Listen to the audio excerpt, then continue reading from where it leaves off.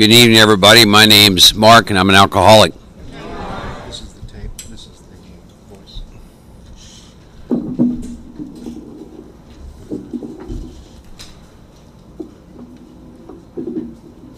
Testing. Can you hear all that all right? Can everybody hear that in the back? Raise your hand if you can hear me. In the back?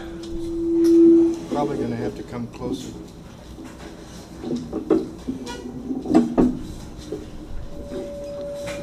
Test. Can you hear me now? There's a commercial that does that, isn't there? I apologize for being late, so I'll start out making amends. I told you I'll be here at 6 o'clock, but now I have to add something to this amend. It's not my fault. Some of you probably made amends like this, right? It's Greg and Diane's fault. They're from Nashville. I want to make sure this is on the tape. They've never been here, and we actually thought we could follow MapQuest and get here. Except we didn't know the difference between east and west. And then you've got four drunks in a car with four different ideas of where we should go. So at any rate, we got here about 6:15. First time I've been in Memphis. It's good to be here. I was separated from alcohol on October 19th of 1982 by a power that is within and without, that I had been asleep to and certainly hadn't called on most of my life. And it is that power that has kept me separated from alcohol a little over 20 years. And I assure you, if you have any time sober, if your experience is like mine, there were many times I wanted to drink in those 20 years and a whole bunch of times when I should have. If God doesn't want you drinking, you're not drinking. I know that because I drank for 20 years. And God separated me from alcohol, and I have not been able to pick up a drink since. And that is not of my doing, and I'll talk more about that as the weekend goes. I want to read, Joe and I practice the disciplines of the 10th and 11th step, and the 11th step talks about be quick to see where religious people are right. So I'm going to be reading some things throughout the course of this weekend from different spiritual books that have had an influence on me and are currently having an influence on me. This is one of my favorites. It's a book of daily meditations called 365 Tao. And the meditation today is extremely appropriate. It's titled Actual. It says the actual is only actual in one place and at one time. When one listens to a barking dog, one might imagine emotion, pain, reaction, anxiety, and self-identification. But actually there's nothing there. Just sound from a long and deep corridor, channeled out of nothingness and fading into nothingness again. Like that dog, we may all strive, but there's truly nothing to be done.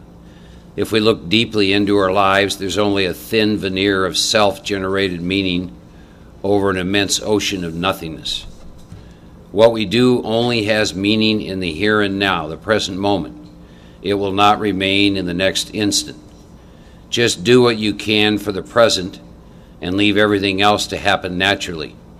Work, wash, meditate, eat, study, urinate, sleep, exercise, talk, listen, touch, die each night, be born again each morning.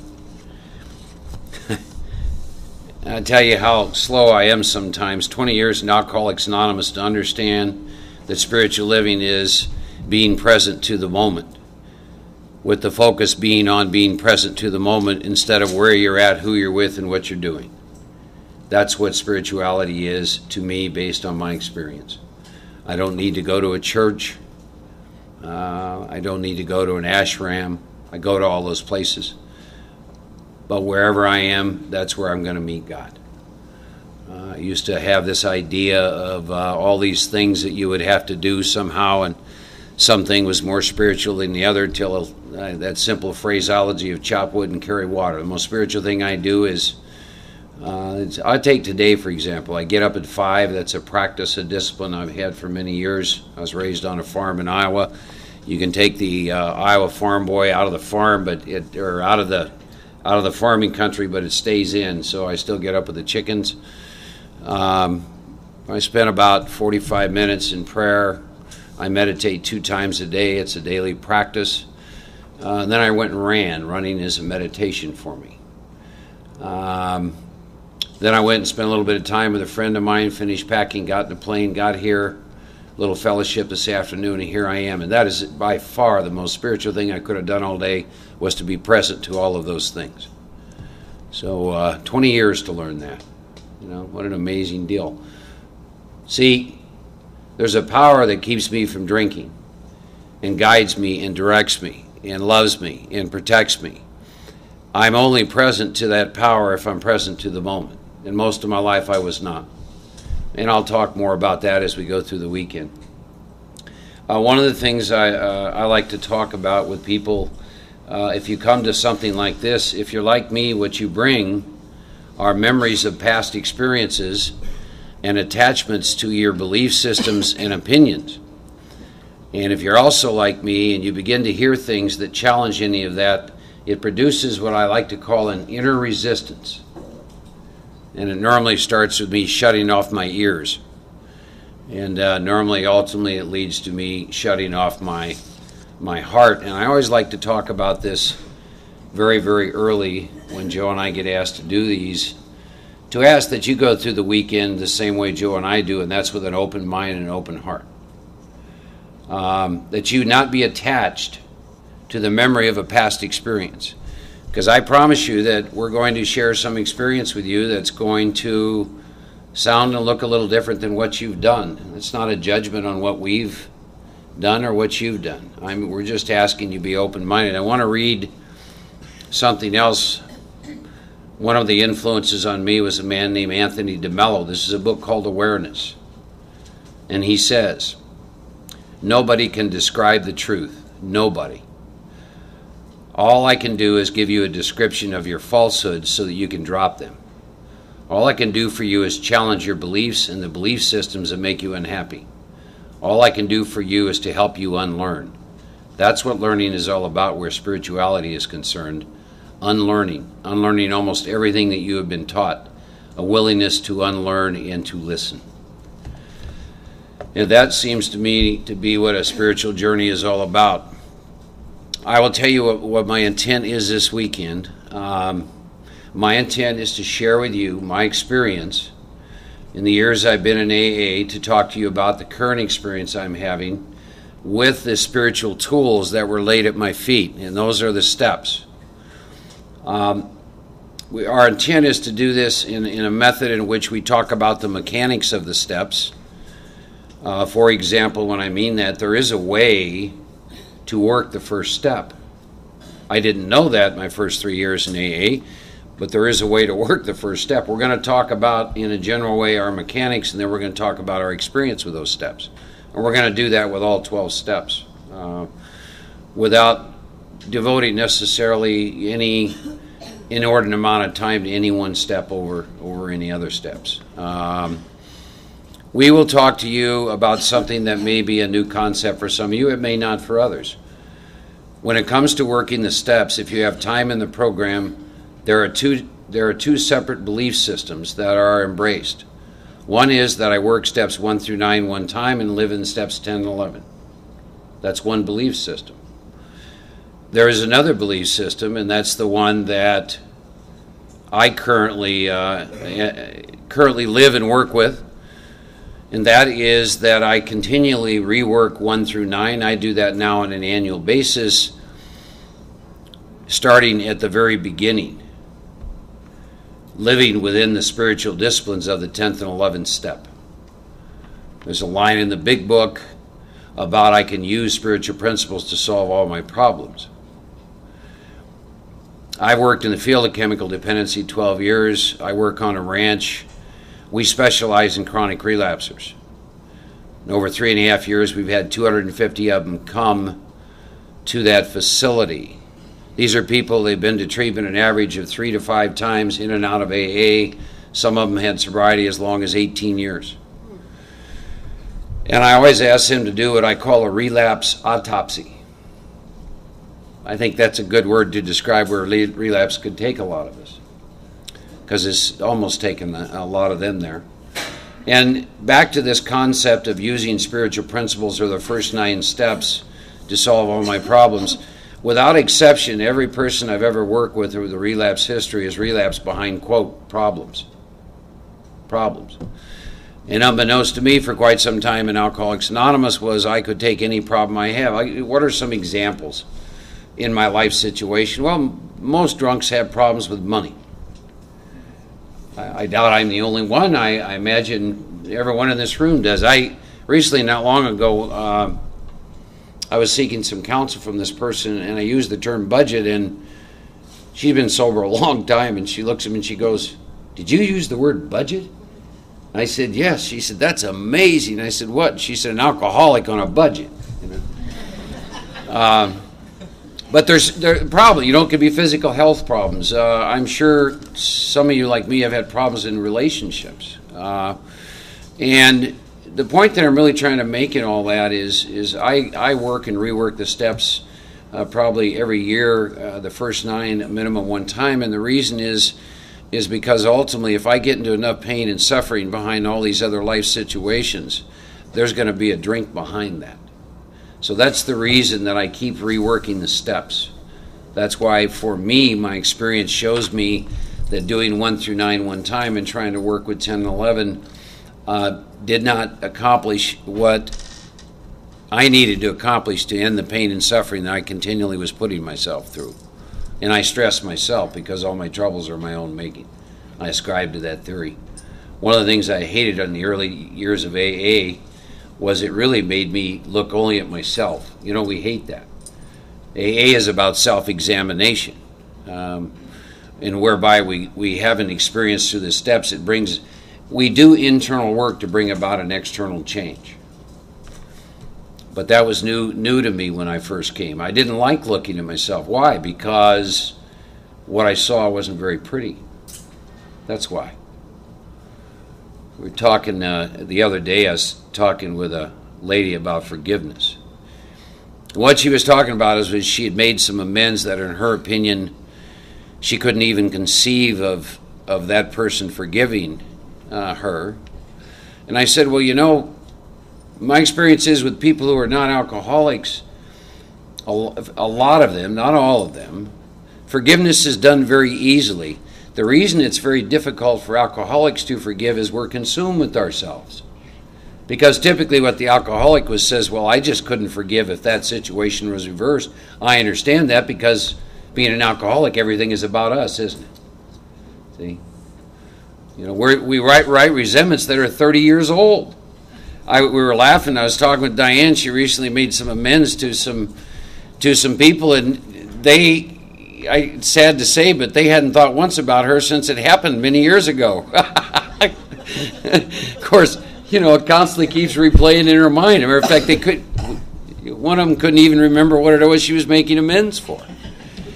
But you see what I'm saying? We just are not. Our wiring is really messed up. I was talking the other day to some people, and I want you to understand this.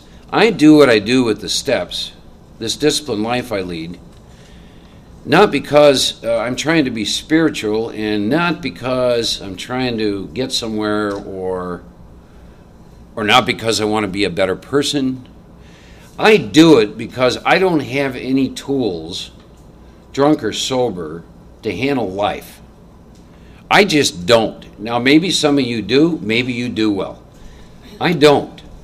I don't know how I did what I did today in the world, and you expect me to do it tomorrow. That's a pressure that I cannot endure. On any given day, going to the grocery store is an overwhelming deal for me. Now, I wasn't awake to this. I was real asleep my first 10 years in this program, wound up in a psychiatric hospital. That did waken me a little. And I really started looking at this, and I experienced a truth within myself, the truth that I'm sharing with you now. I am ill-equipped to deal with this world and with life. It scares me. I am weak. And thank God for the disciplines of the 10th and 11th step. Thank God for the fellowship of Alcoholics Anonymous. Thank God for the men and women that I have in my life. Those are the reasons why I do these things. No other reason. Call it self-preservation. Call it whatever you will. But that's why I do those things. A couple of other things that I'm going to let Joe share here for a bit. One of the things, Joe is my oldest friend in sobriety. He's been sober a lot longer than me, like 60 days. I got dropped off at the treatment center he had gone through, and so we know each other real well. We have a lot of history together. And what he and I know is we're all the same in this room. There's a great book called The Spirituality of Imperfection, and it says that that's probably the very best that you and I are ever going to get to practice. And I believe that there's a lot of truth to that.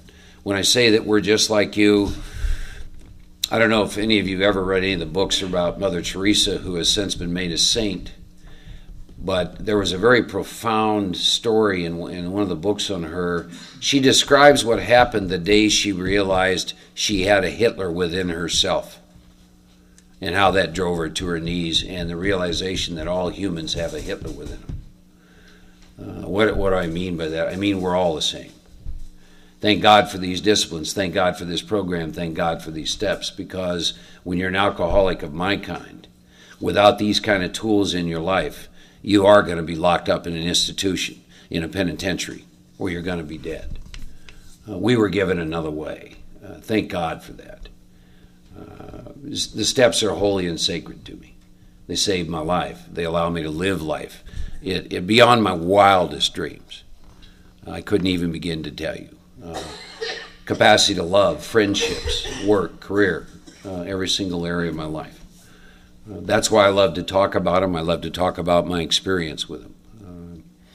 One last thing too. We work off what we call spiritual consent.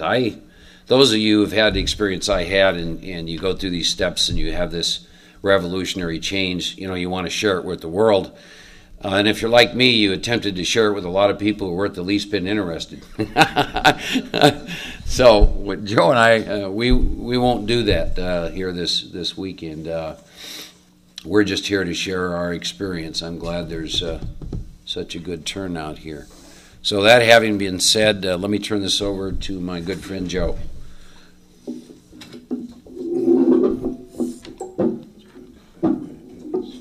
Yeah, we'll figure it out later. Actually, I bet that could come out you'd have to hold it. Hi, I'm Joe. I'm an alcoholic. It's good to be here. It's good to see some old friends. Gene, I've known for a long time. I have a new friend, Amy.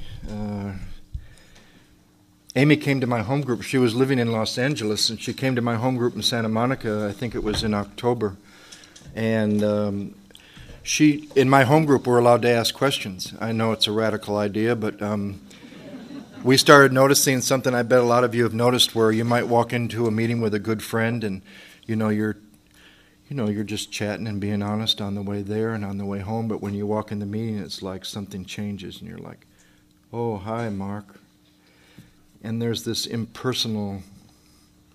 So our group a long time ago, as part of the format, we're allowed to ask anyone anything in the meeting as part of the format, as long as you stick to the topic or whatever they're talking about. And Amy asked a question and asked me a question about surrender, and I obviously hadn't, and I said something about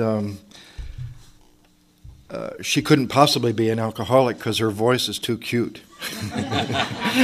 And I didn't know that she was going to end up back here in Memphis as part of this group that asked us to come here.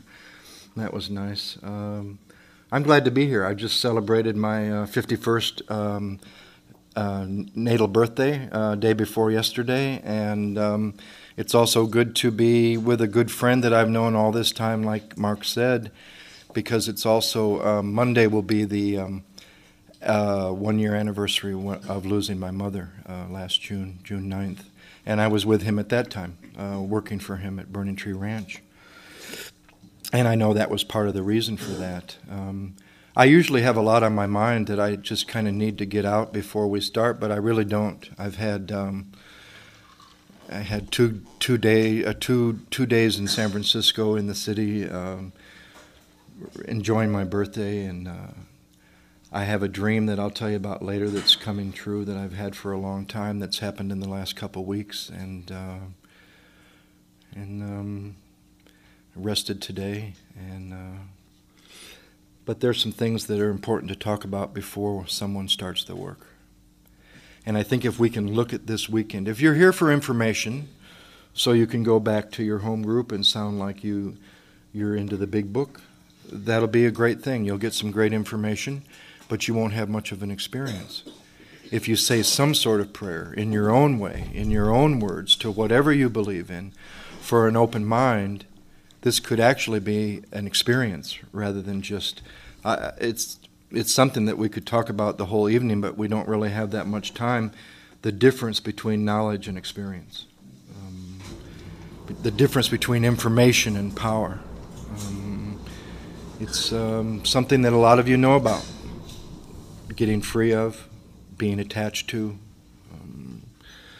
So I would encourage everyone in their own way throughout the weekend when you feel tension coming up, because we are going to raise some questions that have made us uncomfortable. Mark and I have gotten free most of the time of worshiping comfort. Comfort is very dangerous for an alcoholic. The book touches on it. But a lot of emphasis is put in this program about, he's uncomfortable. Don't make the newcomer uncomfortable, or don't say anything that'll make the old-timers uncomfortable. Well, you spend five or 10 years in Denver, Colorado with those people where Mark and I got sober, and you'll either get free of that or you'll go somewhere in the suburbs. And fortunately, we got free of a lot of that. I'm not intimidated by somebody with time, nor am I intimidated by somebody that's new, nor do I think there's anything I can say or anything that I could do that would drive them away or keep them here. And once you get free of those illusions that you can't keep people sober, you're not God, and you can't get people drunk, but all of those things are up to God, hey, it really frees you up, even with yourself, when you realize you're not responsible for your own sobriety. It's sometimes interesting to me that what a lot of people think is like the number one priority, which is to stay sober, and that becomes the number one priority in their life. I've certainly had those times. Their number one priority is really the only thing they can't do anything about. If you're powerless over alcohol. We're going under the basic assumption here that you're either alcoholic, addict, Al-Anon, something where you are powerless, and powerless means powerless. Not powerless with a choice. Those don't go together. You can't say, my name's Joe and I'm an alcoholic and I'm powerless over alcohol and my life is unmanageable and I choose not to drink and this is how I manage my life. It just doesn't fit, Unless you're insane, and I've been insane and I have believed those things. That powerlessness and choice are similar, that I can bring about my own surrender, that I can smash my ego. I'll get back to you tomorrow after I've surrendered and then do a fifth step with my sponsor and go home and work on my character defects. But powerless means powerless, and it's not just powerless over alcohol. We're going to see levels of powerlessness like an onion that go deeper and deeper and deeper, and we'll actually see how the first step follows you through the first 9 and well into 10, 11, and 12, and that there's many things along with alcohol and or drugs, whichever it is, to admitting that you're powerless and that your life is unmanageable. I'd like to read a prayer that actually Mark shared with us in Santa Monica, and we've had a small group of men for the last 6 or 7 months that come together to be accountable. Because we found after many years of sobriety, if you put yourself in a position or the people around you put you in a position, an imaginary position that can be very dangerous, and you become somebody who certainly can't be having any problems, that delusion runs deep. And this is a prayer we use each week when we meet, and it goes like this.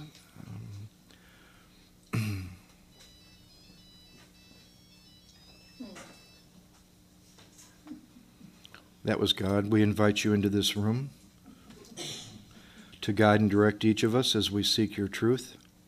Father, please set aside within each of us that which would block us off from the truth. Lay aside our prejudices about what we think we know about this process, this weekend, our spiritual condition. Remove our fears, Lord, that we may hear your truth through the members of this group. Give us the strength and courage to share your truth with each other in a real spirit of love and compassion for our fellow man. Amen. My sponsor doesn't... I got sober also in Denver in 1982. I'll be 21 August 17th, way before Mark's 21st birthday. And I still don't think he shows me enough respect for having more sobriety.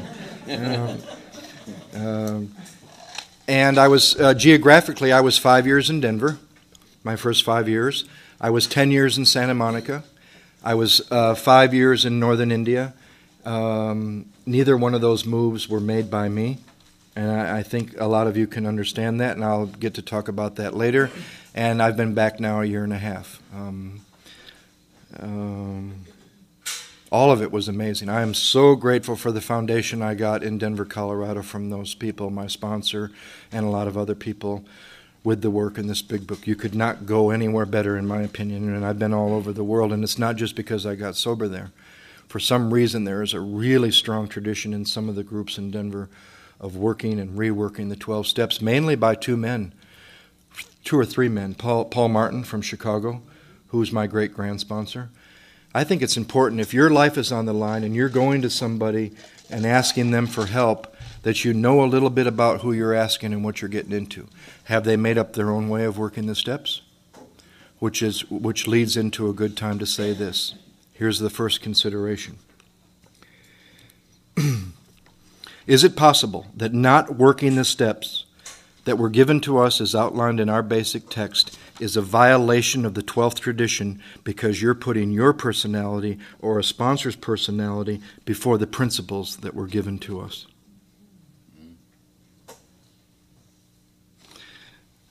And there's people in this country that still respect those principles over their own personality. I'm sure that Don Pritz and Gary Brown and Paul Martin and Frank McKibben have come up with some nifty ideas that would have made taking somebody through the work a little niftier and had to let their own ideas go beyond their own personality or the personality of someone else, imposing another program within our program on someone, and that doing that and not adhering to the principles that were given to us that have worked over and over and over in our lives is a violation of the 12th tradition. And those people didn't do that, and I'm very grateful for that. So I think it's important to know, what if you go to someone and ask them to be your sponsor, and every single person they've ever worked with drank because they were only concerned with a 12-step call is good if I don't drink? Now, how selfish is that? Right? Nothing's going into the lives of anybody else, but I didn't drink. Right? That's like the guy at the top of the AA club gets up on the roof and shoots 12 people down on the street, and someone in the meeting hall goes, "But isn't it great he didn't drink?" Right? Killed 10 or 12 people, but he didn't drink. Right? So I don't know. I was 6 months sober in Denver, and I hit bottom was the second half of step 1. And I knew my life was on the line because I was screwed up further away from my last drink than I'd ever been. And that's baffling when you think drugs and alcohol were your problem. And now that the problem is out of the way, how come I'm so messed up? Well, alcohol and drugs aren't the problem. It's always been interesting to me that alcohol treated alcoholism for a long time. And if you can get this, if you're new, welcome to Alcoholics Anonymous. We don't speak for AA. We're only here to share our experience in the last 20-so years. Of working these steps, of giving ourselves to this process.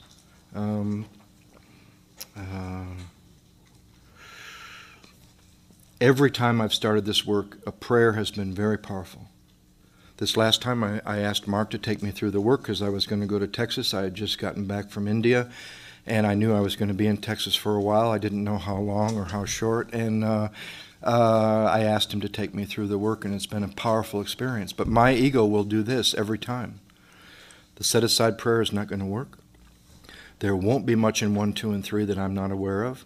There won't be anything in the inventory that's not in my mind already, and there won't be very many amends. At every single time the prayer has opened me up, 1, 2, and 3 does its magic, reveals stuff in an inventory that I didn't know was there, and amends that I wasn't aware of, because doing the work again is to really catch the stuff that you missed doing 10, 11, and 12. You can be rigorous. You can be deeply committed to steps 10, 11, and 12 upon awakening, evening review, working with others, and stuff gets by. We miss stuff, and you see it. You see it. I was looking at a 2-year period, and I said a prayer in my own way to whatever I believe in. I don't even know what I believe in anymore as far as a name.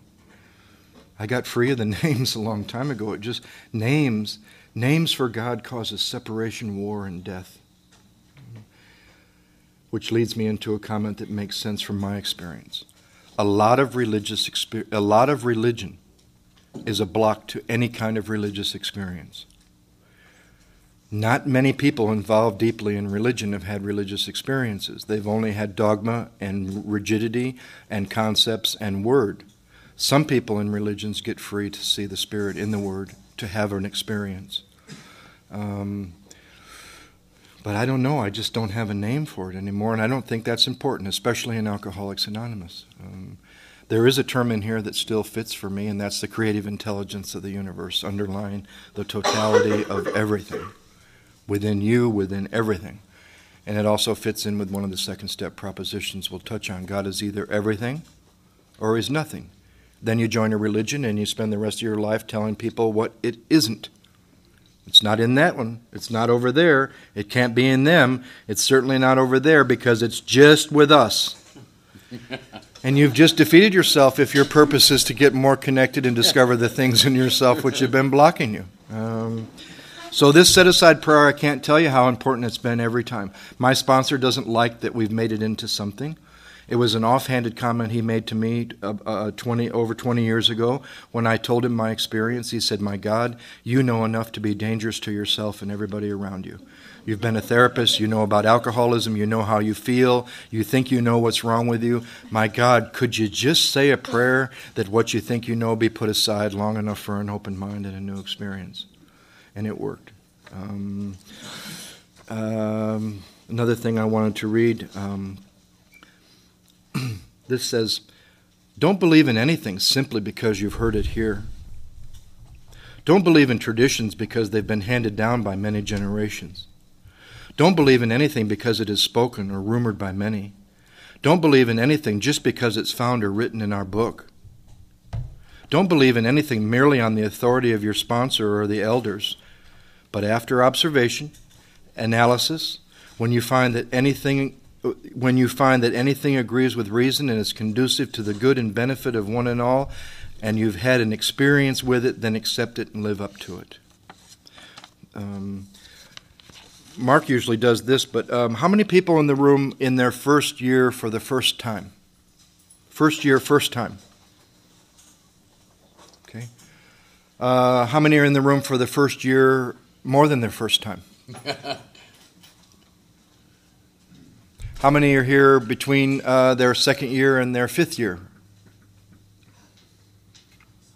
Over 5 to 10? 5 to 10? Over 10? Great. Over 15? Great. Over 20? Over 25? Over 30? So it'll be this little section right here in the front that'll be the most pissed off this weekend. Gene, right here in the front row, you're going to have to watch out, right? They'll be throwing stuff. Right? Anybody over 30 years? 32. Gene, how many? 31. 31? Lady over there. 37. 37. Okay. Keep an open mind for a new experience, to be taken past where we are, because God is everything. He's not finite. This isn't it. This isn't as far as you could be brought after 37 years. Is there more past here? Levels of peace, freedom, existence, work, more God? One of the saddest things I've heard from old-timers around this country, and they'll say it right to your face, and they'll be in a mess, there'll be something going on, they'll tell you about it if they're free enough, and they'll say, you'll make a suggestion, they'll say, I've worked the steps. What they're saying to you is, there's no more God for me. No more God for me. Steps are about seeking God and discovering the obstacles in your path. There's always more. That's why alcoholics love this, because more is our philosophy.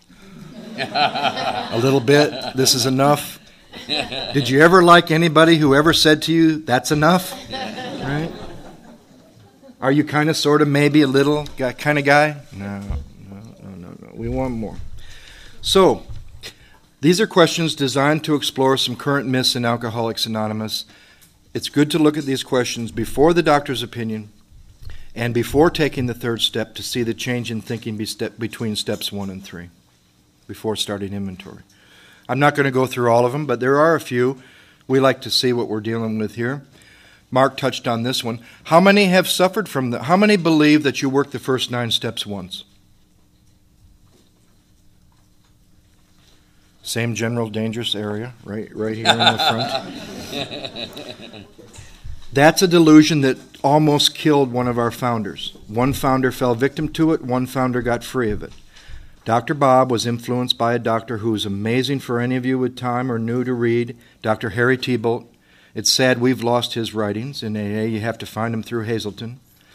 But Harry Tiebout wrote about a phenomena that the other doctors had not told us about. Every doctor that served us gave us a piece. They never gave us the whole picture because they weren't alcoholic. It was just opinions. Dr. Silkworth gave us the craving. It was an opinion, though. Remember, that's his opinion. Is it true or not for you? It wasn't true for him. Carl Jung gave us the spiritual malady and the mental obsession. Dr. Harry Tiebout talked about the spiritual malady in an alcoholic after having a spiritual awakening as a result of these steps, the dry drunk syndrome. How the ego has recuperative powers. After having a spiritual awakening as a result of the steps, what does the ego do? I'm even going to challenge that. There are people in this room, myself included, for periods of time. There are people in this room that believe they've had a spiritual awakening as a result of the steps, where all they've had is a major awakening as the result of 1 through 9.5. They never finished 8. They never finished 9. They have not had an awakening as a result of the steps, and they'll tell you they've been through the work 2, 3, 4 times. They've never finished their first set of amends. They've had a major awakening, a life-altering experience as the result of 1 through 9.5 or 9 3/4, but they have not had a spiritual awakening as a result of the steps. Another consideration. How many believe that studying the big book of Alcoholics Anonymous will produce a spiritual experience? Good. Studying the big book of Alcoholics Anonymous is a waste of time unless it gets you excited about doing what's in the big book of Alcoholics Anonymous. It's a set of instructions to have a spiritual awakening. It's not a book meant to be studied. You never got drunk studying a book about what it'd be like to walk across the street to the liquor store and buy a bottle. You had to get up, make a decision, take some action, buy a bottle, then you got some results. It's not meant to be studied. You never studied a liquor store. You just went to the liquor store, right? Here's another big one. Big delusion in Alcoholics Anonymous. How many in this room believe you'll always be recovering? Oh, good. First promise, first page, first forward to the first edition promised you that you could recover. But don't confuse that with cured.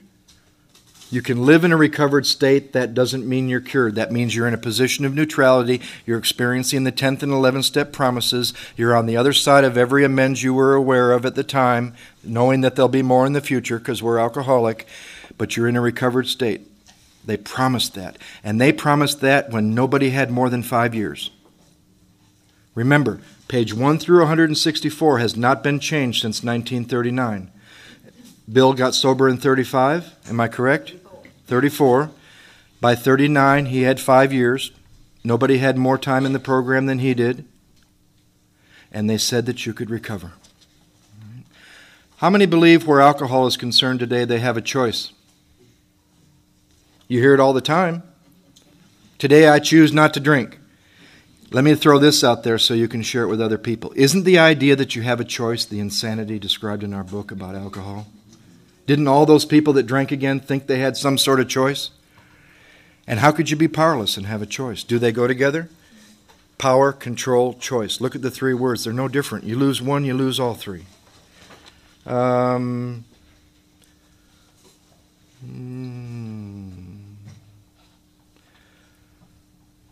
How many believe that taking the third step is turning your will and your life over to the care of God? Good. It's just a decision, right? Just a decision. How many believe they can smash their ego? By this many questions, they're scared to raise their hands. There's somebody lurking in here that said recently in a meeting, I'm going to smash my ego, bring about my surrender, and work on my defects. If anybody wants to look at the rest of those, maybe I have a couple copies. There's a lot of questions based on the myths in Alcoholics Anonymous. Anybody believe that if the obsession returned, that thinking the drink through would keep them from drinking again? Okay.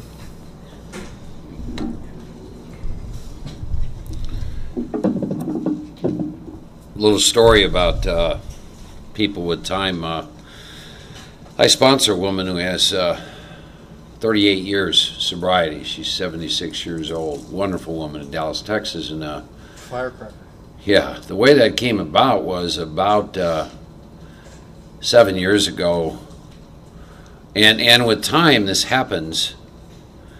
And you've got to take a course of action to prevent it. But she was in Dallas. They do a thing I actually really like. I've never seen it anywhere else but Dallas. But what happens is, like my home group, every month of the year, we invite another member from another group to come and share their experience the same night once a week for a month. So we get to hear some member from another group, 12 different groups. She had been doing that for years and sponsored 9,000 women in the pillar of her group and those kinds of things. And one of her proteges had a copy of one of my talks, and since she hadn't given her permission to listen to the tape, she confiscated it. And she had it at home, and in the midst of a suicide plan by her, she put the tape in. And I talked about being sober and dying of untreated alcoholism. And she heard it. And she broke down, and then she tracked me down and said, and I mean, I'm not used to somebody with a lot more time, let alone some kind of reputation AA, but I listened to her, and I saw she was very genuine. So I took her through the steps, and the difference in this woman was beyond belief, although I have to tell you, her ego was so defended that when it came time for the fifth step, I had another man who was studying to be a priest. Fortunately, also was a great drunk. And the two of us sat down with her, and it took us 8 hours. It took us 6 hours to crack her ego. She's never been the same since. She is so at peace with herself. Even at that time, there were all kinds of problems with family members, and that's all healed. And she sponsors 2 or 3 women and laughs at herself a lot more. And I sit down with her every 2 weeks. Actually, with her and another woman, we do a thing called Steel on Steel.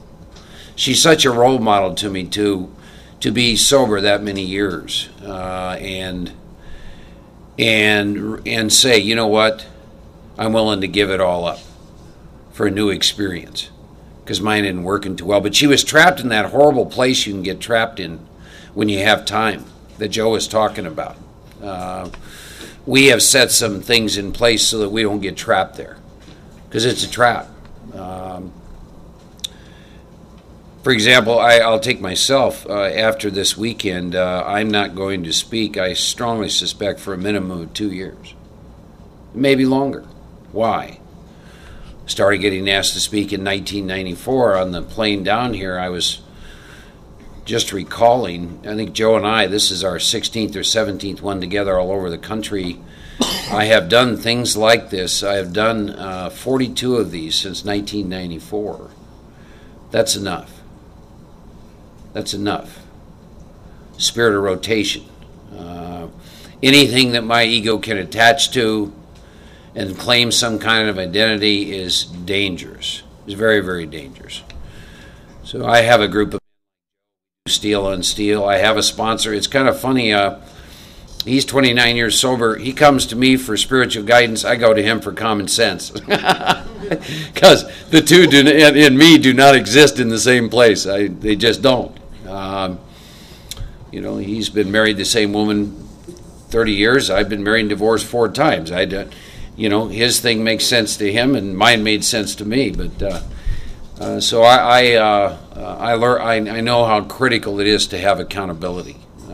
I think you can tell also. Joe and I we're very open-minded. We have our experiences, and out of those experiences, we saw what happened when you have a closed mind. Those types of things. So we're going to share with you some of the things that we do. I want to read another piece because it makes me think about my experience with the steps and with some of the influences I've had in my life, sponsors, if you will. It says, a question is often asked, why so much emphasis on confrontation? I hope you have a sponsor who works with confrontation, by the way. I have. It saved my life. It says the answer is because it's only through direct confrontation that the ego's concepts can be brought on screen or online. In other words, brought to the surface, questioned, and gone beyond. If a teacher or a sponsor plays somebody's game or lets someone get away with their unconscious self-deceptions because of a teacher's need or desire to be liked or popular, then the student, unfortunately, will get nowhere. Without direct, intense confrontation, students can and will only continue to act out their psychology. Why? Because that is all they can do. I had the kind of sponsorship. I was talking with Greg today, and it was direct and succinct and to the point, and Joe made, I think, a very valid point. Every one of us in this room is somehow connected to Bill and Bob, correct? Well, do you think anything could have got lost if you were 30 down versus 5 down? Yeah, I believe so. I think if you're going to ask someone to work with you, I think it's valid to ask them about their sponsorship lineage. Joe and I were blessed. There's 4 layers between me and Dr. Bob and the message out of the Big Book of Alcoholics Anonymous. So, when I first hooked up with a man who had a message of depth and weight, who worked out of this book, there were some things that were made very apparent to me. One is I had absolutely nothing he wanted. 2, that this is what it was going to look like. 3, he was kind enough to take time and explain to me what willing to go to any lengths was about. Think about that for a minute. We do this all the time. We ask a new person, are you willing to go to any length? And they say yes, right? They're saying yes, but they don't know what it looks like, and we don't tell them. Right? He didn't do that. He asked me if I was willing to go to any length. I said yes. He said, well, let me tell you what that looks like. He said, what it means, Mark, is we're going to go from the title page to page 43 of the Big Book. We're going to look at the forewords, which are going to be general information. Then from the doctor's opinion to page 23, 33 pages of information, we're going to look at you and what happens to you when you take a drink. Is this you? He said, we're going to find out, are you a real alcoholic physically? Or are you just a hard drinker? Or a situational drinker? And he said, then pages 23 to 43, we're going to find out if you commit the most insane act of your life sober. And that is that if you experience what the Big Book calls a phenomenon of craving and you lose control, then the most insane thing that you'll ever do, you'll do sober, Mark, and that is you'll take a drink again, and is it possible you're not involved with that? And we're going to look at that. And we're going to look at a thing called the spirituality, the unmanageability of your life. And then we're going to look at the second step, from we agnostics up through the ABCs. And you're going to have to come up with some concept of a power greater than yourself, and you're going to have to make a choice that power is everything in your life. Everything or nothing. And then the third step, Mark, you're going to have to meet a requirement. You convince your life running your will cannot or will not work. And then you're going to make a decision to turn your will and life over to that power that you came up with the concept in the second step. And that decision is going to be about a 4-part relationship. Director, actor, principal, and employer. And then you're going to say a prayer, which is an affirmation of the decision. A lot of people think the third step prayer is the decision. It's not. It's an affirmation of a decision that I made earlier. And then if you're willing to follow through with that, there's no amen behind the third step prayer. We're going to get into inventory. And you're going to write a 4-column inventory, resentment inventory. You're going to make a list of people, institutions, and principles. And then we're going to write a fear inventory, Mark. And then we're going to write a sex inventory and take a look at your selfish, self-centered sexual behavior. And then when you're done writing all those inventories, you're going to read all of that neat stuff to me. And while we read it, I'm going to have a pad of paper and I'm going to begin to make a list of all these amends that you're going to go make people to these people. And then when we're done with that, you're going to go home, you're going to spend an hour in review. You're going to answer a whole bunch of questions. And when you're done answering those questions, then you're going to look at the 6th step, which is 1 paragraph long. You're going to answer 2 questions. You're not going to work on your character defects. You're not going to do anything else. You're going to ask God, are you willing to let him go? And then the 7th step, you're going to get down on your knees and say a prayer. That power that you came up with in the 2nd step take all you good and bad. And then there's going to be an amen. And then we're going to take a look at that 8-step list you got, plus probably going to add a few things to it. And then, Mark, you're going to go out and make amends to all. A-L-L. All. You're going to pay all the money back. A-L-L. All the money back. You're going to go sit across from these people. You're going to find these people. I don't care if it takes you 30 years. Are you willing to do this? And then if you get that far along, then we're going to start working with the disciplines of the 10th and 11th step. From the time you walk out of your door in the morning till you come home at night, you're going to learn disciplines of the 10th step. And then you're going to have to start working with prayer and meditation 2 times a day, if you're going to follow the instructions out of the big book of Alcoholics Anonymous. And then when you get done with that, God is going to put a whole bunch of people in your life to help. You won't have to go looking for them, trust me. They'll find you.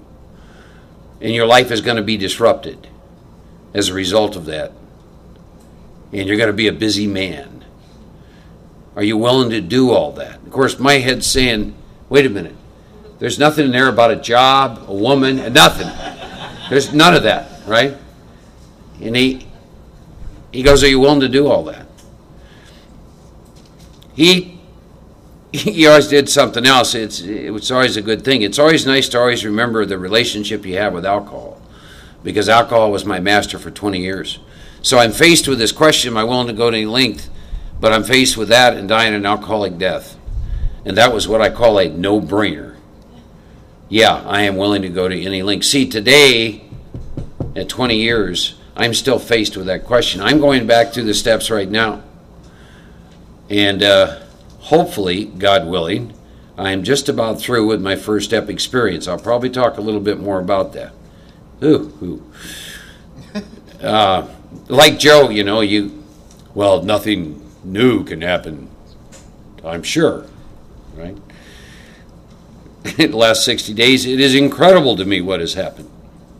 Because you start this process and this power takes you and the steps take you. You're just along for a ride, thinking you're somehow doing something with all of that. But always remembering as I begin the steps again this year, why I do it to improve conscious contact with God. Because the reason to work in the steps, the 4th step says, face and be rid of that which has me blocked from power. Joe talked about a phenomenon, you can't beat it, reconstruction of the ego, in which your mind takes a valid spiritual experience in which you've had deep and effective conscious contact. You develop great relationships with people, you're at peace with yourself, and slowly, gradually over time, your ego begins this reconstruction. And we all know what it looks and what it feels like. You start to get just a little bit judgmental of the people in your group. You don't call your sponsor quite so much. If you're in a relationship, the defects begin to take on neon lights and become more glaring day by day. You never really like this company anyhow, because they've never appreciated you. Your sponsees are not showing you anywhere near the respect and consideration to which you are due. And you know how it plays out. See, when those things are starting to go on, I like to call that reconstruction of the ego. That's called untreated alcoholism. That's called the spiritual malady. And you must understand, you and I cannot defeat our egos. Our ego takes the best of us. I don't care how long you're sober. It takes the very best of you. And it'll turn you into what I just talked about.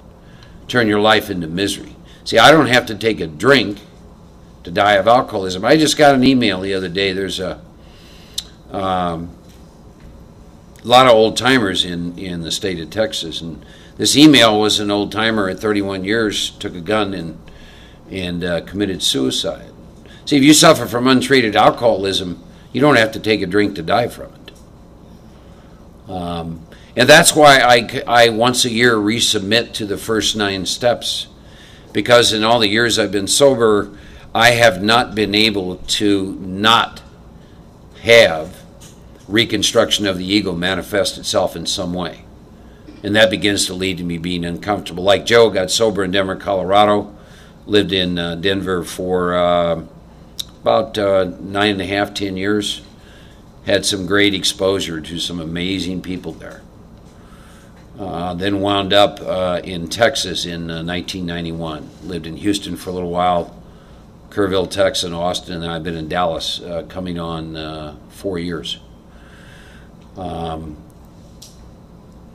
Really, in terms of making this a way of life, when I moved to Texas, to this little small town, Kerrville, that's when I really drew a line in the sand, for lack of a better word, and said, you know, I've given this my best shot at times, but I've never been as consistent with making this a way of life. You know what I mean? Day in, day out, consistent, like the big book tells us to do. And I've suffered some pangs and arrows, I think, because of that. And so the line I drew in the sand is, from this moment on, I'm going to be consistent with this until the day I die. And boy, I have been. And my God, what a rocket ride. Reworked the first 9 steps 4 times in 2 years. Incredible experiences. We'll talk about that. Made all my amends. I have no unfinished amends. There's nothing in my consciousness that hasn't been cleaned up from my past. Every dime was paid back. I was telling some friends, longest relationship I ever had outside alcohol was with the IRS because of amends. Lasted 14 years. Matter of fact, I was talking to a therapist, she's a friend of mine the other day, and she said, Mark, I understand this is funny that that's the longest intimate relationship you ever had, but it's also kind of sad. But those amends have all been made. It's all been cleaned up. It's all done. There's nothing behind me. Now, like Joe, you know, you go through the steps. As I'm starting through the steps, when I get to 9, there'll be a few. Last year, I don't recall the number. Probably somewhere between 8 and 12 amends. I fall asleep sometimes. Don't mean to hurt people, don't mean to create harm, but I do. But it's a lot different than the first time, where you had like 125 amends and 46 financial and family and all that kind of stuff. And unlike Dr. Bob and Bill, I lived in 7 states. Matter of fact, I get resentful when I read the stories of the early members, because they were born and raised in the same town. They made their amends in a day. You live in 7 states, you got some serious planning to do and a lot of trips, right? And I had to do that over many years. At 17 years sobriety, I found the last 2 people on my original list. Well, Joe and I are going to talk about that. We're going to talk about what it's like to experience in your consciousness there's nothing behind you. There's no harm that you haven't cleared up. And what that does to you being able to be present to the moment. How that removes you from fear. How that makes you more effective in every single area of your life. How it allows you to be more truthful with yourself. To have more compassion. We're going to talk to you about what that's like. Good stuff. So, we've done a little bit with you all tonight. How I would do it. If someone said to me, Mark, would you sponsor me? That word's not in the book. We all know that. So that I follow the instructions in working with others. I would have had a meeting with him. Then I would have done with him exactly what I did with you tonight. which is I would have asked them if they were going to any length. They would have lied to me and said yes. So then I would have reviewed with them what that looked like, and then I would have sent them home for 3 days to think about it. And I can tell you my experience. Out of 10 people who ask me to do that, 2 call me back. They are never the 2 I want to call me back. They are never the 2 I want to call me back. They are normally, well, you sponsor what you are. They're normally arrogant, entitled, educated way past their intelligence, with massive defense systems. Any given minute, they could be very sociopathic and very self-delusional. That's normally what I get. That pretty well, Joe and I talked about that, but I think you have a tendency to attract what you were like when you started this. When I look at myself over the years, that's the kind of people that I've attracted. I don't. If you have sensitive feelings, I'm not your guy. You know, I'm unusual for an alcoholic. I have a full-time job, and I stay at it a lot, and so I get a lot of phone calls, and I'm busy, and so I have a few rules I follow. Like particularly if it's someone new I'm working with, I have a timer by my telephone, and you better have one too, because the maximum you're getting is 7 minutes. I do that for a lot of reasons, because when you're dealing with someone who hasn't done any work in the steps, all you're going to be dealing with is the chaos they've created with a life based on self-will. I'm not going to talk about that for very much.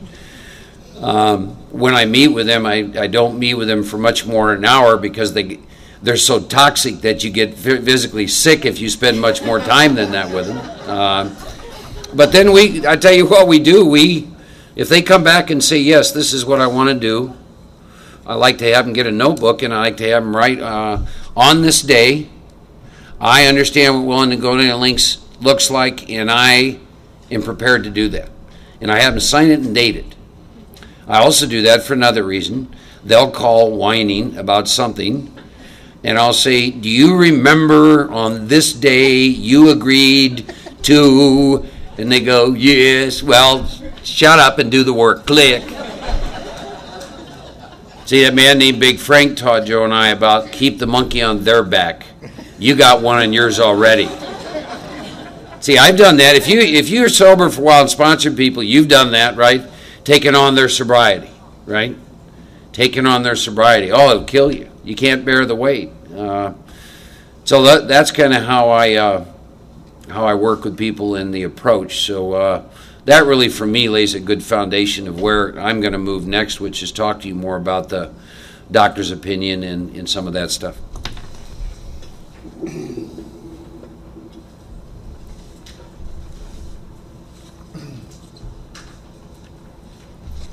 We take things for granted that people around the world have been searching for their whole life. You're 2 years sober and you're finishing amends, and somebody calls you and they say, what have you been doing the last 2 years? You go, oh, forming a relationship with the creator of the universe. No big deal. So language is and we're also going to try to describe some things that can't be put into words. I mean, greater people than us have been trying to describe God for eons, and the unknowing noble, that which has no name. Language is a messed up thing. So you meet someone, and they say, you share something in the meeting. You talk about taking someone through the work. Well, they have a picture of that in their mind, and you forget that sometimes. You actually think that they know what you mean when you say, take someone through the work. I know people that actually think they've been through the work because they went to a meeting where they read the 12 and 12, and they read through the 12 and 12, and they think they've been through the steps. You don't know their reference. Remember, they're insane, and so are you. I know people that have read the 12 steps on the wall and think they've been to a big book study, or been on a weekend like this. Oh yeah, I went through the steps with Joe and Mark. No, you heard about it. You heard about going through the steps, Language is a very tricky thing, So I think it is important when you meet someone new, old, or in between, and they've asked you for something, or you're asking someone for something. if you're new and you've gone to someone to ask to be your sponsor or take you through the work. In Denver, they weren't so hooked into sponsorship. Everybody had a sponsor, but they also went through the work with different people. They weren't like possessed. They were not possessed in that way. They weren't just, they didn't have a sponsor who said, don't do anything with anybody else. My sponsor has known for years that I've gone through the work with many people, and he's still my sponsor. They didn't confuse that, but it's good for you to be clear on what they think you're saying, and you to be clear on what you think they're saying. So what Mark said is a very good idea. Give them an idea of what it's going to mean to go through the work. This isn't going to be a big book study. This isn't going to be talking about the steps or theorizing. The spiritual life is not a theory. We're going to have to live this. We're going to have to do this, and so I would basically do the same thing. I would tell them a little bit about my story. I would tell them that I would ask them to share with me some of their story. Working with others, ask you to get an idea of behavior, beliefs, problems, religious leanings. The guide in there is great. Get an idea of where they're coming from. A thing that we don't do enough of is to find out what you can from their family or their wife or their husband. Invaluable. Because our group in Santa Monica is so incestuous, not in a sexual way, but in a step way, which is the same way. I mean, you're going to get screwed one way or another. It's so incestuous that let's say so-and-so this year is going to ask so-and-so in our home group, to go through the work. So-and-so might go back to the last 2 or 3 people that took them through the work and say, where's this person at? Or go to their sponsor. Or, find out what you can. Give them an idea of what it's going to mean. I ask people to read the first 164 pages and answer 5 questions. Is this work what you want to do? My Native American teacher, Don Coyes, who was invaluable and is still a great friend, always said to me, use what the person has. He came with a lot of hate. The guy that hooked him said, Native Americans don't get sober. He stayed sober just to prove that bastard wrong. Use what they have. Hook them with what they got. They got fear, use the fear. You can only use what they have. So, is this work what you want to do? Are you willing to go to any length to do this work? Do you know what that means? Yes, I've just read the first 164 pages. This is what I'm agreeing to. Why do you want to do the work? Very important. Did you get my wife back? Sorry, wrong guy. I've never had one. Get a right job? Sorry, wrong guy. I don't like working. I do well with work. Because the things I do I enjoy and they're not work. I feel passionate about what I do in my life. So, is this work what you want to do? Are you willing to go to any length? Why do you want to do this work? If it doesn't have something to do with life and death, they've come to the wrong guy. Then the question I always ask myself, like what Mark said, because you get people just like you, when they're leaving my house, I usually ask, why me? So I want them to tell me, why have they asked me? And then sometimes I'll ask someone to list the current dishonesty they're having in their life with themselves or others. Let's get it all out now. Get to the hard stuff now, and the rest is all downhill from there. There's no great stuff to admit. Now, what about morality? Language and morality, we could have gone on the rest of the weekend. There is, I believe, a morality in Alcoholics Anonymous, described in our big book, beyond right, wrong, good, and bad. Mark and I are not here to tell you what we've done is right, and that what you've done is wrong, or that what we've done is wrong and what you've done is right. There is a morality in Alcoholics Anonymous beyond right, wrong, good, and bad. And that is, does it work? Anyone in the room see that movie Fight Club? And Brad Pitt's on the plane with his alter ego, and the other guy, Edward Norton, says to him how bright and witty he is. And Brad Pitt looks at him and says, how's that working for you? That's the question you have to ask yourself. Not is it right, not is it wrong, not is it good, not is it bad. You can get free of those terms that separate us from so many other things and other people. Is it working? Are you happy where you're at? There's a spiritual principle. And it goes like this. If you don't care, I can't. Have you ever tried to care about somebody who doesn't care? I'm just talking about at a base level, living or dying. You can fool yourself. You can believe you care. Oh, I care about all mankind. Try to care about an alcoholic who doesn't care. And conversely, try to not care about another alcoholic who does care. It's a spiritual principle. If you don't care, I can't. And if you do care, I can't not care. And the morality, I believe, that works best for me in my life today is because I'm trying to get free. I'm trying to get free of duality. Right, wrong, good, bad. This is spiritual. This isn't. That's retreat. But this isn't. This is meditation. But sitting here with you isn't. It's all crap. Does it work? Does it work? You discover the things in your life through 4 through 9 that don't work. So what's going to work? Right, wrong, good, bad. Now, what about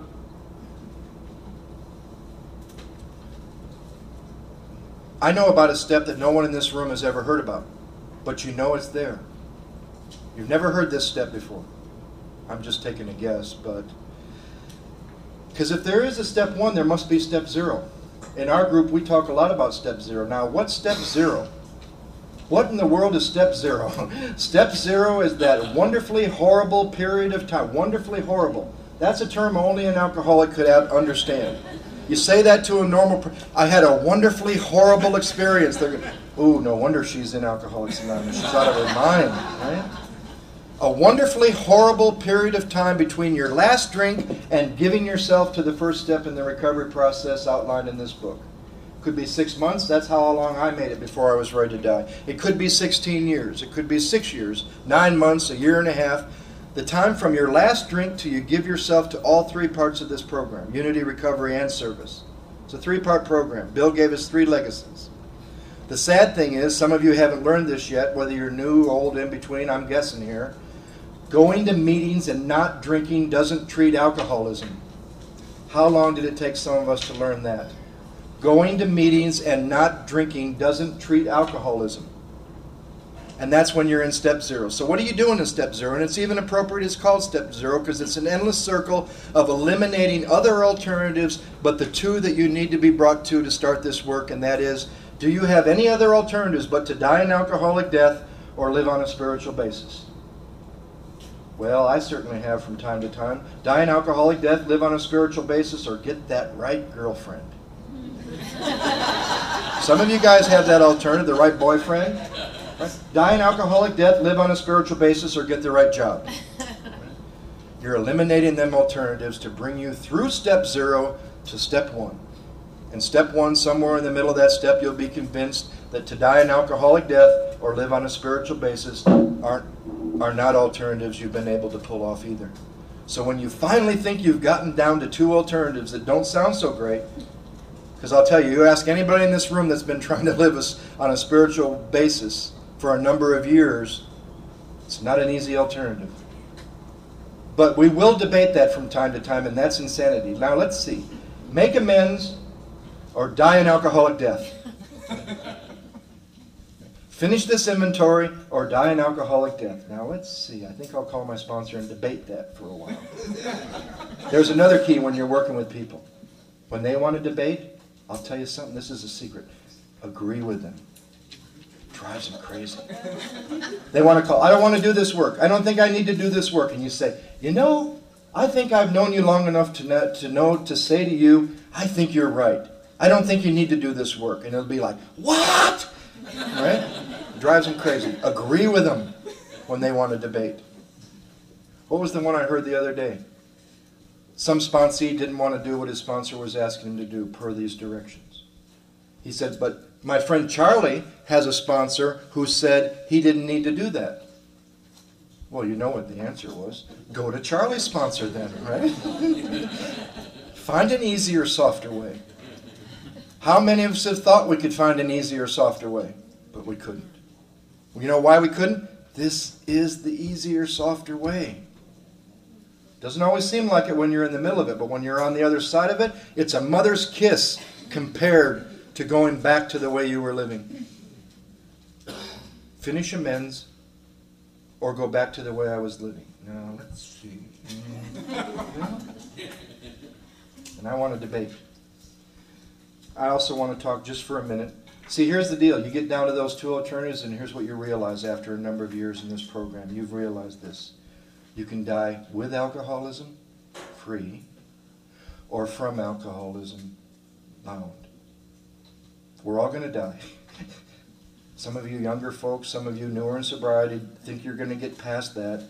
But believe me, we're all going to die. And we're either going to die with it, at peace, or from it, suffering. That's your choice. What is your choice to be? I want to talk about the... I don't want to do this, but I think it's necessary. I want to talk about the 4th edition. Ooh. Let's take it. What was the time? I don't have that sheet we had. It's.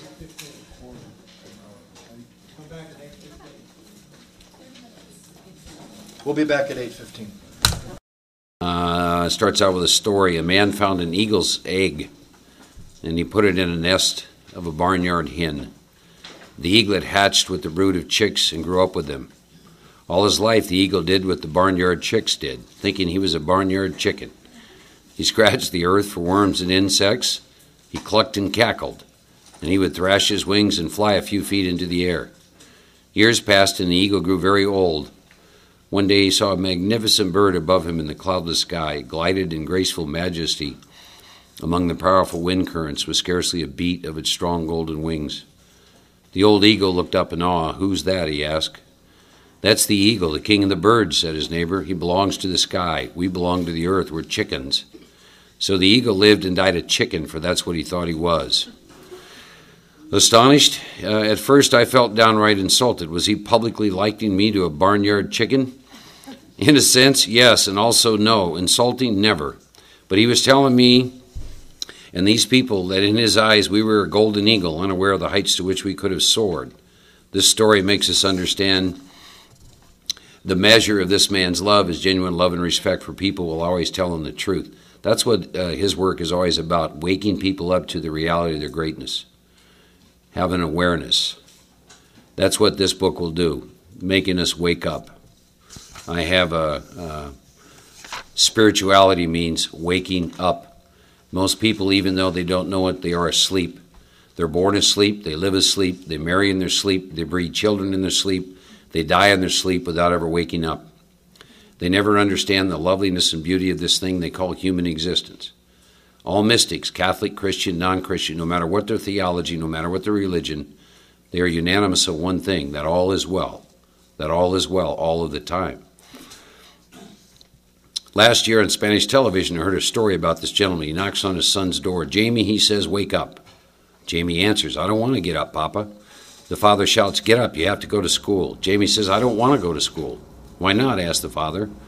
"3 reasons," says Jamie. "First, because it's so dull. Second, the kids tease me. And third, I hate school." And the father says, "Well, I'm going to give you 3 reasons why you must go to school. First, because it is your duty. Second, because you're 45 years old. And third, because you're the headmaster." Wake up, wake up. You're grown up. You're too big to be asleep. Wake up. Stop playing with your toys. Most people tell you they want to get out of kindergarten, but don't believe them. Don't believe them. All they want you to do is mend their broken toys. Give me back my wife. Give me back my job. Give me back my money. Give me back my reputation. Give me back my success. This is what they want. They just want their toys replaced or better toys. That's all. Even the best psychologists would tell you the people don't really want to be cured. What they want is relief, because a cure is painful. Sounds like the steps. Waking up is unpleasant, you know. You're nice and comfortable in bed. It's irritating to be woken up. That describes me in a lot of my life. And some of my years in the program of AA. I'm a little more awakened today. A couple things I want to talk about. I was talking to a lady at break who recently had gone through a relapse, and she was in her first 2 years of sobriety, and we got to talking about that. And typical alcoholic who's asleep is she had made enough commitments for 9 people. And then she went to a convention, and at the convention she's overwhelmed. She went and got drunk. See, I understood that. When I came to you all in 1982, I had brain damage, kidney damage, liver damaged. and just about everything I own fit in a duffel bag. In hindsight, one of the greatest mistakes I made was I had no idea how damaged I was. And one of the things I was telling Joe not long ago, in some respects I feel like I'm coming out of a 10-year blackout of still overcommitting on any given day, not realizing how damaged I was from this thing in every sense of the word. And that takes me back to spiritual living and why I do the things I do with the steps, why I do the things I do with the disciplines of steps 10 and 11, is the awareness. My experience is, if you're a victim of the disease of alcoholism and do not have a revolutionary spiritual experience, you're probably going to die. We were talking about some things the other day. I think the average length of sobriety, the last information I had from World Service was, I believe it's 72 months. I believe our membership was a little less than 2 million people worldwide. Now, a book was published in 1939 that gave us a solution. Those kind of things catch my attention. I always have to ask a question. What is going on? What is going on? Because my experience has been very few people get sober, stay sober, and die sober. There's a gentleman in Dallas. His name is Searcy. Some of you may know him. I go to a meeting. I go to a group. He started a group called the White House Group. He's just celebrated 57 years. And I like to, he's got a lot of history. I like to ask him questions. I like to get close to elders like that because they're not going to be around much longer. And he's he's very rare in that he had a personal relationship with Bill and Bob, etc. But I like to talk to him about that. And one of the things that we're in agreement on, because we're not in agreement on everything, but I'm like Joe, I have a tremendous respect for the length of time, but I'm not going to sell my experience short, but we're very much in agreement with this. If I lose my connection to my first step, my ego will take me right out of this program. That's another reason that Joe and I continually go back and work and rework the steps. Not because I am fear-based, but because I am love-based. But you stay around long enough, and I told you I work in the field of chemical dependency, people still die. They used to die in our groups. They don't die in our groups now because there's a screen of hospitals and treatment centers between us and them. Think about this. When was the last time a member of your home group died? They used to die a lot in our groups. Now they don't. But the death is still going on. I have this chronic, fatal, progressive illness that continues even when I'm not drinking. I don't ever want to lose my connection to this. Anyone who comes into my life, I get very clear with them who and what I am. We were talking recently, and I was talking to a friend of mine who got about 18 years and recently started dating this woman who's not in the program, not in 12-step. And I said, well, have you told her about your alcoholism? And he said, well, kind of. I said, well, what do you mean, kind of? He said, well, I alluded to the fact that I've had some problems with alcohol in the past and I'm still involved in AA. And I said, well, I would encourage you to get just a little bit more honest with her. And he said, why? And I said, because she's shooting craps with you. That's why. She's shooting craps with you. Any person who gets involved with us, I don't care if you're 20 years sober, 40 years sober, or 2, you're shooting craps at the crap table if you're going to get involved with an alcoholic of our type. I'm glad I know that. I'm glad I still have a very current first step experience. A friend of ours likes to say, if you've lost touch with your first step, you better go get some puke on your shoes, and not lose that. I go down to a place in Dallas called the 24-Hour Club, and I go there because that's the last stop in Dallas, Texas. When you first go there at night, at 10 o'clock at night, they pull out mattresses and sleeping bags, and you start on the floor there. There's no money, there's no nothing. And I go down there once a week to meetings, and I sit in there. Amazing experience. On a Tuesday night, I went down there and spoke.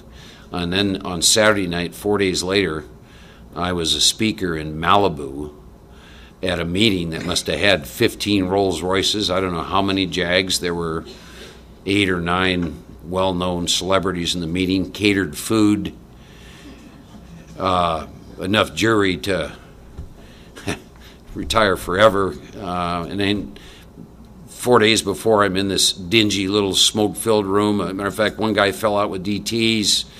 Woman there with enough scars all over her head.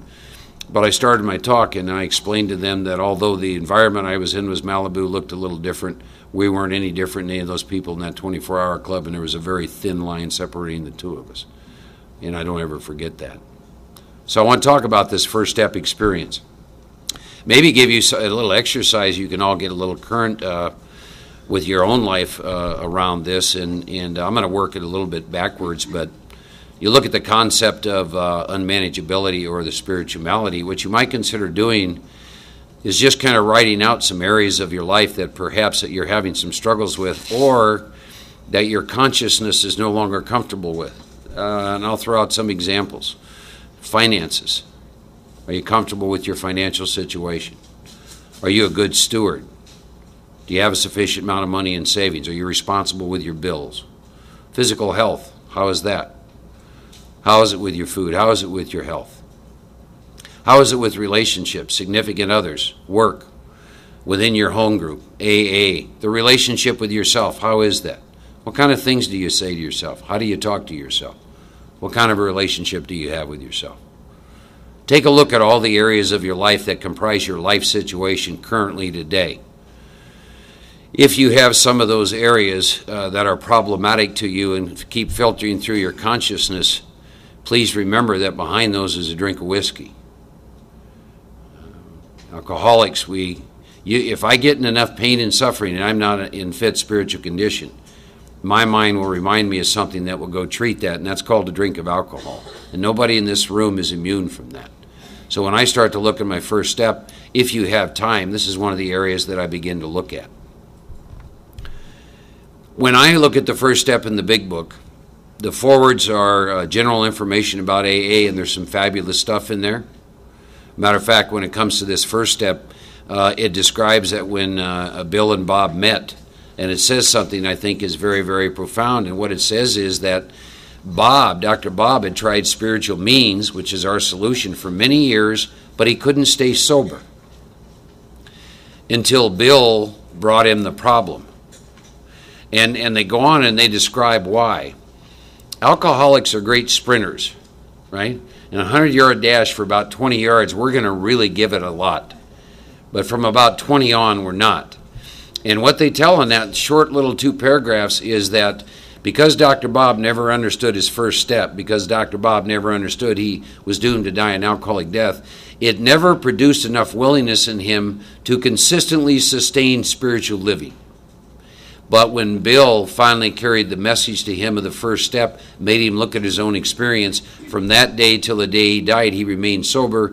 And they go on to say, and the reason is his first step experience brought about a willingness to go to any lengths to never take a drink again and embrace spiritual living. And that's why that first step connection is so incredibly important. Understanding that I am an alcoholic, that I am a real alcoholic. That, like Joe said, that I either get to live on a spiritual basis or die an alcoholic death. I attract chronic relapsers. I've said this before. I assume if there's such a thing as reincarnation, I was not a good man in the last time I was here. And that this is my penance for living that kind of life. Because those of you who have worked with chronic relapsers, you know how much fun they can be. Their 4 favorite words are I know and yes but. Many times they know the big book far better than you ever thought of. They have a lot of religious beliefs.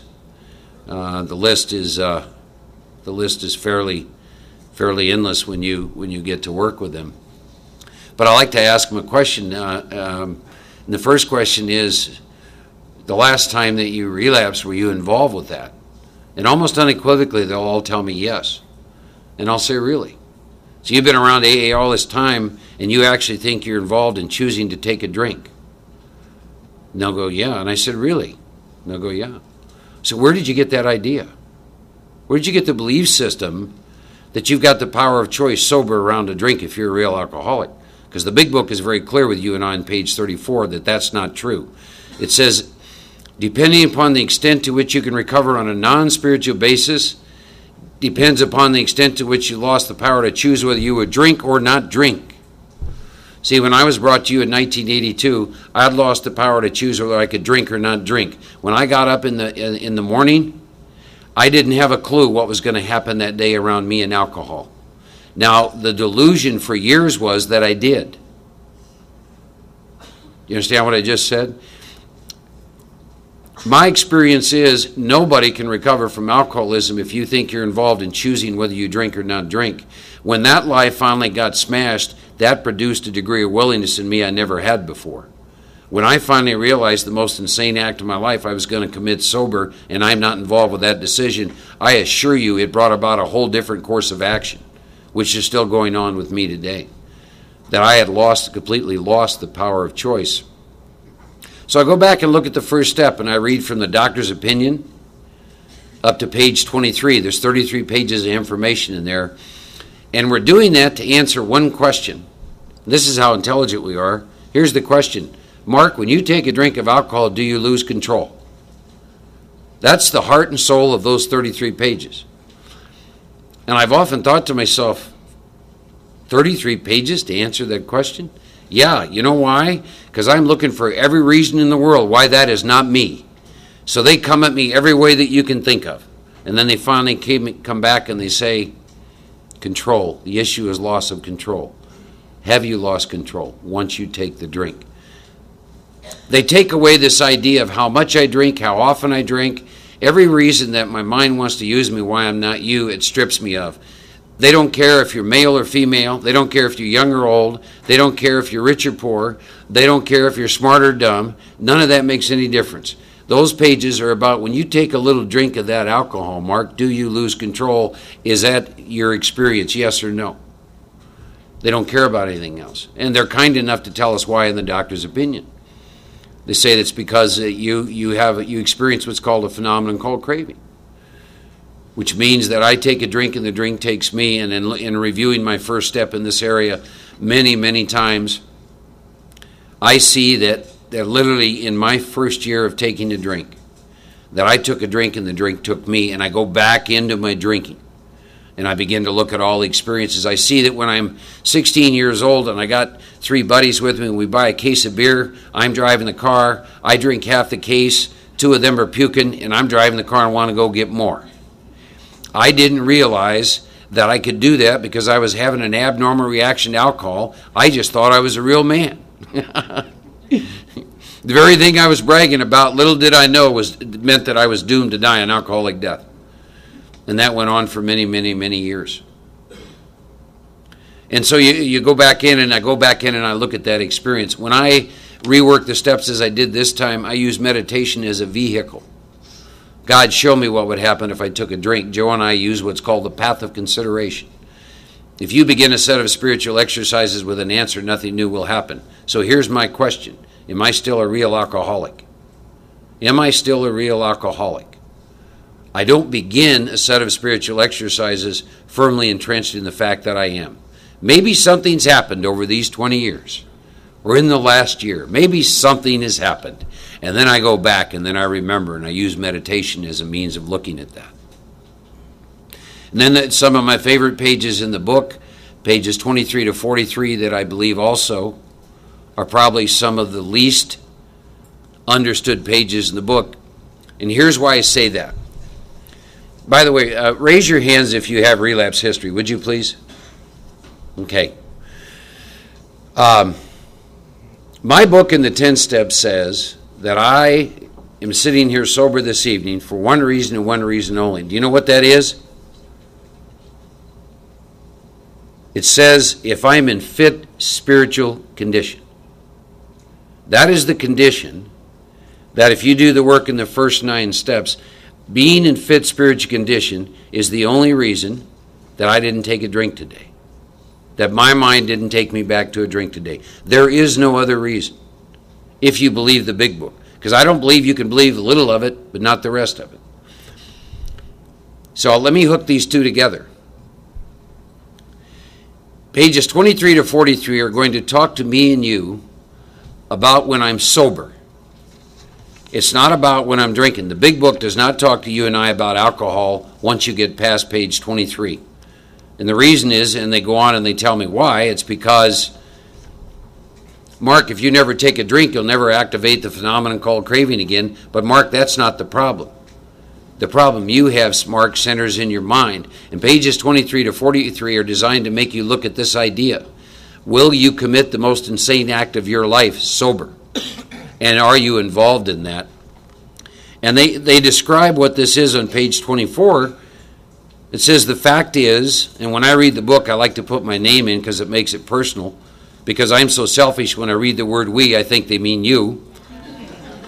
So it says, the fact is that Mark, for reasons yet obscure, has lost the power of choice in drink. Now think of it this way, those of you that relapsed, you're sober. The book is saying you've lost the power of choice in drink, sober. And now it's going to be kind enough to tell you why. Choice, ladies and gentlemen, comes from will. Here's why we've lost the power of choice in drink sober. Because our so-called willpower will become practically non-existent. Mark is going to be unable at certain times, highlight those three words, to bring into Mark's consciousness with sufficient force the memory of the suffering humiliation of a week or month ago. Mark is without defense against the first drink. Now here's a little litmus test to find out where you're at with this if you have some time sober. If you haven't been doing the strict spiritual disciplines of the 10th and 11th step as outlined in the big book of Alcoholics Anonymous, number one, do you believe you're in fit spiritual condition? And number two, do you think you know what that at certain time looks like when your mind's going to take you back to a drink? And number three, is it possible you're a lot closer to a drink than you ever could have imagined? That's why every day, 365 days of the year, I get my feet on the floor, I open my big book, I read the instructions in pages 84 through 88, I sit in meditation, I work with the 10-step all day long, I do an evening meditation, I do an evening review, and I get up the next day and do it again. And the reason is because I'm very clear about this thing I have about my mind, and I'm very clear about fit spiritual condition. Let me tell you another trap I fell into for a while. Here's the trap. God keeps me sober. Let me tell you why I say that's a trap. If that was all there was to it, this big book would be one page. Here's what it would say. God keeps you sober. Have a good life. It doesn't. There's all kinds of work. There's inventories to write, 5 steps to do, a lot of amends to make, money to pay back. Sit with the disciplines of the 10 and 11 step. Why? Because my actions better match God's power. I stay sober based on fit spiritual condition, and the trap I fell into, God keeps me sober. Guess what my mind does with that? Oh, I don't need to do meditation today. God's with me. I'll just say hello in the shower. Right? Now, I come to meetings and lie to you and tell you the most important thing in my life is God, but I don't give God any time. You see what I'm saying? Do you see what a trap that was? Boy, did I ever wake up to that one day. Meditation will do some interesting things.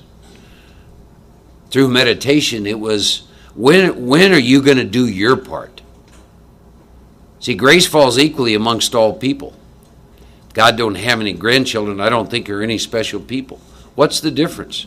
My experience is this book outlined a program of action, not a program of thought, not a program of study. Are my actions going to meet the power? See, that became the crux of the issue for me. But pages 23 to 43, to this day, and it happened to me again. Right now I'm taking 5 people through the book, word by word, sentence by sentence. Why? Because that's how it was done with me. We're going to work the program. We're not going to work Mark's program, not going to work their program, going to work the program out of the book. And we discuss things as they come up. So I recently just went through these pages with my sponsoring with all these people. And I am once again literally overwhelmed with the grace and power and love of God in my life when I look at these pages. And they talk about all the different states of mind sober in which I would go drink. And they use some examples. They use this crazy jaywalker. I understand the jaywalker. I had a period of time where I had drank way too much alcohol, combining a few other substances with it. Wound up on a little Flight for Life ride. My heart stopped. Was in the hospital 5 days and left the hospital. And that night, my mind said, that was a pretty harrowing experience. We need a drink, and I'm drinking and doing some more of that other kind of powder. Now, you tell that to a normal person, and they'll run from you because you are nuts. I wasn't choosing to do that. See, sober, I sit and I look at all these examples. They give another guy, Fred. Fred's a high-bottom drunk, right? The day Fred drank, there wasn't a cloud in the horizon. I've seen as many people relapse when there wasn't a cloud on the horizon as I've seen people relapse when behind pain and suffering. They also talk about the person that has a lot of self-knowledge. He believed the inner workings of his mind would prevent him from relapse, right? And what they do in those pages is finally, they sum you all up in the bottom of page 43, and here's what they take you to. Once more, mark at certain times has no effective mental defense against the first drink, period. They don't put a little caveat in there, time gives it to you. Mark's defense must, M-U-S-T, come from a power greater than himself. See, and you begin to have an experience and see the truth of that. It is your experience that will bring about the willingness to do what the rest of the steps are going to ask you to do. And Joe said something that I believe is so important. Die an alcoholic death. Do steps 2 through 9 and work with the disciplines of 10, 11, and 12. What do I want to do? I mean, think about it. It is only a first step experience that will bring about the willingness to do that. The willingness to do it, to move through the path.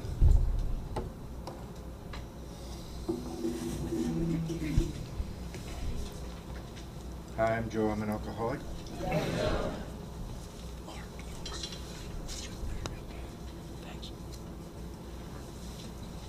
How many get a book and then throw the paper cover away right away because you're more ashamed of being sober than you were of being drunk? I'm the only one that did that? Oh, a lot of people like that. You broke my anonymity. You told another member of AA. They're more ashamed of being sober than they were of being drunk. They grew up in a little town. Everybody knew them. They did outlandish things all over town, and now they don't want anyone to know that they're sober. Anonymity. At the level of press, radio, TV, and film, Dr. Bob wrote, "It is as harmful to not use your last name in the fellowship as it is to use your last name outside the fellowship." So I used to buy a book, 3rd edition. That was when I got sober in the 80s. And I would take the paper cover and I would throw it away. I put a leather cover on my first book. It looked like probably a great novel that I had written or something, right? And I missed a piece on that paper cover, written in 1976. And in the second paragraph, it told me something I didn't know for a long time, even though I was involved in it. And it said, notice I used the word said, the basic text, page 1 through 164, remains unchanged. Sorry. This is the 3rd paragraph of the paper cover to the 3rd edition. But the basic text, page 1 through 164, remains unchanged. This is the AA message, just as it was introduced in 1939. They tell people that the first 164 pages is the message. Any of you that have ever been in service, ever gone to a service conference, and they'll always say, Bill's definition of service is anything that makes carrying the message possible. And then at some point during the conference, you have the nerve to raise your hand because they're talking about trinkets and money and stuff, and you say, this is like dropping a bomb in a service conference. What's the message that we're doing all this stuff to carry? And the whole room just goes into a big uproar because our literature doesn't tell anybody anymore, well, what is the message, right? Now, in the 4th edition, they've made a mistake. We're hoping that it'll be changed because of people that still care. In the foreword to the 4th edition, in the paper cover, that same paragraph now says, the basic text, page 1 through 164, which had been the foundation of recovery for many alcoholics, remains and still remains unchanged. You know what that makes our big book? A history book. It's a history book. It's something that had been, page 1 through 164. Guy said to me, Hasn't every other forward reflected the mood of the fellowship? Doesn't one of the forwards say that these forwards have been added to reflect the growth and the attitude in the fellowship? Well, that's the attitude in the fellowship now, and a lot of you know this as well as any of us. The message of Alcoholics Anonymous is no longer popular in most of Alcoholics Anonymous. You will be condemned, called names. I can't tell you the stuff that's been said about Mark to me, and me to Mark, and around the country, and things that we hear, and in our home groups, or where we go to speak somewhere where we live.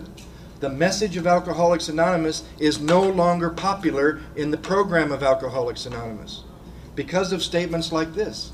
Page 1 through 164 had been. And with that attitude, the feeling I get when I read that is they might have well have said, for those poor alcoholics that needed those 1 through 160. Those people. It was written by a woman who was given permission by the General Service Conference. She was the Director of Publications for AA World Service without having to bring it back to the conference for a reread or anything.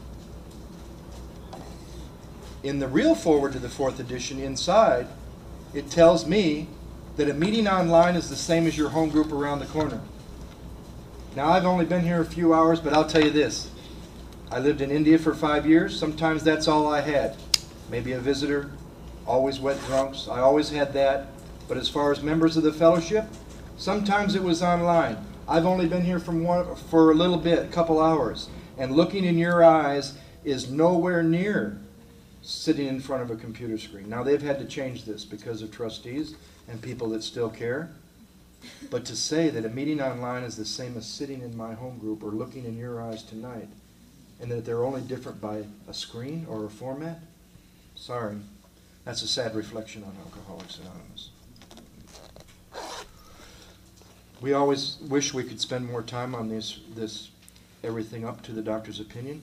It's my experience that those pages should be looked at as great general information about our program. The history of AA will be laid out there for you in a general way. There's a lot of other books that have been written that describe this history, but I have to tell you, because of another mistake, or depending on how you want to look at it, because AA didn't want to fight trinket salesmen, we've lost the circle and triangle on the title page. That page changed my experience the first day I went to my sponsor's house, because I thought I was in AA and all I was a member of 1/3 of a 3-part program, expecting the results from the other 2 parts, because all I was doing was going to meetings. And when he talked to me about the 3 legacies, you bring the body to the fellowship. You've all heard it. Bring the body, the mind will follow. That's the sad truth. Bring the body, the mind will catch up to you. And one day, the spiritual malady is going to come to the surface, and you're going to need to get involved in recovery. 3-part program, 3-part disease. You bring your body to the fellowship, you bring your mind to the recovery process, and you bring your awakened spirit into the world and back into the program to be of service until being in the world and being in the program are one.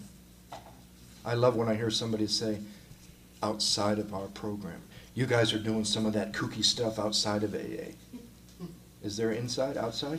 They refer to the mainstream. What is this? We're like in the minor stream tonight? I'm involved in the mainstream. I tell people in LA, if that's the mainstream, I'm sorry, I really don't want to see that as reality. The mainstream is a little crazy right now. So I better become at one. That's the promise of the circle. The triangle describes the 3 legacies. So we have a 3-part program. I went to my sponsor's house the first day, 6 months sober, dying of untreated alcoholism, to the man's house I heard in my first meeting, but I was scared to ask him for 6 months until I finally saw that my life is unmanageable, further away from my last drink than I've ever been. Because see, I wanted to rewrite the first step. I thought dash meant fill in the blank. I thought the dash was a blank. And it says, yes, I admit that I'm powerless over alcohol, and that's why my life is unmanageable, so now that I'm not drinking, everything should just be hunky-dory. But when the root of my disease comes to the surface, everything isn't hunky-dory. And I went to his house. I called him and I asked him for help.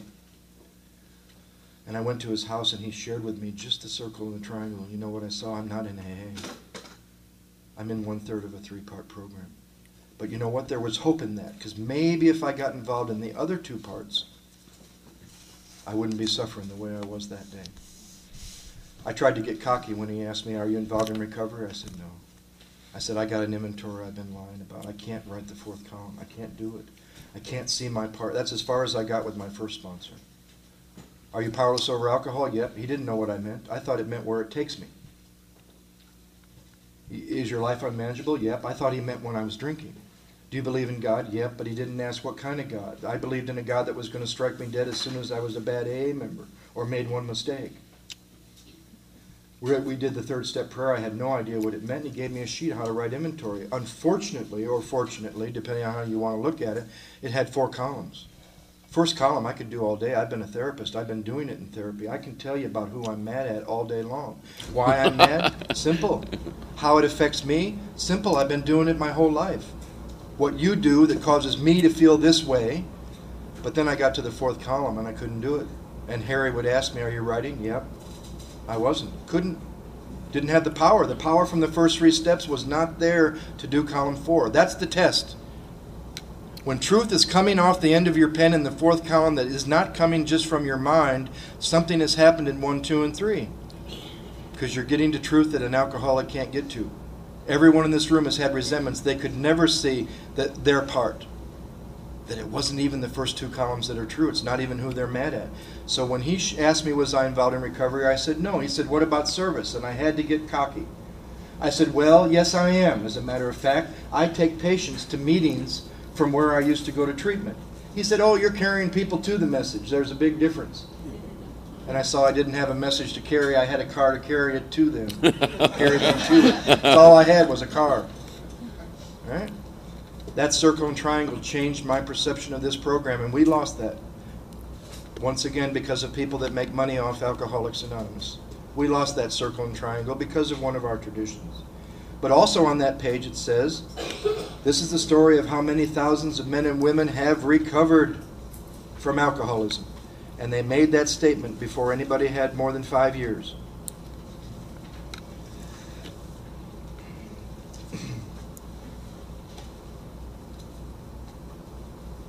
You'll get a lot of information from 1939 to 1955 and how it grew. There's a part in there when their success rate was 75% because they brought you to recovery before they brought you to the fellowship. And somewhere after 1955, we changed it to where we bring them into the fellowship before we get them to recovery. A lot of people went through the first 8 steps before they were allowed to go to a meeting. And their success rate was 50% right away and 25% later. Our success rate is not even 25% anymore. Oh, give them time to work the steps. Let them work the steps when they feel better. No, I think it's the other way around. They'll feel better when they work the steps. I'd like to get a little more specific with how to use this section that Mark has begun to talk about. The doctor's opinion to the top of page 23. With the doctor's opinion, we were given one of the greatest gifts you could give anybody with this big book. Somebody asked me once, if you were passing someone in an airport and you had like 10 seconds to hand another alcoholic the book and say one thing for them to do, what was it? It was a great question. Made me think. If I had 10 seconds to pass someone in the airport and I got to hand them the big book of Alcoholics Anonymous, I would say, turn every statement into a question and every direction into a stop. And don't go past any of those directions until you've done it. Because what we're going to find is the first 3 steps are a series of considerations, questions, to fully concede to your innermost self, to come to believe and to make a decision that prepares you to be convinced of the ABCs. So really, from the doctor's opinion to the first instruction for inventory, we're only asked considerations. Now these considerations should be looked at as a coin. There's 2 sides to every coin. For those that have been around for a while, they pose a question. To go to the answer that you already know shuts off any experience. Isn't that interesting? That an answer stops experience. So for those that have been around, it's sometimes good to look at the other side of the coin. For example, does my experience abundantly confirm that once I put alcohol into my system, something happens which makes it virtually impossible for me to control the amount? Yes, the experience is over. You answer the question, the experience is over. So you look at the other side of the coin. Maybe my experience now, my mind is more clear. I'm 21, almost 21 years sober. Maybe my experience doesn't abundantly confirm that anymore. Maybe there's considerations for somebody who's been around for a while that aren't valid for somebody that's new.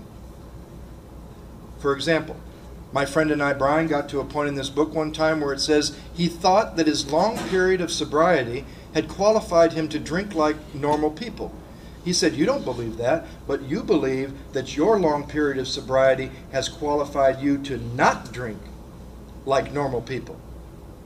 A normal person would just make up their mind and just not drink, no matter what. Smash their ego, work on their defects, and bring about surrender.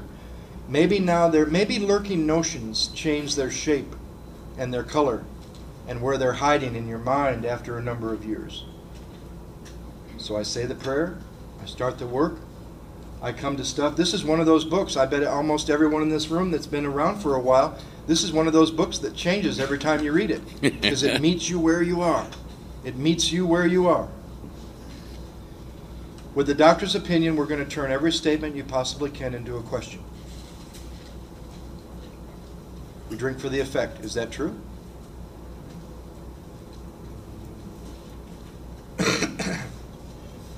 Bill's story you're going to use in two ways. I read page 1. I read Bill's drunkalog and I related to nothing. I've never been married, I'm not a stockbroker, and I didn't go to war. And an old-timer said to me, why don't you look for the similarities rather than the differences? And go through the first Bill's drunkalog, page 1 through 8, and mark what you can relate to in 3 different areas, or anything that you can relate to. Look at how he thought, look at how he drank, and look at how he felt. And all of a sudden I saw a progression of emotional sickness. I saw the progression of physical sickness. I saw the progression of the mental sickness. And I saw a progression of a spiritual malady. But it was mine, not his. They didn't put Bill's story first just because it was to learn about Bill Wilson. Mark what you can relate to. I've seen women mark 3/4 of Bill's story. Now what do you do with page 9 to 16? That's they're laying out the rest of the requirements, the rest of the steps in Bill's recovery. So it's an idea of what you're going to be asked, but it's also a great time, especially when you're just beginning step 1, mark anything in page 9 to 16 in Bill's story that you're not willing to do, that he did. And be honest. And then check what you mark that you're not willing to do when you're done with step 1, and if there's anything left, you probably shouldn't go on. To admit that in and of myself I am nothing, and that without God I am lost. That's one that always gets me when my ego has rebuilt to a certain point. You mean once again I have to admit that in and of myself I am nothing, and that without God I'm lost? Don't I have anything that's not from God? Look at it. I've always had, when it's time for me to do the work, I've always had some stuff in 9 to 16 to mark. And then 17 to 23, just continue to turn statements into questions. And I think from 23 to 43, they begin to help you get free of something that I didn't see for many years. And that whether we're talking about the craving or whether we're talking about the obsession, get free of it having to do anything with circumstance or emotional state. For example, why do you think you're alcoholic? Well, because when I feel bad, I drink and it works. And you blame your alcoholism on maybe you're just an emotional drinker. But now you have several years of sobriety. You've straightened out. You're not emotionally imbalanced anymore. Maybe now you could drink like a normal person if you're just an emotional drinker. Or maybe you drink when you're feeling bad. Maybe you drink when you're feeling good. And maybe you really hate, like most real alcoholics do, that place where you're not feeling much at all. Alcoholics hate mediocre. Rage, bliss, fine. Anything in between? Sorry, I got to do something to alter that. Because I can't. How many have realized there is a state that we hate? Not Texas. There's a state that we hate. I got free of that in this current inventory. He said that place in Dallas was the last stop in Dallas. Dallas is already the last stop on the block. So now maybe I'm an emotional drinker, or maybe not. What about circumstance? Well, didn't you drink when things were going well? Didn't you drink when things were going bad? Didn't you drink when there wasn't much going? What does circumstance or emotional state have to do with the craving or the obsession? And that sets you up for a real piece of freedom down the road when somebody asks you, why do you believe God's working in your life today? We can come back to that. So you look at questions as coins. If your ego wants you to answer a question right away, sure, I lose control once I start to drink. Catch yourself and look at, well, maybe not. Maybe I don't believe that anymore. Maybe it's not true when I look at my drinking.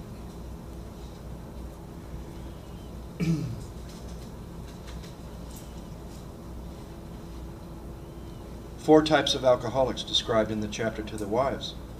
I also think that those 4 types don't have much to do with where their drinking was taking them. I think it has to do with an internal condition of body, mind, and spirit. This is one of the myth questions I failed to ask. Is there anyone in the room that believes we suffer from a twofold disease? Body and mind? My book says that I'm not only bodily and mentally ill, that I'm spiritually sick. And when the spiritual malady is overcome, I'll straighten out mentally and physically. My mind won't take me back to the first drink, therefore I'll never get the physical craving. I suffer from a threefold disease, body, mind, and spirit. So in the first half of step 1, we admit that we're powerless over alcohol. We got to look at that bodily and mentally. 2 types of powerlessness. Bodily is once it's in your body, you get a physical craving for more. Mentally is when there's none in your system at all, you commit the most insane act of your life. I bet there's people in this room like myself who thought that when people talked about alcoholic insanity, they meant the crazy stuff that we do when we're drunk. Alcoholic insanity comes at your very best, further away from your last drink than you've ever been, stone cold sober. The best way I ever heard it put was in Australia. A guy said, I never took the first drink drunk. That's the insanity of alcoholism. My mother would do crazy stuff when she was drunk. All the normal drinkers you know, under the influence of the right amount, they'll do crazy stuff.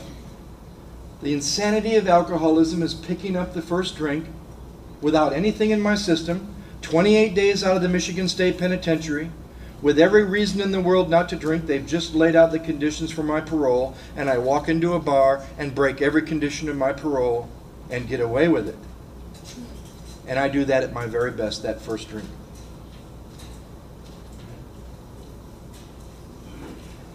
The chapter to the wives describes 4 types of alcoholics. The doctor's opinion describes a few types of alcoholics.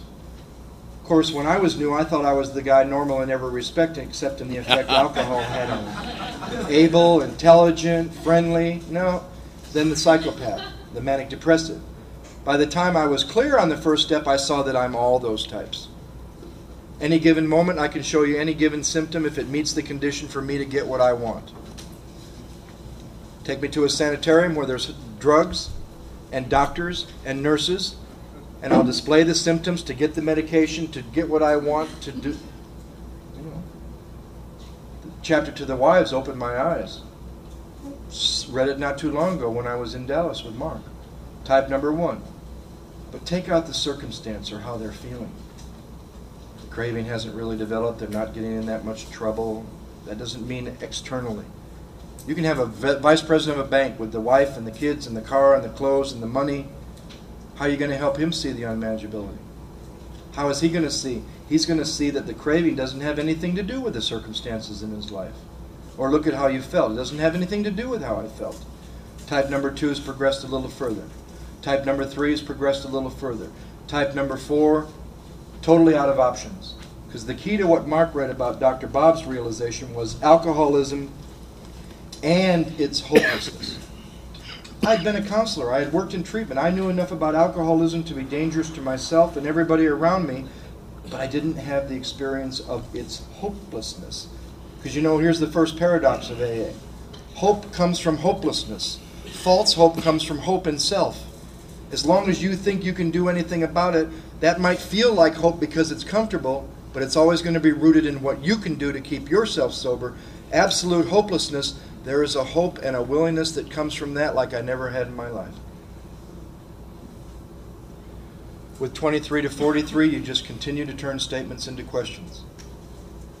My book even says that the first step is not just to admit that you're powerless over alcohol and that your life is unmanageable. My big book says that you need to fully concede to your innermost self. That's an experiential description. A full concession to your innermost self that you're alcoholic. That's the first step in recovery. So we're going to look at the first step in 3 parts. Body and mind as far as powerlessness, and spiritual malady is the reason my life is unmanageable.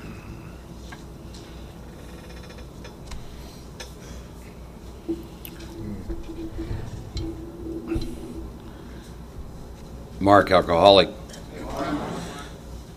I want to talk about the spiritual malady.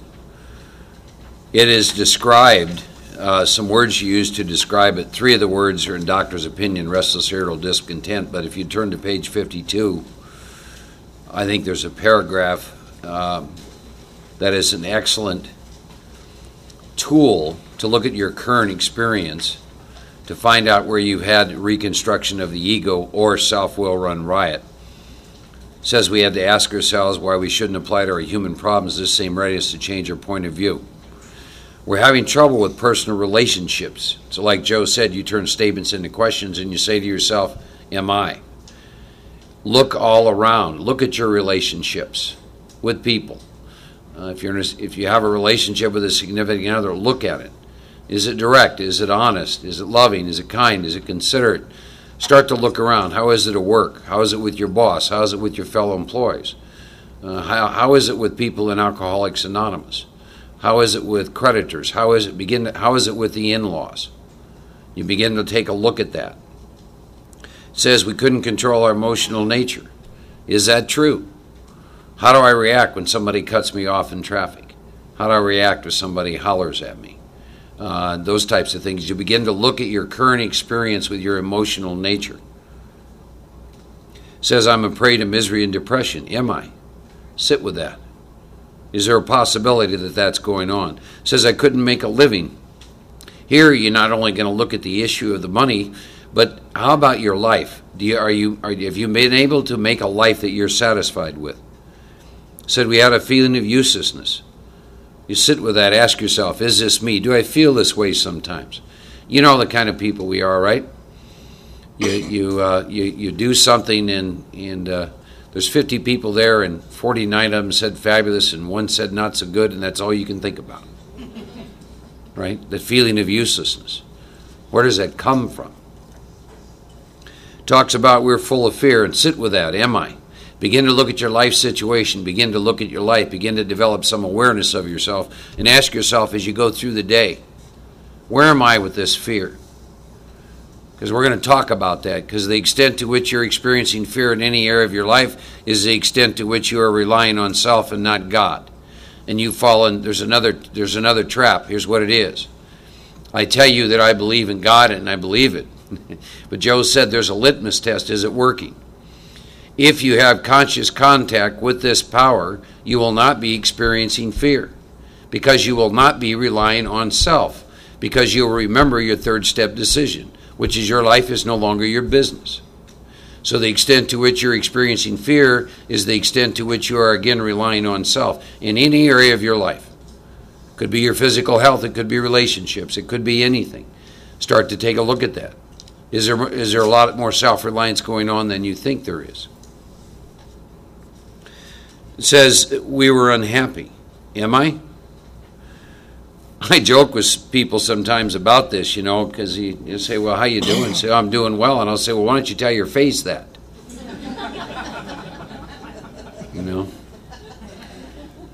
There's a meditation practice, Thich Nhat Hanh. He has a great book called Peace is Every Step of the Way. And one of the meditation practices, he makes you practice smiling.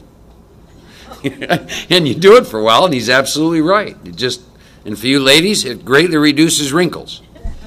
So go around, practice smiling, even if you're not happy, right? So we can't seem to be a real help to other people. So ask yourselves, am I? Am I a team player at work? Where am I in my home group? That kind of a thing. And these are and then they go on, they use the term bedevilments, but I think that's a good way to find out where you're at with this thing called the spirituality. And in all of those areas that we just took a look at, depending on the intensity with which they're manifesting in your life, the malady is that they are blocking you from experiencing the only thing that's going to allow you to experience peace in an insane world, and that is your spirit. That which is already a part of God. That which is already a part of oneness. And the extent to which I'm blocked from that is the extent to which this spirituality stuff is going to begin to show up in my life. You're going to want to take a look at this. Why? Because a little later on in the book says, when the spirituality is overcome in me, I straighten out mentally and physically. That's why. The spirituality, which, by the way, we manufacture ourselves, comes about because I'm again relying on myself and I'm playing God and I'm once again self-will run riot. There's a connection. Because I've had people ask me, well, Mark, where does the spirituality come from? Well, it comes from self-will run riot. It comes from playing God. It comes from that sense of separation when you're relying on yourself. So you're going to sit back and take a look at that. That way we look at the first step in three different ways, as we've talked about. Physically, mentally, and then we look at this concept of the spirituality or the unmanageability. See, here is another consideration I give people. Again, we talked about this. There's two schools of thought. I'm powerless over alcohol, and that's why my life's unmanageable. That's one. Here's another. My life was unmanageable. I took a drink. Alcohol treated the unmanageability. Unmanageability is an internal condition. It's how I experience my life and you and this thing called living. It lies within me. And if it's too uncomfortable, alcohol treats that, doesn't it? Go back to when alcohol worked, when it did its magic. It gave you a sense of oneness. We drink for the effect produced. You know, one of the greatest things I looked at after I've been sober for a while was I really started looking at the effect produced by alcohol. And I'll tell you what it did. Every promise in the 9th step, alcohol brought true for me. Every single promise that we read in meetings in the 9th step, alcohol did for me. And if I can't get that same kind of promises showing up in my life sober without alcohol, more likely I'm going to go back to alcohol again. So now we go back to page 44, having looked at that, the spirituality. It says, in the preceding chapters, you've learned something of alcoholism. We hope we make clear the distinction between the alcoholic and non-alcoholic. And now the book does something. In one sentence, they sum up the first 54 pages of the book. Here's what they say. If, when Mark honestly wants to, Mark finds he cannot quit entirely, stop. What is your experience, Mark? Did you honestly want to quit entirely? Yes, many times. Were you able to do that on your power? Y'all know what the word quit entirely means, don't you? It means quit entirely. Yes, I wanted to do that. Based on your experience, Mark, could you pull that off? Were you able to pull that off? No, I was not. Or if when drinking, Mark, you have little control over the amount you take, stop.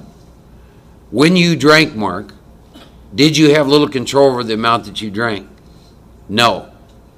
Then the book says, well, then, Mark, based on your experience, you're probably an alcoholic. And if that's the case, Mark, you may be suffering from an illness which only, highlight that word. You all know what only means, right? Only. No other option a spiritual experience will conquer. The first step is a funnel, and at the bottom of it, what you're left with is dying an alcoholic death or a spiritual experience. Let me tell you why that's important. Get you real open-minded about God. See, I came to the first step the first time somewhere between an agnostic and an atheist. I'm sure there's a name for that guy, but I don't know what it is. When I saw my need for power, when I saw that this was me, I got very open-minded about God. Very open-minded. Because I'm left with nothing but only a spiritual experience. See, I hear this whenever I hear anybody in a meeting talk about the second step. I'm struggling with step 2 or 3, and I go, oh no. We'll talk about it this weekend about working the step backwards. Where a person says they're going to balk on the 9th step. We'll show you it's not the 9th step at all, it's the first step. Or if a person says, well, I'm having troubles with God. No, you're not. You haven't had a first step experience. Let me see. Die an alcoholic death, be willing to believe in a power greater than myself. Let me think. You see what I'm saying? You see what happens? You drink enough whiskey, you'll get real open-minded about the God issue. Why? Because you realize your need for power. That's why. You realize your need for power. And it goes on and talks about in the next paragraph, here's my two options. There's door 1 and door 2. Now, Joe talked about the 0 step where we think there's door 3, 4, 5, but here's what door 1 is. Doomed to an alcoholic death, door 1, or live on a spiritual basis, door 2. What do you want to do? Your deal, your choice. My experience is God, the power behind the name, will not interfere with your choice. Why do I say that? Because God's love is unconditional. If my course of actions indicated I was not willing to live on a spiritual basis, my experience is God will never interfere with that. Because if God interfered with that, he would be interfering with supposedly his greatest gift to us, unconditional love. I don't know if that's true. I've been told that. I suspect it is.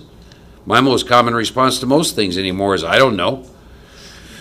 You know, man of the cloth one day to try and tell me what's going to happen to me when I died. I asked him if he had any experience with that.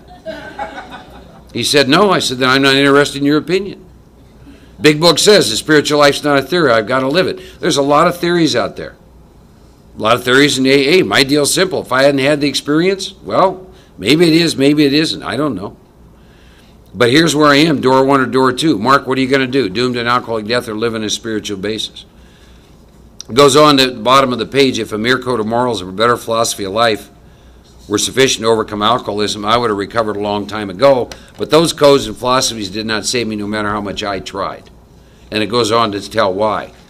Needed power wasn't there. My resources, as marshaled by my will, were not sufficient. They failed utterly. Did they? Have they? Will they? Lack of power was my dilemma, not lack of knowledge. I got to find a power by which I could live. Take all the stuff we looked at on page 52, for example, your current stuff. I got to find a power by which I could live. It's got to be a power greater than me, obviously. Where and how are we to find the power? Right in your big book, page 55. If lack of power is my dilemma, and this book is going to tell me where and how to find the power, I'm going to want to know where that is, and they'll tell us that on page 55. And one more sentence, and I'll close for this evening. It says, well, that's exactly what this book is about. The main object of this book is to enable us to find a power greater than ourselves, which will solve our problem. Do you know how often we forget that? This book basically says, Mark, if you'll pursue this course of inaction, you're going to experience a power which will solve your problem. And what I have a tendency to do sometimes is think that I've got to solve this problem. I don't. All I have to do is pursue this spiritual course of action. And this power shows up, and this power solves my problem.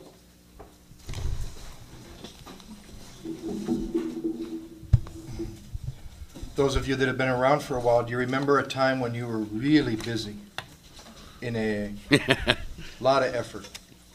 Because behind that effort, there was an imaginary list of stuff that you thought you were doing to keep yourself sober.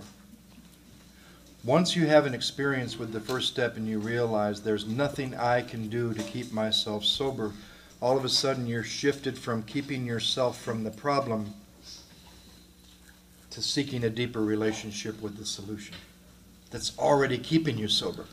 Simple explanation. When I was new, they said, go to meetings, 90 meetings in 90 days, so if one's good, 3 is better, right? Do 180, whatever. Go to meetings, read the book, get a sponsor, work the steps. I hit this bottom at 6 months internally with the unmanageability. I go to Don, and I said, Don, I thought you people told me that if I read the book, went to meetings, worked the steps, and got a sponsor, those are the things that would keep me sober. And I've seen people do more of those things than I'm doing, drink again. He said, no. We hope that all of those things together would get you in touch with a power which is already keeping you sober. And it shifts. That's like a time at York Street in Colorado, in Denver, 1311 York Street, the AA club there. There's a guy who's always new, and he's at the table. I was used to meetings like this right here. 10, 15, 20 people around a table. Leader opens the meeting, blah, blah, blah, gives a topic, everybody shares. And there's a guy at the table everybody at the club knows. He's always new. And then a lady from another club came to chair the meeting. She doesn't know anybody. He's new again. A couple other new people. She says what I think is normal to me. Everybody clapped when John raised his hand, the guy who was always new. Seems normal. And she said, keep coming back. My perception is that's cool. John raises his hand and says, I need to say something. Please don't clap when I'm new, because I get more attention when I'm new than when I stick around for a while. And stop telling me to keep coming back. That's my problem. I think I can. My perception was like, whoop. Numbers in these forwards are quite important to us. In 1976, they said that they had published 300,000 copies and 150,000 people had recovered. One recovery for every 2 books published. In the latest forward to the 4th edition, 21 million copies of this book have been published. There's not 11,500,000 people sober. What happened? The emphasis went from this to this. 3 kinds of sponsors. One points you toward them, one points you toward you, and one points you to what's real. Okay? One type of sponsor will always tell you, you can do it. Go do this. Don't drink. What's the big deal? Another sponsor will point you toward them, what they can do for you. And another sponsor will point you to something that you have to realize is already there. You're already in the grace of God. If you're an alcoholic, an addict, or whatever, and you're not doing what's going to kill you, you're in the grace of God, unless you've done it yourself. Now, therein lies a form of denial that you and I don't hear talked about a lot in AA. And I know that more people in this room have had it than just myself. That's the great thing about AA. Have you ever had any experience in all the years you've been sober where you were the only one? But think of how much your life felt like that before AA. How unique. How you were the only one that ever felt that way. I've never had anything in 21 years where I felt I'm the only one in in the fellowship that I belong to that's had that. Never had that. Why aren't the numbers the same? How about this one we heard a little earlier? Never say no to an AA request. I've seen that destroy families, children, jobs.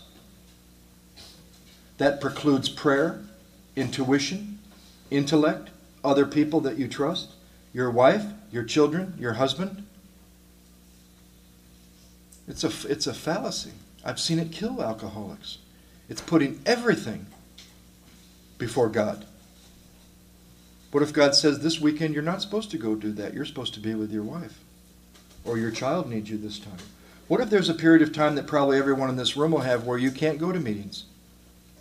I had 5 years in a town in India with no home group.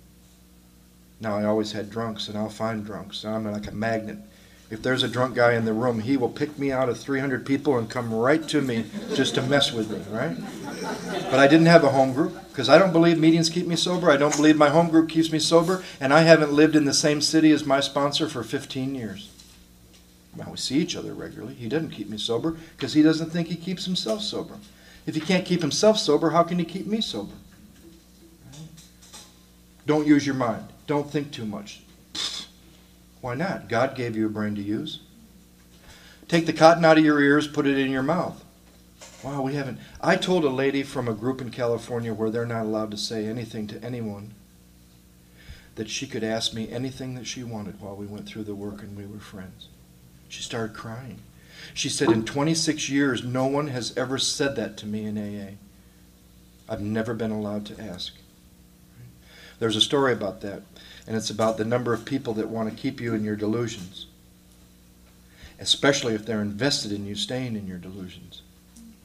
And the story goes like this. A new guy arrives in a new neighborhood, and he wants to go down to the bar for a drink or to an AA meeting, depending on the person. Doesn't matter anymore. They're both the same nowadays. And he goes to the AA meeting or the bar, it doesn't matter, and he's walking in the bar, and a guy's walking out drunk, stumbling out. Gets an invisible car, starts an imaginary engine, and drives off. He goes in, he doesn't say anything to the bartender, or he goes to the meeting, he doesn't say anything because he's told to shut up.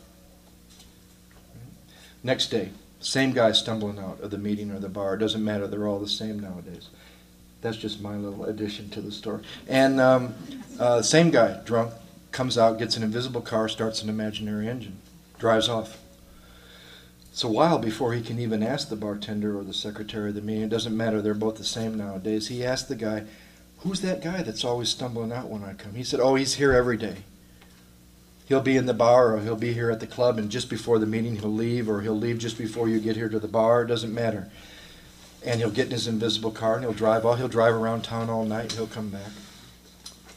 Finally, after about 3 weeks, he gets up enough nerve to say to the bartender or the secretary of the meeting, "Why don't you tell the guy the truth?" He said, "Tell him the truth? He's been paying us $500 a month to keep his car clean."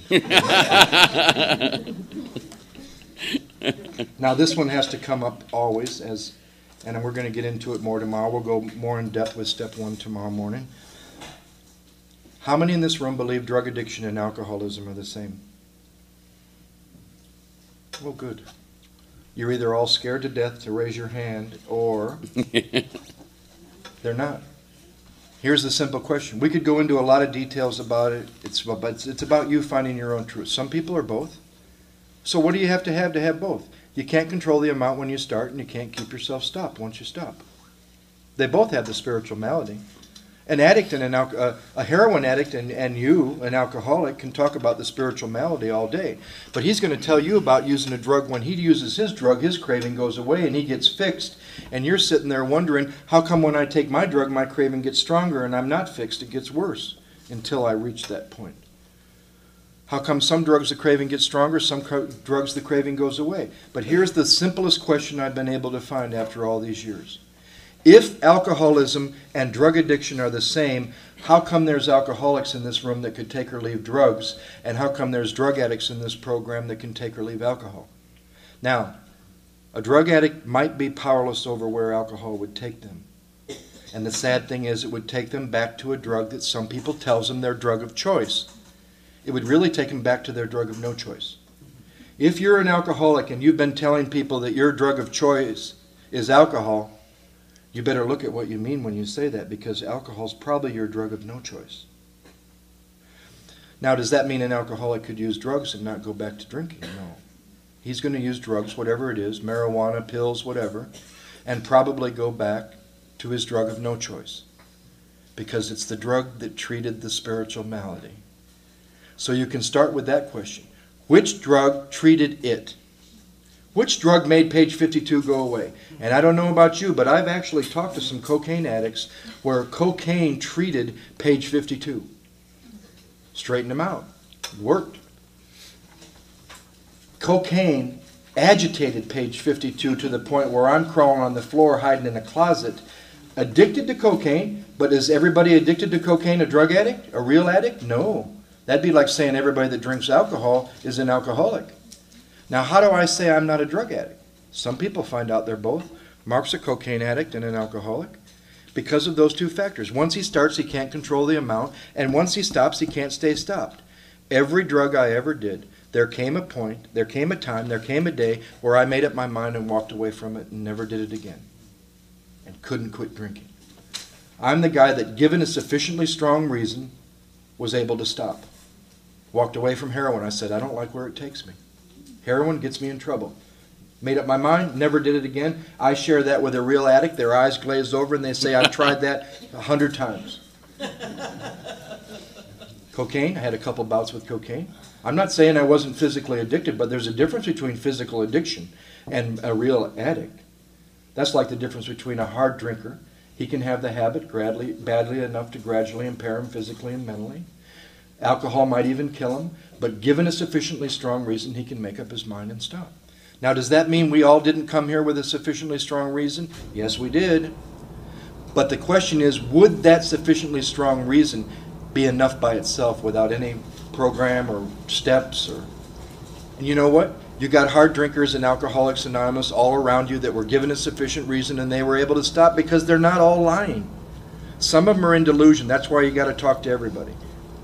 When so-and-so, the new person, says, today I have a choice, I just don't drink, I smash my ego, I work on my defects, they're either telling the truth or they're in delusion. But you got to know there's a lot of people in Alcoholics Anonymous that have a choice today whether they drink again or not, because they're hard drinkers who had a habit. Their drunken law could sound worse than yours circumstantially or even emotionally. It might even have killed them. We have this propensity in AA to say, old Charlie died from drinking. Well, he must have been alcoholic. Not necessarily. They say in our book, it might even kill him. He might even need medical treatment. He might even find it hard. But given a sufficiently strong reason, he can stop. My truth is that I am a real alcoholic who was a hard drug user.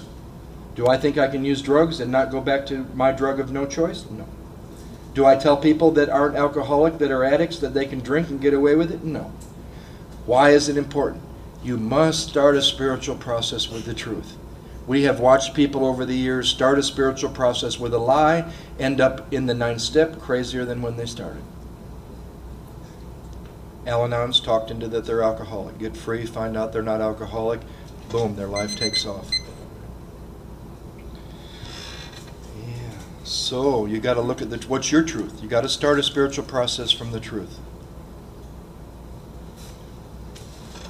We'll see you tomorrow morning. I want to make one comment on that. This is my experience over the years about your truth in the first step versus alcohol and drugs, and it's a line out of the big book that has to do with identification. For example, you take an alcoholic with very little drug history, and you get a crackhead. And you try and get those two to talk, and I'm telling you, it's a Martian talking to an Earth person. Identification. I have lost two very, very close friends. They both died of drug overdoses. They were trying to stay clean in Alcoholics Anonymous. One of them had 12 years at one time. I took them through the steps. It was very clear they're not an alcoholic. Every time at an AA meeting they opened their mouth, they said a lie because they said I'm an alcoholic. They weren't. And they both wound up picking up drugs again and ODing. I've seen too many of them die. I've seen too many of them not feel a part of. So identification is the major reason why Joe and I say, please look at this. If you both go where your spirit is led. I do some things in CA. Most of my stuff is done in AA. I've helped a bunch of people find their truth. I got a bunch of people that I've done some work with go to CA only. Little or no history with alcohol. They're right on home. Their recovery is on track. That's why we like to talk to you about, are they different? My experience is yes. Are they different? But this identification is crucial. It's so crucial in this alcoholic and or addict being able to go through this process and get some freedom and get some power. We'll see you tomorrow. I've heard. That's what we're talking about here. There's a nice story about some people who were on a raft off the coast of Brazil perishing from thirst. They had no idea that the water they were floating on was fresh water. The river was coming out into the sea with such force it went out for a couple miles, so they had fresh water right where they were, but they had no idea. In the same way, we are surrounded with joy, with happiness, with love. Most people have no idea of this whatsoever. The reason? They're brainwashed. The reason? They're hypnotized. They're asleep. Imagine a stage musician who hypnotized someone so the other person sees what is not there and does not see what is there.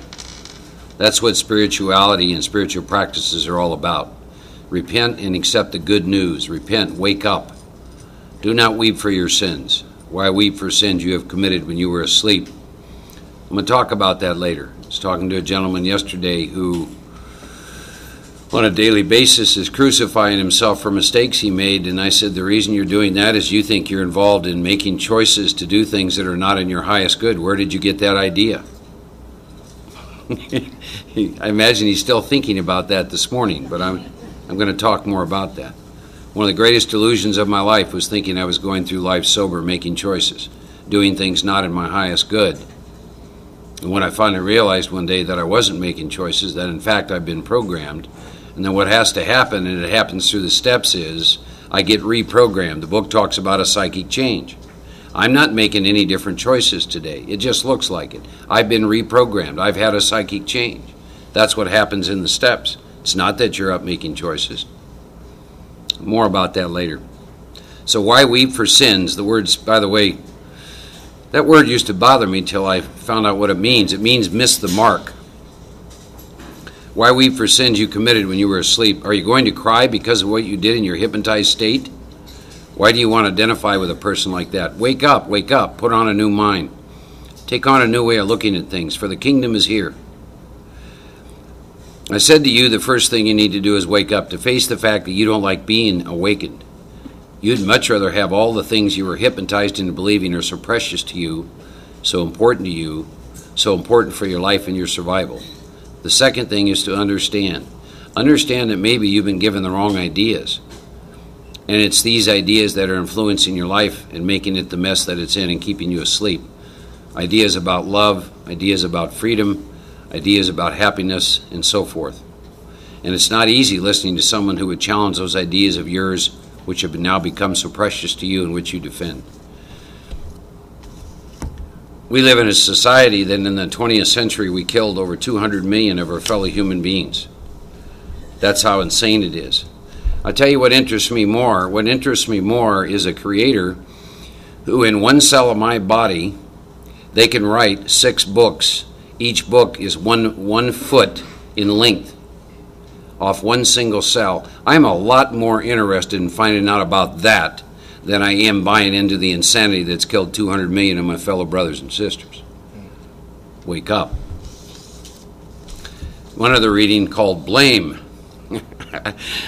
Though others have faults, always concentrate on your own. Some people have a habit of blaming others. Perhaps all of us have this weakness. The list of scapegoats for our miseries is clever and endless. Parents, community, teachers, government, demons, gods, AA groups are all invoked when we have problems. If difficulties truly come from the outside, then the problem is not blame. For those cases, the course of action is very clear. Neutralize that influence. If the problem comes from within, the solution must come from within as well. Before you blame friends, relatives, or teachers for bad habits and short-sightedness, you should remember no one is to blame but yourself. It's an equal mistake to lose self-esteem simply because you have some flaws. Looking at your shortcomings and taking steps to eliminate them should be viewed as a dispassionate project. That's what happens to us in the steps. You are not worthless because you undertake to rise above your faults. That description is only for those who never attempt to perfect themselves. We all have a perfect core, a special self inside. That purity is perfect and holy. Therefore, no one is worse than another. We're all on this planet simply to reach back into that pure self. When we reach that spirit, there are no flaws and there's no one to blame. Let's take a couple minutes and close our eyes and go within ourselves. Reach that place of silence that we have within ourselves. Ask God to be with us today and let us go through this day with an open mind and an open heart, a sense of gratefulness for the fact that we're here this morning, we're sober and we're breathing and above the ground instead of under it, with a body that's functioning and works. An incredible number of things that we so take for granted, like our breath, all of those things, the friends that are in our lives. Let's have a sense of appreciation in the silence. Very much. Now I'll turn this over to Joe and we'll get started taping. Good morning, everyone. I'm Joe. I'm an alcoholic. I'd like to share a prayer that I shared last night. God, we invite you into this room to guide and direct each of us as we seek your truth. Father, please set aside within each of us that which would block us off from the truth. Lay aside our prejudices about what we think we know about this process, this weekend, our spiritual condition. Remove our fears, Lord, that we may hear your truth through the members of this group, and give us the strength and courage to share your truth with each other in a real spirit of love and compassion for our fellow man. Amen. I wonder, I have a really spiritual book with me today. It's called Today I Will Nourish My Inner Martyr. Affirmations for Cynics, written by 2 women from New York who are in Alcoholics Anonymous. Have you ever read New Age affirmations, and after you read one, you just feel horrible because you know you'll never be like a perfect child of the universe or whatever it says. I have a theory that real alcoholics and real drug addicts read these kind of affirmations and feel much better than the kind of affirmations that they'll never. So you can see if after I read a couple of these, it doesn't make you feel so discouraged like those other ones. We'll just see what I turn to here.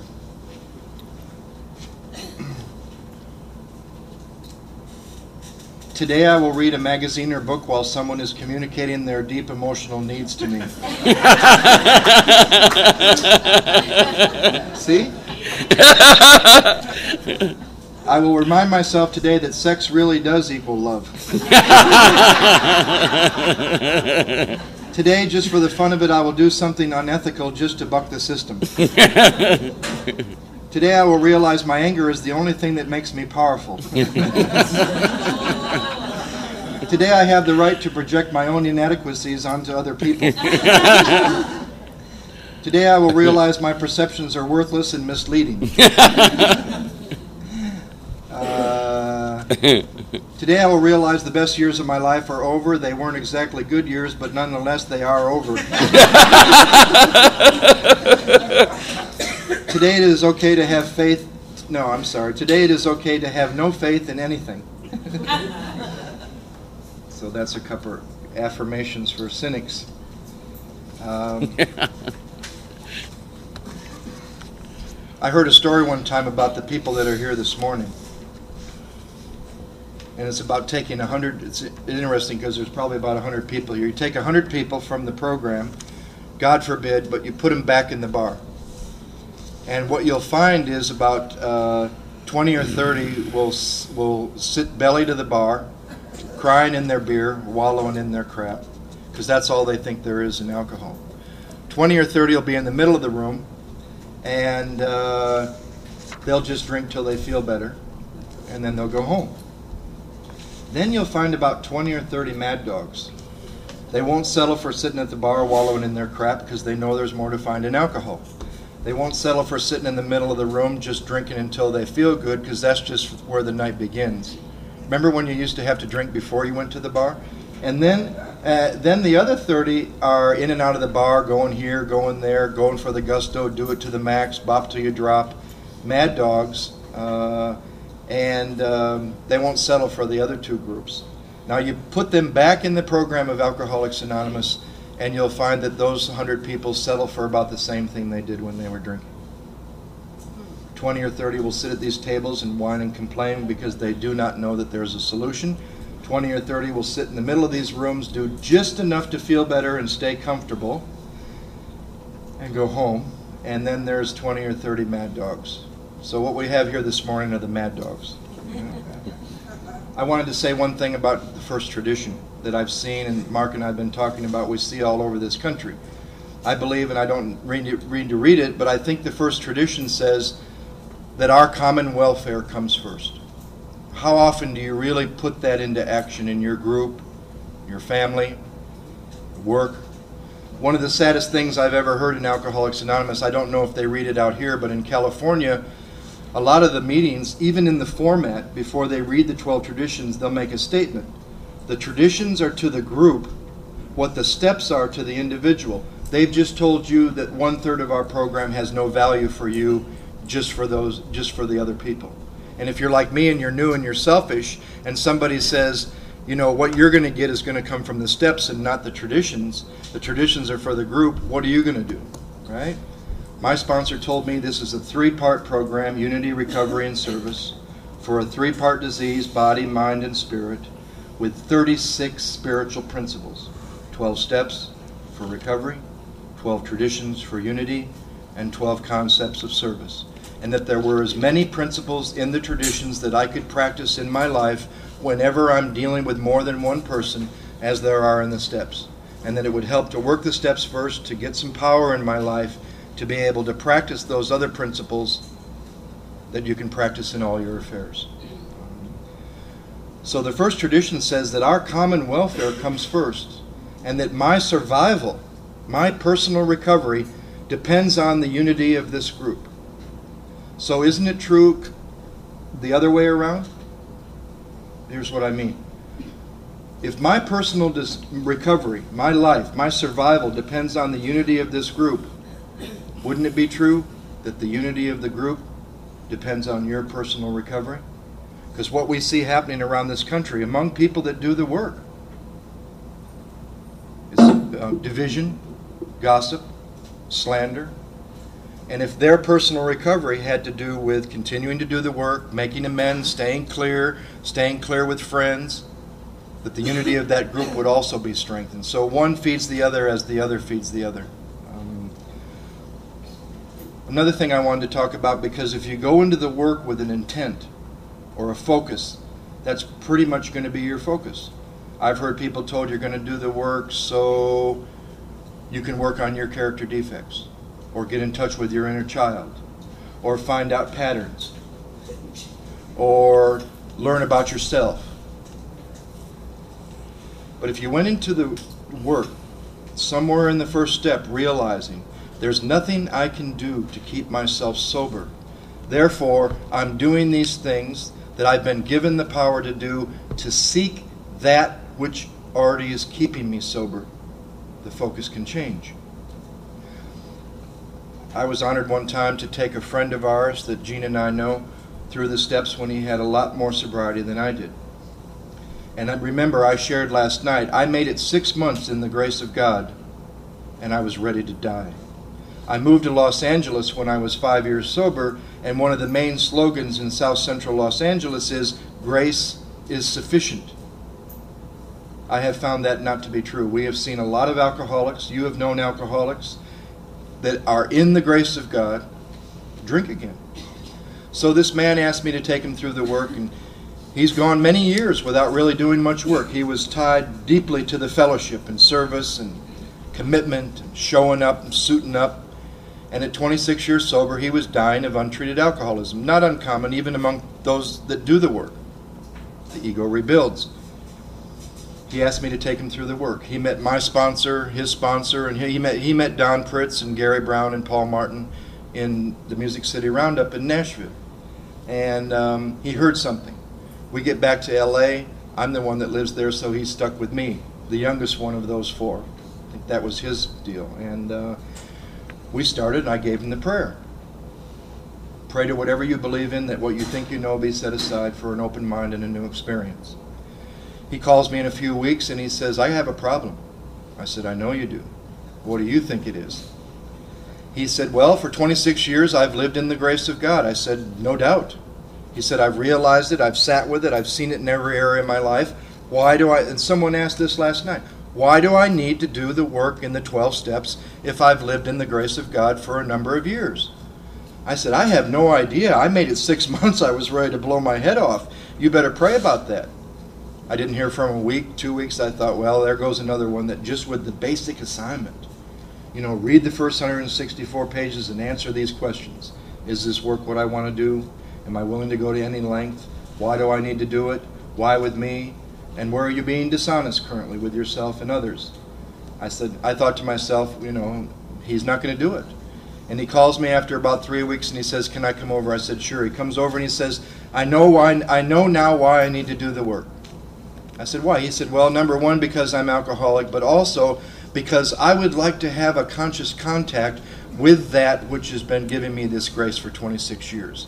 About a year and a half later, he finished amends for the first time in his life, every amends that he was consciously aware of from his life and his sobriety.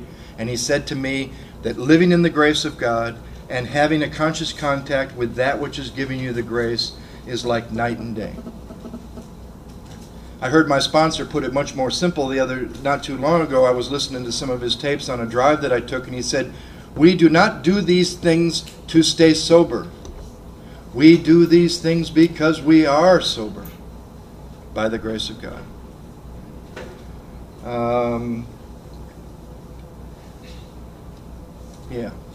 So we're hoping to spend the entire morning on steps 1, 2, and 3, the entire afternoon on steps 4 through 9, and tomorrow morning on steps 10, 11, and 12. So let's get into it. Mark, alcoholic. I want to read a couple things speak to me about the steps. While looking at the mind, you cannot go beyond it. To go beyond it, you must look away from the mind and its contents. We are slaves to what we do not know.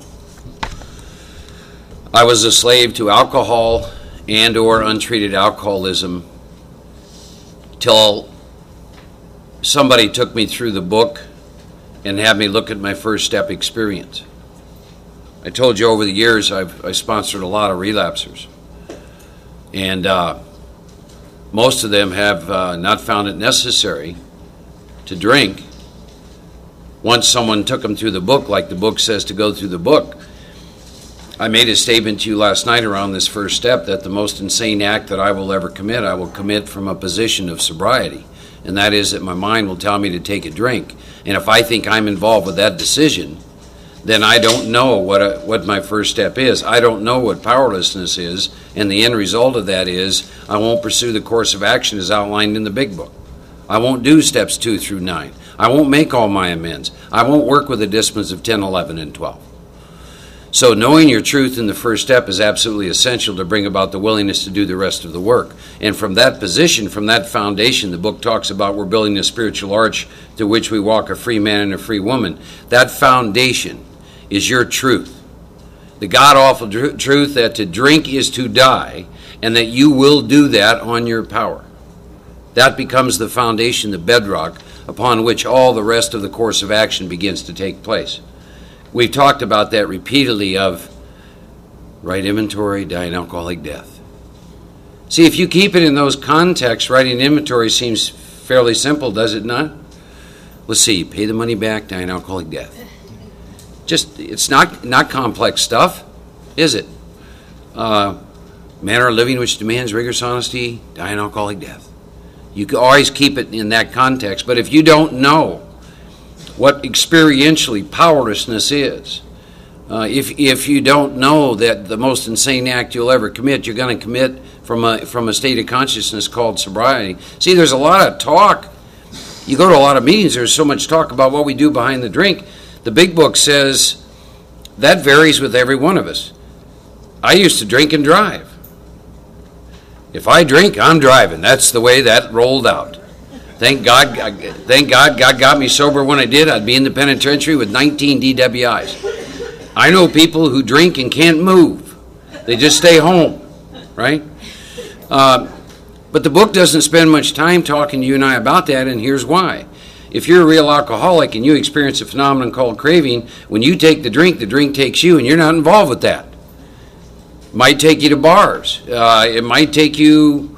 it took me to airports and planes and all kinds of places. And the insanity is I actually thought I was involved with that.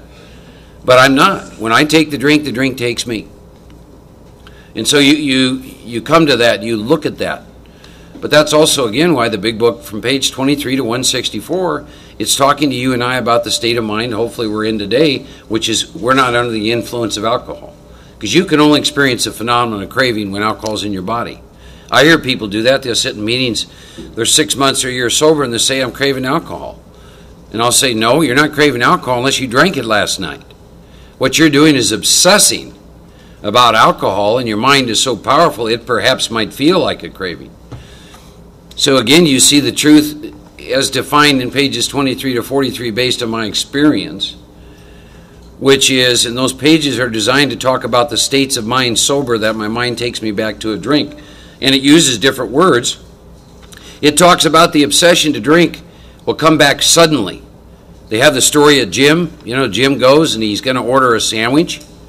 And they use this word, suddenly. The thought occurs to him, the little whiskey with milk. And then it's another word it uses, vaguely. I've drank behind suddenly and vaguely. I've drank when there wasn't a cloud on the horizon. I've drank based on knowing the inner workings of my mind. I've drank for no reason at all. And I begin to see the truth based on my experience in those pages. That sober, if something doesn't happen to me, I don't have a clue what it looks like the day I'm going to go back for a drink.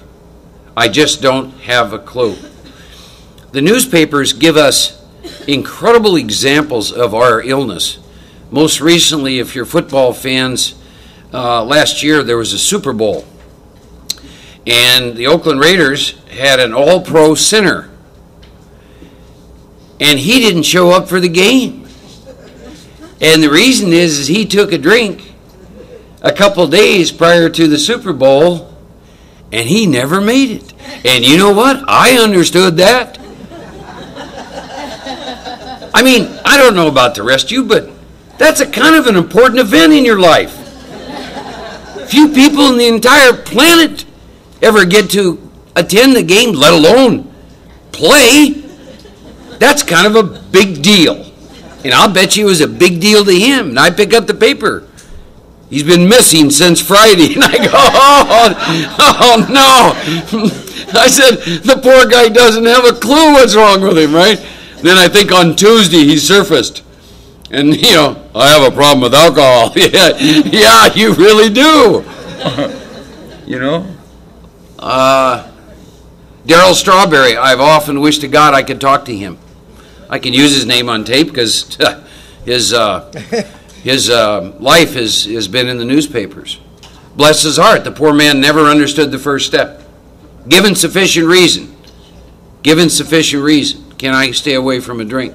See, at some point in time, you start to understand what I'm talking about. Was it doesn't matter what reason you want to give yourself for not taking a drink. If you're a real alcoholic of the kind described in this book, it doesn't matter what the reason is.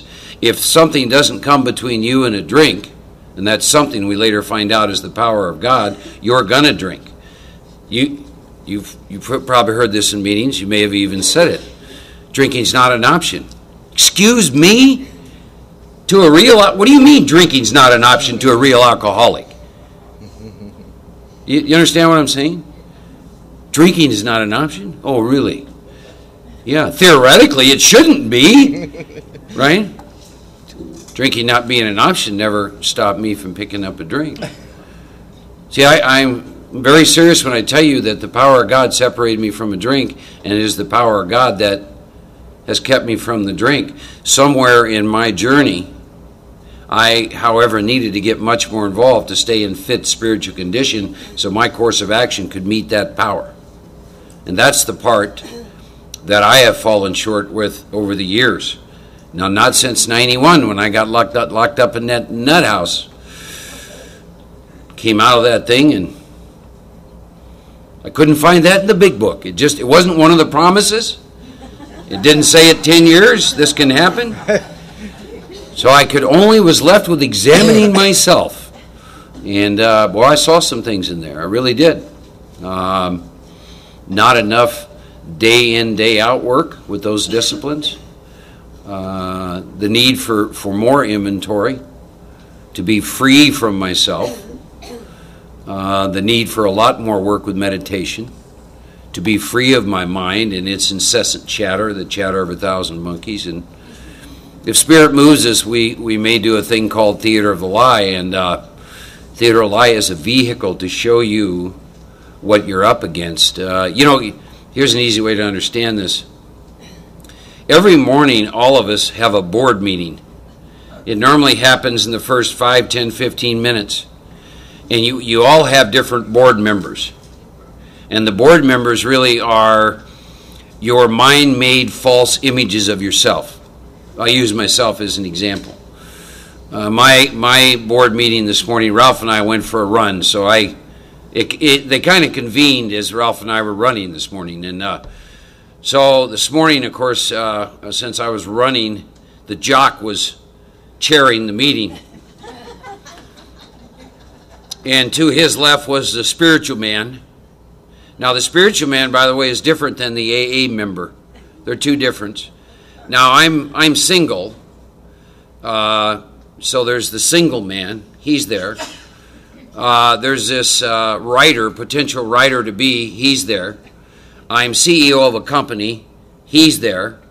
I sponsor several men. The sponsor's there. I'm sponsored by a man, so the student is there. I've got a Rambo in me. Most men do. Women have a Xena. Warrior princess. Yeah, warrior princess. Then there's just this selfish, self-centered, alcoholic brat, and he's there. Everything's got to be his way, and then there's a victim. There's a victim there, and that pretty well summed up my board meeting. And they're all just kind of chatting with each other this morning as Ralph and I are running, and we're talking as we're running. And I mean, you wonder why we shoot ourselves in the head is to stop the voices, for God's sake. But your inventory is a reflection of this mind-made false sense of self, all those characters, because you think they define who you are. And the work of the steps, and again, we'll probably show you Theater of the Lie, because it'll make inventory come alive. But the work of the steps is to make you realize none of that is who you are, that you're in the world to play the role that God has assigned, and you take your being, your spirit, into your doing, but you're not your doing. And it's like a one-act play, and it changes all the time. And that's when life gets to be fun and takes off, and you're free. See, like Joe and I, we're in a role up here now, right? I don't know what you would call us, big book, hell, who knows what you'd call us, but it's a role. But we have fun with it. We're not attached to it at all. We're in a one-act play, and it shifts and it moves and it changes. But all these awarenesses came to me as a result of continually working and reworking the steps and the levels of freedom, and the freedom from fear and all those kinds of things, but all predicated on this first step. Am I willing to do this? Am I willing to go through this process? And then that, we get our first step again summed up. Once more, Mark at certain times has no effective mental defense against the first string. My defense must come from this power greater than myself. And it's that first step experience. And then sober, currently, we took a look at all the manifestations of the spiritual malady that we talked about last night, the trouble in personal relationships, the one with yourself, the one with all other people. Move out from the circle, right? Can't control my emotional natures, prey to misery and depression, full of fear, feel useless, unhappy, can't seem to be of help to others. Where are you currently with all of that? And that becomes a manifestation of the extent to which your ego is reconstructed, and you're once again up against self-will. You're once again into self-reliance, coming to meetings telling people how much you believe in God, and then walking out of the meeting and going through the course of your day full of fear. That becomes the whole essence of the first step. It takes you to a point of lack of power, becomes my dilemma. Is that true? Is that the truth in my life? Do I want to do something about that? There's a spiritual law I missed for a long time in AA. Here's what it is. God will not do for me what I'm supposed to do for myself. When I get done with my first step experience, I've got to make a choice. I've got to make a decision. Am I willing to go on with this? Do I want to go on with this? Do I want this to change? And my experience is God won't interfere with that decision. So in the second step, what I'm opened up to, but if you have some time, for me, there's a different way that I'll come at the second step, because there's really two propositions in the second step. Do I believe, or do I now believe there's a power greater than myself? And if you've been around for a while, I like to add to that can take me past here. Past my memories, past my concepts, past my ideas, even my concept of God. Is there more past here that I know nothing about? Are there experiences with God, with this power, that are beyond anything I could comprehend? Are there dimensions of love and joy and wonder and usefulness and service, freedoms from fear that I know nothing about? Am I willing to go for that? What is my answer to that? See, and my answer must be yes, otherwise God is limited. Joe made, I think, a great observation, and it's my experience. One of my greatest barriers to experiencing God is what I believe about in my memories of my past experiences with God. You see? Because here's the truth. As I breathe in this moment, I've never experienced God in this moment. Therefore, I know nothing about it and my attachment to any of that. So am I willing to let go of that? Am I willing to let go of my current concept about God? Joe talks about this. We got to stop putting God in these little boxes. See? God is so far beyond the mind. To experience God, I must be out of my mind. But my second step becomes that question. Do I believe now, or am I willing to believe there's a power greater than myself? Yes. And then there becomes another component of that. Faced with a self-imposed crisis, lack of power. Self-imposed. Don't you hate that? Self-imposed. The extent to which you're relying on self is the extent to which you are faced with a self-imposed crisis. Don Coyes talks about when you come into AA and this self-imposed crisis, he likes to use the example of you're like a little field mouse going through a field versus when you get to steps 10 and 11, you can see the world through the eyes of an eagle. How do you want to view it? How do you want to experience your world? See? So faced with a self-imposed crisis, I got to make a choice. God is either everything or God is nothing. What is my choice to be? There's a choice in the second step, a decision in the third step, and a course of action. That's the last choice we have to make through the process of the steps. And it is it's a very important choice because it's going to lead you into something we're going to look at in the third step, and here's what it is. Your life is not your business. And we really forget about that, and I forget about that, and you know why I know I forget about that? Because God decides that I'm going to get moved over here, and then I get moved over here, and I whine about it. But think about what you're saying to this power in the third step. I offer myself to thee to build with me, and you do with me as you want. And then the power does that, and we get upset.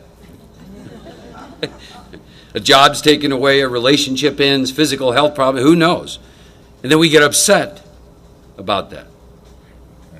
I don't get so upset anymore because when I made my life my business, it didn't turn out well. It just didn't turn out well. I appreciate God for giving me the opportunity to do that. It just didn't pan out very well when I made my life my business. So, but that's some of the things that you look at, all based on the first step consideration. So we're gonna talk. I'll turn this back over to Joe. Then I'm gonna come back and say a few more things about the second step. I don't know how many of you really spend time in that chapter, We Agnostics. I have read and studied, just in the last 10 years, I can't tell you how many books from many religions, many practices, many theories. And I'll say this, We Agnostics is probably one of the most profound words, chapters that I have ever read in my entire life. It is so profound. Any book I've ever read, from the Bible to the Bhagavad Gita, any book, is all encapsulated in We Agnostics. It is such an incredible, profound chapter to keep us open-minded about God. It is so simplistic in its nature. Come up with your own concept. You don't have to believe mine. It is such a great entree to having an experience with this incredible power of God. Entree. A lot of people will hear this prayer that we encourage people to use in their own way and in their own words. They've given it a name. Some places, set aside prayer, lay aside prayer. It's not in the book. Or is it? There are several references. Page 42, paragraph 3 says it meant I would have to throw several lifelong conceptions out the window. Page 46 says we found that as soon as we were able to lay aside prejudice even again, and express a willingness to believe in a power greater than ourselves, we commenced to get results. Even though it was impossible for any of us to fully define or comprehend that power which is God. You don't have to define it, and you'll probably never be able to comprehend it, but you will be able to experience it. Probably. Don't let any, page 47, don't let any prejudice you may have against spiritual terms deter you from honestly asking yourself what they mean to you.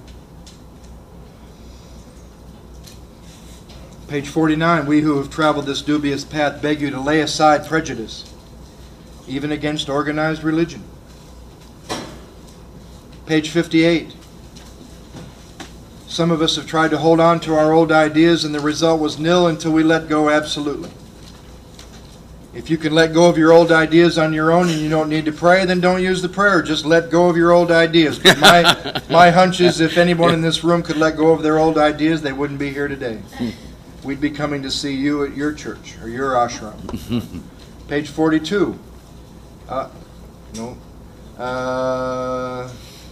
So there are several references to getting past our own ideas, past our own beliefs. That can be as relevant to the person doing the work for the first time, and as relevant if you're doing the work for the umpteenth time.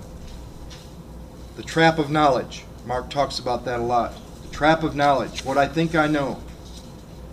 You can't get past here if you stick to what you already know, because every question you'll already have an answer. So I come to this work with an open mind. Maybe some of the simplest first step questions will reach me in a place that I did never consider the last time or the first time, or the questions will meet you where you are. I've met a lot of people, and myself included, for a long time in this program who do not realize that this book addresses people who suffer from lack of power. And after you've taken certain actions, it begins to talk to you as if power has come into your life.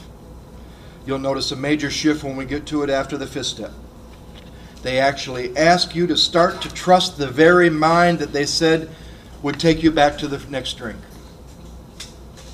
I feel sorry for anybody with any period of sobriety who still thinks their mind is a dangerous neighborhood and a scary place to go in by yourself. You're going to have to go in there by yourself with God to heal that mind. I don't even like the idea. My sponsor told me, forget the word restore in the second step. We're going to assume you went insane about 2 seconds after you were born. You need a new mind. Believe it or not, I do not want to be restored to where I was. Where I was insane. I've heard people say, God gave me my life back. Sorry, I don't want my life back. I want a new life and a new mind. A sane mind. The best definition of alcoholic insanity that I have ever heard of still comes from our big book.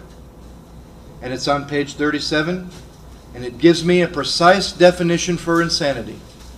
Lack of proportion and the ability to think straight. Now, if you're alcoholic and you don't understand lack of proportion, I feel sorry for you. Lack of proportion is very simple. If one's good, 10 is better. The more, the merrier, right? Kinda, sorta, maybe, a little, don't even come into our vocabulary. That's enough? No one in this room has ever said that's enough of anything on their own without God or some balance in their life. Whatever the precise definition of the word may be, they don't even tell you that the definition of insanity is important. We call this plain insanity. What? Having knowledge about himself as an alcoholic?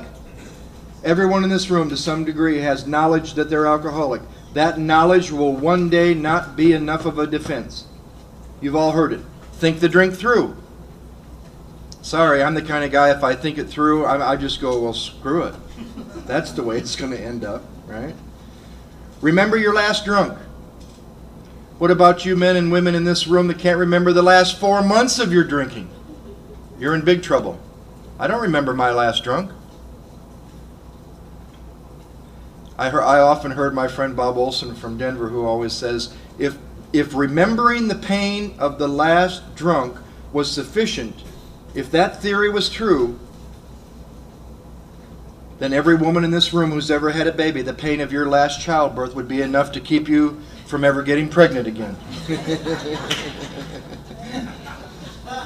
He had much knowledge about himself as an alcoholic, yet all reasons for not drinking were easily pushed aside in favor of the foolish idea. He even knew that it was foolish, that he could take whiskey if only he mixed it with milk. Whatever the precise definition of the word may be, we call this plain insanity. Lack of proportion of the ability to think straight. How could it be called anything else? What about the ability to think straight? Thinking straight would be like, I'm at point A, I would like to get to point B, and something happens in between where I end off in the Michigan State Penitentiary, 19 years old, from the kind of family that I came from, and that was pretty shocking to them. Nothing I ever thought could ever happen in my life to heal the pain of talking with my mother through a plate glass window on a phone in the Michigan State Penitentiary. She came from a family, the biggest thing that ever happened was one person got divorced once. And there's her 19-year-old son sitting across from her with a plate glass window. Now, did I want to end up in the Michigan State Penitentiary when I was 19 years old? Did I plan that when I was at point A? No. It wasn't in the plan.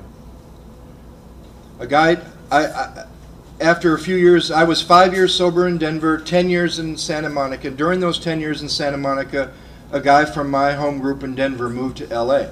Of course, I got to go right to him to go through the steps because he's more qualified than anybody in Los Angeles. It was crazy. But he has what I want. He's had a spiritual awakening as a result of the steps. And if you start to look around with an open mind, you're going to find very few people in the program of Alcoholics Anonymous that have had a spiritual awakening as a result of the steps. You'll meet a lot of people that have had a major awakening and a life-changing alteration as the result of 1 through 9.5 or 9 3/4. I met a guy not too long ago from Orange County, California. He's 7 years sober, and he said he asked everyone he could find in Orange County 2 questions. Do you have a daily meditation practice? And have you finished all the amends you're consciously aware of up to today? And he couldn't find anyone. And he heard Mark's tape, and he got a hold of Mark, and that man has finished amends for the first time in his life, and he's on fire. Tell him what's happened to him, though, in terms of other members. He was rejected by his home group. They told him he should be drunk and that he had gone off and joined a cult. A group in Alcoholics Anonymous that only wants to try to do what's in the big book of Alcoholics Anonymous is not popular. If you want to be popular and make a lot of friends, and don't carry the message from the big book of Alcoholics Anonymous. Try to be popular if you want to be effective. So, if this book addresses me personally when I suffer from lack of power, it also addresses me when power has come into my life and I can begin to find out how to use it properly. My God, can you imagine going into a meeting where you can pick a topic, and you pick the topic, proper use of the will. We can exercise our willpower along these lines all we wish. My God, in some groups that would be like, they just string you up, right? What do you mean, proper use of your willpower? You can't trust your willpower? You can't trust your mind? You know? Well, I've recovered. Recovered? My God, the boy thinks he's cured. No, I'm not cured. It's a daily reprieve. I can live in a recovered state. On and on and on. So, if this book addresses me when I'm suffering from lack of power, and it addresses me when when I've begun to have a conscious contact with this power, then our friend Don Coyes was right when he said, if you're doing the work for the first time, enjoy it, because hopefully you will never do the work for the first time again. You know, when you're doing the work and you just get enough from the previous assignment to just do the next, right? You finish the first column. Keep praying. You don't even know how you're getting to work, but you're just able to do the second column. And then the third column.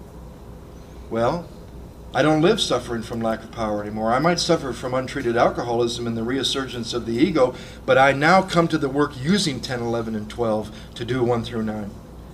Because Mark and I are not two people that have fell victim to the belief you do 1 through 9 once because of what our egos do. How do you use 10, 11, and 12 to do 1 through 9? You start to pray for an open mind and a new experience, and all of a sudden every new person you sit with and everyone you're sponsoring will reflect your first step to you. That's using 12. You'll see the unmanageability in all your affairs.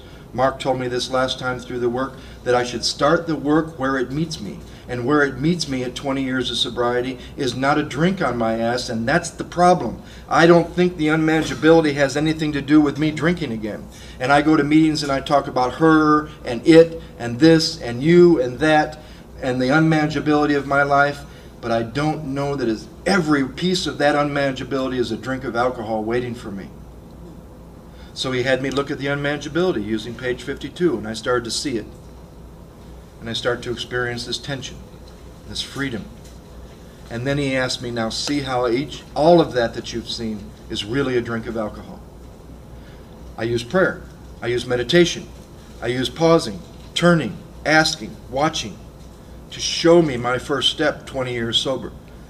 Can you have an experience with alcohol, the truth about alcohol 20 years sober without having to take another drink? Yes, you can. You can experience the first step because it's not the knowledge that's going to keep me sober. I've had times where I can go and give a talk on 3 parts of the first step all day long, but the consciousness of the first step is not there. How do you know when the consciousness of the first step is not there? When you're stuck in amends and you can't move on. When you're stuck in inventory and the inventory doesn't have anything to do with drinking again. We lose the consciousness of our first step. You use 10, 11, and 12 to do 1 through 9. Mark and I have met a lot of people who say, I'm 10 years sober, I'm doing the steps again, and my sponsor told me to go home and start inventory. That's negating a lot of the power that the first 3 steps have to reveal things to you in step 4 that you're not aware of when you start the work. 1, 2, and 3 have a tremendous amount of power to reveal things that I don't know are there. I wish we had time to go word for word, but we don't this weekend. The greatest thing that I can share with you that I've learned over the years from my heroes, what can you do with the doctor's opinion? Remember, it's only his opinion. He didn't have this craving, but do I? That's the question. Do I experience this craving? Do I drink for the effect? Does this craving happen? What you can do with the doctor's opinion is turn every statement you possibly can into a question. This is a type of alcoholic I had regarded as hopeless. Am I? Page XXV. Even this guy, even the doctor, even Dr. Silkworth, who worked with thousands of alcoholics, at the bottom of the next paragraph, said, this man and over 100 appear to have recovered. Not that they were always recovering. Our friend Frank always says anyone who says they're recovering probably isn't. How it works, you hear in every meeting. Every meeting where they read how it works. You know, there's a line that you hear that you know, some people, myself included, I hear how it works so often I forget the simple fact that how it works actually means, how does that go again? How it works. How it works actually means how it works. Or there is a solution. Now, what could there is a solution possibly mean? Could it mean there is a solution? Right. But in how it works, there's a line, second line. Those who do not recover are people who cannot or will not completely give themselves to this simple program. So those that will tell you you can't recover are probably people who have never given themselves to this simple program. But those that have given themselves to this simple program, been honest and thorough from the very beginning, which they beg us to do, believe you can. Remember, we're dealing with alcohol. I've seen a lot of people drink again who didn't have the thought about drinking for a long time. You'll hear it. Oh, I'm not worried about alcohol. I haven't had the thought for 15 years. And then what did Mark say? What does the book say? Boom, suddenly, at once, abruptly, boom, there it was. Doctor's opinion. You turn statements into questions. Do I believe my body is as abnormal as my mind? Did it ever satisfy me to be told I couldn't control my drinking just because I was maladjusted? No, it didn't satisfy me. Do I believe this message must have depth and weight? Do I believe that? Or am I going to take a weak cup of coffee? They make a distinction between alcoholism and drug addiction. Find out your truth. Does the craving happen with alcohol? Does it happen with drugs? Which drugs? There's a difference between drug addiction and alcoholism. How do I know that? Because there are men and women in this room that are absolutely alcoholic who could take or leave drugs. They're not real addicts at all. And there are drug addicts in our program and other programs who could take or leave alcohol. Find your own truth. Some people are both. It only has to do, this whole section, from the doctor's opinion to the bottom of page 43, including page 44, they only want you to be convinced of 2 things, that they spend, 54 pages. 54 pages out of 164 to get across the 2 ideas that they leave you with on page 44. 4 lines from the top.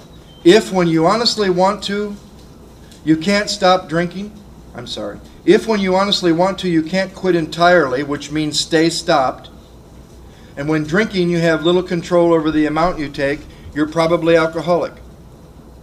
Can I control it once I start? And can I keep myself stopped once I stop?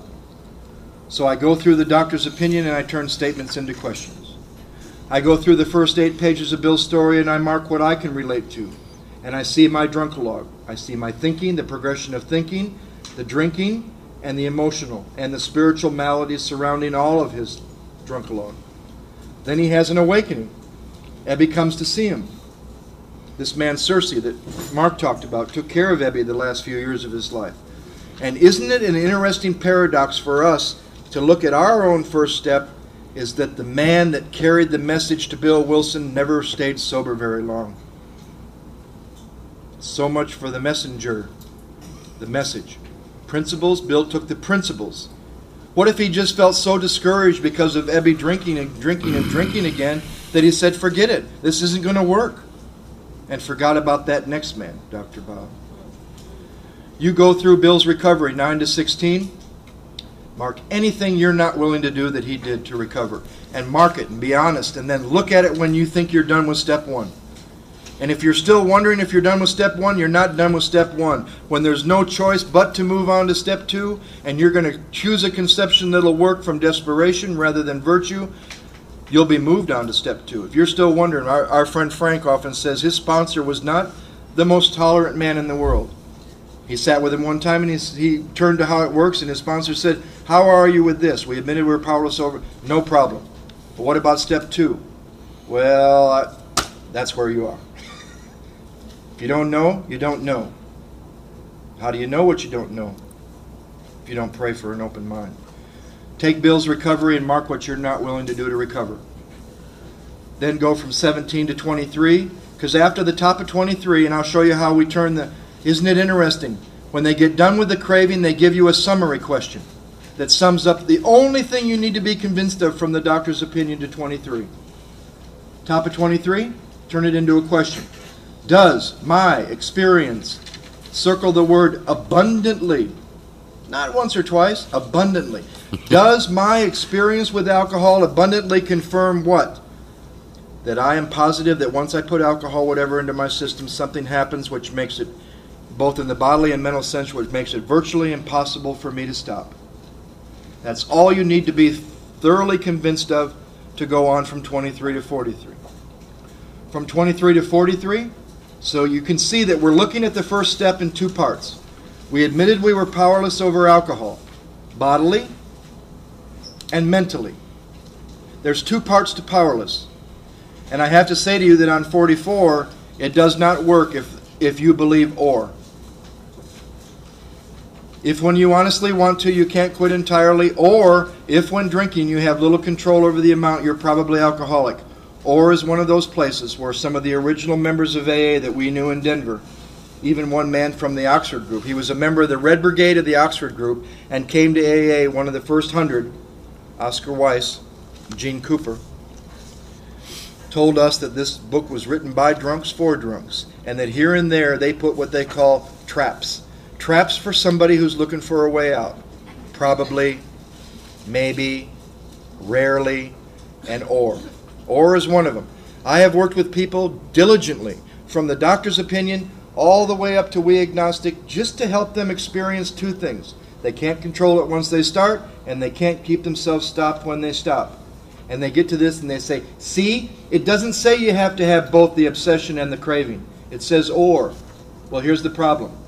If every time you drink alcohol, you get a craving for more alcohol, but you don't get the obsession, make up your mind. Don't ever drink again, and that craving will never happen. Or you experience the mental obsession on a regular basis to drink alcohol, but when you drink alcohol, you don't get the craving. Hey, next time you get the obsession, just drink the way you want. It ain't or. You got to have both to be powerless. The catch there is I've never met an alcoholic who had the craving and didn't have the obsession. But what drives those? That's where we're at. You go from the doctor's opinion to page 43, and you see why you're powerless over alcohol. Why is my life unmanageable? turn to chapter 4, We Agnostics. And I'll give you a way.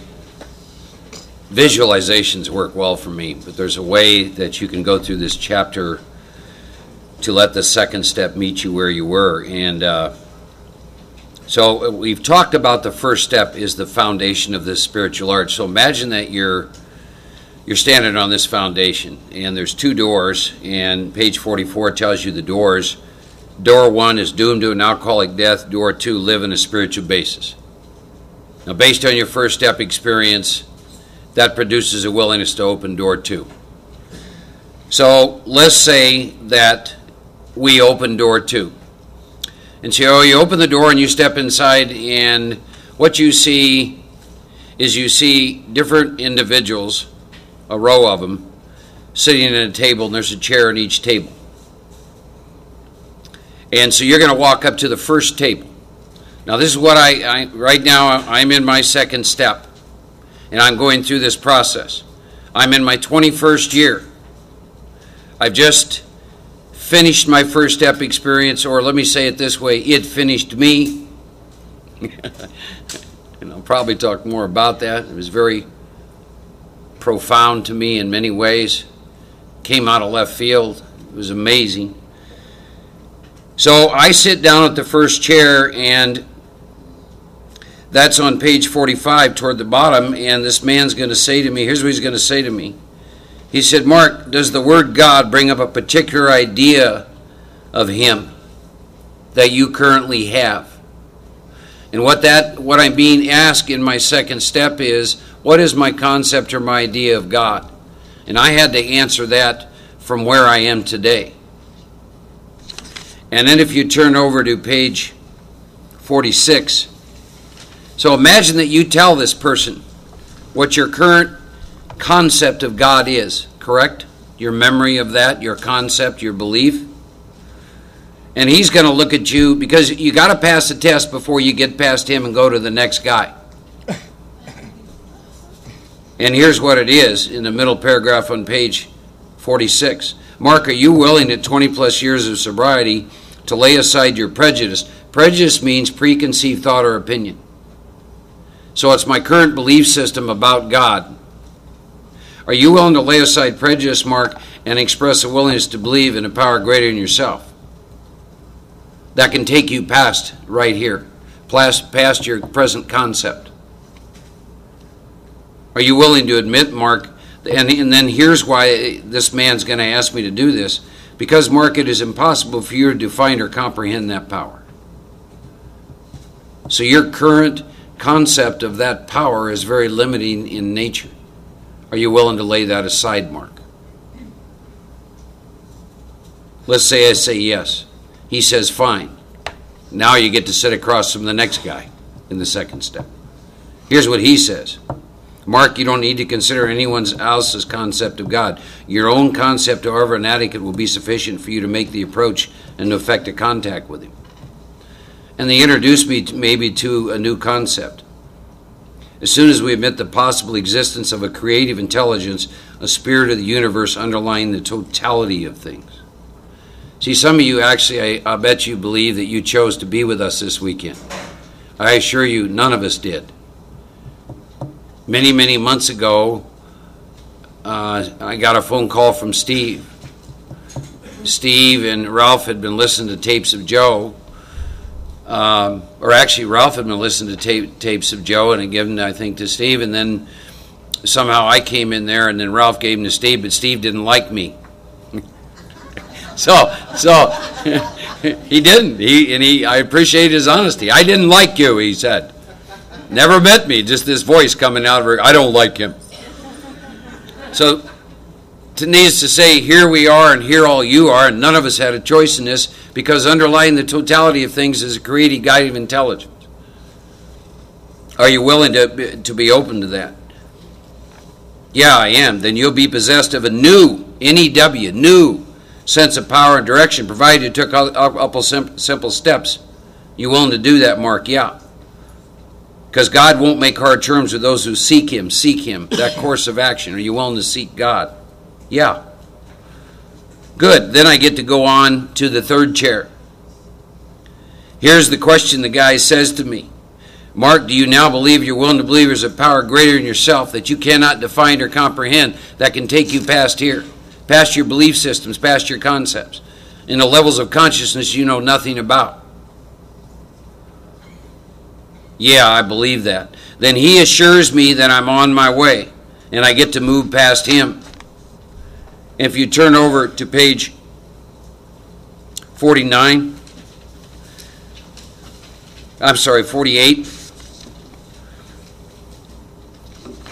top of the page, this guy starts asking me some interesting questions. He said, Mark, in your 21st year without a drink of alcohol, where are you now handicapped by being obstinate, sensitive, and full of unreasoning prejudice? Ooh. Mark, are you so touchy that even casual reference to spiritual things that are not in agreement with you make you bristle with antagonism? Ooh. This sort of thinking has to be abandoned. Are you willing to abandon it? Well, I believe so. And then it goes on. He said, well, let me remind you why you might want to. Faced with alcoholic destruction, he's got a glass of whiskey. You're going to get open-minded. Faced with alcoholic destruction, Mark, you better get as open-minded on spiritual matters as you tried to be in other questions. In this respect, alcohol was the great persuader. Alcohol beats me into a state of reasonableness. Alcohol or untreated alcoholism. Talks about on page 49, underneath the mature world life as we see it, there's an all-powerful guiding creative intelligence. Mark, then it says right there, my perverse streak comes to the surface. You have a perverse streak around that, Mark? Where are you at with that? Do you try and convince yourself and others this is not so? Mark, are you willing to regard yourself as an intelligent agent, spearhead of God's ever-advancing creation? And then the guy says, Mark, one other question. Are you willing I'm going to beg you to lay aside prejudice. And then they talk about even against organized religions. Every man that I've ever worked with, I ask him this question. What prejudice do you currently have against organized religion? And I imagine a bunch of you have them in here. Well, it could be Mormons, or it could be Buddhist, or it could be this, or Christian, it could be. And they go on and explain why. And what they're trying to make me understand is that there's only one God and I'm not it. And who am I to make statements about that? And that what I might observe instead is that while I'm making judgments and separating myself from all these people, I might observe that they're leading a fairly decent life when in fact I don't know anything at all about that. And then I turn to page 50, and here's where this same man sits across from me, and based on my current experience, I've got to look at myself in AA and different groups, and he asked me this question. Mark, do you look at the human defects of these different groups, different dogmas, different philosophies? See, there's a lot of philosophies in AA about how to work the steps. There's a big movement of back to basics. You probably all heard of that. A lot of different ways. Some people write a 3-column inventory. Some people believe in do 1 through 9 one time, live in 10 and 11. There's a lot of different concepts out there. And at one time or another, I've had opinions on every one that didn't agree with the current one I was using. So have you, right? Did you use those shortcomings, Mark, as a basis for wholesale condemnation? Right? Bottom of the page, one of the most powerful paragraphs in the whole book. Promises that when I can come to believe in a power greater than myself, take a certain attitude toward that power. You might want to write page 55 in your book. To do certain simple things, there will be a revolutionary change in my way of living and thinking. That is an incredible second step promise. Revolutionary change in the way I live and think, my thought life.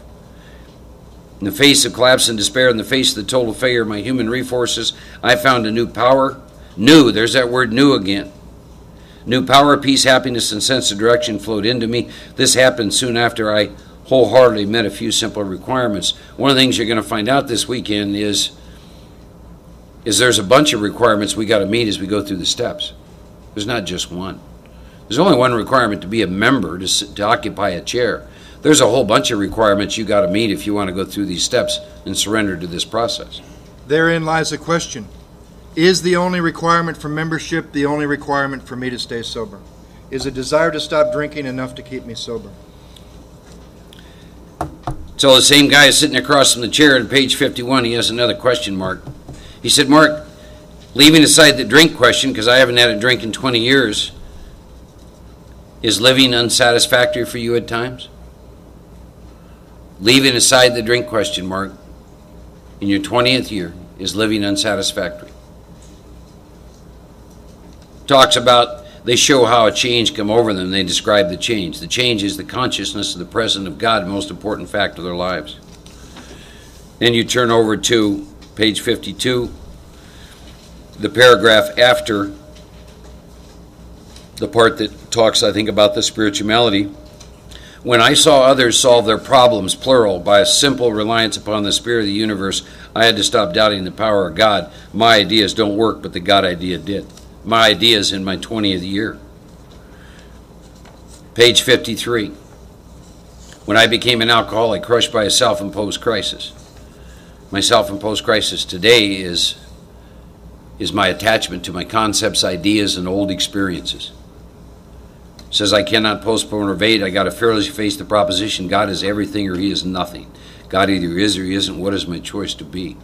This is a question of totality. God is everything or God is nothing. Everything.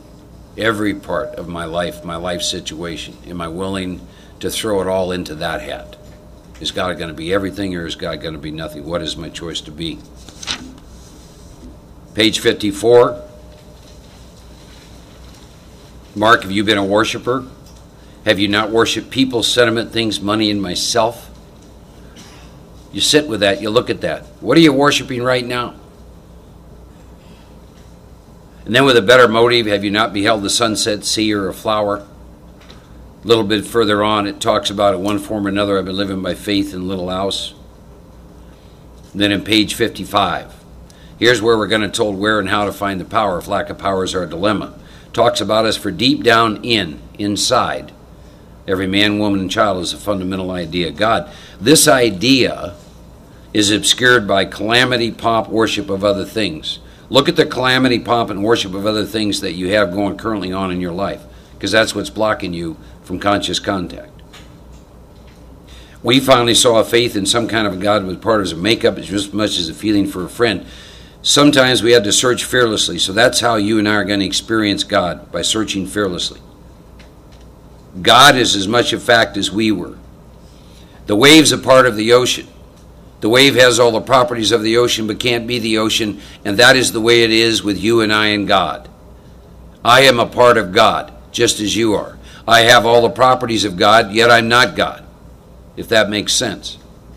All I do, all this work does, is wake me up to that fact, so that I'm no longer feeling separated, so that I'm feeling a part of, I'm waking up to that which already is. Joe and I are no closer to God today than we were in the middle of our last drunk, because there's no such thing as distance, because there's nothing but God. All that's happened is as a result of this work and continue to work with these disciplines is we're awake, aware, mindful, and conscious of that which was always present to us, because we're a part of that which is always present. But I'm blocked. I always laugh when people, I got to go find God. I'm sorry to hear that. Where isn't God? Distance doesn't change. Perception changes. Yeah, that's all I got. We've got to quit at 5 till because he had 5 minutes on the table. When there's 5 minutes left, okay, we got to stop. Let me touch on a couple things. In a few places, they tell us the purpose of this book. Some people don't know the purpose. They think it's a novel you read to relate to. One of the purpose in one of the forwards, the forward to the first edition says, to show other alcoholics precisely how we have recovered is the main purpose of this book.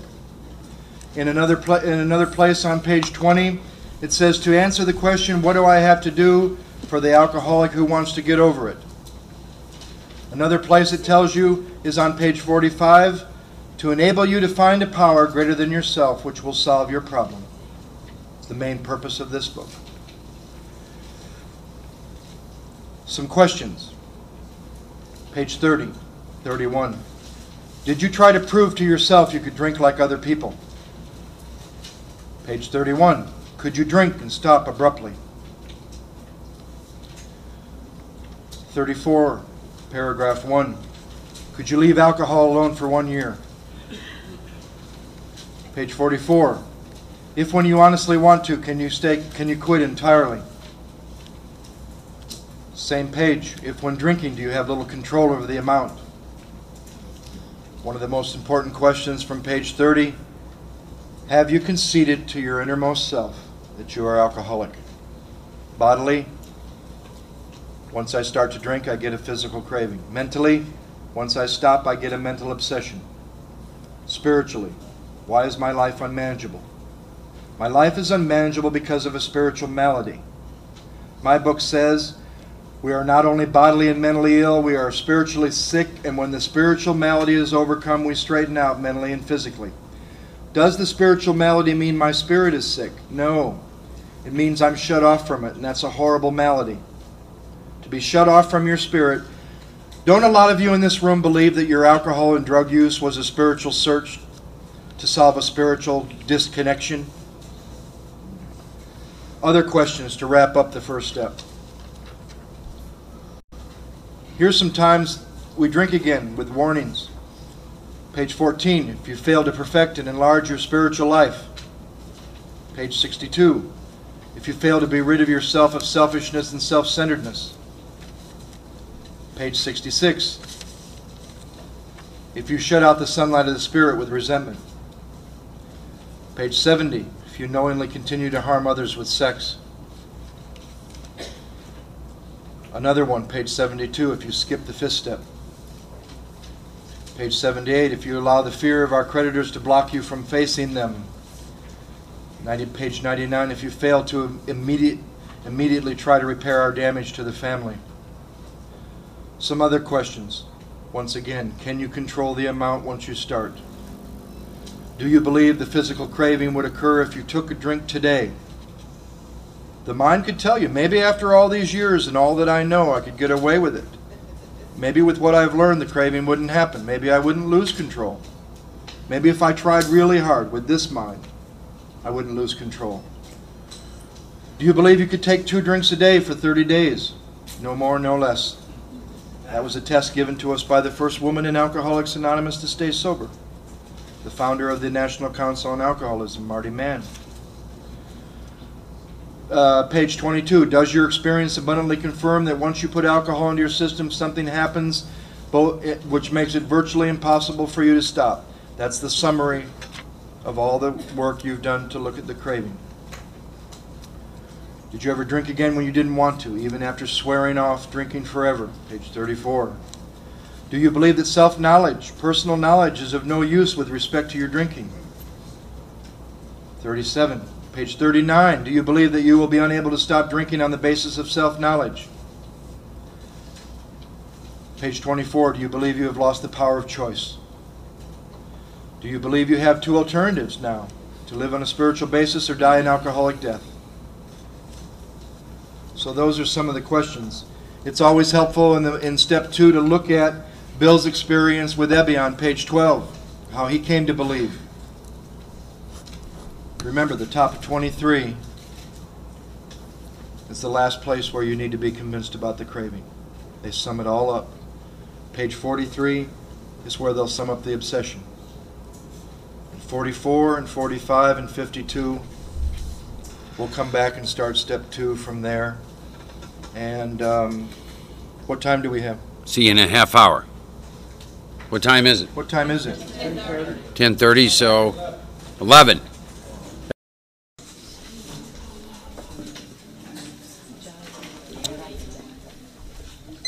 My name's Mark. I'm an alcoholic. A couple more readings from the book by Anthony DeMello on awareness. The first is called Labels. This is helpful when thinking really about inventory. It says the important thing is not to know who I is or what I is. You'll never succeed. There's no words for it. The important thing is to drop the labels. As the Japanese Zen masters say, don't seek the truth, just drop your opinions. Drop your theories. Don't seek the truth. Truth is not something you search for. If you stop being opinionated, you would know. Something similar happens here. If you drop your labels, you would know. What do I mean by labels? Every label you can conceive of except perhaps that of human being. I am a human being, fair enough.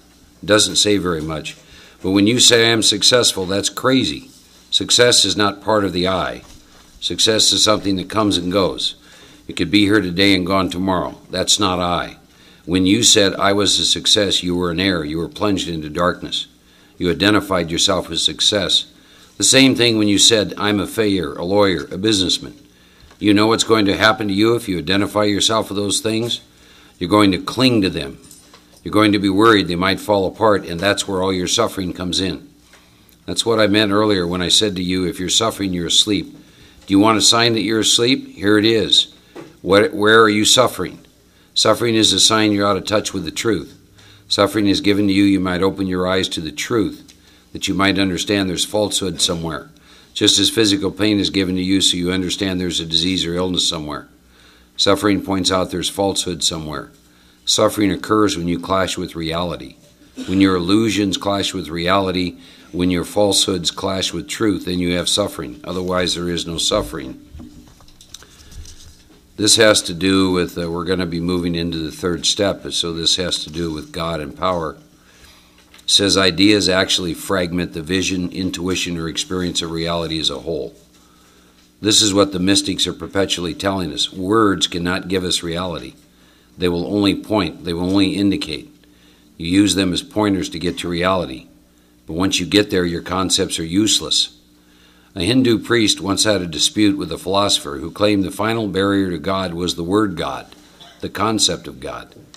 The priest was quite shocked by this, but the philosopher said, "The ass that you mount and that you use to travel to a house is not the means by which you enter the house.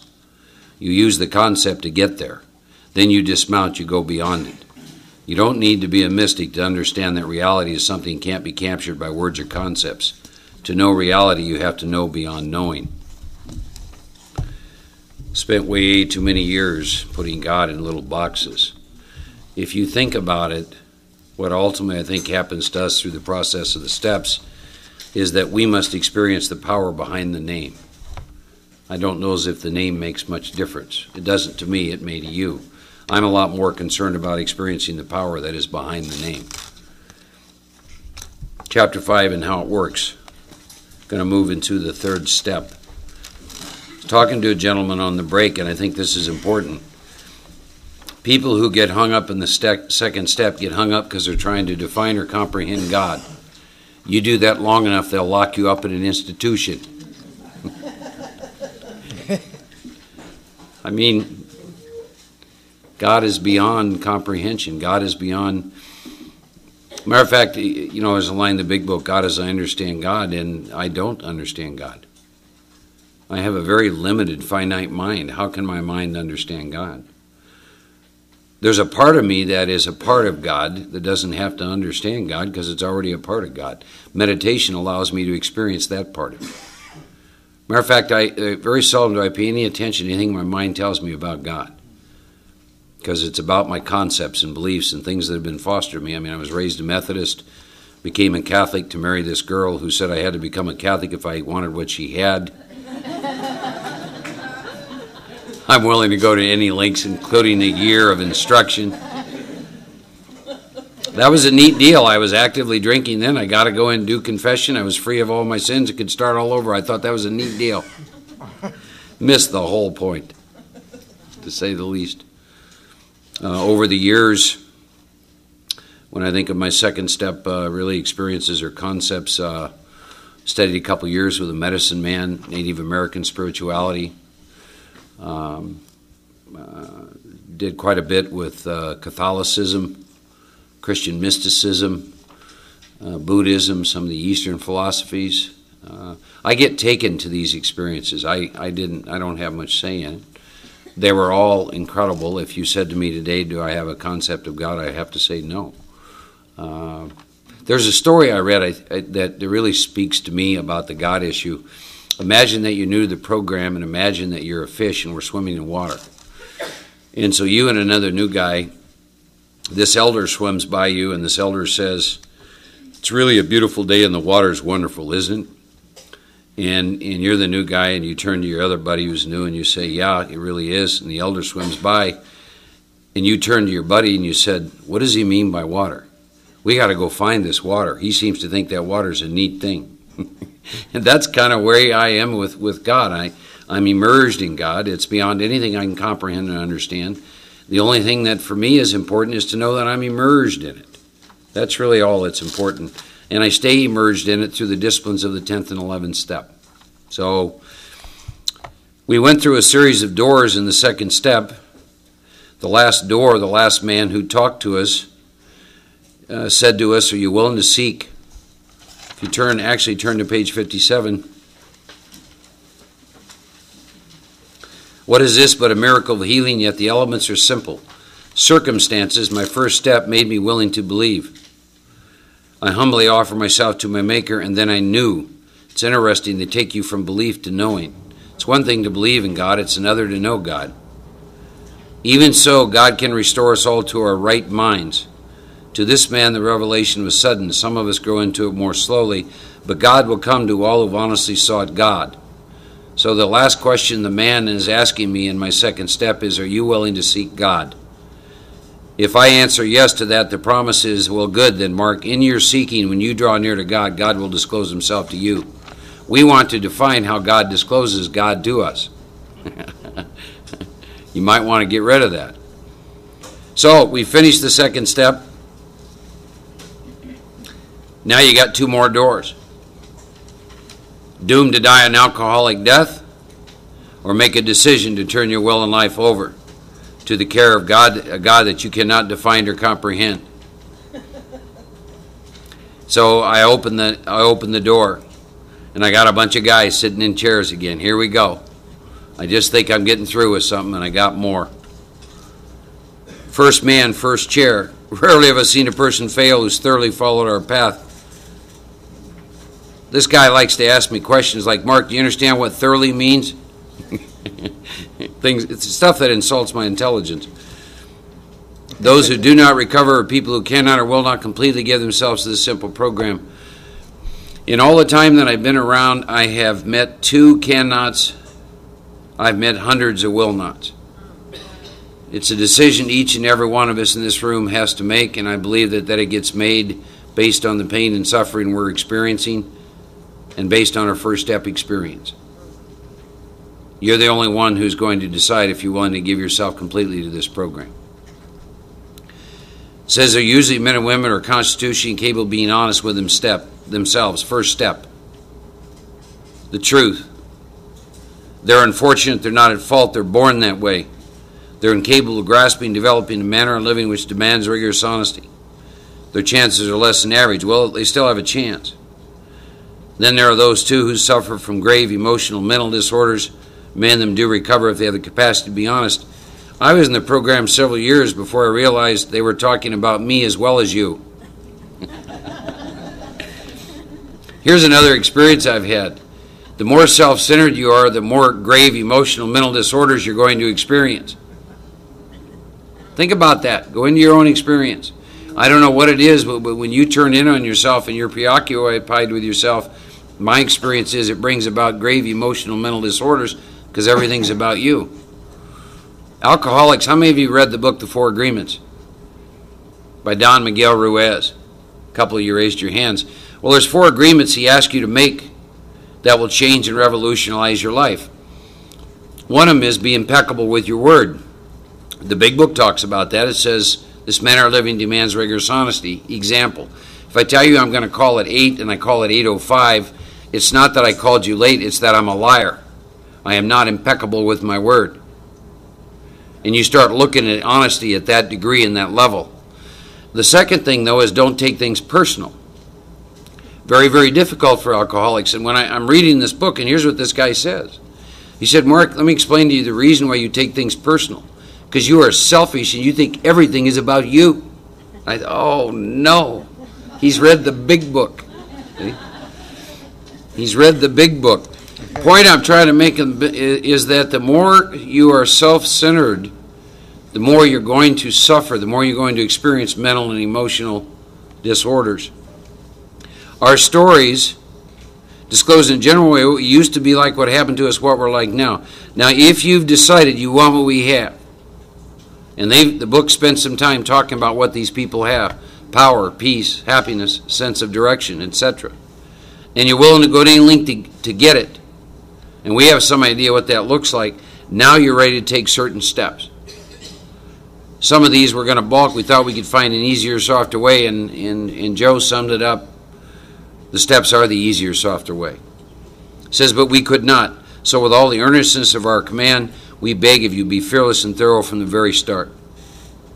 Some of us had tried on to our old ideas, and the results nil till we let go absolutely. So again, let's bring you all current, regardless of length of time in the program. What old ideas do you currently have right now that you're up against? That's now the noose around your neck. Your memory of your old experience of how it was. Your memory of your experience with God. Joe calls them new old ideas. It says the result's going to be nil until we let go of them absolutely. Remember, we deal with alcohol, cunning, baffling, powerful. Without help, alcohol is too much for us. But there is one who has all power, and that one is God. So if God has all power, how much do you have? Strange thing is power starts to come in from powerlessness. The extent to which you think you have power is the extent to which you will not experience power. God cannot fill a full cup. God fills an empty cup. See, that's a paradox, isn't it? The powerlessness of the first step opens me up to receiving power. Here's a strong warning. Have measures availed us nothing. Boy, we know about that, right? 9 1/4 amends, 9 1/2 amends, 9 3/4 amends. Right? Little bit of work with meditation. Shouldn't half avail us half? Yeah, shouldn't half avail us half, he says. We stand at the turning point. Here's the turning point. I'm either going to turn and go through the rest of the steps, or I'm going to go back to my first step. So here's a prayer. God, we ask your protection, care with complete abandon. Why? Because you're going to make a decision in the third step, and to quote Big Frank, you're going into hell in the fourth step. And you're going to look at yourself. We need protection and care to this place we're going to get taken to. We're going to write these inventories and do a very, very thorough self-examination, and the ego balks upon investigation. And then we're going to have to read that with somebody, a tremendous leveling of pride. Then we're going to have to take all of those defects that we identified to this power. 7-step, given to the power. 8-step, make a list of all the people we've harmed as a result of living our life on self-will. And in the 9th, take the course of action to make those amends. That's why we need protection and care. And it uses the word complete abandon. Abandon means give up completely. You're jumping off a cliff. You don't have any idea what's below it. Why would we do that? Die an alcoholic death? Jump off the cliff. Okay, what have I got to lose? I've experienced the alcoholic death. I drank for 20 years. I know what the alcoholic death is. I've experienced that. So every time I'm left with door 1, door 2, doomed to die an alcoholic death or live on a spiritual basis. Keep it that simple. It becomes very easy to make your decision. And then here are the steps we took. I think the key words are we took them. We took the steps. We don't study the steps. Here are the steps we took, and then they go through the 12 steps. Turn over to page 60. Our description of the alcoholic, the chapter of the agnostic, and our personal ventures before drinking and after sober, right now today, make clear 3 pertinent ideas. A, I am an alcoholic and cannot manage my own life. Is that my truth? Is that my experience? B, probably no human power could have relieved my alcoholism. Do I believe that? What is my experience? Make your list of the forms of human power that you have attempted to work with. Now, by the way, they're talking about alcoholism, not alcohol. No human power. Make a list of what are the forms of human power. Children, wives, husbands, jobs, career, physical health, treatment centers, priests, nuns, you name it. Make your list of the forms of human power that you've attempted to work with to resolve your alcohol problems. Have they worked? Do they work? What is your experience? C, God could and would if he were sought. God can and will if I seek God. How do we seek God in AA? Through the steps, through the work in the steps. So being convinced, am I convinced? Now I'm at step 3. Now the book's going to get very specific in terms of steps. You probably are all aware, but this is the first time the book told us you're at a particular step. Joe and I have outlined with you how we look at the first step, how we have a first step experience. We agnostics up through the ABCs is the second step, and now we're at step 3, which is we're going to decide to turn our will and our life over to God as we understood God. Well, what do we mean by that, and what do we do? 2 very, very important questions which will be answered. There's some great humor in this step. Here's the humor. You and I are going to make a decision to turn our will and life over to that which created our will and life. You get that? You see, think about that. We're making a decision to turn our will and life over to that which created our will and life. Our arrogance is beyond belief. See? I offer myself to thee. What a wonderful thing. It's like turning to your parents and saying, okay, it's now okay that you be my parents. Right? They gave birth to you, they gave you the name, they raised you. It's now okay that you be my parents. See? How many times have you heard it, though? An alcoholic say, I'm going to let God into my life. Why don't you go ahead, and then I'll come back and pick up. So,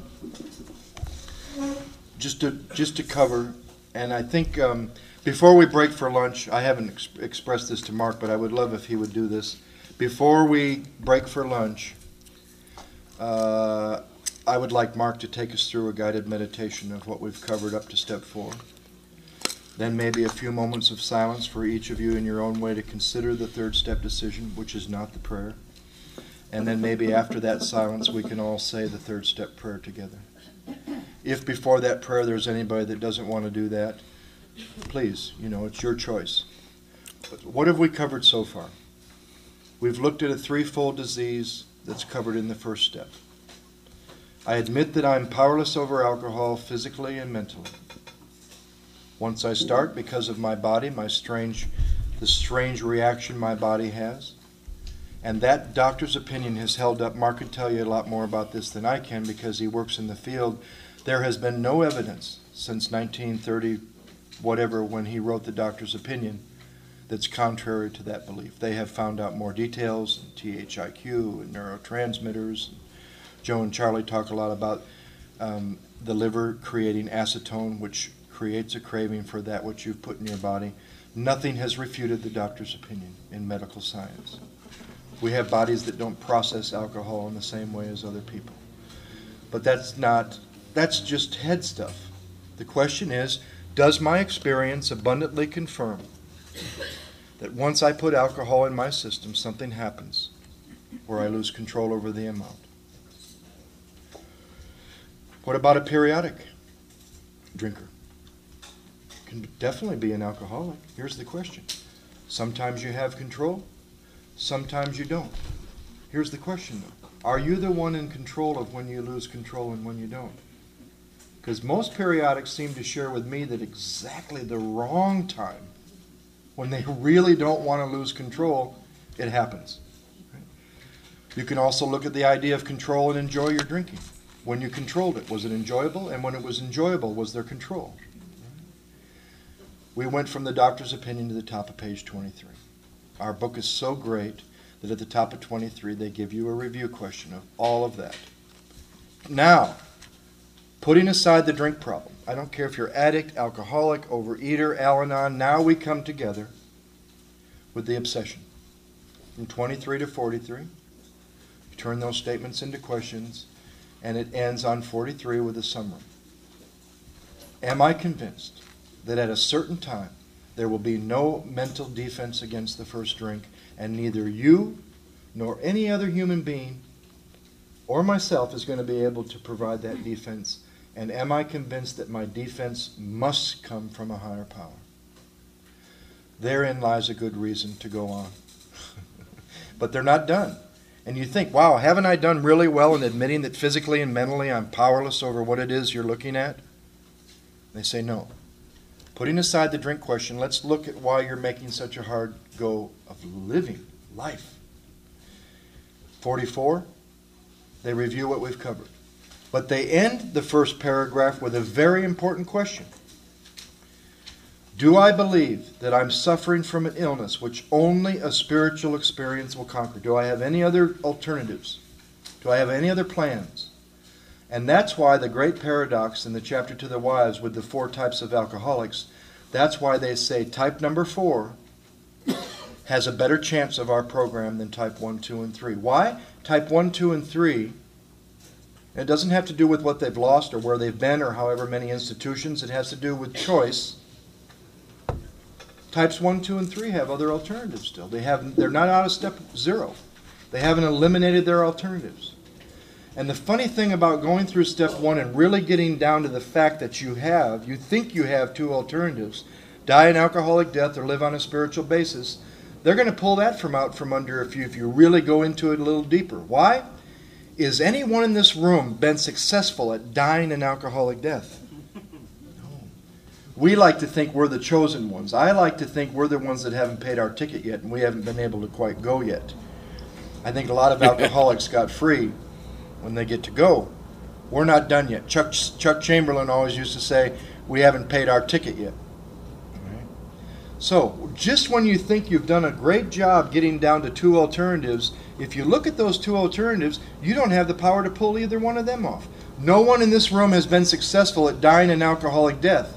So I'm a failure at dying, and I'm a failure at living. Because I really think it's an alternative to live on a spiritual basis. Do you have the power to live on a spiritual basis? Is that really an alternative, that there's a choice involved? If anyone in this room could live life the way they would like to on a spiritual basis, wouldn't you have been a little more evolved than you are by now? Wouldn't you have reached enlightenment within 6 months and we'd be coming to your temple or your ashram to visit you, right? So just when I think I'm down to 2 alternatives, I realize they aren't. I'd like to throw this in there since we've looked at step 2. We've looked at the first step. The first step we've looked in 3 parts. Body, mind, powerlessness. Spirit, unmanageability. Now we're going to look at the second step as we have in 2 parts. Part 1. Do I now believe, or am I even willing to believe that there is a power greater than myself? A lot of new people confuse that with you take the second step and the next day you have faith. It doesn't say, do you now believe, or are you even willing to believe in a power greater than yourself? It doesn't even say that at the beginning of step 2. It says, do you now believe, or are you even willing to believe that there is a power greater than yourself? I was told early on that I could come to believe in God the same way I came to believe in booze. How did I come to believe in booze? Did anyone in this room ever get drunk sitting across the street from a liquor store, studying a book about that liquor store or thinking about the liquor store? No. So what did you have to do to come to believe in alcohol? You got to ask yourself, did alcohol become a power greater than myself? Did it take me where it wanted to take me? Did it direct my life? Did it come before all else? Did anything or anyone that got in the way eliminate it? You think you're having trouble coming to believe in a power greater than yourself? You've probably had one that came before everything that you had full faith in till it quit working. So how did I come to believe in booze? I'm sitting across from the liquor store. I got to make a decision, take some action, get some results, experience the promises that alcohol provided, every promise in this big book except the ones on the other side of step 9. The only promises in this big book that never happened as the result of alcohol working were the 10th and 11th step promises. A lot of people in this program will tell you there's only 12 promises. They'll read them at the end of the meeting. And you're sitting there new, and they read the promises halfway through the 9th step, and you say to yourself, well, I'm never going to get those promises because I'm not going to get halfway through my amends. That's right. The you that comes to step 1 cannot get yourself halfway through those amends. But you can be changed and experience power to experience those promises. But there's promises at every step. There's promises in the 1st and 2nd step of what will happen if you don't go on. Great promises even before the 3rd step prayer, just based on your decision and steps 1, 2, and your 3rd step decision. There's great promises before the 3rd step prayer. There's wonderful promises after a 5th step. Imagine some of us have experienced in this room, to be able to go home having withheld nothing and sit alone in perfect peace and ease. Let alone sitting alone. The committee has stopped. These personalities have begun to die. I sit alone at perfect peace and ease. The feeling that the drink problem has been removed. There's a lot of promises before the 9-step promises, and a lot that no one ever gets to experience on the other side of the 9-step promises. So, now we're going to look at the second step in 2 parts. Do I now believe, or am I even willing to believe, that there is a power greater than myself? I'll give you an exercise that's very helpful with that chapter. My thought, and I've heard a lot of sponsors say this, that somewhere after that part of the second step, this consideration, they call it but one short question. Do you now believe, or are you even willing to believe that there is a power greater than yourself? You should go home and do some kind of exercise to increase your belief, to add to your faith, to see how much you really believe. But I believe if you're given the right question, you can go through this chapter and you'll have a whole new experience with it. When you go through the chapter and you look and mark any word or any statement that would help you face your agnosticism, where you have doubt, to locate yourself. You start off in step 2, you think you're a big-time believer. Somebody says, how much do you believe? You say, this much. And then the book says, well, isn't about this much of it faith in people, things, sentiment, money, yourself, your mind, the alpha, the omega? And even with good motives, we can worship a sunset, the sea, or a flower can be a distraction from the experiencing God deep down within ourselves. And you see, well, maybe it's this much. And then they give you some other things. Maybe it's this much. Honest doubt, prejudice, organized religion, people, the forest from the trees. And you see that, well, I got about this much faith, and they say, good, you've located yourself by facing your agnosticism.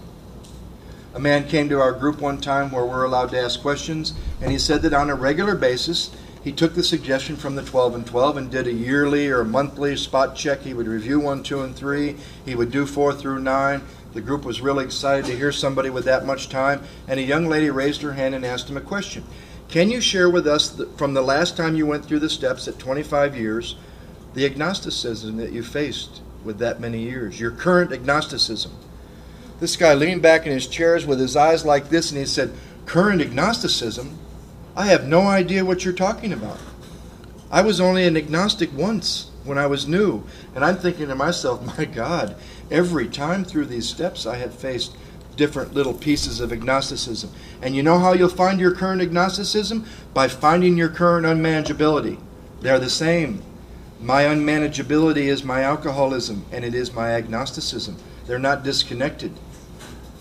Your agnosticism will lie in the truth about your current unmanageability, because your current unmanageability is where you have doubt about God coming into that area of your life, and you think you're the one that's going to have to do it, and you're struggling. The truth about the current unmanageability will be a reflection of the current agnosticism. Use the chapter to face your current agnosticism. Find words. They'll stick out to you. Then, how do you move from there to choosing God as everything? The book calls it stepping from bridge to shore. How do you make this second step choice when you've seen this agnosticism?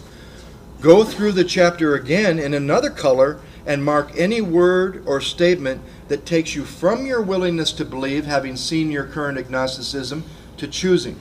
There are statements more positive, like, as soon as someone can say they're willing, they're well on their way. Upon this simple cornerstone. There's statements that help take you, and I've had people that marked statements that helped them see their agnosticism.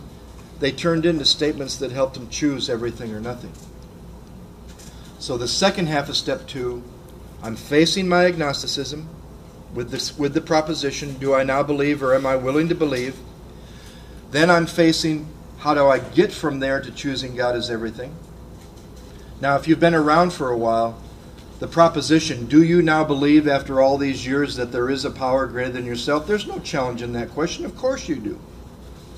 But do you believe that He will take you past where you are with all you've seen in step 1? Now makes the question relevant whether you're doing the work the first time or the 20th time. So you add a little to that question. Do I now believe? Or am I even willing to believe that this power that I say I have faith in, that I've had experience with, can take me past all that I've seen in step 1. Relationship, health, weight, smoking, whatever I've seen in the unmanageability. Do I believe God can take me past here? And it's kind of like considering C of the ABCs. Probably not too many people in this room have any reservations that God can, but I bet a lot of us have reservations that He will. Will He for me as I am now? And then you come to this great choice. I'd like to throw a little something in the pot. I would like to say that if you get to the second step choice and you think there's a choice, it's based on a first step reservation. If you think there's any choice in the matter at step 2 when you get to this major proposition that God is everything or nothing, if you think there's a choice involved, I believe there's still a first step reservation. And I believe if you've been around for a while, this is the time you need to look at, is fear going to be your motivator to move through the work? Or can you really fearlessly face the proposition that God is everything or nothing? If you're sitting in this room and you're still afraid of drinking again, and we'll get to this when we get to the fear inventory, if you're afraid of drinking again, I believe that fear of drinking again is rooted in an idea that you can do something on your own without God about drinking again, because fear is about self-reliance. So is it possible to fearlessly face the proposition, just like it says, we had to fearlessly face the proposition that God is everything or nothing? And if you think there's a choice, I bet there's still some first step reservations. Soon, and especially after the fifth step, and if you turn to the page that has returning home after a fifth step, they ask some questions in there where, if you have not been thorough, would be very confusing. Are the stones properly in place? What? What stones? Have you skimped on the cement? Cement? On the foundation? Foundation? For we're building an arch through which will walk a free man at last. So now it's time to talk about that structure, that arch. The foundation is really simple. The foundation is your first step. I can't tell you the number of people that I meet on a regular basis that say, my first step means to me that I can't drink. I can't drink. How far away from the first step could you possibly be? My first step is that I will drink. What do you mean you can't drink? I will drink without this power in my life. But the great fact is the power's already there, or you'd be drunk. You're already in the grace of God. So the foundation is your first step. This first question at step 2, do you now believe, or are you even willing to believe, they call the cornerstone. I don't know if there's any builders or guys that lay brick or anything in the room, but I believe the cornerstone on a foundation is usually the stone they put the date on, right on a building, like on a school or something, and it's the first stone put in place. My willingness to believe that there is a power greater than myself. Then there's some more stones, and they're going to call the keystone, which is the top of the arch, your third step decision. This is the keystone. Then there's some more work, and there's a foundation stone in step 12, helping others. And this is the spiritual arch. The cement is made of 2 parts, sharing in a common problem and sharing in a common solution. Imagine if all you needed was to be in a room full of people with the same problem. The county jail would have worked for a lot of us a long time ago. We need to be in rooms with people. I love when they say the newcomer is the most important person in the room, because finally I found a place where you recognized my true importance when I was new. But you know what? If the newcomer is the lifeblood, that lifeblood needs a heart to flow through. Wow. And the heart of Alcoholics Anonymous are you people that have been around and still care. Equal parts of sharing in a common problem. Do you and I really have the same problem? That's the basis of Alcoholics Anonymous. One alcoholic sitting across the table from another alcoholic, and that magic happens when you share in a common problem. But when I met my sponsor that I heard in my very first meeting, and I went to his house, I knew that he felt like me, he drank like me, he didn't know what was wrong with him when he got here. You know that awful question that some of you are still living with? What's wrong with me? I knew that he had found out the answer to that, which I really wanted, but I also knew that he had been changed. So he had a common problem with me, and he had a common solution that I wanted. That's what I wanted. I wanted to be changed. I wanted to find out the answer to that question, that after 10 treatment centers, 2 degrees, having been a therapist in a treatment center, I still did not have an answer to that question. What's wrong with me? And it comes up. You can be 15 years sober and wonder, what's wrong with me? I said I was going to do this, and this happened. I didn't want to break her heart, and I harmed her. Blah, blah, blah, blah, blah. What's wrong with me?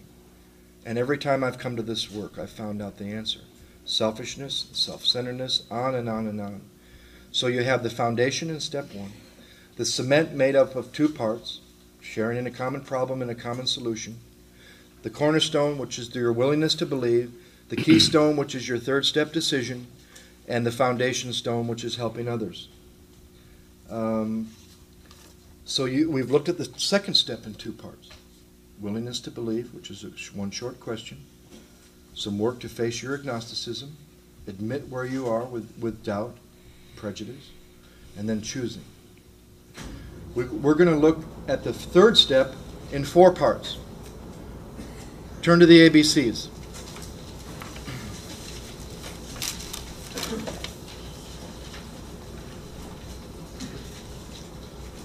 I believe the first part to step 3 is, am I convinced of the ABCs? Mark read it. Before the ABCs, our description of the alcoholic is everything from the doctor's opinion to we agnostic, the chapter to the agnostic, and our personal adventures before the first drink and after the first drink, drunk or sober. My personal experience makes clear 3 pertinent ideas: that drunk or sober, I'm alcoholic and can't manage my own life. That probably no human power could have relieved my alcoholism. See, they're giving me an out there. If you're looking for an out, there it is. Probably. So if the book says probably, then maybe there's still a human power that can save me. They give you plenty of trap questions, words, to keep exploring your step 0. Maybe there's another alternative for me. Maybe I don't suffer from an illness which only a spiritual experience will conquer. Maybe there still is a human power that can relieve my alcoholism. Or maybe there isn't. Look at the question, both sides, like a coin. And do I believe that God not only can, no problem there. Even when I was new, I really didn't have much doubt that God could, at least for you, but will He? I mean, I saw it in your eyes in my first meeting. I knew that He could, but will He? For me. Because you see, I'm really unique. And I'm really bad. And I'm so much different than any of you. He probably won't work. What arrogance. You know, arrogance can lie in the middle of what you think is low self-esteem, because it really ain't low self-esteem. It's low self-esteem based on high self-esteem that you'll never live up to. We'll get to that in inventory. So, part number 1 of the third step. Am I convinced of the ABCs? Number 1. Number 2, the first requirement. What is that? Am I convinced that my life run on self-will works or doesn't? And if you're not convinced, they give you a page and a half that even when I'm in a fit spiritual condition, I really don't like reading most of the time, unless I'm reading it to someone else. And like the rest of how it works, it's not really me. I'm not really constitutionally incapable of being honest with myself until I see the obsession. I don't really suffer from grave emotional and mental disorders until I see that I do. My mental disorder is that I have a mind that will take me back to something that's going to kill me, and it'll do that in its right state, not with any intoxication and not with any alcohol in my body. I suffer from grave emotional and mental disorders. The first part of how it works describes me, not just you poor people that have to do this work, right?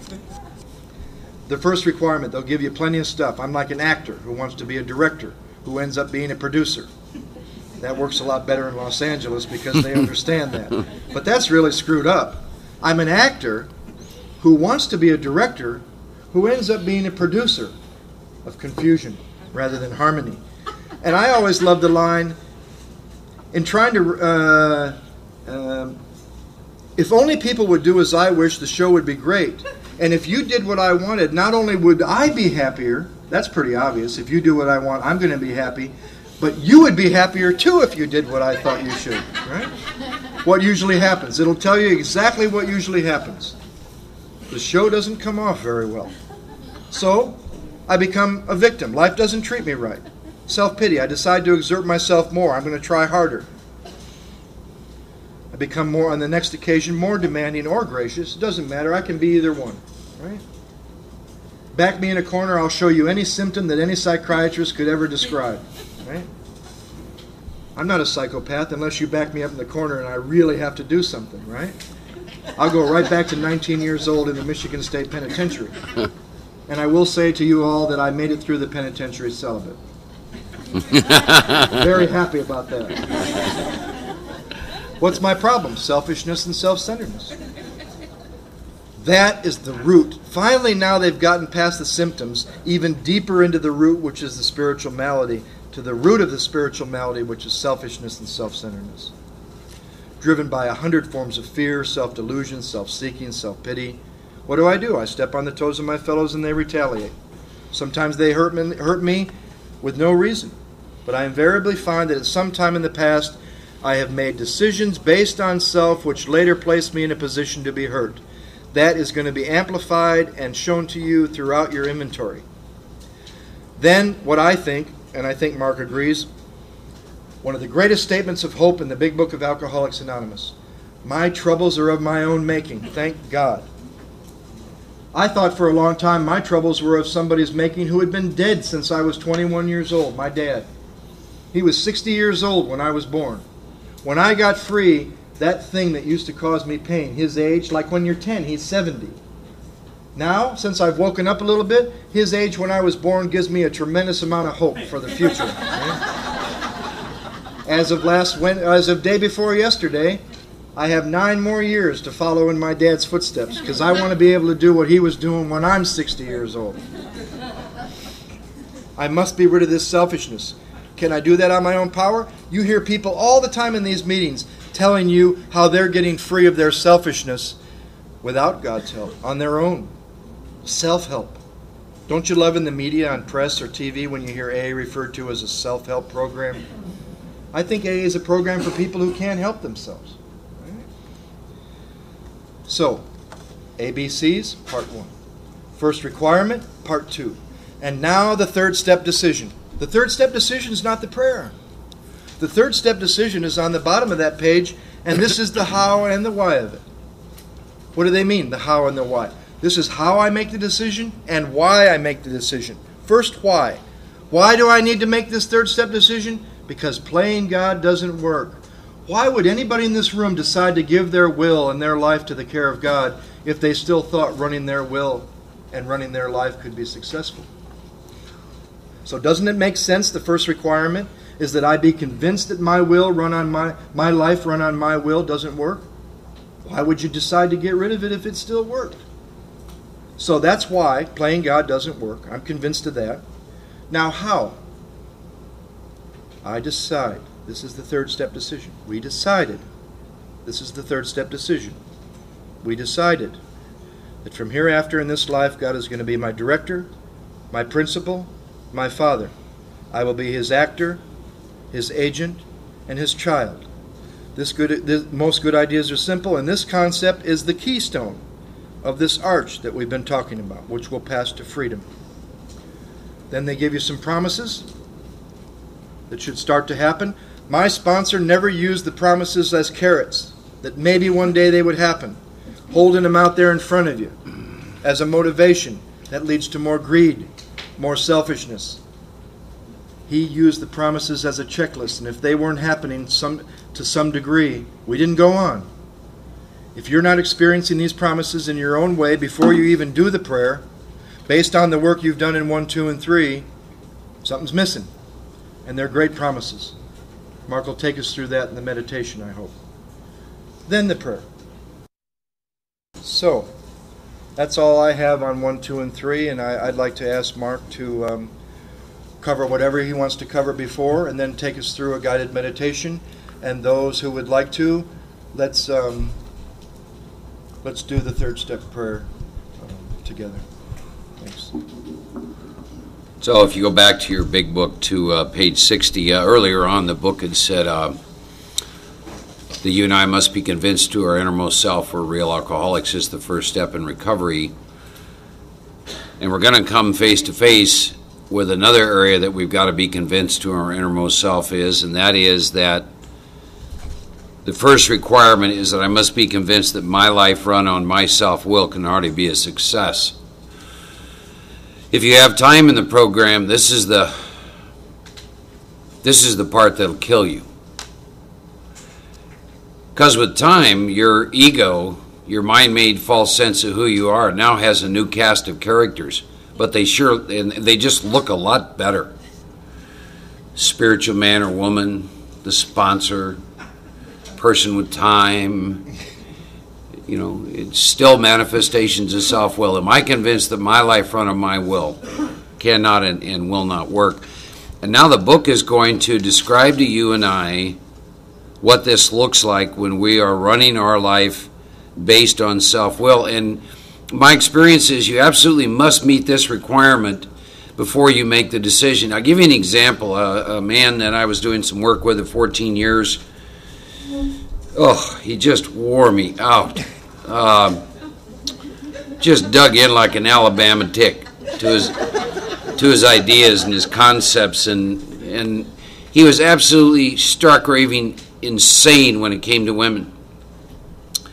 And we got up to this place, and I just won't even go into this. And I was working with him in this idea: are you convinced your life running your will can or will not work? And the last dialogue I had, because he hung up on me and I haven't heard from him in 4 months, was I said, "I'll tell you what. Why don't you just run this thing you're doing with women until it either kills you or you drink."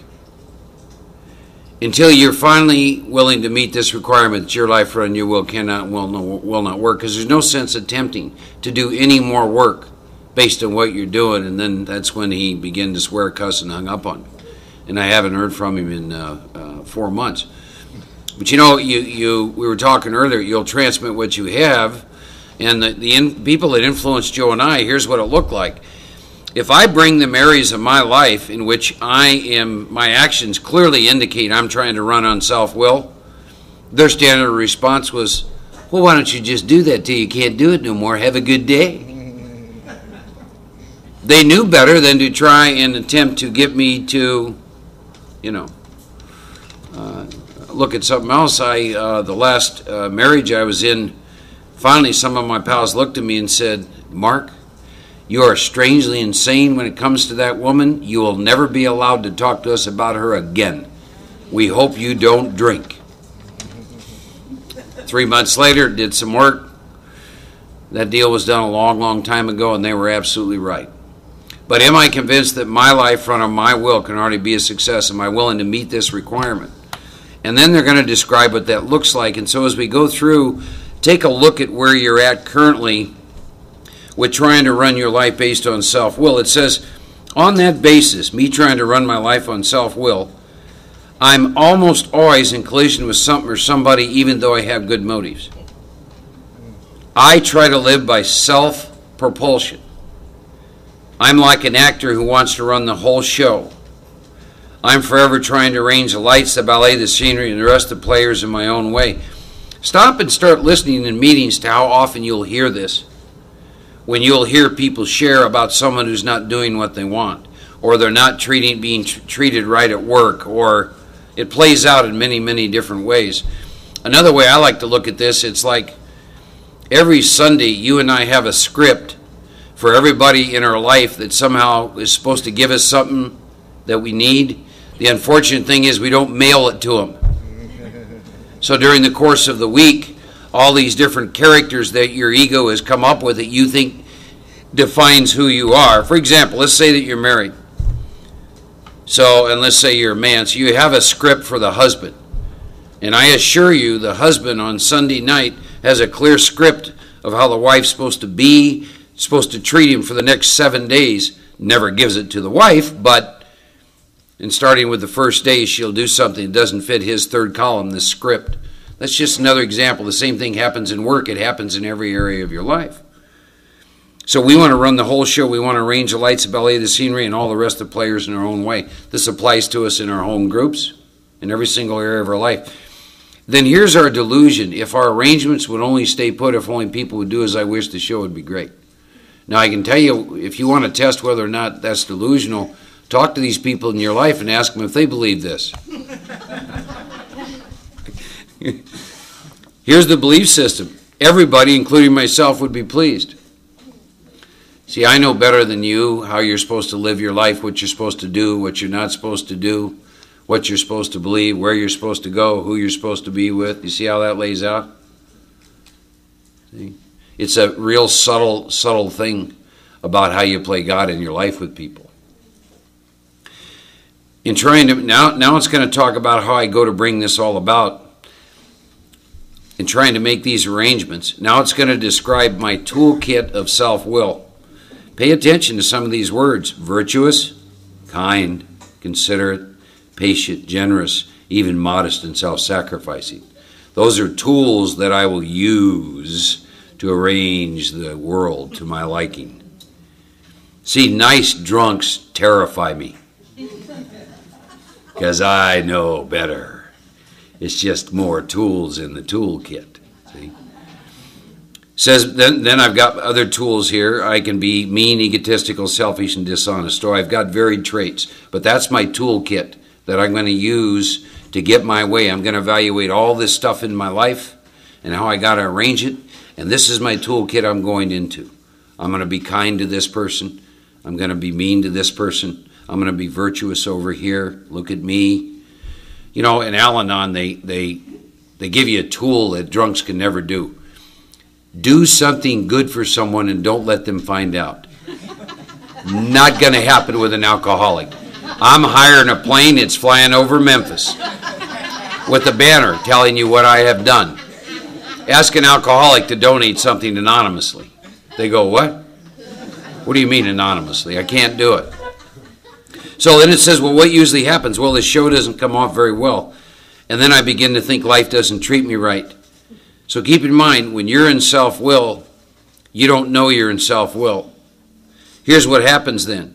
You decide to exert yourself even more. So you'll become on the next, we evaluate the scene, comes into our keen mind, and then we're going to look at it and decide what to do, and I'm either going to get demanding or gracious depending on how I evaluate what I need to do to get my way. Still, the play does not suit me. So admitting I may be somewhat at fault, I am sure that other people are more to blame. And now you come to my meeting, and what you do is you become angry and indignant and full of self-pity. And by the way, when you're in self-will, this is going to be your natural emotional progression when you don't get your way. It will start with anger, it will move to indignance, and then we'll move to self-pity, and then you'll start sharing in meetings. Because the victim shows up. What is our basic trouble? And here they're going to start asking some very powerful questions. Am I not really a self-seeker even when trying to be kind? Think about that. Think about that. I told people this, the only time I do something without a selfish motive is by mistake. You're the same way. Here's what I know. I'm very selfish, and so are you, and I know that right from the get-go. The only time I have ever done anything in all the years I've been sober without a selfish motive is by mistake. I go to some meeting, some guy comes up afterwards, we just talk for a while. Maybe I'm able to help him in some way, right? By mistake. Wasn't planned. Trust me, if I'm gonna work with somebody in my house and go through the steps, it's for a selfish motive. Is it not? See? You have to sit and look at that. It goes on to say, am I not a victim of the delusion? If you've never looked up the word delusion, please do so. It means a belief system held in spite of evidence to the contrary. I'm a victim of the delusion that I'll be satisfied and happy in this world if I only manage well. That's almost killed me. That's just almost killed me. And that goes on to say, is not evident to all the rest of these people around me. These are the things I want, and do not my actions make these people wish to retaliate? And then the book's going to start to shift and turn the light on me. I am self-centered, egocentric as people like to call it nowadays. And now, you know, I don't know if we'll do theater of the lie, but they kind of lay out this, this theater of the lie concept. You got a retired businessman, he's down in Florida, and all he's doing is bitching about the sad state of the nation. You have a minister, and all he's doing is sighing over the sins of the 20th century. I told a minister one time he'd be in trouble if there weren't any sins. He wouldn't have a job. He'd have to work for a living. Do you understand? Politicians and reformers will sure all be utopia if the rest of the world behave. Outlaw, safe cracker thinks society has wronged him. Alcoholic, lost on, locked up. But whatever my protestations, am I not concerned with myself, my resentments, or my self-pity? Now keep in mind, they're describing you and I when we're living a life based on self-will in any area of our life. I prayed that he have everything that I want. Come on. Yeah. All I wanted for him was to be sober. Even when your motives are good. Or another one, there's a story in the book that I've heard over the years in meetings. The guy talked about, he prayed for someone for 2 weeks. Right? The story's in the book, right? We've all heard that. One day, and that never ever sat with me, and I didn't know why. And one day I realized, that guy doesn't have the problem. I'm the one with the resentment that's going to die the alcoholic death. I need my prayers, not him. That person isn't even thinking about me. Hasn't thought about me in a long time. Now I knew why it didn't fit. What am I doing praying for him? He or she's probably just fine. I better get to work. I better write a 4-column inventory and find out my part. Read it to somebody. Look at my defects and go make amends if I owe the amends. Right? So selfishness and self-centeredness, that we think is the root of all of our troubles. Now, I want you to think about this in relationship to inventory and self-will. Earlier I made a comment. Is it possible that you're sober, quote, making choices, but maybe you're not making choices? And you have the word driven. Look up the word driven. When I'm into self-will, my experience is I'm going through life being driven. Choice and driven do not fit in the same circle. When I'm being driven, my choices arise out of the fact that I'm being driven. Driven by what? 100 forms. Think of it this way. I'm going to do inventory backwards. Here's my 4th column. I'm driven by 100 forms of fear, self-delusion, self-seeking, and self-pity. My 4th column. That forces me into some course of action. I step on the toes of my fellows. 1st column. They retaliate. 2nd column. Sometimes they hurt me. 3rd column. Seemingly without provocation. I didn't do anything. But I can always find at some time in the past I made decisions based on self, and I've gone full circle, which later placed me in a position to be hurt. So my troubles, I think, are all of my own making. Look up the word driven. When you're in self-will, you're going through life being driven. Here's the way I like to think of it. Visuals work for me. The limo pulls up in front of your house. You go out and get in.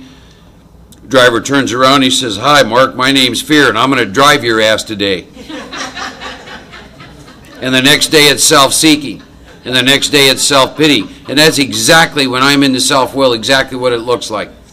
I have no say in it, none whatsoever. I'm being driven. I just get in the limo, and depending on what's going on or what it looks like and how much self-will is going on, I'm going to be driven. So my troubles are my own making. My troubles arise out of me, and I am an extreme example of self-will run riot, though I do not think so. Now, if you've been sober for a while and you want to know if this is going on,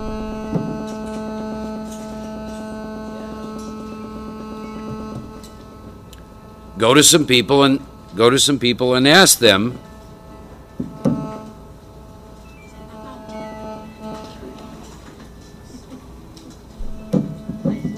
I don't know. Oh, can you hear? There we go.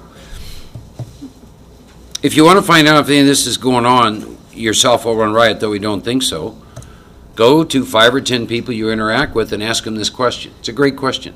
How am I showing up to you? If the majority tell you you're showing up as self-will, you are showing up as self-will.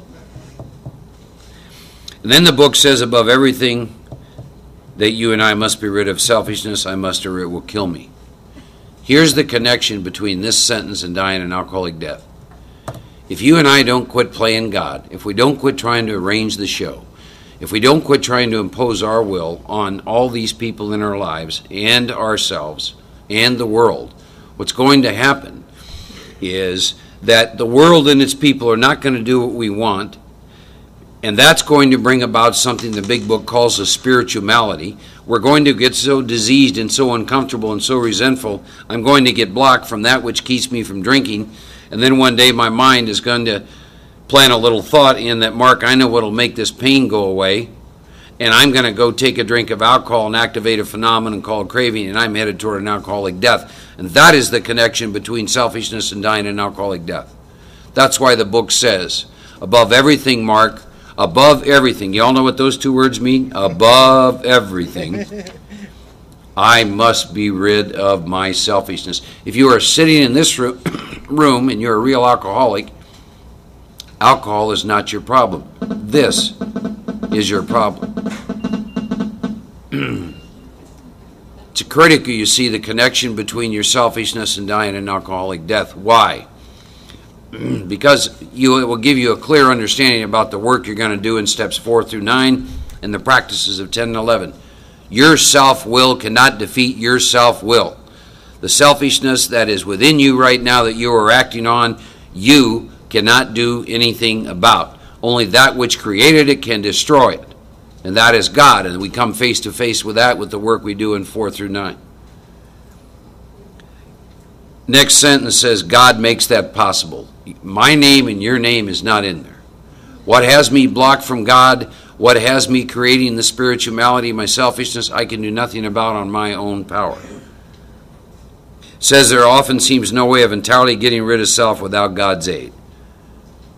I had moral and philosophical convictions, Gloria, but I can't live up to them no matter how much I try on my own power.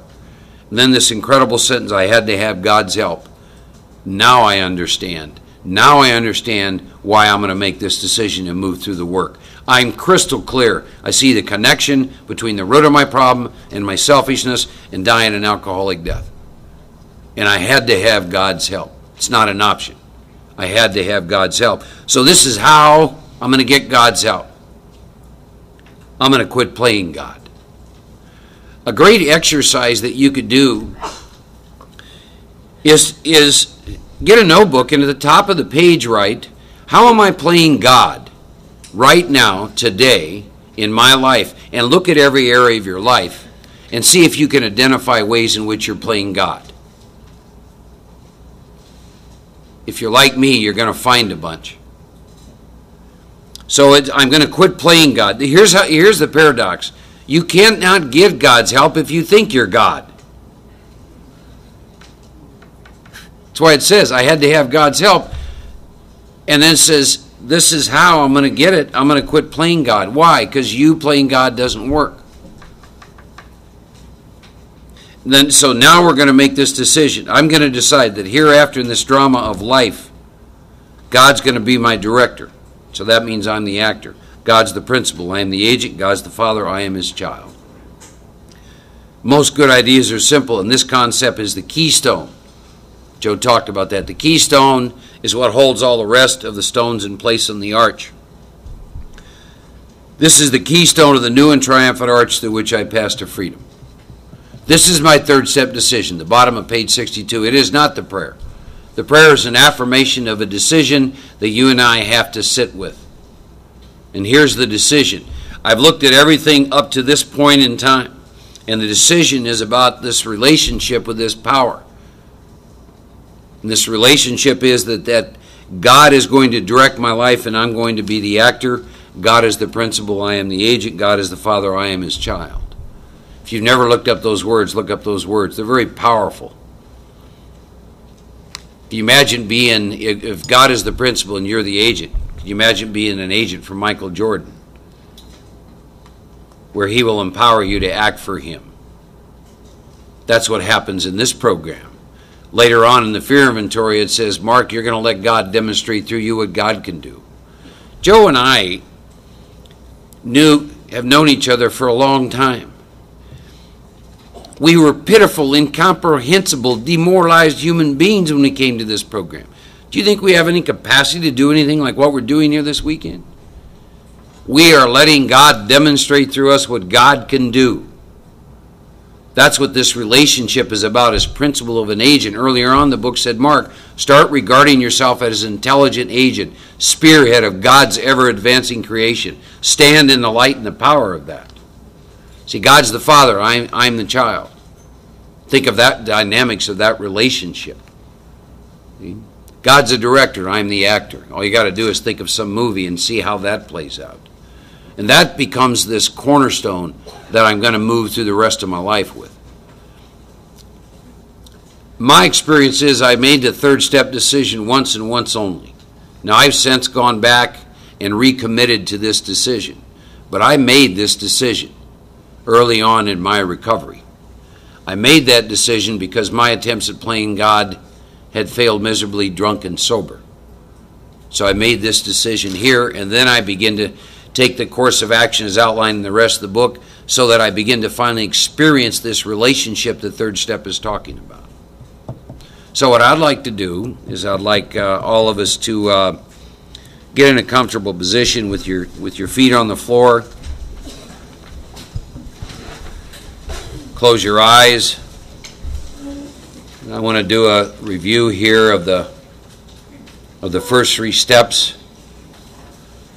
And then at the end of that, we'll have a little bit of silence. And then for those who would like to, you can join me in saying the third step prayer, and then we'll be able to close out for our lunch here. Okay?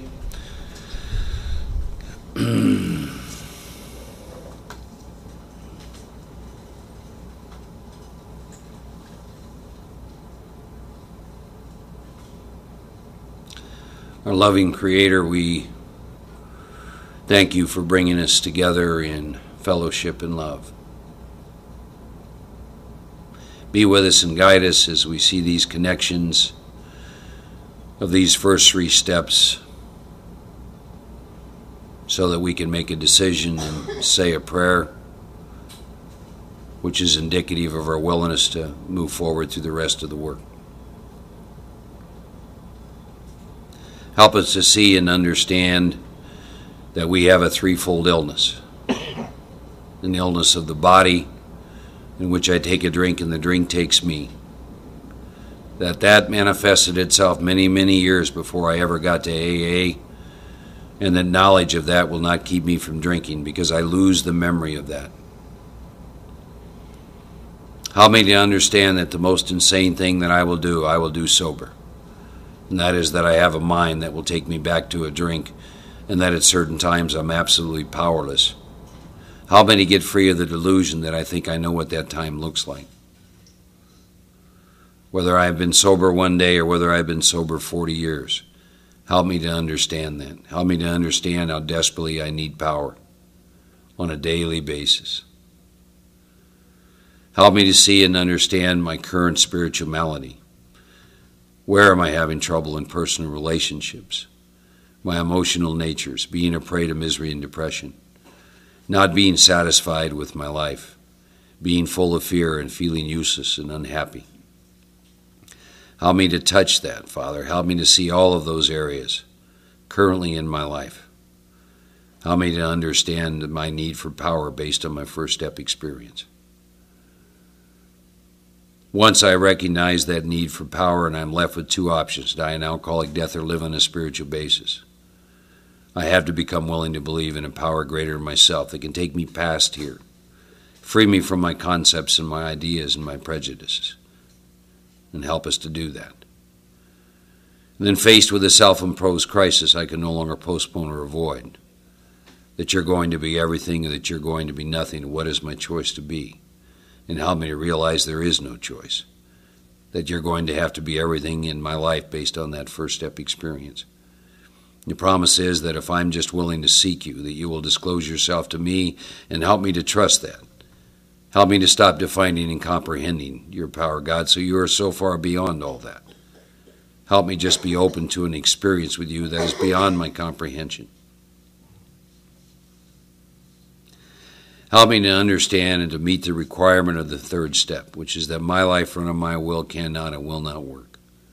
Help me to see how I consistently go through life, before I came to AA and after AA, constantly trying to arrange the show, suffering from the delusion I'll be happy and satisfied, going around with the idea all the time that I know who's supposed to be in my life and for how long, and where I'm supposed to live, and the condition of my health and my pocketbook, and trying to manage and run that all the time. Help me to see that selfishness and self-centeredness is at the root of all my troubles.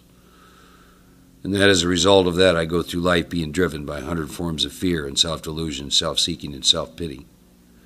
The end result of that is I constantly step on the toes of my fellows and they retaliate. Help me to fully understand that all my troubles are my own making, that they arise from within myself, and that I'm self will run riot, though I'm delusional about that, and that above everything I have to get rid of this selfishness or it's going to kill me. Help me to see and to understand and be convinced that I can't do anything about that on my own power, then I had to have God's help. Help me to see and understand that I have to quit playing God, that I'm willing to let go of that I'm willing to completely let go of running my life on my self-will, because it didn't work. To understand this incredible relationship, that from this point on, God, as I understand, God is going to direct my life and I'm the actor. That God is going to be the principal, and that I'm going to be an agent of that power. That God is going to be the father, and that I'm going to be the child. And that God is going to be the employer, and that I'm going to be the employee. And that if I'll sincerely take this position, if I'm willing to make this decision and follow through with the work, that all sorts of remarkable things will happen. I will become less and less interested in myself and more interested in my fellow human beings. I'll receive guidance and direction and power in every single area of my life. So Heavenly Father, our Creator, let us sit in the next minute or so and sit with this decision if we want to do this, to take this incredible leap of faith into the unknown, if you will. Help us to understand what's behind us if we don't. And at the end of that, those who care to join me in the third step prayer.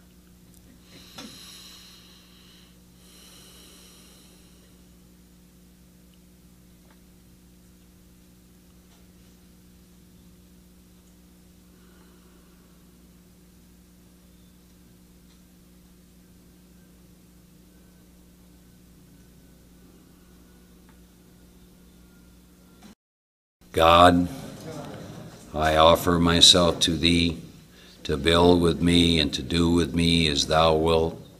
Relieve me of the bondage of self, that I may better do Thy will. Take away my difficulties, that victory over them may bear witness to those I would help of Thy power, Thy love, and Thy way of life. May I do Thy will always. We will see you after lunch. 1:30. Hi, everybody. Oop, is it on? Click it on up there, right? Oh. You're ready. Hi, everybody.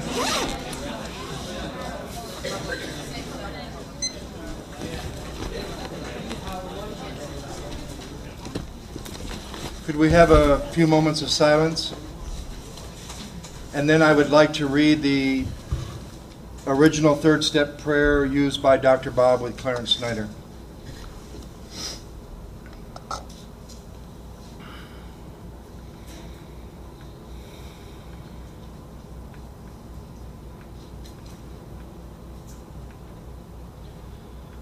Dear God, I'm sorry about the mess I've made of my life. I want to turn away from all the wrong things I've ever done and all the wrong things I've ever been. Please forgive me for it all. I know you have the power to change my life and can turn me into a winner. Thank you, God, for getting my attention long enough to interest me in trying it your way. God, please take over the management of my life and everything about me. I am making this conscious decision to turn my will and my life over to your care, and I'm asking you to please take over all parts of my life. Please, God, move into my heart. However you do it is your business, but make yourself real inside me and fill my awful emptiness. Fill me with your love and Holy Spirit and make me know your will for me. And now, God, help yourself to me and keep on doing it. I'm not sure I want you to, but do it anyhow. I rejoice that I am now a part of your people, that my uncertainty is gone, and that you have you now have control of my will and my life. Thank you and praise your name. Amen.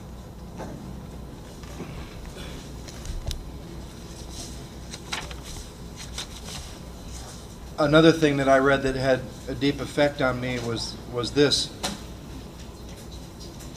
It's called The Touch of the Master's Hand.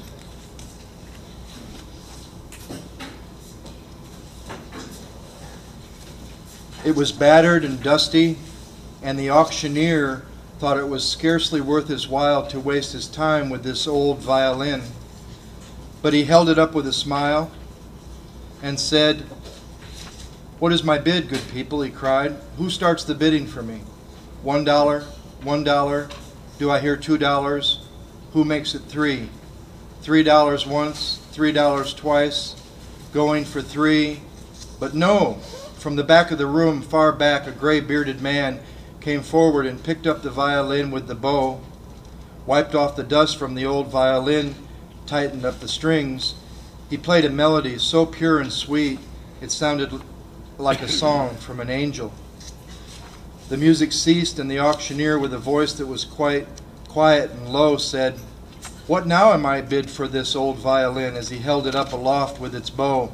1,000, 1,000, do I hear 2, 2,000? Who makes it 3, 3,000 once, 3,000 twice? Going, going, gone, he said. The audience cheered, but some of them cried, "We don't understand. What changed its worth?" Swift came the reply, "The touch of the Master's hand." And many a man, life out of tune, all battered and dusty with bourbon and gin, is auctioned cheap to the thoughtless crowd, much like the old violin. A mess of potage, a glass of wine, a game, and he travels on. He's going once, he's going twice, he's going, almost gone. But the Master comes, and the foolish crowd never can quite understand the worth of a soul, the change that is brought by the touch of the Master's hand. Mark usually reads this, but I think it's appropriate, about the donkey and the summit, that we're all headed toward the same place. It says, "Some places in this world are very hard to climb. People use animals, such as a donkey. Each person can only ride one. Each animal might have a different name. The riders go up the trail in different directions, in different orders, and as they go up to the summit, they discuss their varying opinions about their experiences. They might even have conflicting opinions. One traveler may think the trip thrilling. Another may find it terrifying. A third may find it boring. But once they reach the summit, all the travelers stand in the same place. Each of them has the same chance to view the same vista from the summit. The donkeys are put to rest and graze. They're not needed anymore. We all travel the path, the way. The donkeys are the various doctrines or religions that each of us embrace. What does it matter which doctrine we embrace as long as it leads us to the summit? Your donkey might be a Zen donkey. Mine might be a Tao donkey. There's Christian donkeys, Islamic donkeys, Jewish donkeys, even agnostic donkeys. All lead to the same place. Why poke fun at others over the name of their donkey? Aren't you riding one yourself? We should put aside both the donkey and our internal experience once we arrive at the summit. What got us there doesn't matter. Whether we climbed in suffering or joy is immaterial. We're all there. All religions have different names for the ways of getting to the holy summit. Once we reach the summit, though, we no longer need names. We can experience all things directly.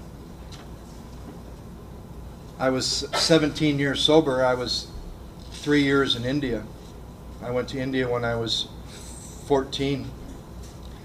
And I thought I knew a lot about God and that I had gotten more interested in consciousness rather than conception. And that was a question that was asked to me many years before I went to India. And the question was, are you more interested in conception or consciousness? Is the consciousness of the presence of God the most important fact in your life? Or are you still stuck in conception? And I would have said to you that I didn't have much left of names or conception, and that I hadn't really thought about my own conception for quite a while. And this guy came to my house and he said, "We have to go to this thing today. You're going to hear one of the greatest talks you've ever heard about God." And I said, well, I've heard some pretty great people talk about God. He said, well, this will be really interesting. So we went to this temple, and here's this Indian-looking guru with long hair, and he's sitting, and he's got robes on. And we sat for a little while in silence, and he opens his eyes, and the first thing he says is, there is no God. And I thought to myself, I thought I was here to hear a talk about God. He says, there is no God, but I'm not an agnostic. And my mind couldn't comprehend somebody saying there is no God, but I'm not an agnostic.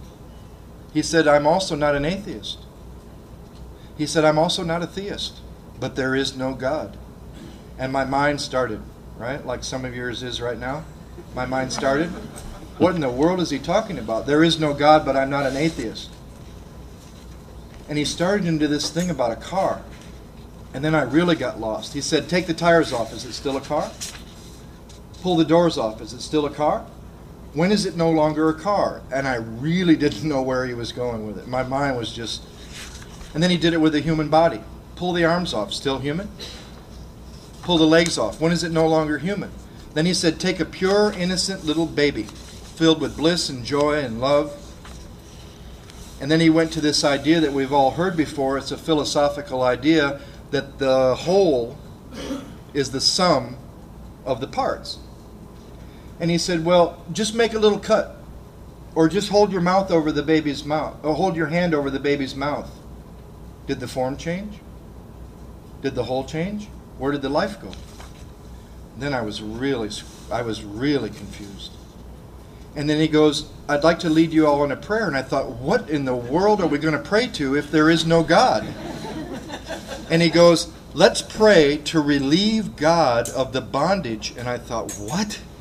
Because we've always prayed for us to be relieved of the bondage of self. He said, no.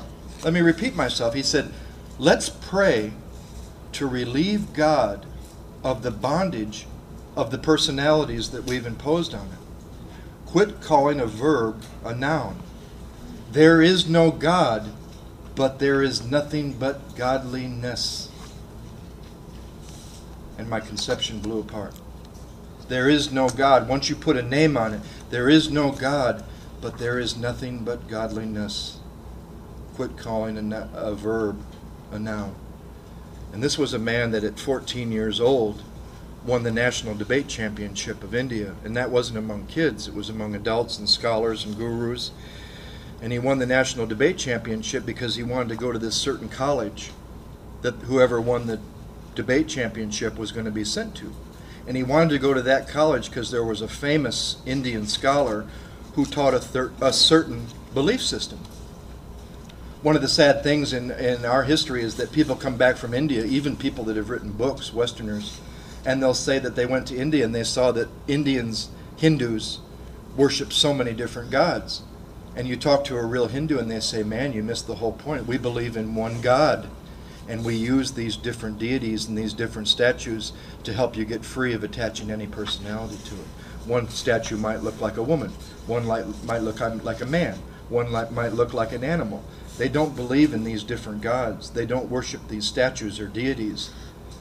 But they don't worship something that they've pinned one personality on. How could the creator of all personality... That's why I get sad when I hear this problem with gender in the big book. Him, her... Pitting a personality on it is what I did. And that leads into something else I wanted to talk about, which is trust. A lot of times in this program I hear somebody let down by another human being because they want humans to be God and they want God to be human. And what you have to do is trust God to be God and trust humans to be human. Humans make mistakes. Quit trying to make humans into gods and quit trying to make God into a human. Get free of the personality. I thought since we were going into... no, I'll save that for inventory. I wanted to also talk just for a minute about, you know how often we hear medical doctors and psychiatrists and people of religion put down in Alcoholics Anonymous? I think we need to remember that the entire program came from non-alcoholics, doctors, psychiatrists, and men and women of religion. The Oxford group gave us basically the first 6-step program. Used to be on page 292. I'm not sure where it is now, but there were 6 steps. The first one was complete deflation. They added to that, they expanded them. But if you really look at it, a doctor gave us the physical craving, in the doctor's opinion. A psychiatrist gave us the mental obsession, Carl Jung. Another doctor gave us the spiritual malady. It's hard to find now, but you can find it through Hazelton, the writings of Dr. Harry Thibault. What happens to the spirit in an alcoholic after having a spiritual awakening as a result of the steps, how the ego rebuilds. And the rest of the program came from a quite Christian religious program, the Oxford group. We need to remember that our whole program came from non-alcoholics, but the basis of the program happens one alcoholic with another, because we have that identification. Another thing,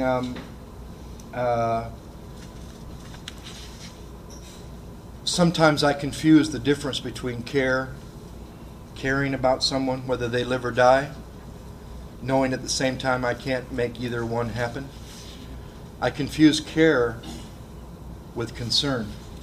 Now, I believe there are certain things, if you work with others, that you should care about. Whether they recover, whether they live, whether they die. But I also believe there's some things you need to get free of that we do not need to care about, or it'll drive you crazy. They say if the man does not want what you have to offer, let it go. You might spoil another chance in the future. I've watched sponsors try to hold on to a newcomer that he must get sober, thinking that he knows God's will for that person.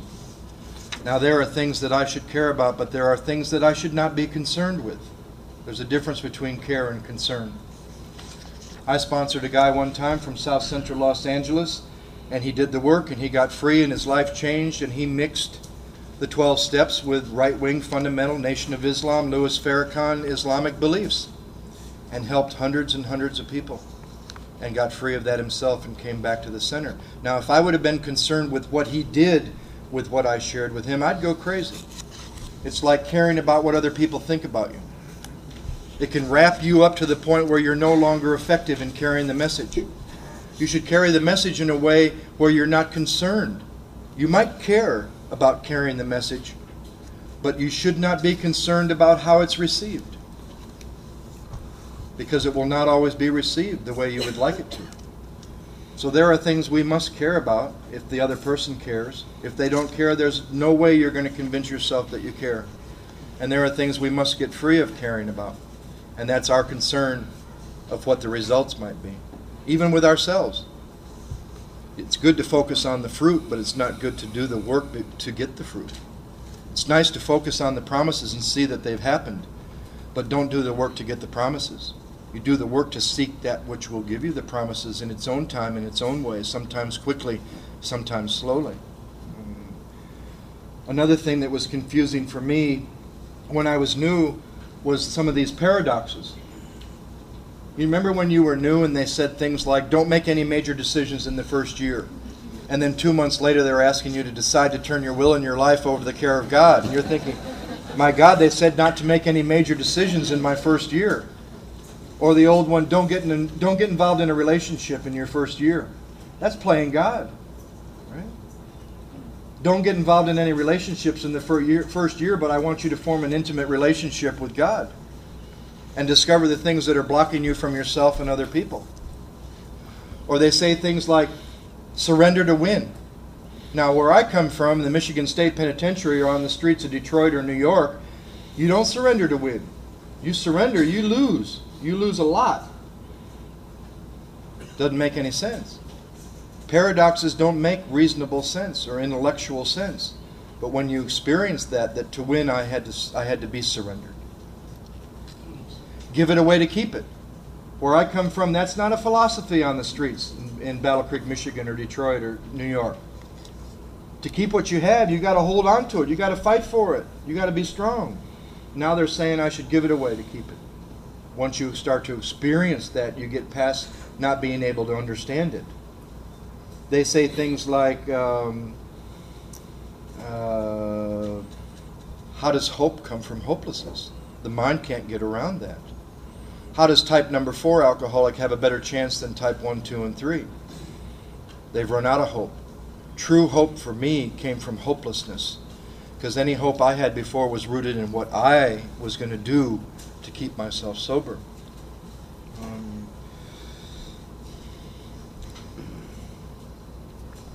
Yeah. This is what Mark's going to talk about in The Theater of the Lie. Becoming someone. Someoneness. Blocked by confusion, I forge a destiny through impulsive acts. Self-consciously, I enter situations where personality unfolds and world impacts on a sensitive soul. Personality creates self-consciousness, just as attention, the eye, and a colorful shape trigger my vision. Impact is the meeting of self-consciousness, senses, and the world. It leads to experience I crave to have or crave to avoid. Craving makes me cling. Senses, opinions, rules, and different selves begin to emerge. Clinging is to insist on being someone. Not to cling is to be free to be no one. To be someone is to be a conscious, impulsive, thinking, feeling body which is born, ages, and dies, suffers through torment, grief, and pain, depression, and anxiety. Anguish emerges when someone is born. I am. All through the inventory. Impulsive acts are the root of life. Fools are impulsive. The wise see things as they are. When confusion stops through insight, impulsive acts cease. Stop this, and that will not happen. Anguish will end.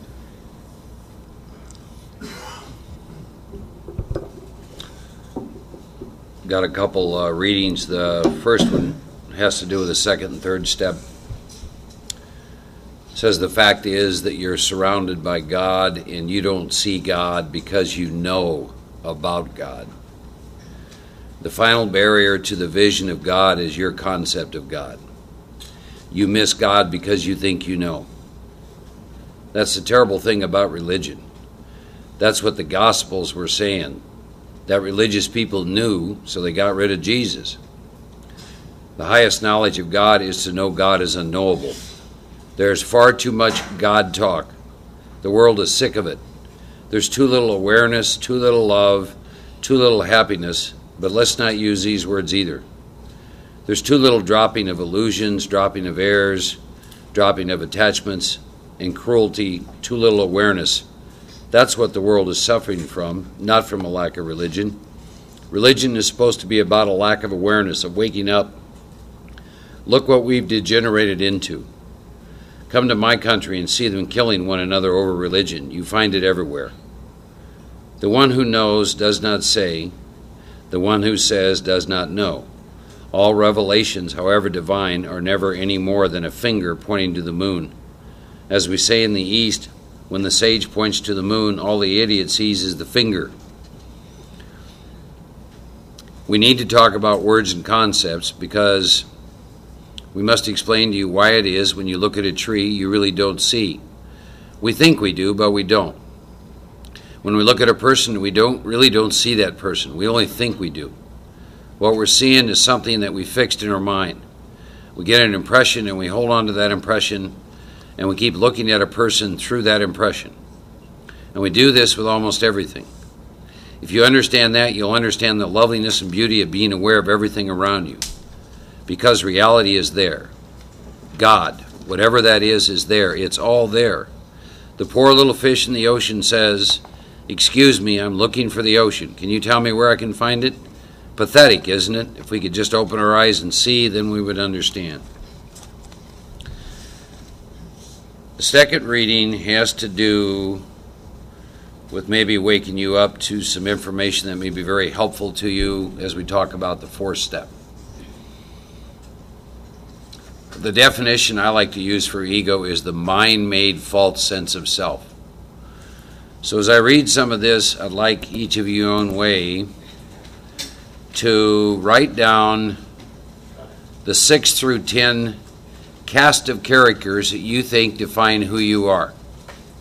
I'll give you some examples, because it's going to be very helpful to identify this when you write inventory. Example, if you're married, one character is a husband or a wife. If you have some kind of career of any kind, then you have the career person.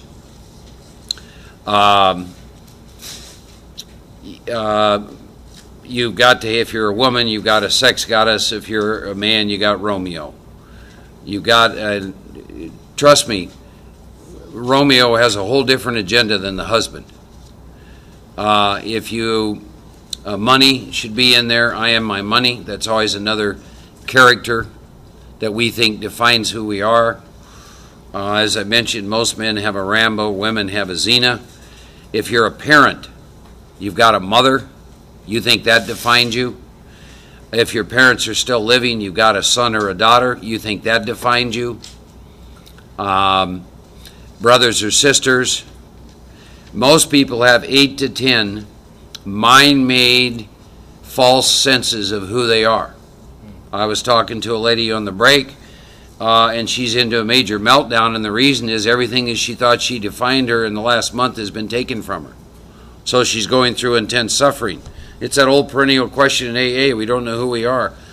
You know, when I came into AA, I was on a pink cloud. You know why? I drank up every identity I had. There was no job. There was nothing. It was all gone. Everything that I would have thought defined me, that leads to my insanity and fears, I drank it all up. Tell you when the pink cloud in AA goes, it goes when you start taking on new identities. Because like you get a job now. And then there's money, and then there's a car, and then there's a boyfriend or a girlfriend. And all of a sudden you've got more of this host of characters that you think define who you are. Going to be important to understand that, because the big book says, number one, resentment is the number one offender. Having worked a lot with people that relapse, there isn't a single time that I haven't been able to find a chronic relapser who isn't buried in resentments. And they drink every time behind resentments.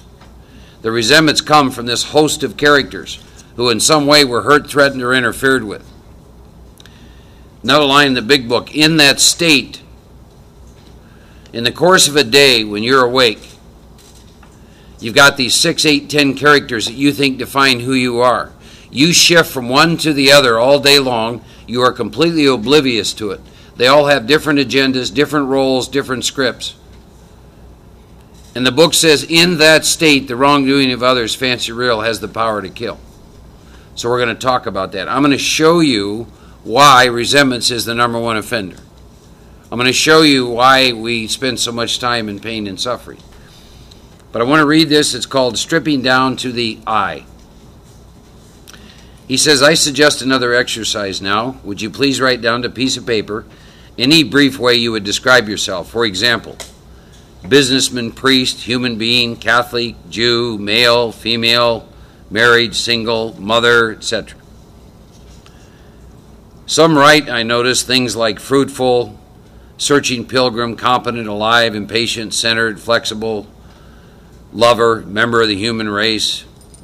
This is the fruit, I trust, of observing yourself as if you were watching another person. But notice that you've got I observing me. See, have you ever made a statement to yourself, I can't stand myself? You ever made that statement? Every drunk I know has ever made that statement, right? If you made that statement, it's because you think there's two of you. The I and the me. What if one of them isn't real? And the one that's not real is the one we're going to look at in inventory. So you've got the I observing me. This is an interesting phenomenon that has never ceased to cause wonder to philosophers, mystics, psychologists, that the I can observe me. It would seem animals are not able to do this at all. It would seem that one needs a certain amount of intelligence to be able to do this. What I'm going to give you now is not metaphysics and it's not philosophy. It's plain observation and common sense. The great mystics of the East are really referring to the I and not to the me. As a matter of fact, some of these mystics tell us that we begin first with things, with an awareness of things. Then we move on to an awareness of thoughts. That's the me. Finally, we get to awareness of the thinker. So things, thoughts, thinker. What we're really searching for is the thinker. Can the thinker know himself? Can I know what I is? Some of these mystics reply, can the knife cut itself? Can the tooth bite itself? Can the eye see itself? Can the eye know itself? But I'm concerned with something infinitely more practical right now, and that is deciding what the I is not. I'll go as slowly as possible because the consequences are devastating. They're either terrific or terrifying depending on your point of view. So listen to this. Am I my thoughts, the thoughts that I am thinking? No. Thoughts come and go. I am not my thoughts. Am I my body? They tell us that millions of cells in our body are changed or renewed every minute. So by the end of 7 years, we don't have a single living cell in our body that was there 7 years ago. Cells come and go, cells arise and die. But I seems to persist. So am I my body? Evidently not. I is something other and more than the body.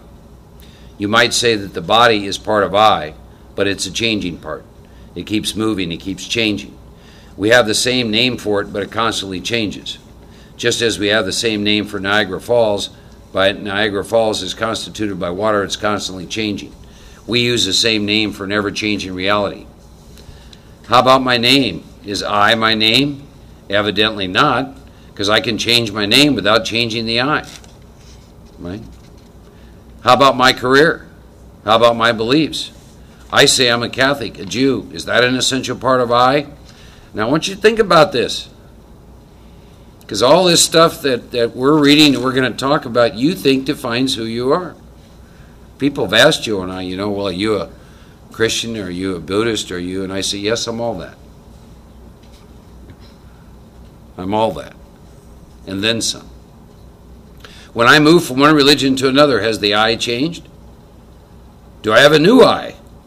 Or is it the same I that's changed? In other words, is my name an essential part of me, of the I? Is my religion an essential part of the I? I mentioned the little girl who says to the boy, are you a Presbyterian? Well, someone told me another story about Patty. Patty was walking down the street in Belfast. He discovers a gun pressing against the back of his head. And a voice says, are you Catholic or Protestant? Well, Patty has to do some pretty fast thinking. He says, I'm a Jew. And he hears a voice say, I've got to be the luckiest Arab in the whole of Belfast. Labels are so important to us. I'm a Republican, we say, but are you really? You can't mean that when you switch parties you have a new I, do you? Isn't it the same old I with new political convictions? I remember hearing about a man who asked his friend, are you planning to vote Republican? The friend says, no, I'm planning to vote Democrat. My father was a Democrat, my grandfather was a Democrat, and my great-great-grandfather was a Democrat. The man says, that's crazy logic. I mean, if your father was a horse thief, and your grandfather was a horse thief, and your great-great-grandfather is a horse thief, what would you be? Ah, the friend answered, then I'd be a Republican. We spend so much of our lives reacting to labels, the ones we've given ourselves and others. We identify the labels with the I. Catholic and Protestant are frequent labels. There was a man who went to the priest and said, Father, I want you to say a mass for my dog. The priest was indignant. What do you mean, say a mass for your dog? It's my pet dog, said the man. I love that dog, and I'd like you to offer a mass for him. The priest said, we don't offer masses for dogs here. You might try the denomination down the street. Ask them if they might have a service for you. As the man was leaving, he said to the priest, too bad. I really love that dog.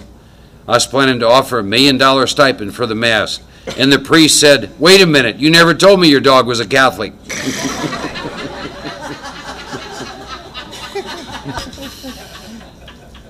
When you're caught up in labels, what value do these labels have as far as the I is concerned?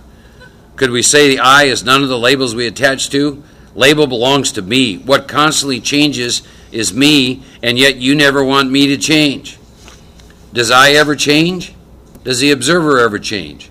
The fact is that no matter what labels you think of, you should always apply them to me. I is none of these things.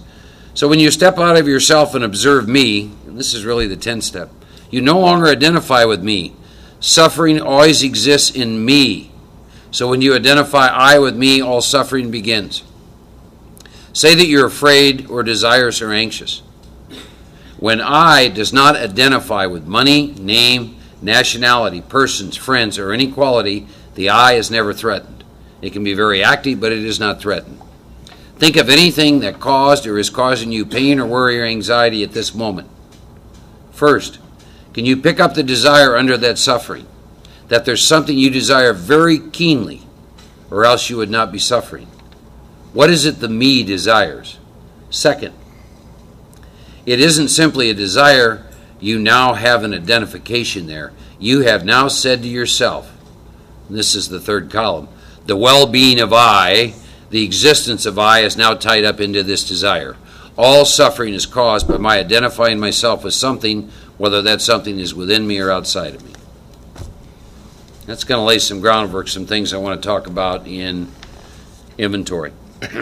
Page 63 of the book. We get done saying a third step prayer.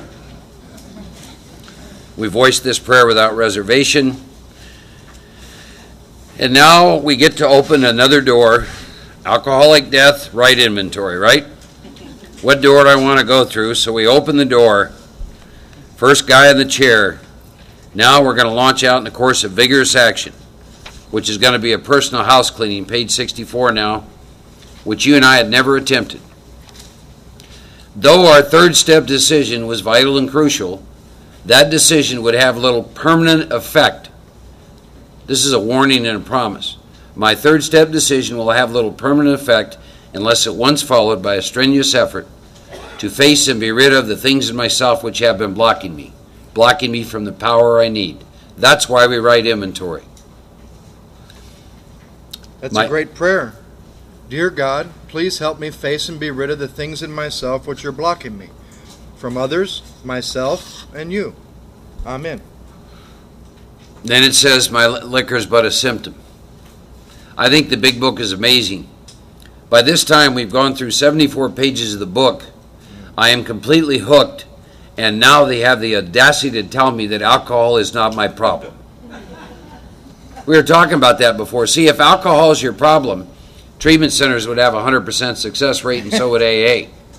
Because if alcohol is my problem and you free me from alcohol, then my solution would be not drinking. But as we've found out, that's not our problem at all. But wait till page 64 to tell you that drinking is but a symptom. So I got to get down to causes. Causes is your second column, and conditions, your third column. So now you're going to get instructions on personal inventory. It's going to be fact-finding, fact-facing, effort to discover truth about stock and trade, disclose damaged or unsaleable goods, get rid of them promptly without regret. So we're going to take stock honestly. First, we're going to search out the flaws in our makeup which caused our failure. Now, being convinced that self manifested in various ways was what a defeat is, we're going to consider how self manifests. That's some of what I was trying to read to you. It says resentment is the number one offender. By the way, when the big book uses the word it, please make sure you know what it means. Resentment destroys more alcoholics than anything else. Do I believe that? That's a very powerful sentence. Resentment destroys more alcoholics than anything else. Because from resentment stem all forms of spiritual disease. For we have been not only mentally and physically ill, we've been spiritually sick. Highlight that if it's not already. Now this next sentence, I believe, is an incredible promise or a great warning. It's all perception, isn't it? Two sides of the coin. When the spiritual malady is overcome, I straighten out mentally and physically. That's the promise. What do you think the warning is? The warning is just the opposite. If the spiritual malady is not overcome, we do not straighten out mentally and physically. Now instructions. Deal with resentments. I'm going to put them on paper. And now you're going to begin a series of lists. You're going to get tired of making lists in your fourth step. You got 3 lists here. People, institutions, principles. You're going to make a list of fears. Then you're going to make a list around your sex inventory. People, start current and go back through your life. Say a prayer, see what comes up. Don't sit in judgment of what comes up. Institutions. We all know what that is. AA is an institution. Marriage is an institution. Banks, military, Republicans, Democrats, churches, etc. A lot of Catholics lately have been writing inventory or need to. Right? Right? I had to write some. That was an interesting inventory, by the way. Very interesting. Principles. You all understand what principles are? When Joe and I first came to the work, we didn't have very many on our list because we didn't have very many.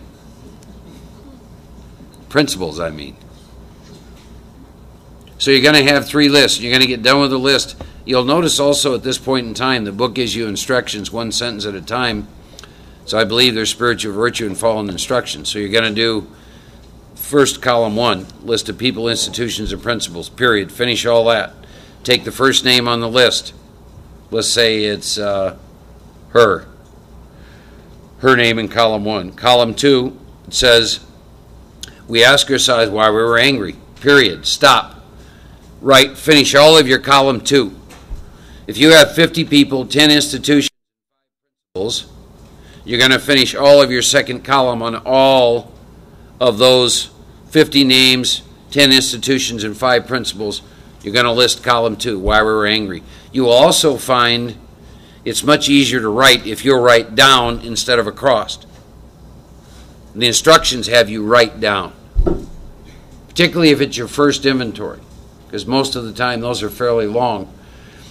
I had to write inventory for a while because before I could shift my consciousness to go columns 1, 2, 3, and then 4. There are states of consciousness. When you're in the first column, be in the first column. It's not a pleasant time. Second column, be in the second column. You'll feel a shift. Third column, you're in a different state of consciousness. These are lines of power. To go across was very hard. For my first inventory, I couldn't write the 4th column. Couldn't get to it. I had no first 3-step experience with the first 3 steps. I'm going to read about the 3rd column. My experience in the 2nd column is be specific, be truthful, be succinct, be direct. Let me give you an example. Working with a guy, column 1, he resented his father. Column 2, he writes, he was never there for me. I said, could you explain that?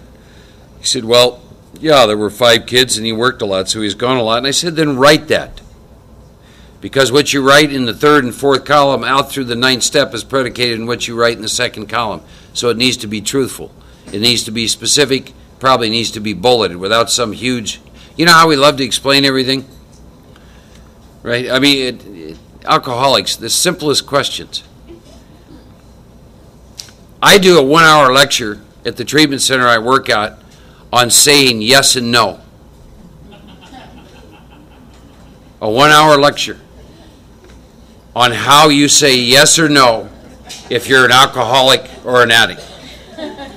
Here's why. We have been dishonest for so long that the simplest question embodies a philosophical stream of verbiage. You know, like, are you married? Well, on one level, spiritually. Yeah. Do you have any children? Just, do you have a sponsor? Just unbelievable, right?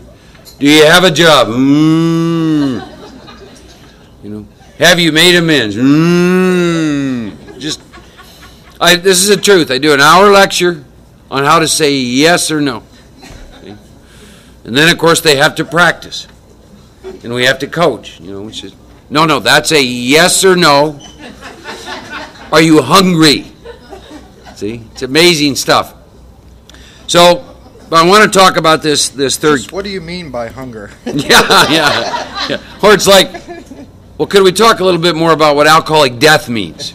You know, stuff like that. I mean, check this out. Just watch. Watch how we talk to each other. So, you know, are you going to the meeting? 15 minutes later, you've heard about what happened from the time they got up to where they are now, and they still haven't answered your question. Right? You know, we wonder why we go to bed exhausted at night. We would all live 10 years longer if we could just get yes or no down. You know how much breath we waste in all those.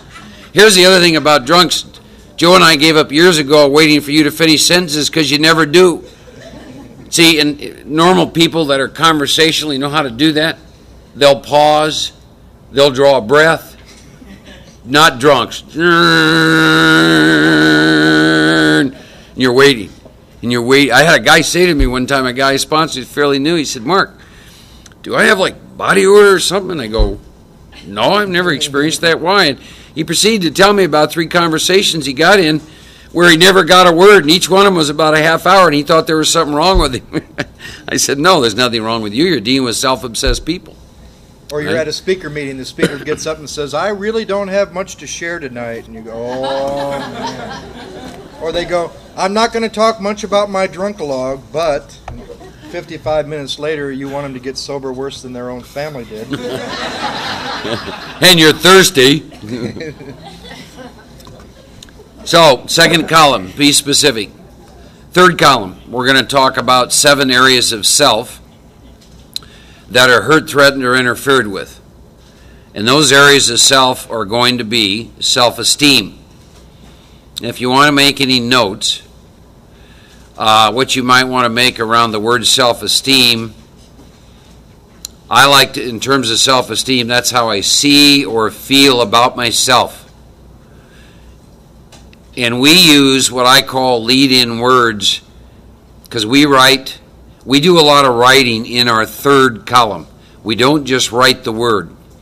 And there's some words we use to do that. Under self-esteem, we use the words I am, and then we're going to follow that with some things. The next area of self that's hurt, threatened, or interfered with is pride. Pride is how others see you. And the way we begin that is, no one should fill in the blank. Example, let's say that I resent her. Column 2 is she left me. So under self-esteem, pride, no one should see my girlfriend leave me. You see how that looks? Okay.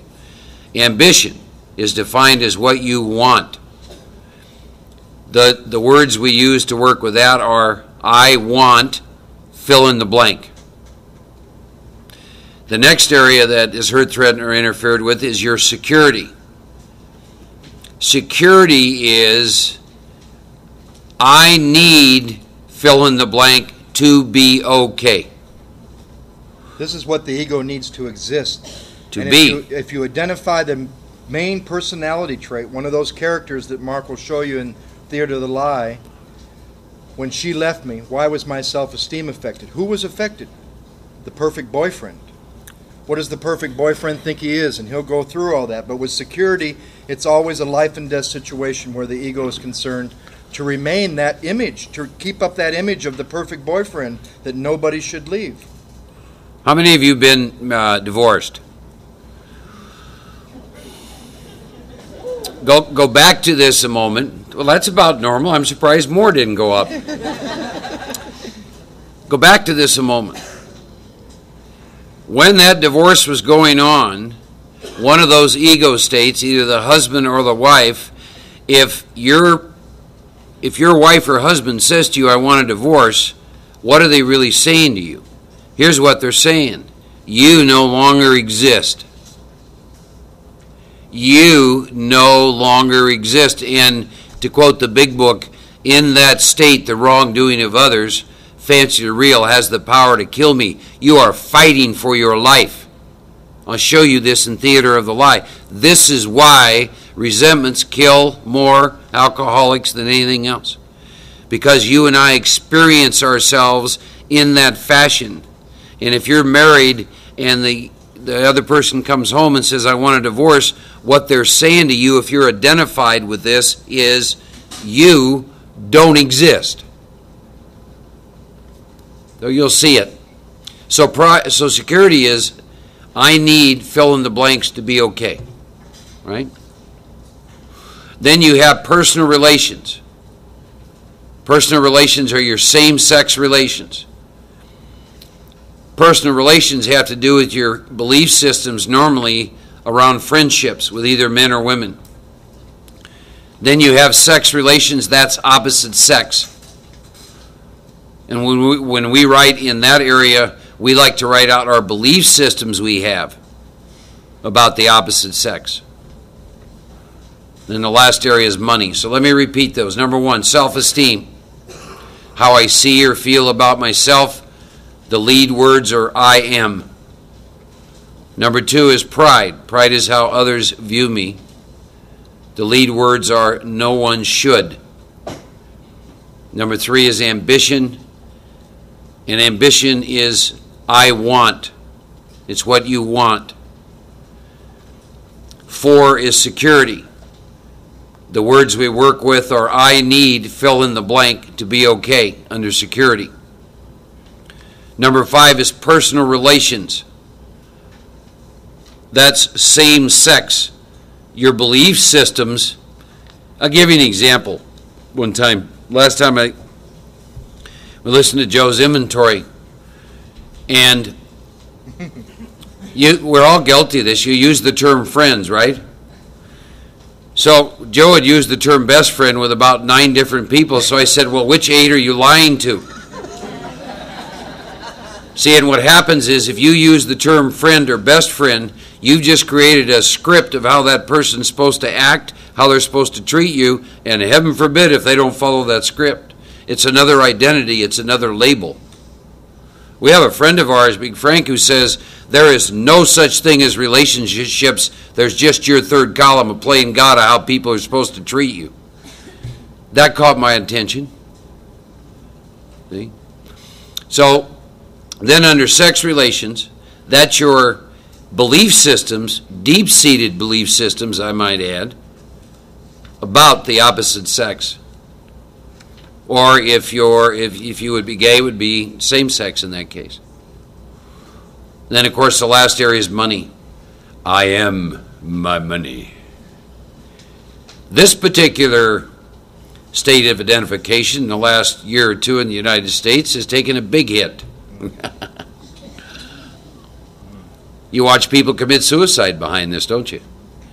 See? One day they were wealthy, the next I'm going to tell you of a tragic, I'm going to tell you right now to show you how real this is. About 2 years ago, a good friend of mine that I've worked with for 7 years in Houston sent me a clipping out of the Houston Chronicle. It's a half a page. And in that clip, the title of the clipping was, Wife Kills her 2 children and herself. And they went into this article. And what you had a woman who was married to a dentist, a prominent Houstonian. So you got one character, right? You got the wife. The article went on to say they lived in one of the highest areas in terms of Houston. Went on to say that they had a beautiful home. So she was a homeowner. And the third area was that they had 2 children. So she's a mother. The fourth area was they belonged to the most prestigious club. Here's what happened. He came home one day and said to her, I love another woman, I want a divorce. What did she hear him say? She heard him say, the wife doesn't exist, the woman in this beautiful home doesn't exist, and by the way, of course, the bulk of the money he was earning came from his family, so he also made it very clear who was going to get the kids. So what was he saying to her? In the very essence of who she thought she was, he told her that none of it was going to exist anymore. And from that day, it took 2 months, and she got up one morning, and she killed her 2 children and killed herself. And the article went on to say that she was a loving wife and a devoted mother and kept a beautiful home and was involved in the club. If you don't think this stuff isn't real, you look at your own life. The number of times in your life where things like this have happened, where something that you think identifies who you were Look at what you went through. But this woman, in one fell swoop, everything that she thought defined who she was taken from her. And as he began to go through the divorce, and she began to see it look like all that was going to come true, she had no sense of who she was. She was left with nothing but the path that she went down. I told a person earlier, the first job I had when I came, I worked sober. I worked at it for 8 years and resigned. And a year and a half later, I'm in this depression that was an incredible dark hole. And one of the major contributing aspects of that depression in hindsight was that role in that company was about 90% of my identity. And when I wasn't in that role, I literally began to die. Now, I didn't know this. I got down to Kerrville, Texas, and Joe sent me some tapes of Big Frank, and he started talking about Theater of the Lie, and the light bulb started going off in my head. I said, oh my God, that's what that was about. And then I thought about a marriage that ended, and I thought it was going to kill me. I said, my God, that's what that was about. And then I thought about times when I'd had plenty of money, and the money was gone, and what I went through there, and I said, my God, that's what that was about. And I started to write inventory in this fashion. I can tell you, I became a free man. Last job I had, it ended. Yeah. Hell, the guy that was letting me go was crying. I had to console him. I walked out the door, and I'm a free man. Man, I'm not attached to anything or anybody except the moment in God. I live in a world of impermanence. You see the danger of attaching to anything and letting it identify who you are? See, I told you, Joe and I, probably be 2 years or a lot longer before we ever do this again. Is that a problem? No. Why? We're not attached to it. We come and speaking arises. We're not attached to it. Our attachments have almost killed us. Thank God we were shown how to write inventory in this fashion, to pull us free from that. To then be in the world, like the big book says, to play the role that God has assigned, but realize I'm not the role. Realize it's a one-act play. So we're kind of setting this all up to give you some idea how we work with inventory and how we write inventory. I'm going to have Joe make a few more comments, and then maybe we'll We have 20 minutes before we take a break. We'd like to go through the instructions for all the inventories, all 3 inventories, take a break, come back, and have Mark do Theater of the Lie. If you're doing your first inventory, if it's a big inventory, don't get confused with the 3rd column stuff, but I will share with you where that came. Also keep this in mind. I find sometimes that people who are into the big book sometimes become so attached to the word, they forget that at the end of the 164 pages, our founders said they realized they only know a little and that more would be revealed constantly to you and to us. So where did this writing the 3rd column come from? Some of our heroes from Denver who've been doing the work 35, 40 years came to a line after the 3rd column example at the bottom of page 65, which says, we went back through our lives. Nothing counted but thoroughness and honesty. When we were finished, we considered it carefully. Now, they've only covered the first 3 columns. And these people knew that the 4th column instructions were 2 pages away on 67. So after they had written 3 columns, which would sound like, I'm resentful at Sally for leaving me. It affected my self-esteem, my pride, my ambition, my security, my personal relations, my sex relations, my pocketbook, that they had looked through that instant. They'd done that with their life, all the people on their list. They started to consider it carefully. Now, what did they ask themselves? Is this what they mean in the 4th column? That's 2 pages away. They asked themselves, what in the first 3 columns could we consider carefully? We've seen who we're mad at, so-and-so, for leaving me. It affected all 7 areas of my life, and they started to ask, why did it affect my self-esteem? A lot of people will try to convince you that they're alcoholic and they're suffering from low self-esteem. What you're going to find is that most of us suffer from just a little too much self-esteem. And that's why we feel such low self-esteem. Low self-esteem is the biggest lie sold to alcoholics in relationship to when you're angry. For example, I'm mad at Sally for leaving me. It affected my self-esteem, absolutely.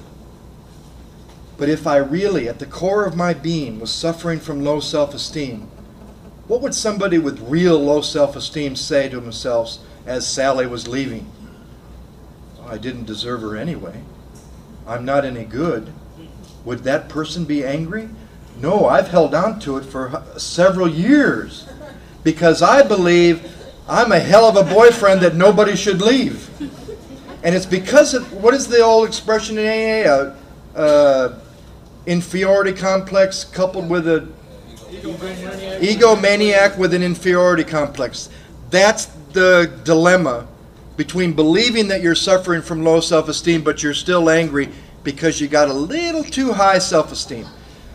Just before I left for India, I finally saw in a public newspaper an article that said children in Los Angeles are beginning to experience the negative effects of high self-esteem. They're told by these new age parents, you're a wonderful, loving, perfect child, perfect in every way, and they go to school and somebody interferes with that belief and they go back to school and blow everybody away because of high self-esteem.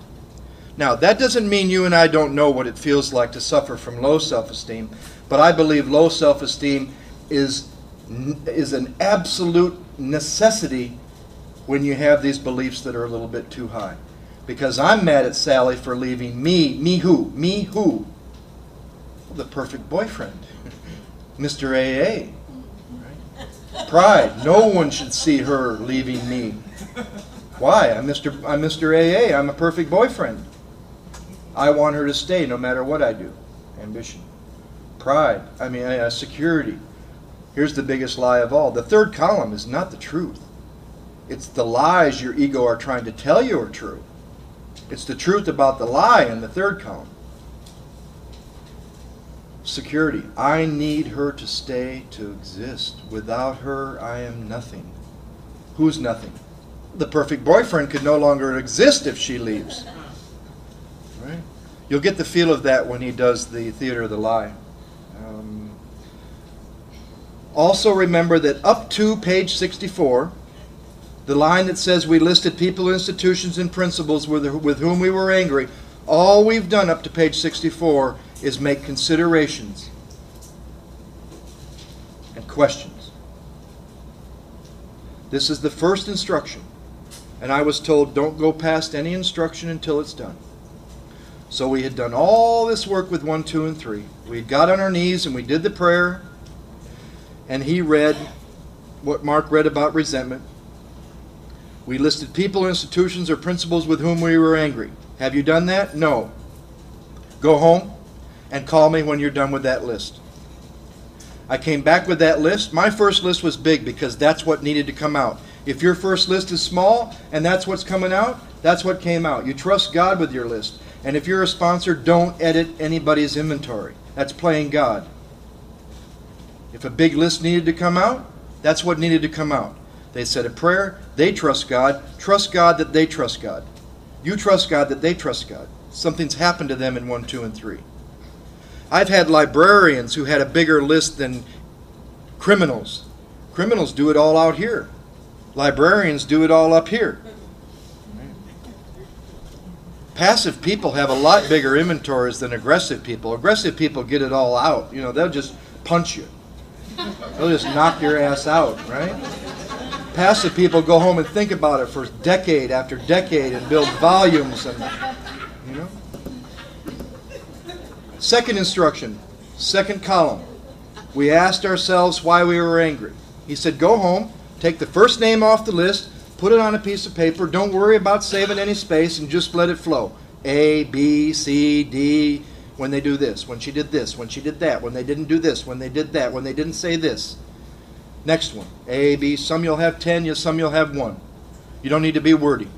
You don't need to put, I was walking down the street on June 4th, 1976, and he came up to me and said blah, blah, blah, and then he punched me in the mouth. You just put, he punched me in the mouth. But you don't need to be general, too. He's a jerk. You should be a little more specific. He lied to me about blah, blah, blah.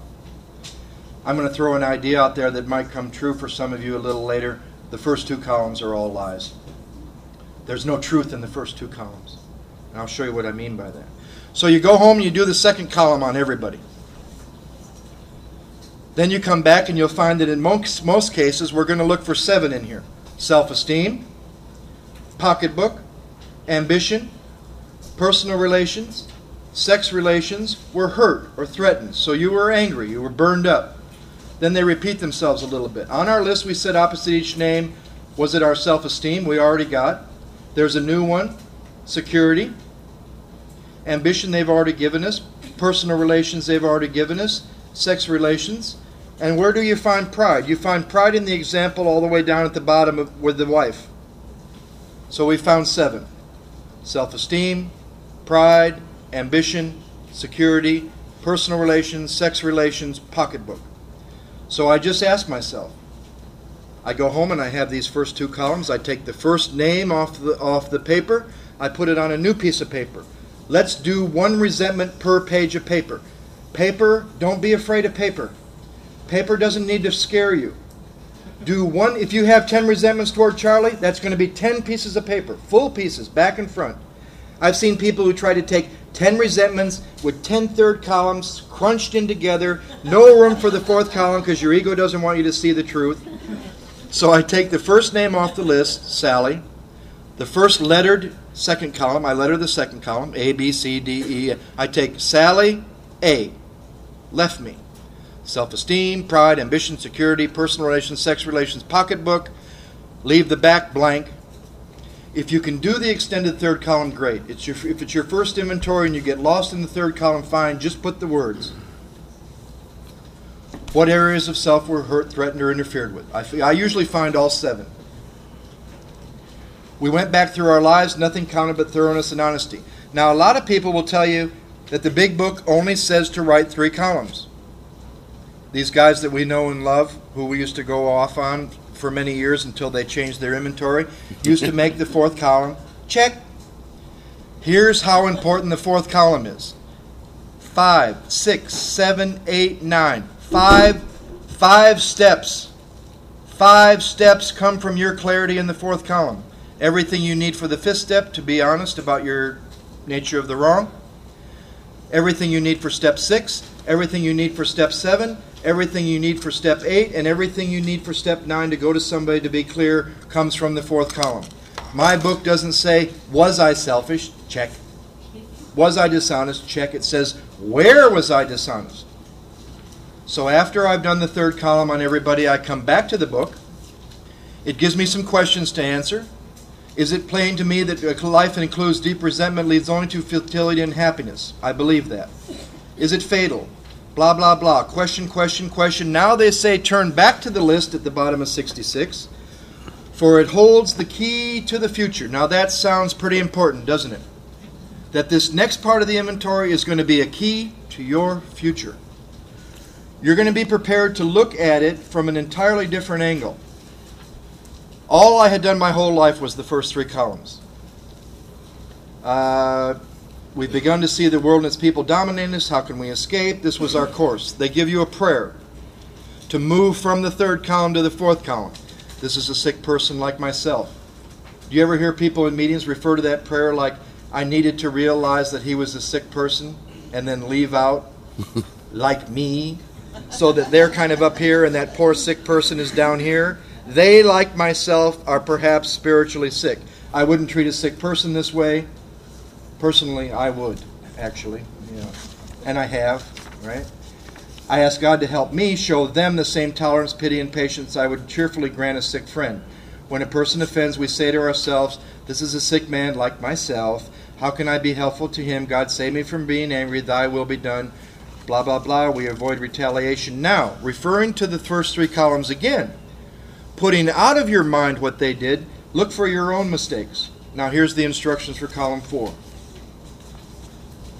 Where had I been selfish? Where had I been dishonest? Where have I been self-seeking, and where was I afraid? So I turn the page over. On the front I have 1 resentment toward 1 person. The 3rd column, turn the page over, and give myself the whole back of the page selfish, self-seeking, dishonest, and afraid. And I start to write it out. I was selfish when I only cared about this. I was selfish when I was only concerned with this and this and this and this. I was self-seeking when I was only after this and this and this, and I wanted this, and I wanted her to be like this. And I look at 3 kinds of dishonesty. There's 3 kinds of dishonesty. There's outright lies. Honey, I've never cheated on you. There's lies of omission. That's where you don't say anything. It's just as dishonest as telling a lie. And then there's self-delusion. You'll see the self-delusion in the 3rd column. Write the biggest lie from the 3rd column under self-delusion, dishonesty. And where was I frightened? And if you're in your first inventory, you will see that when you think you're angry, it's really fear. Anger is fear. Anger is a mask to hide fear. I'd like to throw one more thing in there that I currently do that has once again, like the 3rd column, changed my whole experience with inventory. Came to me by myself. Nobody told me. Nobody suggested it. I was alone. I was in India. I was writing inventory, and this is what I did. And I had seen it a few times. For example, when Sally left me, and it affected all 7 areas of my life, and I've seen my part. I was selfish. I was dishonest. I was self-seeking. I was afraid. Once in a while, it used to dawn on me, holy moly, I'm not mad at her for leaving me. I'm mad at myself for driving her away with my selfishness, dishonesty, self-seeking, and fear. The first 2 columns turned into a lie.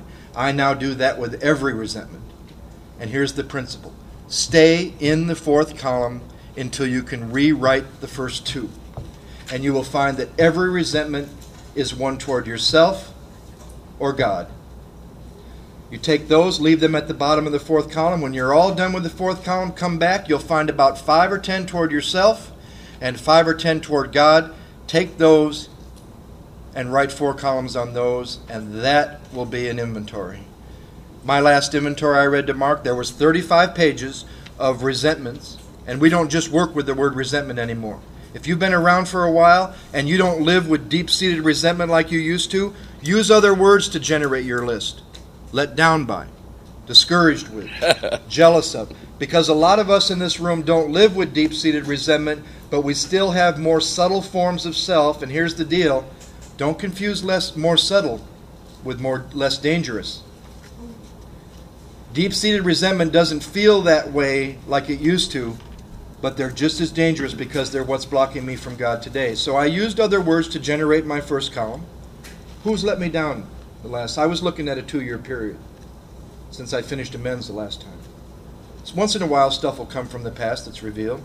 Who's let me down? Who am I discouraged with? Who am I jealous of? I had 35 pages of stuff toward other people, principles, and institutions, but I stayed in the 4th column until I could rewrite the first 2, and I had 4 pages.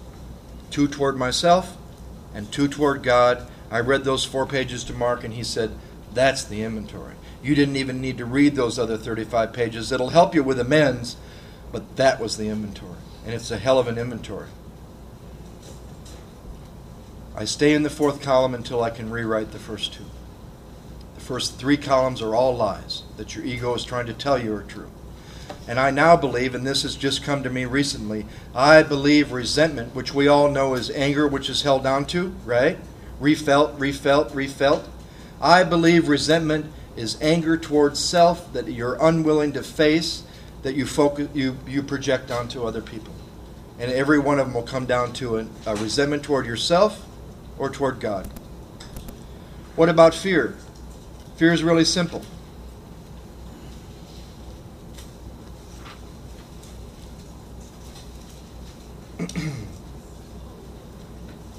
Page 68. We reviewed our fears thoroughly. How do you review your fears thoroughly? They're all the way through the 4th column under where you were afraid. You'll find what you think are hundreds of fears. And all of a sudden the fear inventory turns into like a NCAA 64 team final deal or a tennis tournament. Let's say you got 100 fears on your first list because they're all through the 4th column. Work with that list until you can boil them down. What is being alone really a fear of? Pain. What is drinking again really? Die. break down by asking yourself, okay, so first it says, we listed our fears. We ask ourselves why we had them. So I take this list of fears and I break them down. What was 50 really turns out to be about 10. And they're going to sound like negative fears. Being alone, in pain, looking bad, rejection, dying, drinking, or drinking and dying. If you can break your fears down to 10 major fears, take their opposites, because you're going to find you're just as afraid of success as failure. There's a great poem Nelson Mandela wrote that most of us are really more afraid of truth and light than we are of darkness and lies, or having power than being powerless. So I break it down to 10 fears. I take their opposites: dying, living; drinking, not drinking; being alone, being in a relationship. I take those 20 fears, I put one on the top of a piece of paper, I write 4-column inventory on fear. The only thing that changes for me with fear is self-esteem. If you write the extended third column, it's not about I am, it's about I can. I'm afraid of being alone, it's painful. Self-esteem, I can control pain, because fear is about self-reliance. And the third column will always tell you what your ego's trying to tell you think you can do with fear. You break those down, you see that it really comes down to 2 fears. One is about dying an alcoholic death. One is about living on a spiritual basis. One is about having power. One is about not having power. One is about living. One is about dying. The fear inventory will turn into a circle, and it'll come down to whether to die an alcoholic death or live on a spiritual basis. Those are my 2 fears, whatever words you put on: living, dying, having power, not having power. Sex, I was told sex inventory is not just about people you've had or want to have or have had sex with, because the book says we subjected each relation to this test. I asked people to pray and put the relationships that come to them on a list. I would ask you this: if you've never answered the 9 questions from the sex inventory on your relationship with yourself and God, it's an interesting thing. A woman came up to me in Denver and she said, "Is the sex inventory that you write nowadays about sex?" I said, "No, I've been celibate for a period. By choice." Guys in LA always say to me, "By choice," right? I've been celibate for a period of time. Or you're just with one person. You're in a marriage. And she said to me, "What's the most important relationship in your life?" And I had the audacity to say, "God." And you know what she said to me? "Have you ever answered the 9 questions from the book on the sex inventory about your relationship with God?" That was an eye-opener. So I just pray, show me the relationships I need to look at, make a list. My first one, it was a big thing about people I'd had or wanted to have. Or you make this list, and then you just take the first one, put it on the top of a piece of paper. We like to write a paragraph form history of that relationship, how it started, what were my motives, where did it end up? How is it now? How did it end? Or how is it now?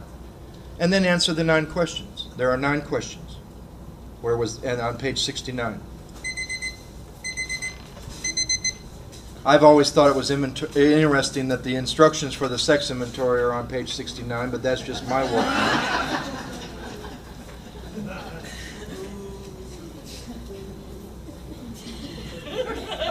Where was I selfish? Write it out. Where was I dishonest? Write it out. Where was I inconsiderate? That's 3. Question number 4, who was hurt? You know, not only her was hurt sometimes, and these are kids, her mom and dad, brother. That's number 4. Number 5, where did I arouse jealousy? Number 6, where did I arouse suspicion? Number 7, where did I arouse bitterness? Where was I at fault? And what should I have done instead? Remember, it doesn't say, what could I have done instead? With the power I had, I usually did about the best I could. I'm Mark. I'm an alcoholic. This is on. My voice carries pretty well, so I'm not going to worry about that, what I got to do, and I have to hold this up in terms of that body of work. So, everybody hear me all right? A little joke, a little levity. It's all levity when you break it down, but This guy gets on an airplane. There's an empty seat next to him, and then start walking down the aisle. It's this incredibly gorgeous woman, most beautiful woman he'd ever seen. He's saying a prayer, my God, I hope she sits by me. Lo and behold, she sits by him. So being a typical male, the next thought is, what in God's name can I say to this incredibly beautiful woman? So he just finally turns to her and starts talking to her and says, the plane was going to Chicago. He said, are you going to Chicago? You know how we are, right? Step over, yeah. She said, well, yeah, as a matter of fact, I am. And he said, well, what are you going to Chicago for? And she said, well, I'm going to a nymphomaniac convention. He said, really? She said, yeah, I am. He started getting a little excited. He said, well, what do you do there? She said, well, I'm one of the lecturers. We've done a lot of research, and I'm there to present a lot of unknown facts to all the women, female nymphomaniacs, who are showing up for the convention. He said, oh, wow, that's fascinating. He said, well, like what? And she said, well, there's a lot of misconceptions. She said, for example, here's one of them. She said, there's this idea of, who's the most endowed race, and she said, our research shows us it's Native American. He goes, oh, wow, I didn't know that. That's interesting. And he said, well, what else? And I said, well, the second thing is there's this idea that the most sensual or sophisticated kind of man is Italian. She said, and our surveys show that that isn't true, that it's really Jewish men. He said, wow, that's just absolutely fascinating. And she said, and then our survey shows the third kind of man, just overall, kind of the suavest of all, is really a man from the South. He goes, wow, that's fascinating. She said, well, I'm talking way too much, and I haven't asked you a single thing about yourself. By the way, what is your name? He said, my name is Tonto Goldsmith. My friends call me Bubba.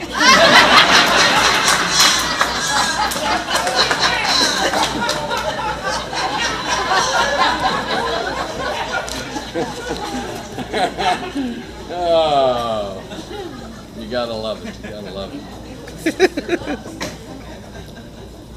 So we're going to have some fun with Theater of the Lie.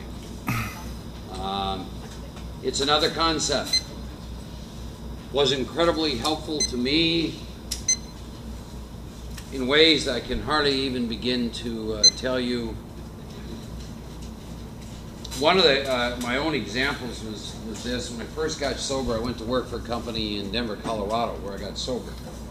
And I was with them 7 or 8 years, and I was managing retail stores 60, 70, 80-hour weeks. And unbeknownst to me, the I in me took on that as my identity. And then I resigned from that job, and about 1.5 years later, I was in one of the worst depressions of my life, and with my head saying things like, we can't do this anymore, we need to get out of here.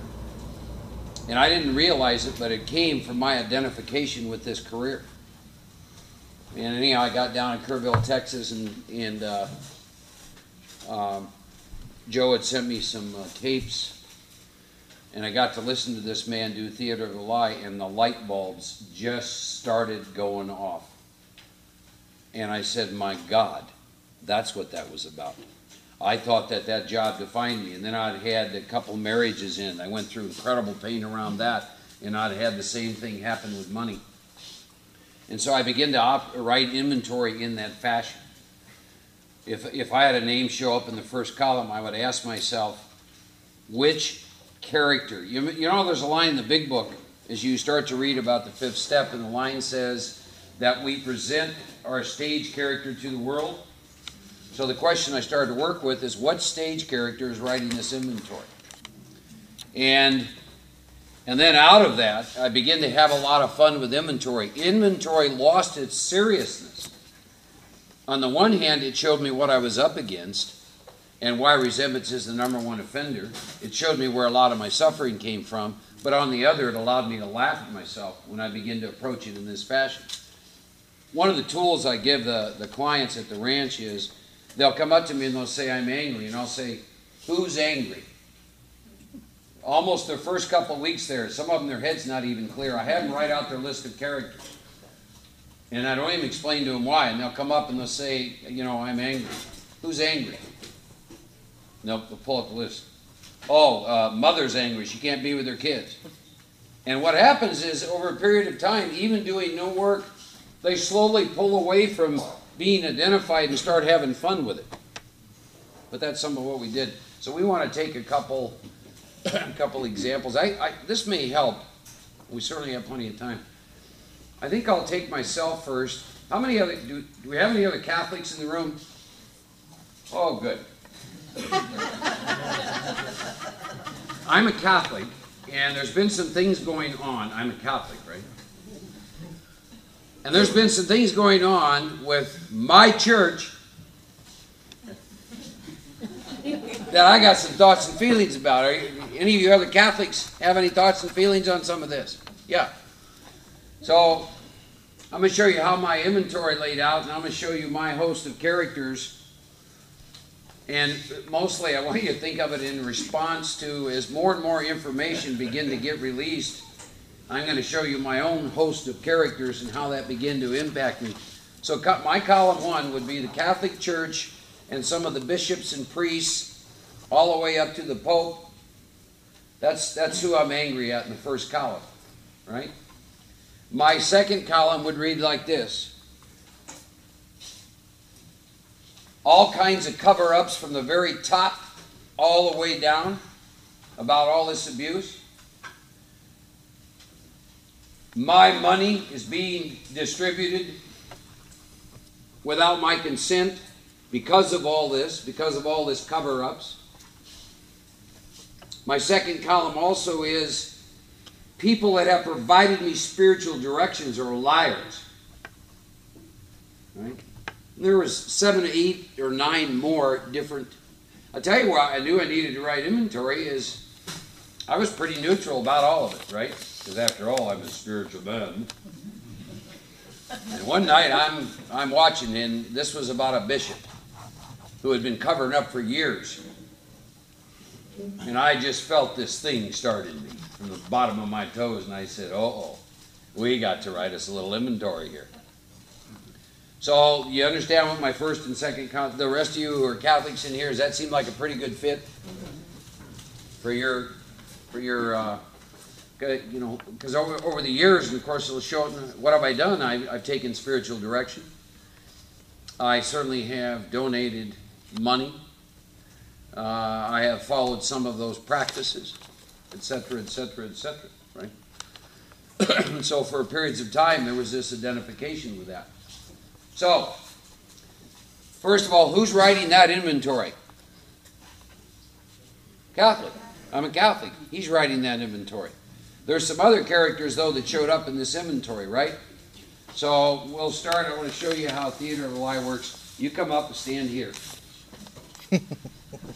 And what you are is, you're the part of me that says I'm a Catholic. So your belief systems, everything, are just about being Catholic. What that means to you, what it has meant to you, how you feel about all this, etc., right? And by the way, there'll be a few other people up here. You don't know any of the rest exist. You're just, I'm a Catholic. That's your sole deal, right? Okay, now how about you come up and you stand over here.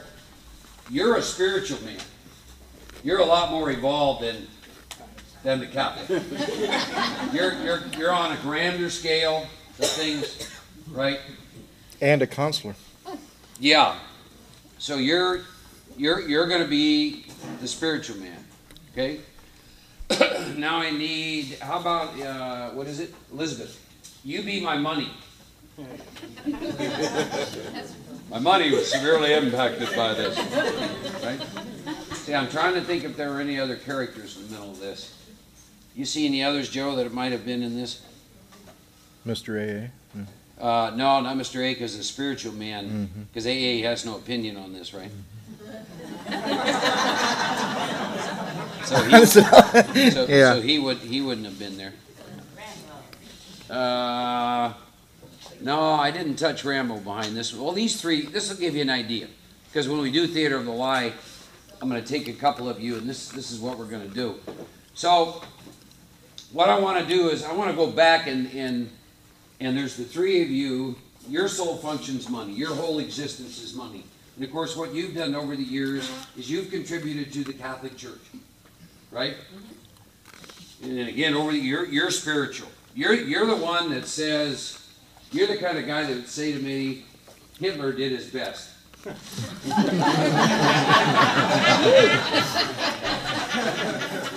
You know how we use spirituality to bypass truth? It's like, we've all done that, right? Well, they did the best they could. So did Hitler. I ain't buying it, right? That kind of thing. And so then, you know what you're the Catholic. So we're watching all this, and all this news is coming in, and all the way up a couple of archbishops, and they're lying, and they're doing cover-ups, and hundreds of millions of dollars is going out the door. How do you feel about that? I have to cover up. Okay, no, hold on a minute. You're a Catholic. Are we looking real good here? No, we don't look good. Yeah, we don't look good, right? I'm a Catholic. I am. So I'm a Catholic. These were my spiritual teachers. They're lying to me, right? They're covering up. All this money is going out the window. Maybe everything I've been taught is your very existence is being threatened here. Does that make sense? Yeah. Self-esteem, how I see and feel about myself. You're a Catholic, so all of this is going on is a direct reflection of you. Anyone ever ask you what religion you belong to, you're going to have to say that you're a Catholic, and all of a sudden you've got to take on all that, don't you? All that shame, all that guilt, right? So this is threatening your very existence, isn't it? Right? You follow? Does that make sense? And you're starting to question your existence, aren't you? How could you not? Right?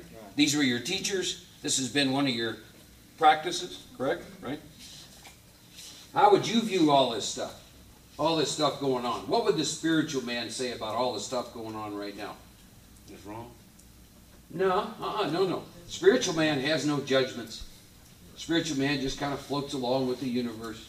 Has no judgment. Huh? It can happen to anyone. It could happen to anyone, right? You know, they're just spiritually sick. You know what I mean? That kind of a thing. One strike. What were you saying, Joe? Give him a couple strikes. What's Yeah. the big deal? Okay. Your sole existence is money. How do you feel about what's going on? Misused, yeah. Misappropriation of funds, right? So self-esteem, how would it lay out if I wrote it? Under self-esteem, how I see and feel about myself, I am a Catholic. Lead words, I am a Catholic. I am a practicing Catholic. I'm a man of my word. I'm a man of integrity. I'm a man who would not cover up. I'm a man who would not act in this fashion. I am spiritual. That's my self-esteem. No church should make me look bad. Pride. No church should make me look bad. No church who has instructed me in religion should conduct themselves in this fashion. Ambition. What do I want?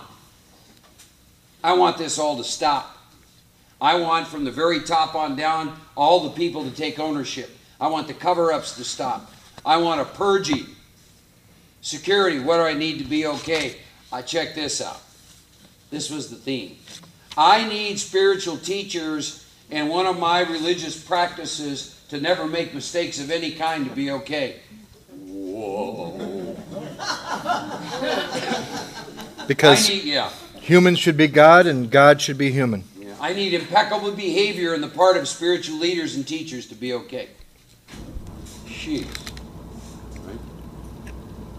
Personal relations. Same-sex relations. My friends should not see men in my religion acting in this fashion. Right? Sex relations. Nothing showing up there. Money. I am my money. This was a misuse of my money. I did not donate this money to the church to be used in this fashion. Right? You see what the third column is? Understand something about the third column. In that state, my third column, I am a Catholic. The wrongdoing of others, fancy real, has the power to kill. I have several friends who have walked away. This is how powerful this stuff is if you identify with this. They have walked away from the Catholic Church behind this stuff because their identification is so strong and they are so prideful. Ultimately, we're all going to find out way down the road that this is going to be probably one of the most beneficial, revolutionary things that could have ever happened within that structure. I suspect that. I don't know. So that's my third column. You see how that third column lays out? You see what I'm up against? And then I'd go around places and they get to talking. And then I get to talking to this guy that I do some work with. I'm never going to Catholic Church again. This guy's going, oh no. See, he doesn't exist anymore. Right? That's when Rambo came up a little bit. Yeah, you know what? I don't think I will either. And I'm a money person. Hasn't written a check since. Not about to till they get this thing cleaned up. Right? Spiritual man, he's just ambivalent about it all. Oh, hell, let's go over and be a Baptist for a while. He's open-minded. Hell, he don't care. You know what I mean? He just kind of goes with the flow of things. Start my own religion, open my own church. Yeah. Because my church will be... Yeah. When I identified who was upset, who was resentful, my inventory just flowed. Just flowed. Now, I won't do that right now with you, but in a little bit, I call it the bridge from the third column to the fourth column. I'll show you where my fourth column showed up in this whole thing, okay? Thanks. You guys go ahead and sit down. One gentleman I was talking right there. Would you mind if I used you for Theater of the Light? Yeah. Come on up. Amy's going to help us write on the board.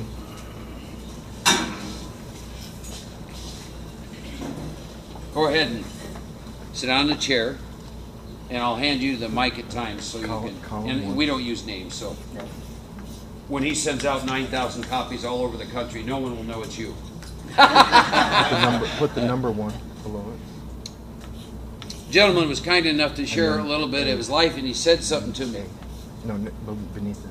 He talked about, I don't know how many years ago, but he'll talk about this, is his wife basically came home and said, I want a divorce, and he talked about the provider, the homeowner, the husband, the lover, in one fell swoop, and what, 23 years later? 23 years later. Still impacted by it. Don't ever think this stuff won't kill you. 23 years later, he's still impacted. He listened to enough before, and he asked me a great question. How do I get free of this? How do I not go back and revisit that? For 23 years, this has impacted him, right? So, tell us what... Column one? Column one, of course, would be her, right? Mm-hmm. Column one would be the wife. My wife. My wife. Next to number one. By the way, anytime you use the word my, you're headed for trouble. See, that's my water. You don't really want to be taking that water. See, anytime you use the word my, you see why you're in trouble? It implies ownership, possession. See? My wife, human being, means nothing. It isn't much different than my car. And anything that's my defines me. And I'll go to my death defending my stuff, right? So she's in column one. So what would column two be? Okay, she wanted to divorce me. Okay, so put down, she wanted a divorce. Okay, what else? So put over to the right, put the word husband. Did you have any children? Yes. Okay. Perfect husband. So did that mean she was going to take the children with her? Yes. Perfect husband. Okay. So we got perfect husband. You need to put father. I'm going to give you a few of them in column two. Column two is lost the kids. She took the kids with them. You're going to, that's okay. Just right up here. So she took the kids. Did you have to move out of the house? Did you lose the home? Yeah. Oh, man. Right over to the right. Right, homeowner. Oh, we got some inventory here. She got the house and took the kids and wanted a divorce. There's a country song. Yeah, and when people ask he was doing Play he it said backwards, fine. it would have a great story. Okay, so the other thing in column 2, you can, that's okay, you can just go a little above it, is you can put Took the lost the house, took the house. Now, even though he's got 3 there, A, B, C, we would usually just do A and use the whole page front and back. Yeah. Another page for B, another page for C. He's just giving you an idea of how much was going on here in this situation. Okay, what other things in the second column maybe happened behind this? She took the kids, wanted a divorce, took the house. What else happened? Anything else? Oh yeah, we lost our mutual friends. So put up over there, friend. I also want you to put up there Romeo. He wasn't real happy with this news either. I was going to ask you if by chance, did she get involved in an affair, or was there another man? Yeah. Oh, second column, we have just a little bit more here. How would you word it?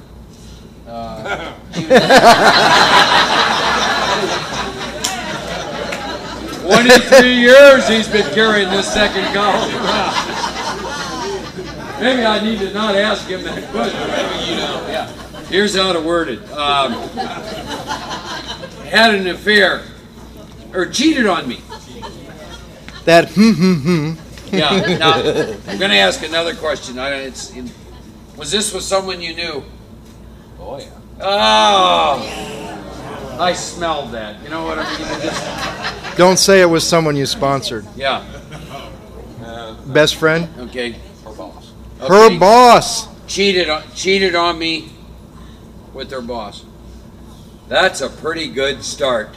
You need to also write over here money, the money man. You need to write Rambo. Mr. A. Were you sober then? Yes.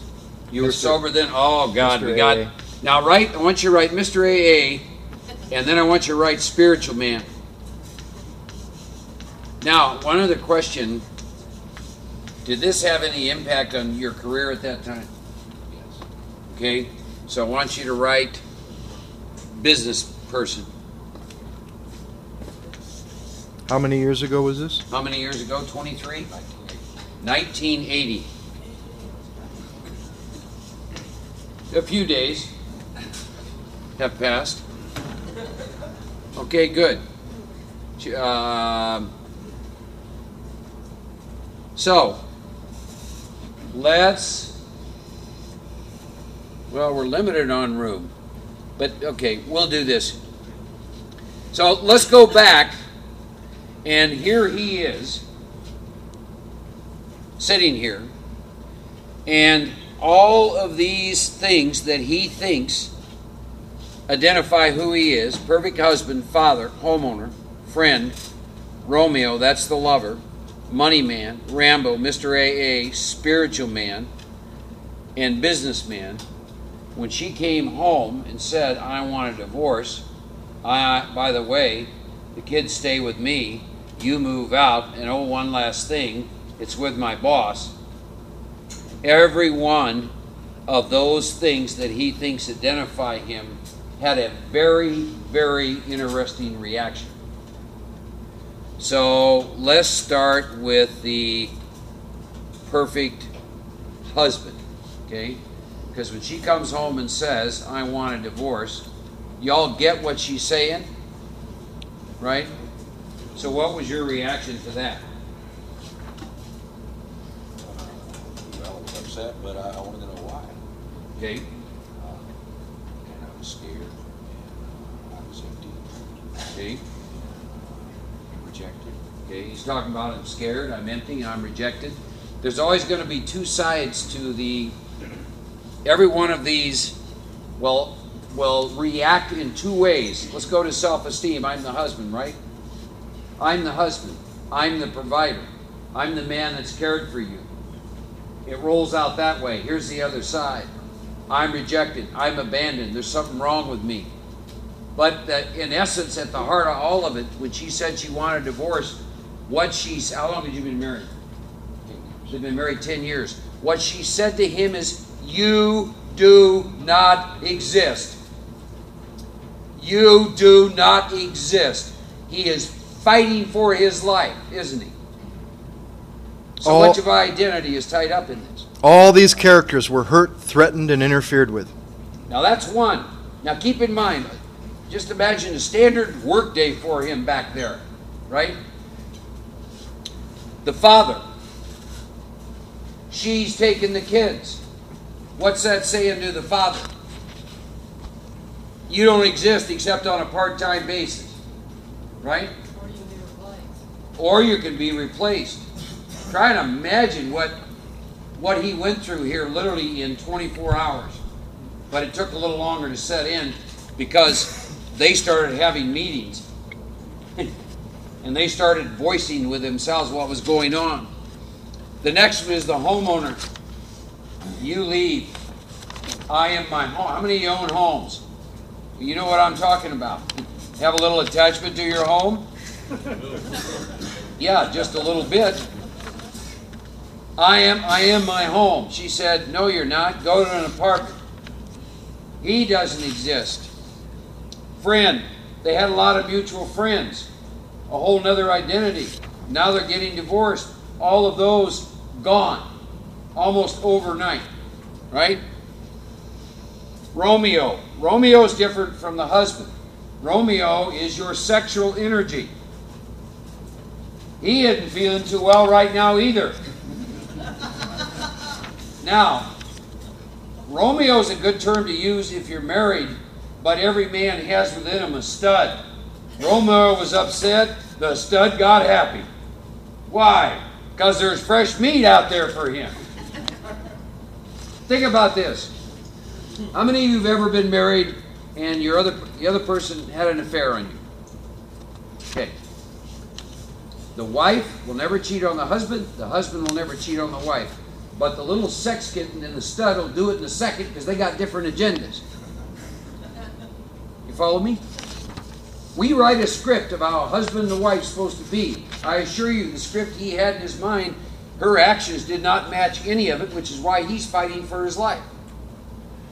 Let's take another one. We got the money man. Having been divorced, I know that they can be very, very expensive.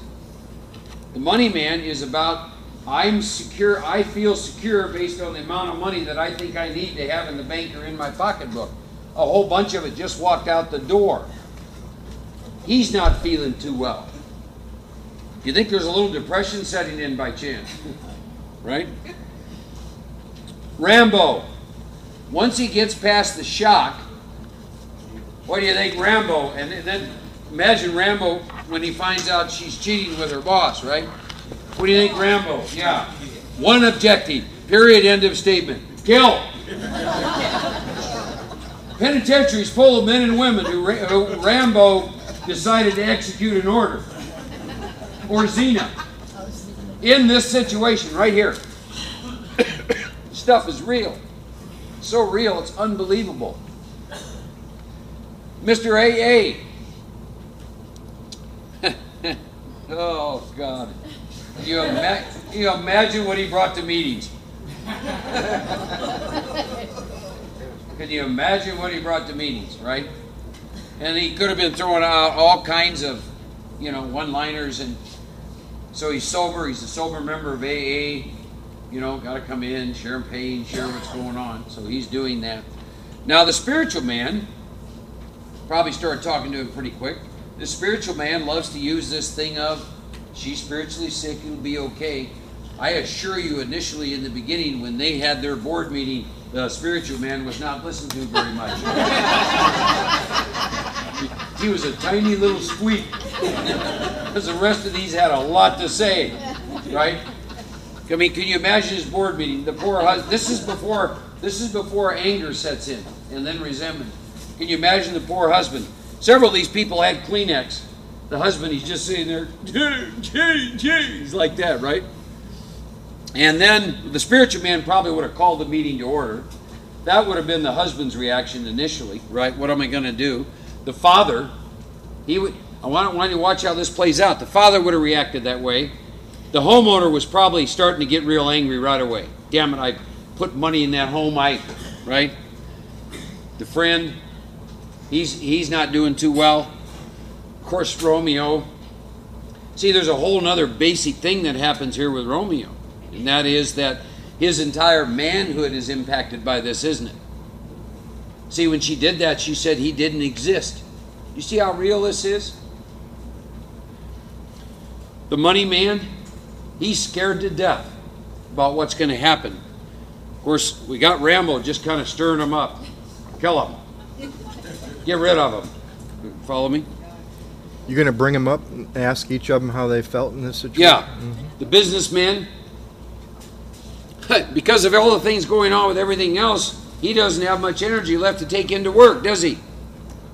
So the businessman all of a sudden can't perform his job. Now all of a sudden, look what he's up against. You see what he's up against? So let's just do this.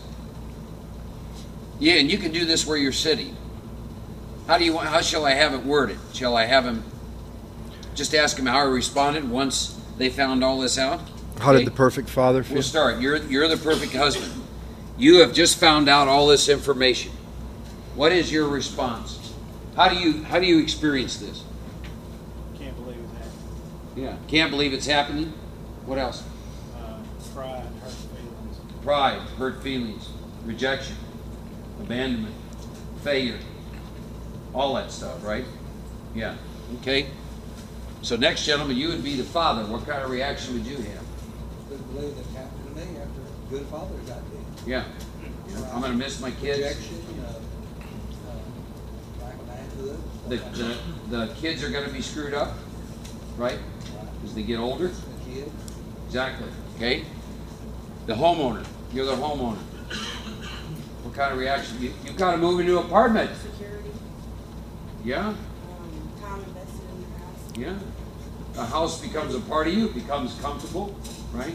Now I got to go live in an apartment complex. I hear people going to the bathroom and, right? Follow me? And part of your image gets tied up into your home, right? So you're not too happy about this stuff, right? Okay, Romeo. Now this is the part of you is about your sexual energy in a marriage. And basically, not only is she leaving, but then you find out she cheated on you. What's your reaction to this? Bingo, do you hear that? I'm not good enough. I'm not good enough. Carries it for 23 years because he's identified with this. I'm not good enough, right? The ego wins either way. High self-esteem or low self-esteem, the ego wins either way. Yep. The ego loves it. I'm no good or I'm the greatest.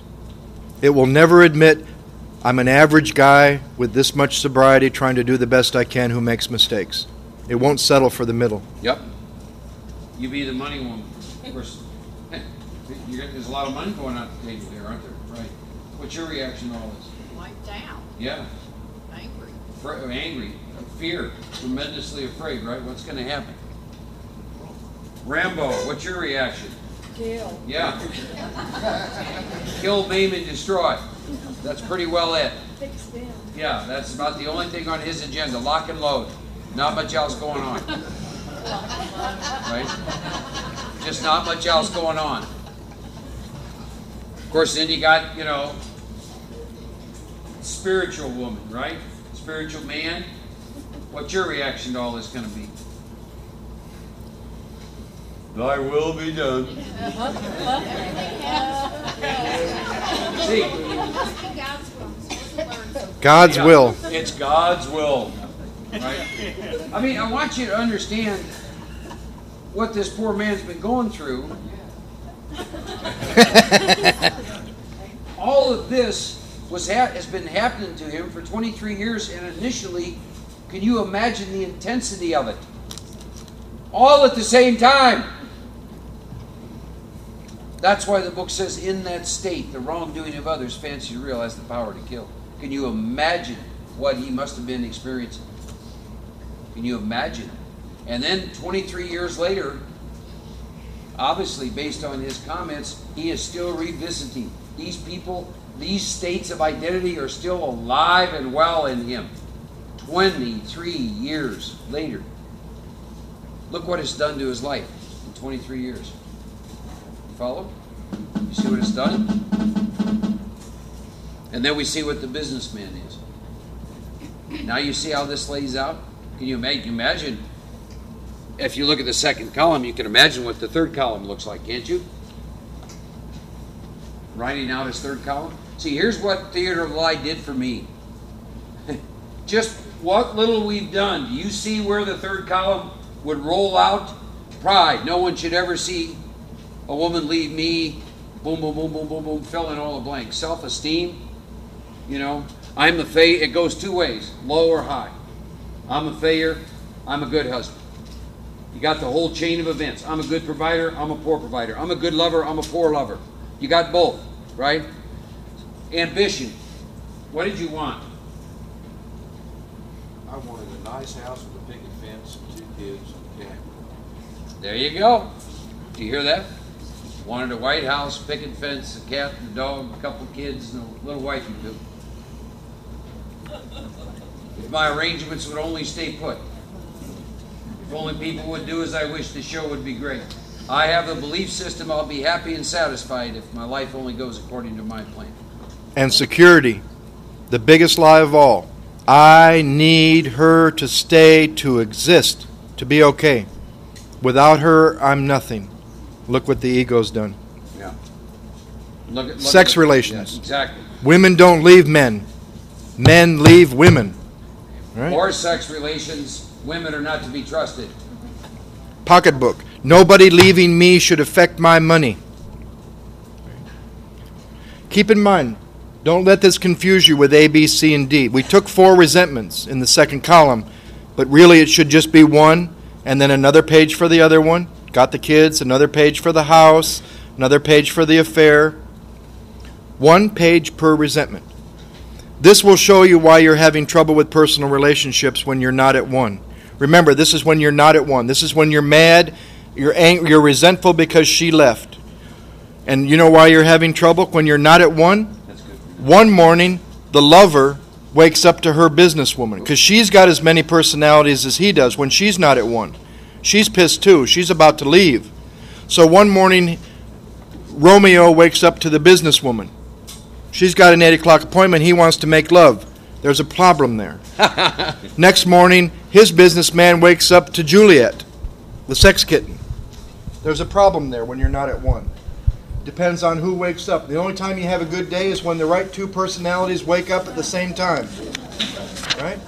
Then you find not only do you have these different personalities, every one of them has a different belief system about when she left. Rambo wants to kill. Mr. AA needs to accept it. No, acceptance is the answer to all my problems. This is not acceptable. Acceptance is not the answer. I do the work because being powerless over alcohol and my life being unmanageable became unacceptable for the first time in my life. We need acceptance for people, places, and things, but step 1 is not acceptable to me. Dr. Paul cried when I talked to him and he talked about what people did with that page 449 in relationship to themselves in the first step. We need it for people, places, and things. But I think we're all here to do the work because being powerless and being unmanageable has become absolutely unacceptable. So that's another reason they're having trouble with personal relationships. Every one of their personalities have a different belief system. And you wonder why there's mixed feelings. There's mixed feelings because there's mixed personalities. Rambo wants to kill. The spiritual guy wants to live and let live. You know, the businessman is concerned about his next appointment and his meeting and his money and his house. And you're having trouble. Mm-hmm. He told us a story. Frank told us a story when he shared this with us about a man who became an AA speaker, who would never say no to an AA request. Went to the doctor one day. The doctor says, be at the hospital tomorrow. You have appendicitis. He became an AA speaker. He couldn't go to the hospital. He had to go speak. He had a commitment he couldn't say no to. Went to speak. At the podium, his appendix burst. Back then, they couldn't treat peritonitis. You go to the hospital and you're going to die. It took him 17 days. Frank would go to see him, and when he was lucid, he would begin to admit, you know, I wasn't the greatest father in the world, but I wasn't the worst either. And another personality would die. I wasn't the greatest husband in the world, but I wasn't the worst. And another personality would die. We're here for these to be smashed, for these to become at one, to atone. That's what amends are about. Amends are about getting free of these different personalities and coming back to your center. It took him 17 days to die, and he died free. We get to do that right here, and we get to do it in the inventory process. We don't have to die for these personalities to be smashed. But there's a couple things you have to watch out for when you start to move into the truth, which is the next column. If you open your book, 266, to dovetail on what Joe said, our goal in AA is to die before we die. The paragraph that says, it's plain that a life which includes deep resentment will lead only to futility and unhappiness. The reason our deep resentments lead to futility is, can you do anything about another person's behavior or choices? Then it's futile, isn't it? And the unhappiness generated from that. To the precise extent that I permit these, that's an interesting word. The term permit here is very important.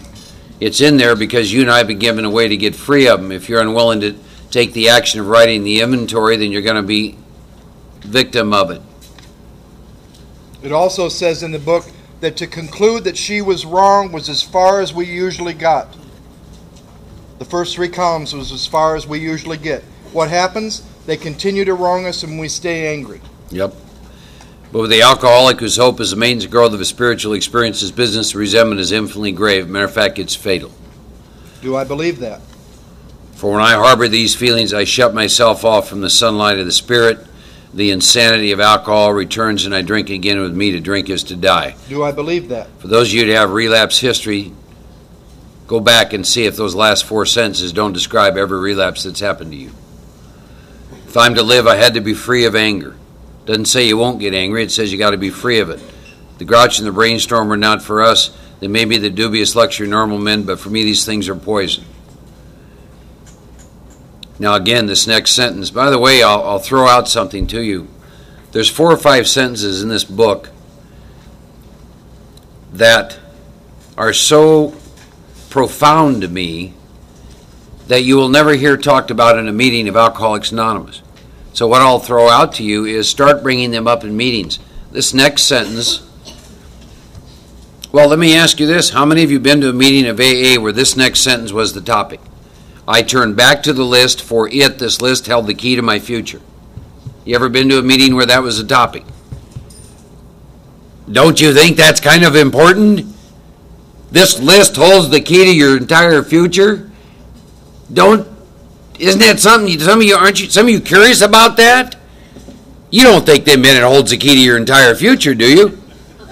This poor gentleman for 23 years, if he knew this, would have had a whole different life, I promise you. I'll point out some of these, and from now on, go into a few meetings in Memphis, we'll mess them up. Someone says, do you have a topic? Say, yes. I'd like you to share your experience with turning back to the list, for it holds the key to your future. See what happens. Or in the 10th step, do you have a topic? Yes. Share your experience with having entered the world of the Spirit and using your 6th sense. Neat little stuff like that, right? Now, I want to do what I call the bridge. How's this man, how's he going to get free of his attachment to all those states? This is called the bridge. It says we're going to look at it, these first 3 columns, 3rd column, from a whole different angle. And here's how I'm going to start to look at it. I begin to see that the world and its people, my ex-wife, really dominated me. Column 2, all the things she did. In that state, me being completely controlled by my wife because I'm identified and everything else, the wrongdoing of others, my second column, what she did, fancied or real, has the power to kill me. Third column, how do I escape? I saw these resentments must be mastered. How? I can't wish them away in alcohol. So this is my course. This is the bridge. This is freedom. I realize the people, column 1, my wife, who wronged me, what she did, column 2, was perhaps spiritually sick. Page 67. Though I did not like their symptoms, second column, what she did, and the way these disturbed me, third column, she, like me, was sick too. So the first thing that we start to understand is the name I have written in the first column and what they did in the second is that perhaps that person, that course of action, what I resent in the second column, perhaps that's the actions of somebody who was spiritually sick like me. And what that means is the book is going to put you on equal footing. You are upset and resentful. I'll give you an example of what I mean. Do you believe that a spiritually awakened person who is in a marriage could cheat on their husband or wife? Do you believe that? Anyone here believe that? I don't. Why? Because their word would be their bond. Their behavior would be impeccable. That's why. That is the behavior of somebody who is spiritually sick. No choice. Driven. You're sitting in judgment and you're resentful of someone who's spiritually sick who couldn't have done it any different. Therefore, you're spiritually sick as well. The book is trying to get you on some equal ground here, aren't they? Right? And it goes on to say, God, help me show what I've written, the name in column 1, the same tolerance, pity, and patience I would cheerfully grant a sick friend.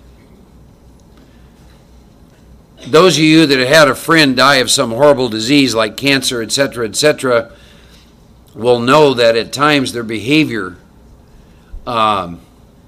is less than spiritual. And I've never yet gotten angry at someone like that. I was raised, my parents had a nursing home. So I was raised around elderly people who acted like this a lot. I never got upset. I mean, I've had them throw feces at me. I've had all kinds of weird stuff happen. Never got upset at them at all. And the book is trying to suggest something. You need to take that attitude into these people because what you've written in column 2 are the actions of a spiritually sick person. And I like to add to that, who's asleep, dreaming they're awake. So do you see what the book's starting to do here? When a person offended, I say to myself, this is a sick woman. How can I be helpful to her? God save me from being angry, thy will be done. I'm going to avoid any retaliation or argument. Why? I wouldn't treat sick people that way. If I do, I destroy my chance of being helpful. Now the book says, referring to my list again, putting out of the minds the wrongs others had done, the second column, I'm going to resolutely look for my own mistakes. Where have I been selfish, dishonest, self-seeking, and frightened? Though a situation is not entirely my fault, I'm going to try to disregard the other person involved entirely. Now, if I was working with that gentleman and we had a bunch of time, I suspect that I could help him see where over the years that there was a lot of selfish, self-centered behavior on his part that may have contributed to her leaving. And there's 3 ways to look at that. Before she left, while she was leaving, and after. Sometimes you didn't do anything before to set the ball rolling, but it would be good, like Mark was saying, to start with him with what did he do to start that whole ball rolling. You know, did he become work only? Were her needs put aside? Was she neglected? Was business first? Was he cheating? You know, there's a lot of stuff on his side that he needs to see for him to get free. Right. What went on while she was doing it, while he was in the middle of the anger, and what was done after to retaliate, to get back, that was selfish, dishonest, self-seeking, and rooted in fear. Not only that, you go all the way back to the beginning. The big book says something, and this is a great starting point. It said at some point he made a decision based on self, which later placed him in a position to be hurt. So you go back to all the way when you first met her. I'll ask you a simple question. Did she have any prior history of ever being involved with one man and then cheating that you knew about? Okay. But you understand the point you and I are making. You go way back to then, right up to then, and I'll bet you we could see all kinds of things on your part that could have contributed to this. I met a woman who was recently released from the mental institution, and later, maybe there was a clue there, you know. I was 20 years sober, and I met somebody with 30 days, and boom, all of a sudden I'm blaming her for going crazy, and what were my basic motives for getting involved, you know. And then, dishonesty, 3 ways you're dishonest. 1 is you lie. 2, you're dishonest by omission. And 3, you're dishonest from a standpoint of self-delusion. I'll take you back to one of the points of selfishness, self-centeredness on his part. Is he thinks her actions are about him. I went through something very similar, and I'll tell you where I got free, is I realized that her actions, her getting in an affair, had absolutely nothing to do with me, and that was all about her, and I got free. See, when you take things personal, that is a manifestation of selfishness. Does that make sense? Of course, fears, you can imagine the fears that would probably show up in this inventory. You're back to the same thing Joe talked about. The fears that he had maybe when they started dating, the fears that happened after they got married, the fears that happened after all this. There would have been a lot of fear going on in that whole dynamic. And what happens when you start to take a look at the 4th column and you start to look at your part divorced of the first 3, now you begin to get pulled away from all of those roles that he thought was defining who and what he was. Has anybody in this room ever found a resentment where they didn't play a part?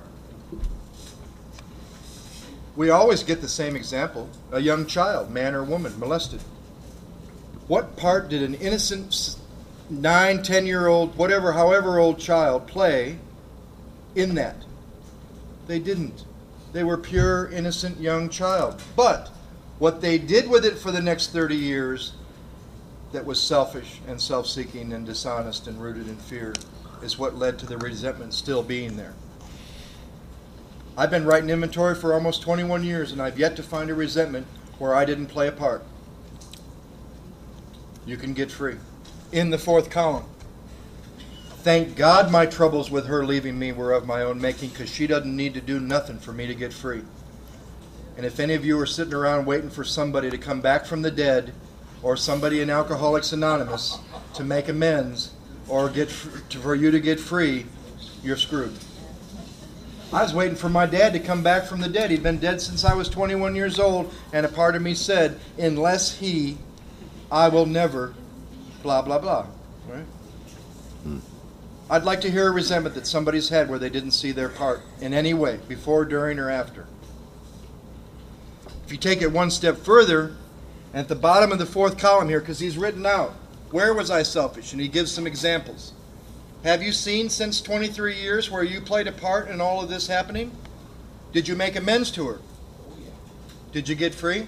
Yes. Did you move on? Yes. Did she move on? Yes. Are you friends? Yes. Boom. You see where you're selfish. Not a check mark, an explanation. Self-seeking, dishonest, afraid. Now what I would do now is I would stay in this 4th column where the truth lies. None of this is true. But I still think that she leaving me is part of why I held on to this. At the bottom here, I would stay in the 4th column until I could rewrite column 1 and column 2. I'm mad at myself for driving her away.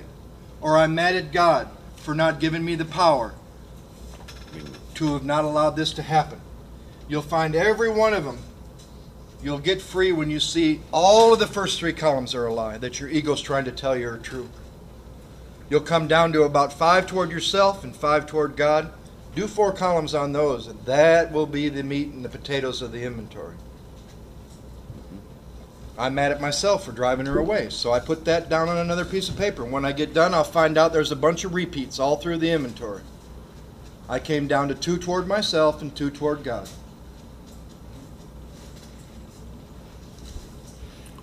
Now you got to be careful of 2 things that they warned us about with this when you move into the truth.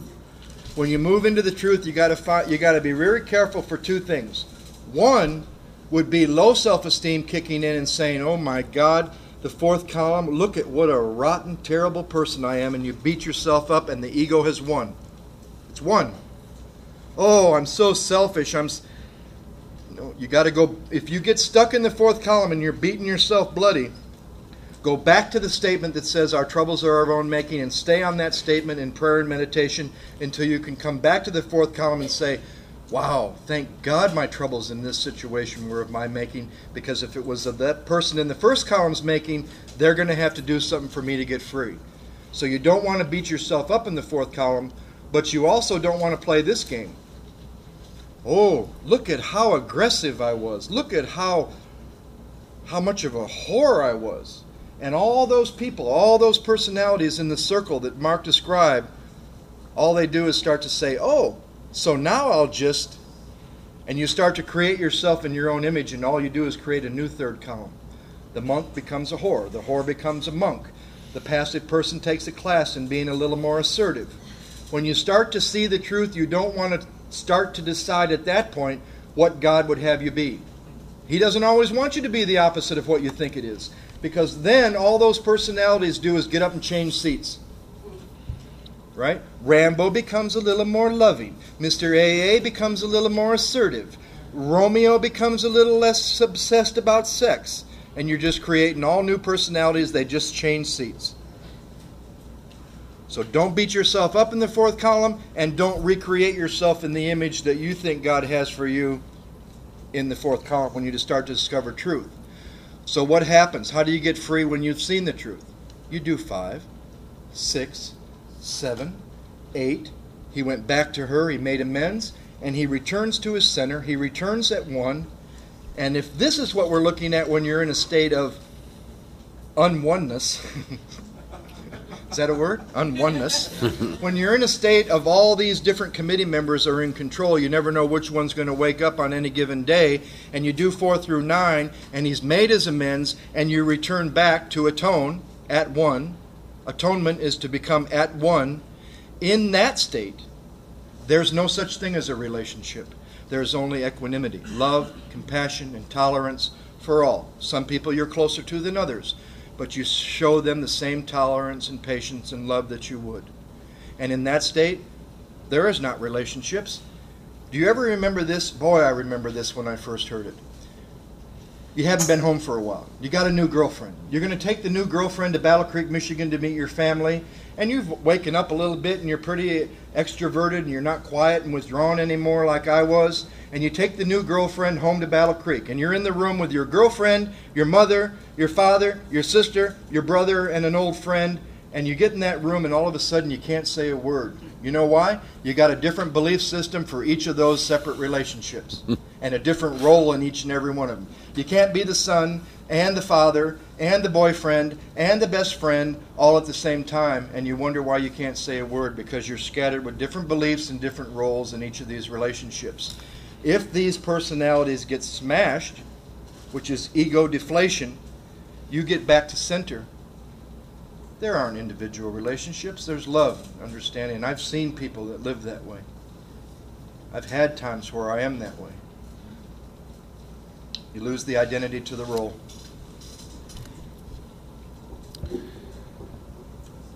So hopefully that was helpful to you all in seeing what you're up against.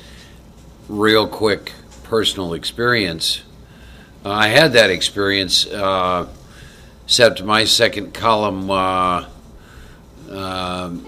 would have read, "My wife ran off to Montana for a year with a man I used to sponsor." That was my 2nd column. right?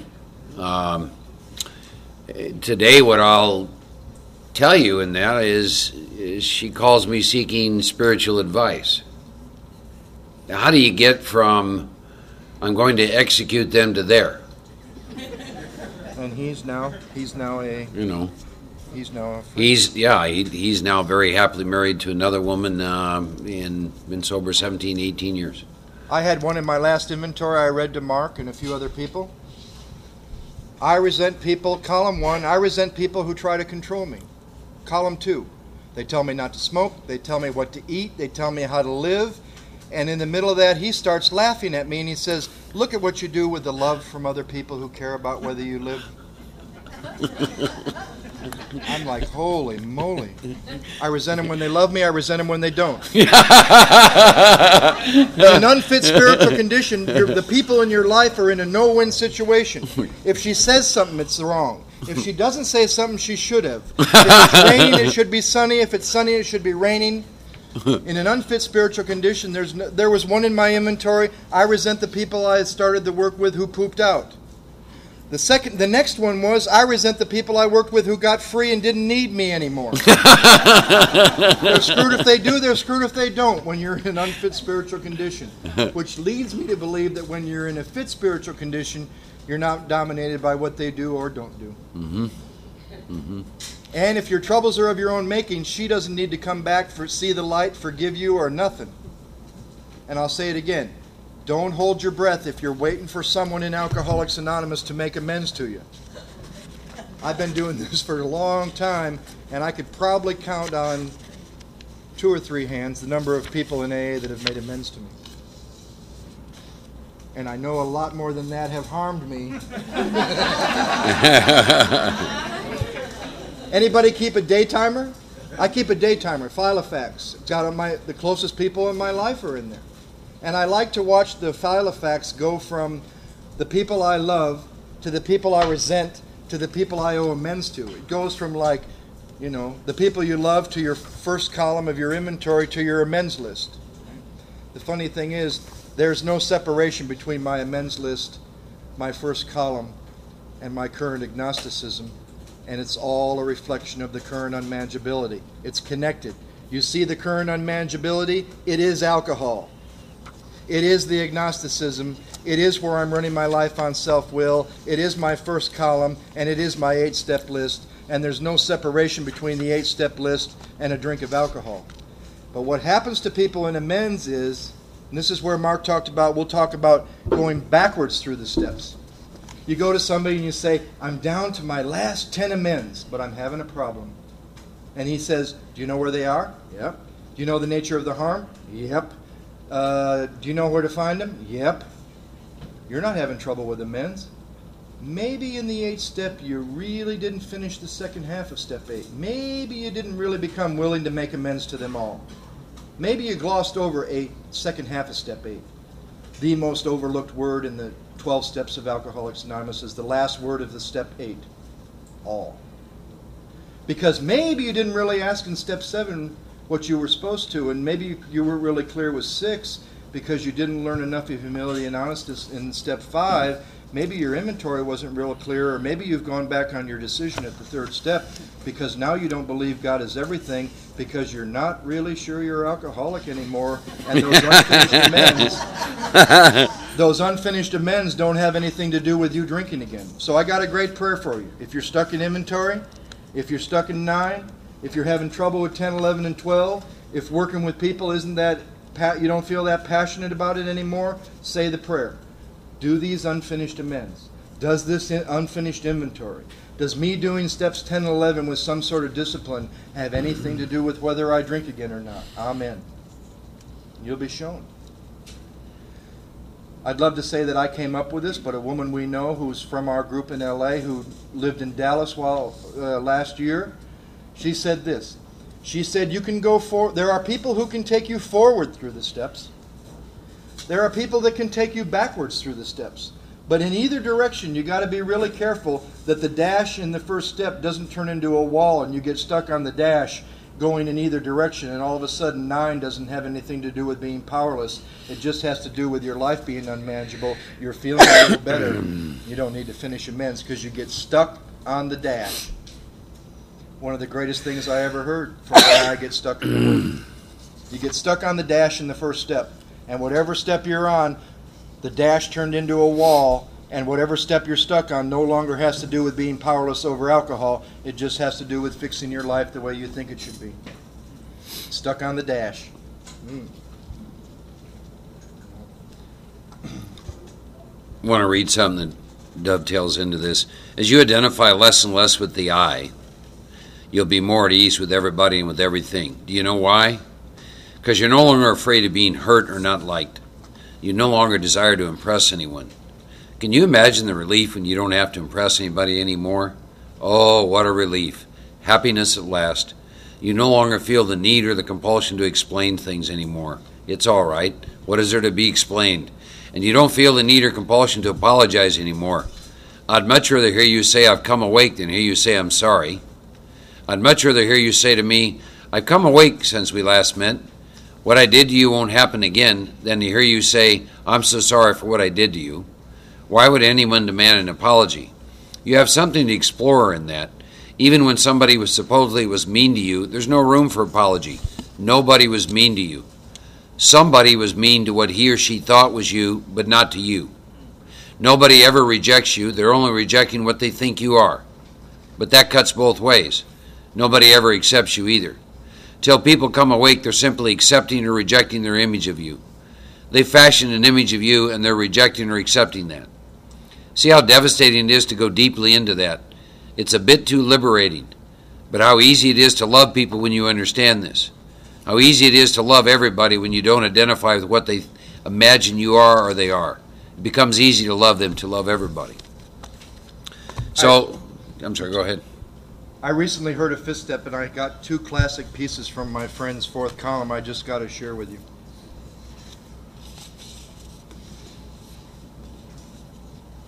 This was a resentment toward himself for not relying on God. And in the fourth column he wrote, I'm selfish because I put myself in a place where I don't depend and rely on God, and then accuse God that I don't rely on for why I don't depend and rely on Him. Let me read that again. I am selfish for being in a place where I don't depend and rely upon God, and then accuse that which I don't depend and rely on for why I don't depend and rely on it. Wow. This was another one. He was resentful at himself for not having the discipline to do meditation every day. And he put dishonest. Thinking that I don't have the discipline to sit is just a basic laziness in a defiant act to reserve the right to drink. I think sometimes in the inventory process there's a piece there that's missed by a lot of people and not talked about a lot, and that's the sex ideal. This is a chosen ideal for the future. You get to choose it. You get to ask God to help mold it. Some of the instructions for the book were, we subject each relation to this test. Was it selfish or not? We ask God to help mold this ideal. We ask God to help us live up to the ideal and neither use it lightly or selfishly, nor be despised or loathed. Another statement is we must be willing to grow toward our ideal. We must be willing to make amends where we have done harm. We ask God what to do about each specific matter. We realize that some people are as fanatical as others are loose. We avoid hysterical thinking or advice. We pray for the right ideal. We pray for guidance in each questionable situation. We pray for sanity. We pray for strength to do the right thing. If sex is very troublesome, we throw ourselves the harder into helping others, and we think of their needs and work for them. And I ask God to mold that ideal. And this time for me, it was not seeing a separation between relationships with you, myself, or God. Because in this last inventory, I answered the 9 questions from the sex inventory about my relationship with God and myself and others. And my ideal now is for the future in all relationships. I would like to be blah, blah, blah, blah, blah, blah, blah, blah, blah. I would like to not suffer from the delusion that these 3 areas of relationships are separate. or that there isn't even such a thing as a relationship. That I would like my connection to God, my connection to you, and my connection to myself to be seen as one. And with that, I would like to, and you get to choose. You want to be single and free and date and have fun? Be clear about that. Be honest about that. Tell people you meet that. This is what I've chosen. This is where I'm at. If you've decided something else, be honest with yourself about it. But it's a chosen ideal. And it does say specifically what will happen if you're sorry for when you cause harm, and what will happen if you don't live up to that ideal and your conduct continues to harm others. You're quite sure to drink.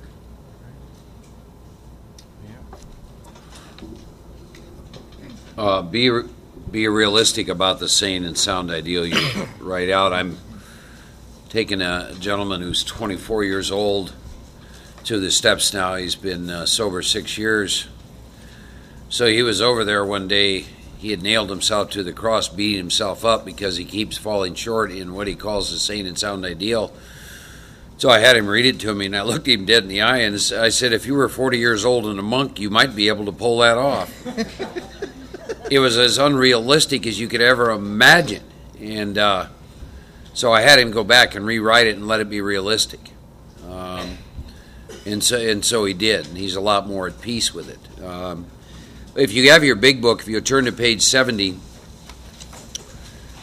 and just by virtue of time, we're gonna move on. There is a paragraph here when they sum up about sex.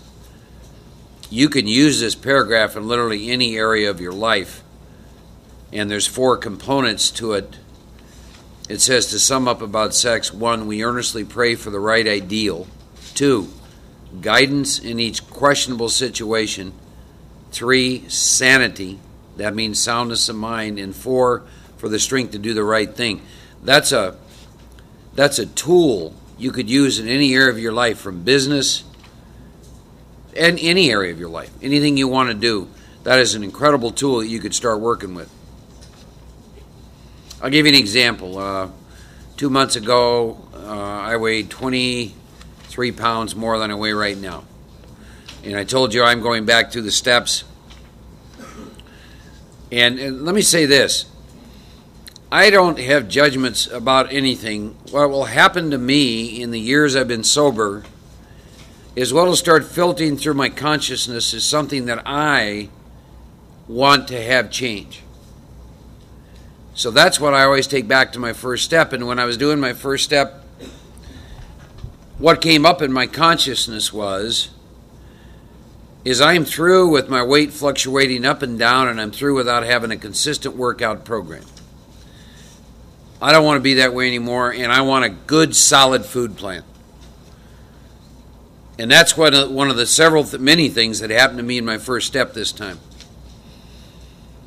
And to make a long story short, out of that came a sane and sound ideal what that thing looked like, and it's 60 days later, and I've been taken to this place. I run 6 days a week. I've lost 23 pounds. I'm following an incredibly good food plan, which I like.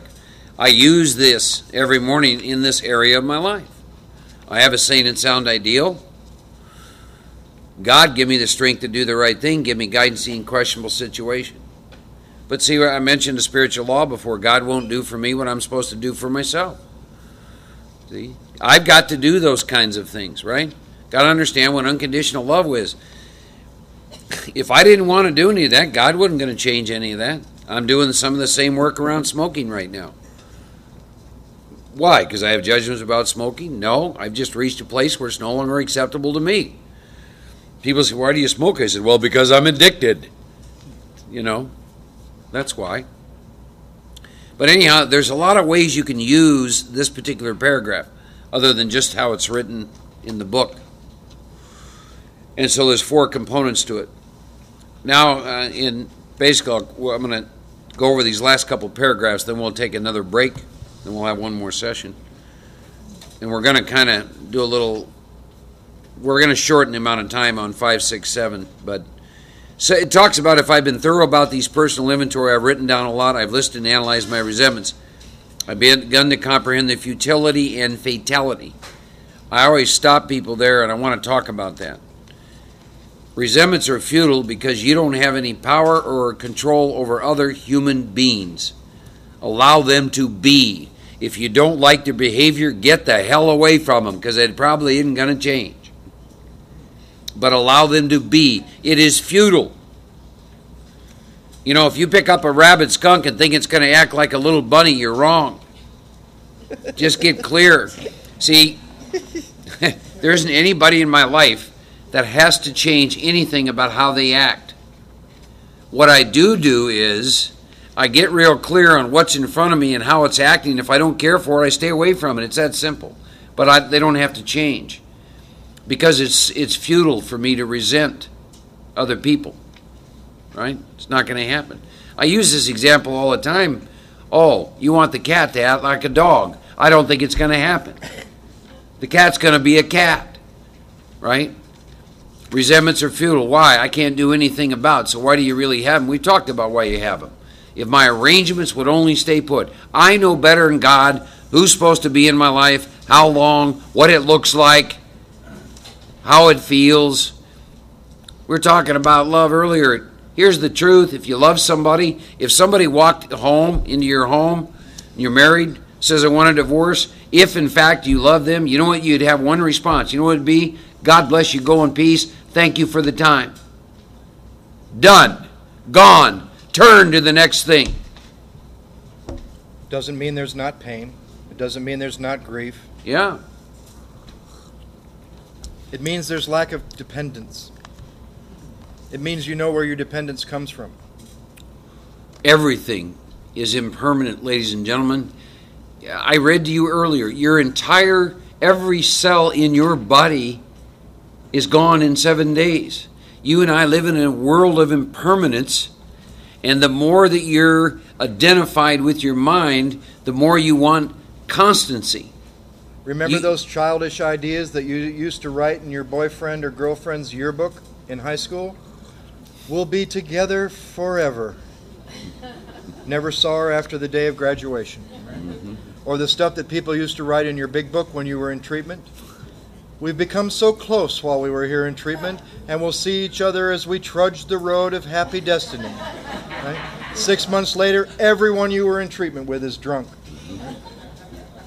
And all you did was have sex in a broom closet anyway, and you thought you were really close. I never did that, but he did, I think. If you live long enough, everything you dearly love will be taken from you. The sooner you understand that, it can cause a whole shift in your perception, in which everything is on loan for a period of time. Understand that. But wear the world like a loose garment. Love it for the length of time it's in your life. When it's here, and when it's gone, it's gone. Come at things in that fashion. Things take on a new meaning in your life when you have that kind of experience. I want to finish up here real quick.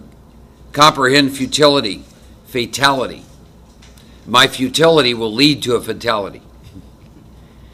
I get futile at your behavior because I can't control it. I think it needs to turn out a certain way to be okay. I get resentful. I get blocked. I get diseased. My mind says take a drink. I take a drink and I die. Let's go. My name's Mark. I'm an alcoholic. Another reading. This is called More Words. Mark Twain put it very nicely when he said, it was so cold that if the thermometer had been an inch longer, we would have frozen to death. We do freeze to death on words. It's not the cold outside that matters, but the thermometer. It's not reality that matters, but what you're saying to yourself about it. I was told a lovely story about a farmer in Finland. When they were drawing up the Russian-Finnish border, the farmer had to decide whether he wanted to be in Russia or Finland. After a long time, he said he wanted to be in Finland, but he didn't want to offend the Russian officials. They came to him and wanted to know why he wanted to be in Finland. The farmer replied, "It has always been my desire to live in Mother Russia, but at my age I wouldn't be able to survive another Russian winter." Russia and Finland are only words, concepts, but not for human beings, not for crazy human beings. We're almost never looking at reality. A guru was once attempting to explain to a crowd how human beings react to words, feed on words, live on words, rather than on reality. One of the men stood up and protested. He said, I don't agree that words have all that much effect on this. The guru said, sit down, you son of a bitch. The man went livid with rage and said, you call yourself an enlightened person, a guru, a master, but you ought to be ashamed of yourself. The guru then said, pardon me, sir, I was carried away. I really beg your pardon. That was a lapse. I'm sorry. The man finally calmed down. Then the guru said, it took just a few words to get a whole tempest going within you. And it took just a few words to calm you down, didn't it? Words, words, words, words. How imprisoning they are if they're not used properly. Turn to page 72. I'm just going to hit highlights when I'm either going to read inventory or someone's going to read inventory to me. I open the big book up and we begin to read from page 70 up through page 75 because I want them to be very clear what we're about to do. If you will work with people out of the big book, then they won't develop a dependency on you. They will go to the tool that we were given, which is the big book. So some highlights, beginning with chapter 6 into action. This particular chapter, I think, has 7 steps in it. It says, having made our personal inventory, what should we do about it? We've been trying to get a new attitude, 2nd step. New relationship with our Creator, 3rd step, discover the obstacles in our path. We've admitted certain defects. We've ascertained in a rough way what the trouble is. We put our finger on the weak items in our personal inventory. These are about to be cast out. This requires action on our part, which when completed means we admit to God, to ourselves, to another human being, the exact nature of our defects. So that's what you're looking for in the 5th step, the exact nature of your defects. This brings us to the 5th step in the program recovery mentioned in the preceding chapter. They go on and tell you that a solitary self-appraisal is insufficient. And then again, I told you got 2 doors, die an alcoholic death or open the door to the 5th step. 5 lines up from the bottom, the best reason first. If I skip this vital step, I may not overcome drinking. Time after time, newcomers have tried to keep to themselves certain facts about their lives. Trying to avoid this humbling experience, they turned to easier methods and almost invariably got drunk. The book goes on to say, having persevered the rest of the program, they wondered why they fell. Because they took inventory but hung on to some worst items and sought. They only thought they had lost their egoism and fear. They only thought they had humbled themselves. Then you get that paragraph that I think really describes theater of the lie. More than most people, the alcoholic leads a double life. He's very much the actor. To the outer world, he presents his stage character or characters. And then it talks about he has inconsistency. Then the next paragraph talks about over and over this need for being honest. Bottom of the page, I must be entirely honest with somebody if I expect to live long or happily in this world. Paul Martin wrote a great article on sin and mental health. And in that article, after having interviewed a whole bunch of people, what he talked about is that everything is connected. And if you have any area of your life in which you're being dishonest, it's connected to every other area. One of the things I think, one of the reasons people will drink behind unfinished amends or unwritten inventory is because they are consistently violating their conscience. And whether they're awake to it or not, they can't live with the pain of that. And they'll go drink behind that. But any single area of your life in which you're practicing any form of dishonesty, I promise you, is showing up in every area of your life. That's my experience. And then now you're going to get some instructions on who you're going to read this inventory. It says we think well before we choose the person or persons. Highlight that. Because you can read your 5th step to a person or multiple people. Several years ago, Joe and I were introduced to the idea of multiple 5th steps, where I take some inventory and I read it to different people. When I go through the steps this time, I'll read my inventory to probably a minimum of 5 people. Probably read it to Joe, that woman that has 38 years sober, the man I call my sponsor, and I'll probably read it to a couple people I sponsor. Why do I do that? Because I want to get completely pulled back and free of any of my identification with those ego states that we're talking about. And every time I've done a multiple fifth step, the results were incredible. I'll never forget the first time I did it was I went to California and read to Joe, then I read to a man in Kerrville, Texas, and then I went down to Louisiana and read to a woman long time sober. It was one of my most profound experiences through the steps. The sixth and seventh step, I had an experience with him I'd never had before, and the most amazing thing at all, as a result of reading inventory 3 times to 3 different people, is I had no resistance anywhere with a single amend. Now, when you have that kind of effect, and you're the alcoholic of my type, that really catches your attention.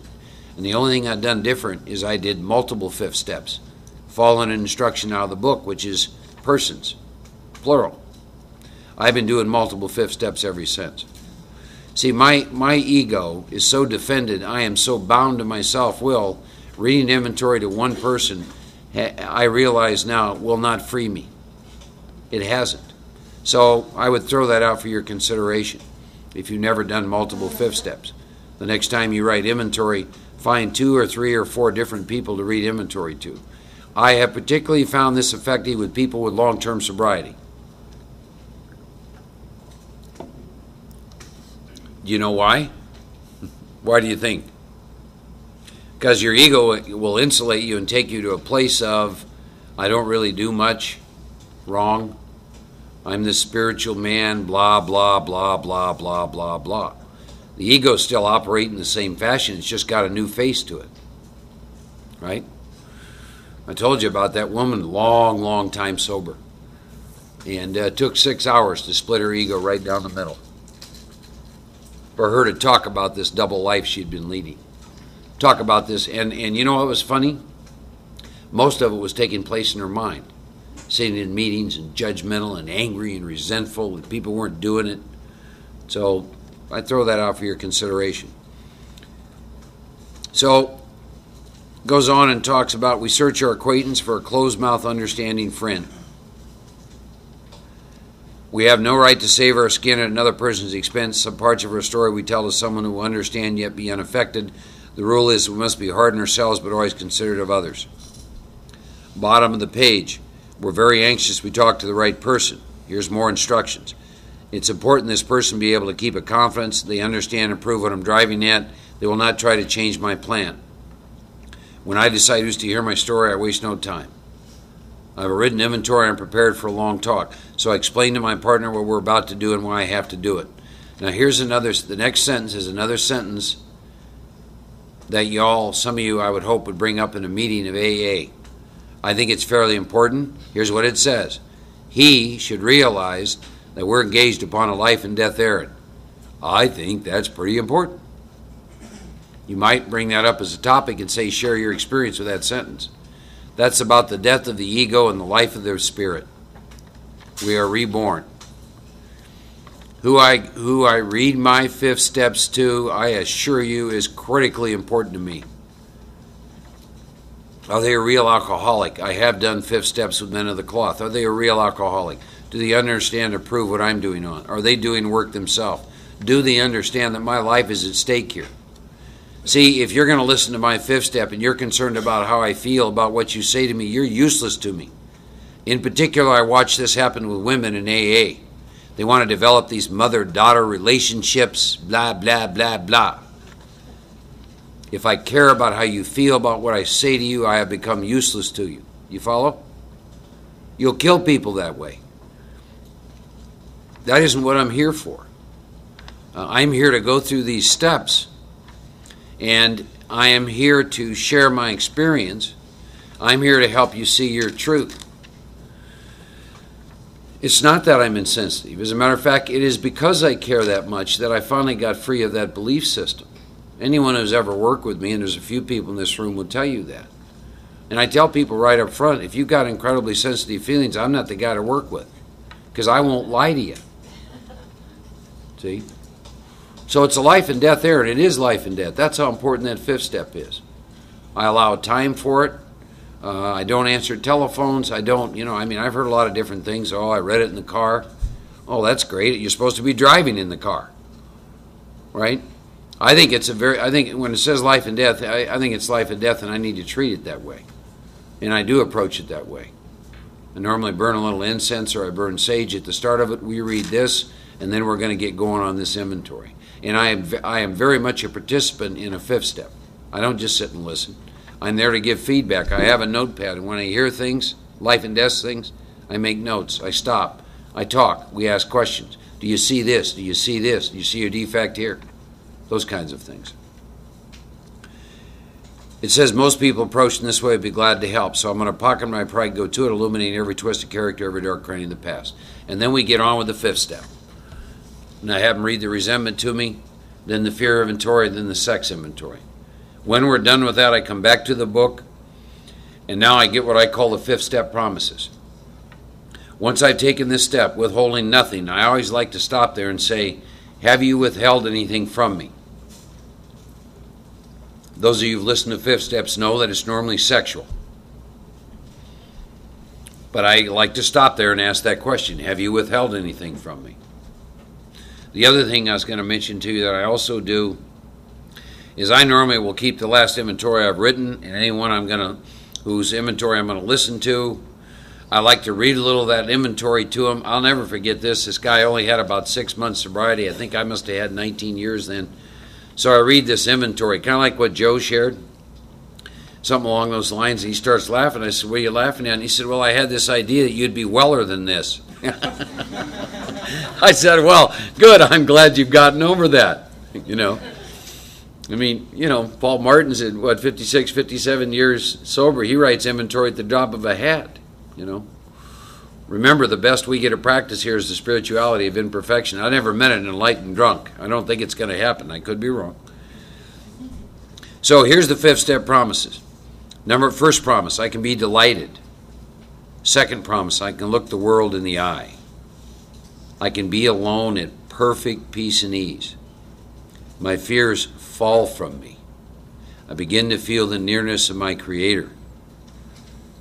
See, here's what's starting to happen. You do this work and do this fifth step, and you begin to realize who you are, and you begin to realize who you're not, and you begin to pull away from your attachments to all these ego states, which is why these promises, you begin to experience them after a fifth step.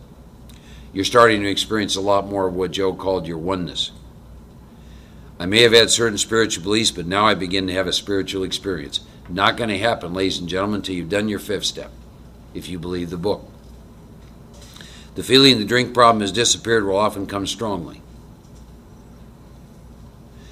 We feel we're on the broad highway walking hand in hand with the Spirit of the universe.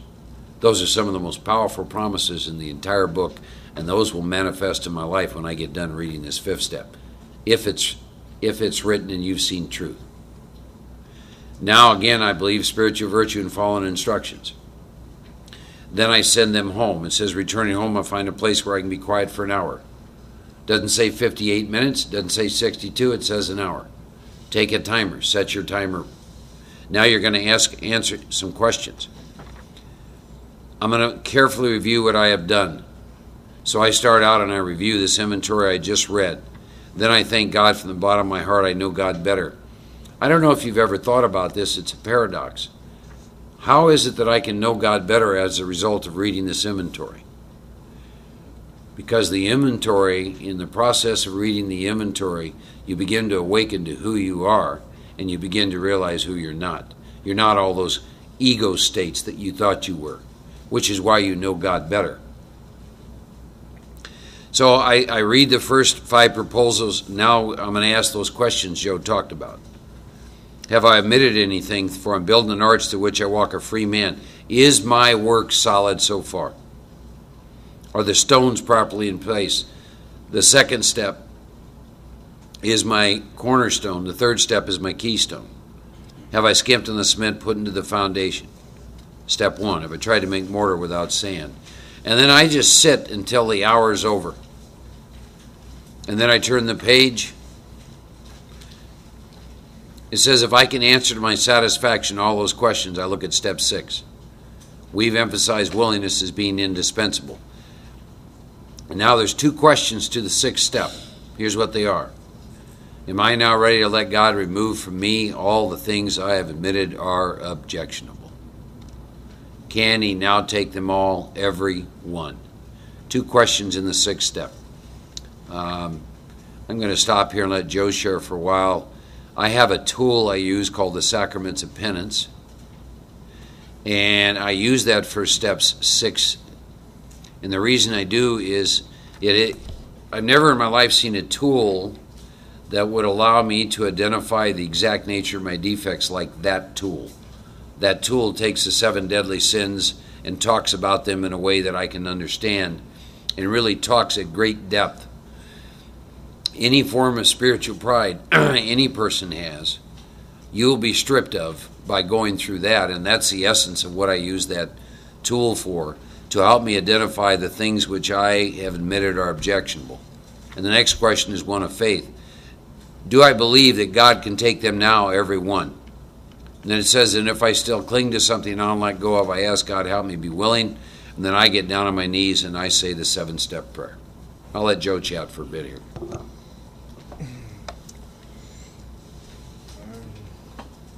So, I was 5 years sober in Denver, and I went through the work several times in those 5 years. And after the first time with unfinished amends, I thought, and I told other people, that I'd had a spiritual awakening as a result of the steps and that I was in step 12. And I would like to say that that was true. I believed it was true. The funny thing about truth, that it's true as long as you believe it is until you find out it is or it isn't. And I had about 50 unfinished amends, and I thought I had done a pretty good job. I had done, right? And I quit making amends, and I was about 1.5 years sober, and my life had totally changed.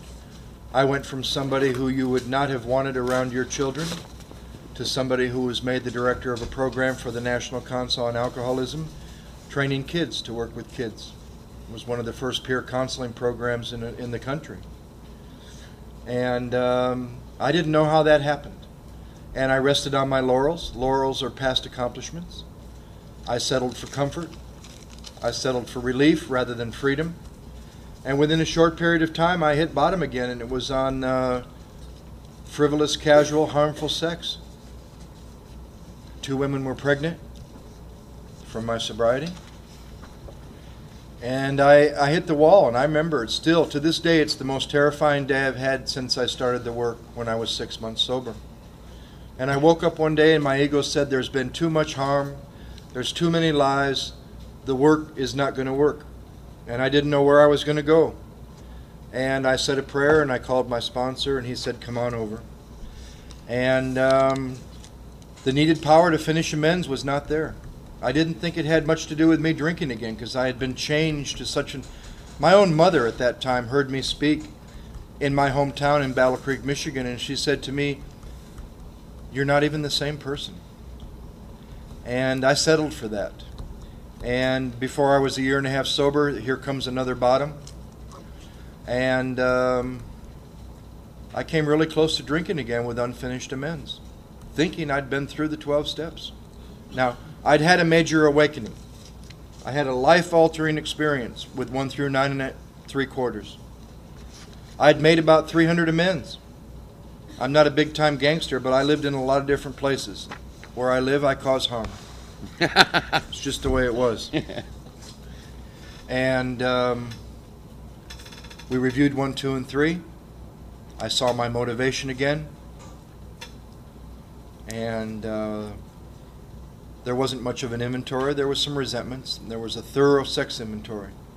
I had not formed an ideal that was for me. It was an ideal to please the person, my sponsor.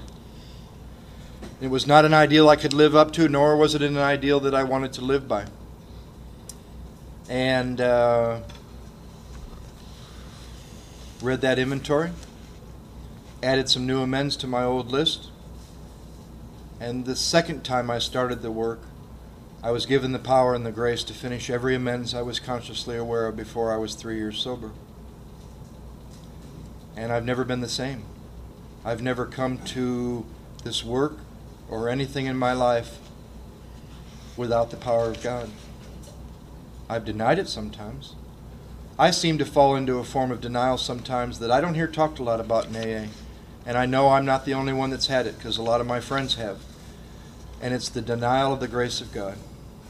It can actually be stronger, because I know a lot of people that didn't have much denial about alcoholism when they got here. They were just pretty beat. They just kind of knew. I didn't have a lot of denial about alcoholism after 10 treatment centers and having been a therapist.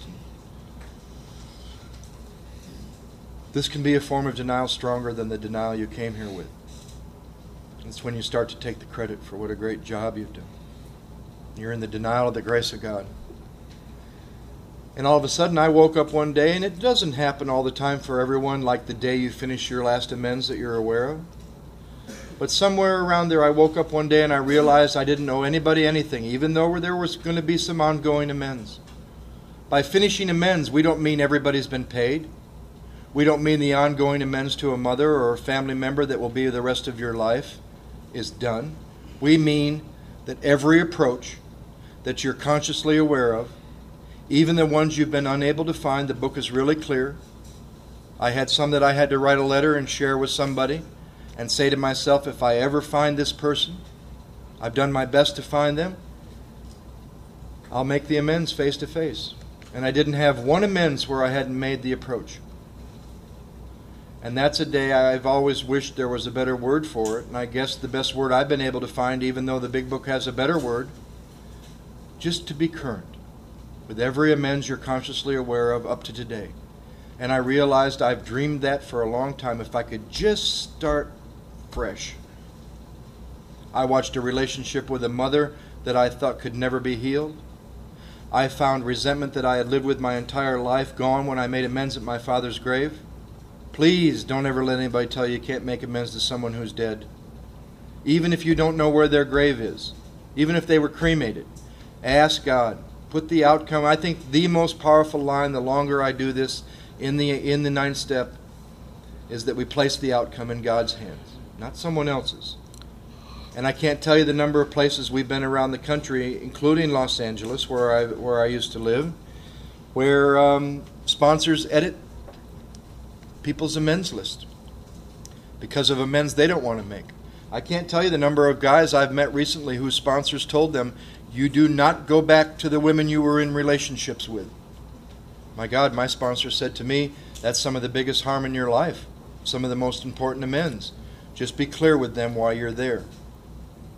You want them to know why you're there, so they don't get any wrong ideas. Oh my God, he's coming back into my life again. No. My two most powerful amends to this day have been at grave sites. One with my father and one with the man who was closer to me than my own father.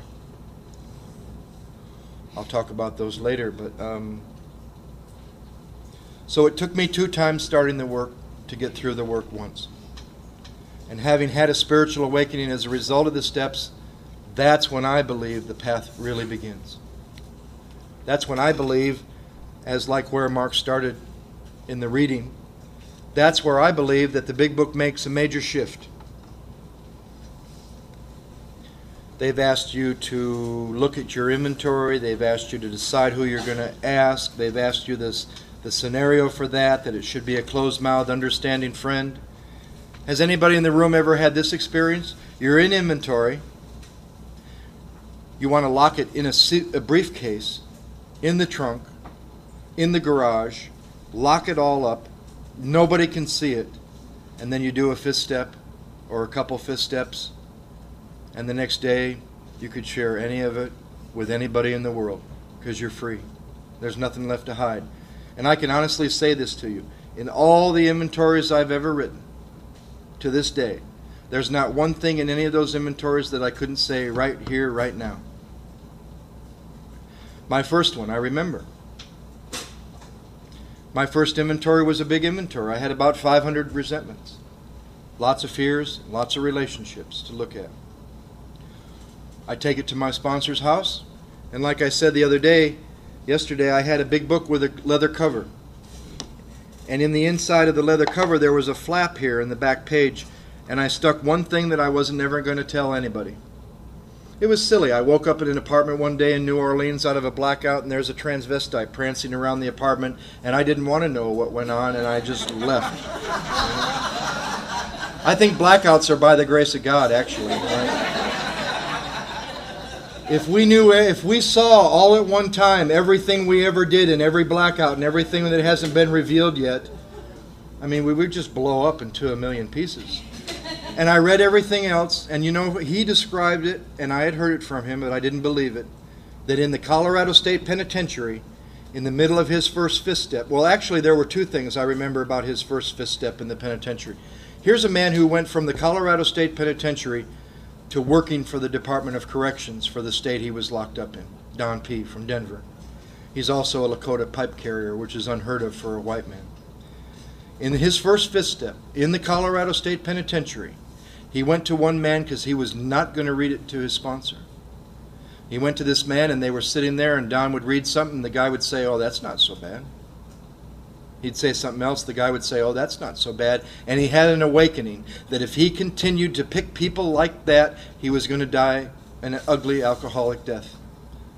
See, you didn't scare me when I was new that to drink is to die. You scared me that you might die an alcoholic death, which is usually long, painful, and ugly, and that I might go on feeling the way I was feeling 6 months sober for a long time. That was terrifying. Death might have been my only out when I got toward the end. I love when I meet a dope fiend or an alcoholic who said, I never attempted suicide, when every shot, every drunk, every blackout could have been death. The other experience he had in the penitentiary was that when he saw that going to those kind of people, see, hearing somebody's inventory is not about taking them off the hook. You might want to let them know that you're exactly the same and there's no difference between the two of you, but not that it's okay. Not that that stuff was okay. In California now, with new people in AA, there's a movement that you shouldn't have any shame or guilt. My God, if you lived anything like I did and you don't have any shame or guilt, there are places for people like that. They're called sociopaths. They have no conscience. I had a lot of shame. I had a lot of guilt. So his other awakening was that when he went to his sponsor and started to read this fifth step in the Colorado State Penitentiary, he realized for the first time in his life it was Don and another man. Because his whole life it had always been Don and whoever he wanted you to be. For the first time in his life, it was two people. I'm the kind of guy that will tell you a little bit, you a little bit, you a little bit, you a little bit, think I've shared my whole life with somebody where all I've done is tell you something so I can get what I want from you. I never laid the whole thing out for one person in my entire life. And there I am in the middle of my first fifth step. And by the time I read Resentment, it took us 3 days, and I'll tell you what this sponsor of mine did to me in the middle of my fifth step. I read for one day, we weren't done with Resentment. I read the next day, we were done with Resentment. He said, I'm going to speak across town. I was used to that. He was trust delegate for Colorado at the time. We went across Denver into a big meeting I'd never been to. And for 200-300 people at a speaker meeting in Denver is a big meeting. And we're walking in. I'm 2 days into a 3-day fifth step. We walk into this church. He says, oh, I forgot to tell you. Now I am terrified whenever my sponsor says, oh, I forgot to tell you, right? Or like when your sponsor says, we need to chat. Don't ever think that means you're going to chat. That means you're going to shut up and sit there and listen, right? My sponsor is the kind of man with all the love in his heart. He'll say things to me like, I'll say to him, I feel inferior and insecure. His eyes lit up when I was new. He'd say, you want to know why you feel inferior and insecure? I said, yeah. He said, because you're inferior and insecure. That's such a simple answer for such a complicated person. And it freed me up. I told him one time, I'm terribly afraid of my own mind. He said, you have good reason to be. So we're walking into this church. He says, oh, I forgot to tell you. I said, what? He said, you're speaking first. I had not read on in the book for a while what comes after a fifth step, because I wasn't done with the fifth step. I got up and I spoke, And standing there in front of 200 or 300 people, I experienced the fifth step promises. I was able to look the world in the eye. I was able to stand there as a man, and all those promises. I went home afterwards. It was like, wow, something had burst. The next day we finished fear and sex. And all of a sudden, the thing that I had hidden in my little flap in the back of my book was silly not to share, because he asked me, is there anything that you thought you would take to the grave that's not in the inventory? And I said, yeah, I got one. And there it was, and it was silly. By the time I've also had these times where such an experience happens while you're writing, by the time you read, it's like comical. But I've also had these times where it doesn't touch you while you're writing, and while you're reading, boom, it hits you. Yeah. And I got through that first fifth step, and it was me and a guy named Don, and no longer who I wanted him to be. And yeah. So, after 5 years, all of a sudden I find myself in Los Angeles through an experience of making amends to someone I'd been engaged to. And this is a woman that wasn't even sure she could see me the day before I made those amends. We had been engaged. She had lived in Denver. I'm coming out to LA to make amends. She said, I don't know if I can see you. I'll pray about it. I called her the next day. She said, well, I talked to your sponsor, and I talked to my sponsor, and I've decided to meet you on my terms and on my turf, be at my mother's house tomorrow at 6 o'clock. I got there, and she's in the program, and we'd been engaged. I'd caused some real harm. She'd moved back to LA. Day before, she wasn't sure she could see me. And at 6 p.m., I started to talk about why I was there and the harm I was clear on. And I asked a question I was directed to ask in that amends. Is there anything else I've ever done that hurt you? When I looked up, it was 9:30 in the evening, and she was still talking. And the guilt and the shame and the pain in that room was thick. And then I got to another question. Do you need to tell me how any of that hurt you? And when I looked up, it was 11:30 in the evening, and she was still talking, and something in the room was shifting. Because she got to talk about what I did that hurt her and how that might have hurt her. And when she finished, and I asked her, is there anything I could ever do to make this right? She said, take me to San Francisco next week on your vacation as a friend and be in LA twice a month. We'll go to therapy and see if we can work it out, or at least end it in a healthy way, because neither of us have ever ended a relationship in a healthy manner. And out of my mouth came, I'll find a way to do that. The next night, before we went to San Francisco together as friends, a lady mentioned an apartment on the beach in Santa Monica for $500 a month on the beach with rent control. And she didn't even know I was there to make amends in LA, or that I'd been asked to be in LA twice a month, and I took that apartment and I went to therapy. I was totally against therapy at the time because I used to be a therapist. It doesn't work for me. I had the wrong view. You know, when you haven't found out the answer to what's wrong with me as a client, maybe you'll find out the answer to what's wrong with me as a therapist. I'm either a counselor or a client, nothing in between. People thought I was a counselor to help other people. I was a counselor to find out the answer to that question, what's wrong with me? And I had a bad attitude about I used to go off in meetings about therapy and therapists. I hated myself. My God. How could you like what you've been? And a lady came up to, and so all of a sudden I'm there twice a month. All of a sudden Mark's driving out my other car, and I gave up the house with him that we were sharing in Denver, and I'm living in LA, and we go to therapy for several months and find out we're not two people that should be together, and we're still great friends. And all of a sudden I'm in LA, and the next time through the work I'm about 5-6 years sober, and I got to inventory, and I finished that inventory in a workshop setting where 20-30 people sitting at a table for 6-12 months go through the work together. I got a finished inventory, and my head said to me, Don Pritz is the only man that can hear this inventory. And my next thought was, what would ever happen if something happened to Don? I called Don. I called Mark actually, and he said, you ought to let some people that where you live now get to know you on that basis. And I called Paul Martin, and he talked to me about the benefit of fifth stepping with more than one person. And I visited Denver, and I read to Don. I came back to LA. I read to a few people that I was working with, and they saw that I was human too. And I've never done one fifth step since. I've always done multiple. I'm a mad dog. If one is good, I got to go to the top of the chart, right?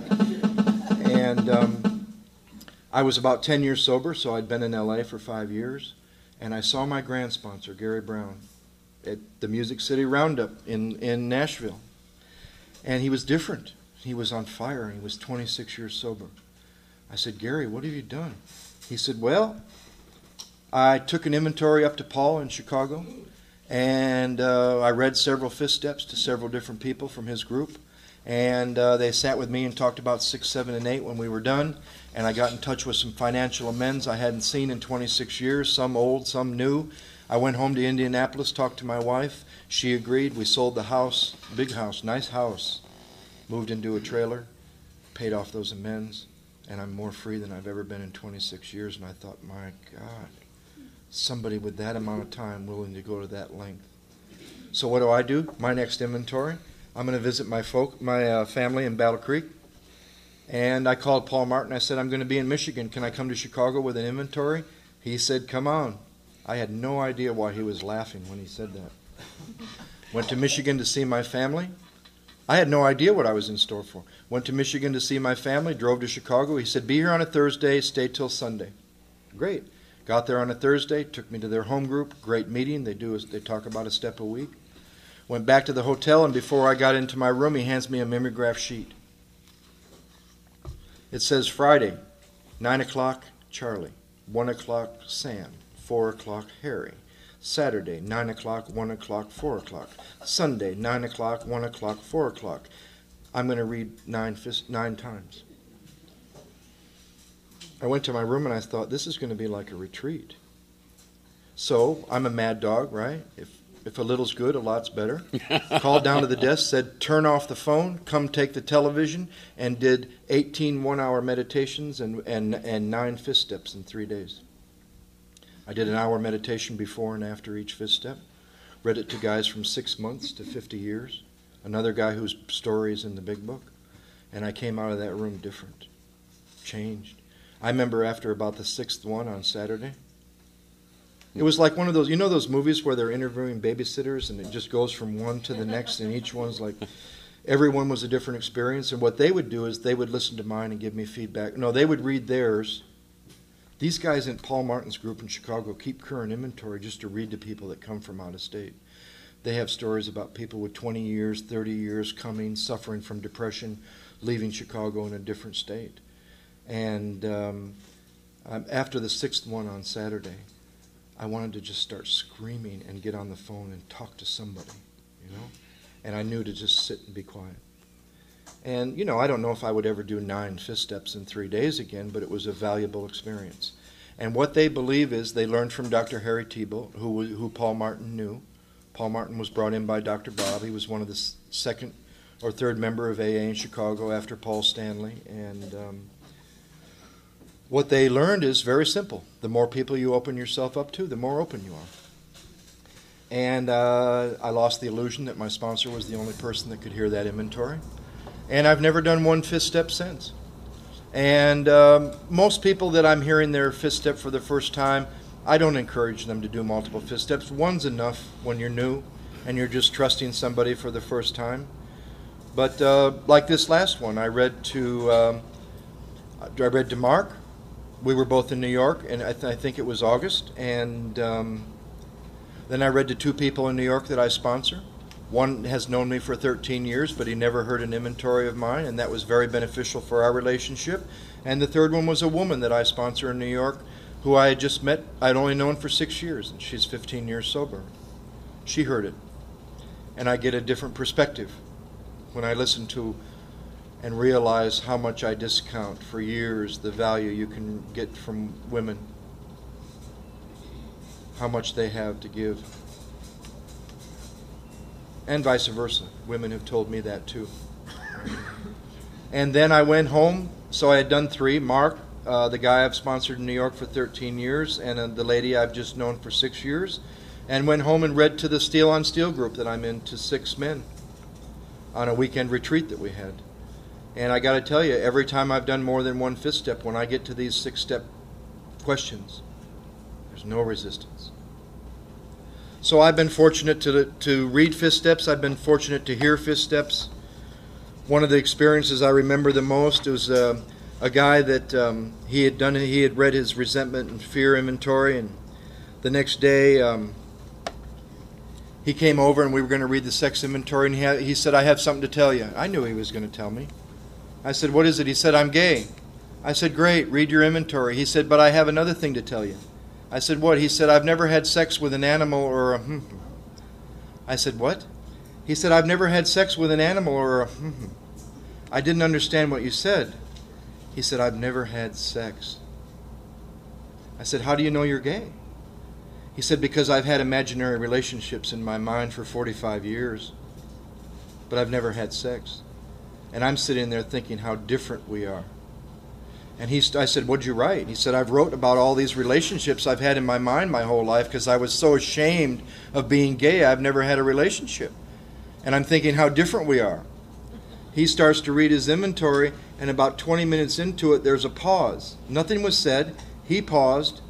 I paused. And in that moment, we both realized we were exactly the same. That his selfishness, dishonesty, self-seeking, and fear took him to nothing, and that mine took me to everything. But we were no different at the core. We got free of feeling different. You know, that's what happens in a fifth step. You're admitting to yourself, to God, and another human being that you're all connected and you're all the same.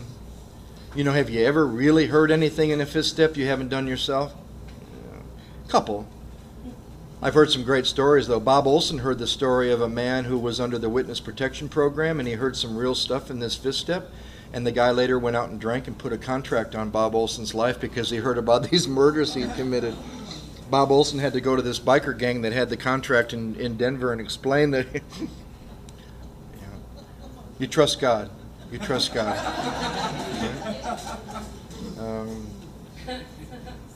So then what do? Then you return home. You find a place where you can be quiet. You review the first 5 proposals. Have I admitted anything? And that's when knowing the foundation, the cement, the cornerstone, the keystone, and what the foundation stone is going to be in your life is important. Imagine this. Imagine you've worked with a sponsor who hasn't really been thorough, but they make the mistake of, after the fifth step, sending you home to read Returning Home. And you get to questions like, carefully read the first 5 proposals, ask if you admitted anything. Okay, that sounds fine. For your building an arch through which you'll walk a free man at last. Well, you know, that's where Bill gets kind of lofty. Is the work solid so far? That makes sense. Are the stones properly in place? And you haven't been thorough. What stones? We know now. Have you skimped on the cement put into the foundation? What's the foundation? Step 1. What's the cement? Sharing in a common problem. Equal parts, sharing in a common solution. The cornerstone was my willingness to believe at step 2. The keystone was at step 3. I know now what the stones are, what the foundation is, and what the cement is. And have I tried to get mortar without sand? Have I tried to get recovery without fellowship, or fellowship without recovery? Sometimes I've had to do that. I've had to do Returning Home more than once. And now I believe that between page 75 and 76, it makes a major shift. Think of everything before 75 that it says about your mind, your best thinking, even when your motives are good, all this stuff. And now they ask, now how do I say that? Because the first line on the first sentence on page 76 says, when you can answer to your satisfaction. They're saying, start to trust. Then look at step 6. We've emphasized willingness as being indispensable. I think sometimes I'm a little above willingness and I just breeze past that sentence. Oh, I'm way past willingness. I'm totally ready. And then they ask me, are you? Are you really? Are you now ready to let God remove from you all the things which you have admitted are objectionable? Yes. Can he now take them all? Every one. I've never had a problem with Kenny, but I add to that there. Will he now take them all? Ooh, I don't know. Oh, that's why willingness is indispensable. I'm willing to believe that he will. Then the kicker. Am I still clinging to something that I'm not willing to let go? I think that's one of the most overlooked questions. There's already not much on step 6 because step 6 ain't about you fixing nothing. It's about giving it all to God. I love when I hear somebody say, I finished my 5th step. I went home. My sponsor emailed me a list of my character defects in the order that I'm going to work on them in. How sad. You know how you've done 6 and 7? You know how you know when you've done 6 and 7? When you're doing 8. When you're willing to let it all go, the good and the bad. You don't even know the difference between your assets and your liabilities anymore. Half the stuff you thought was good was killing you. Half the stuff you thought was bad brought you to a God. You don't know the difference. That's why 7 says the good and the bad. But I have people now, whether it's their first time or their 20th time, if there's anything they're still clinging to that they're not willing to let go, it doesn't say stop doing by tomorrow.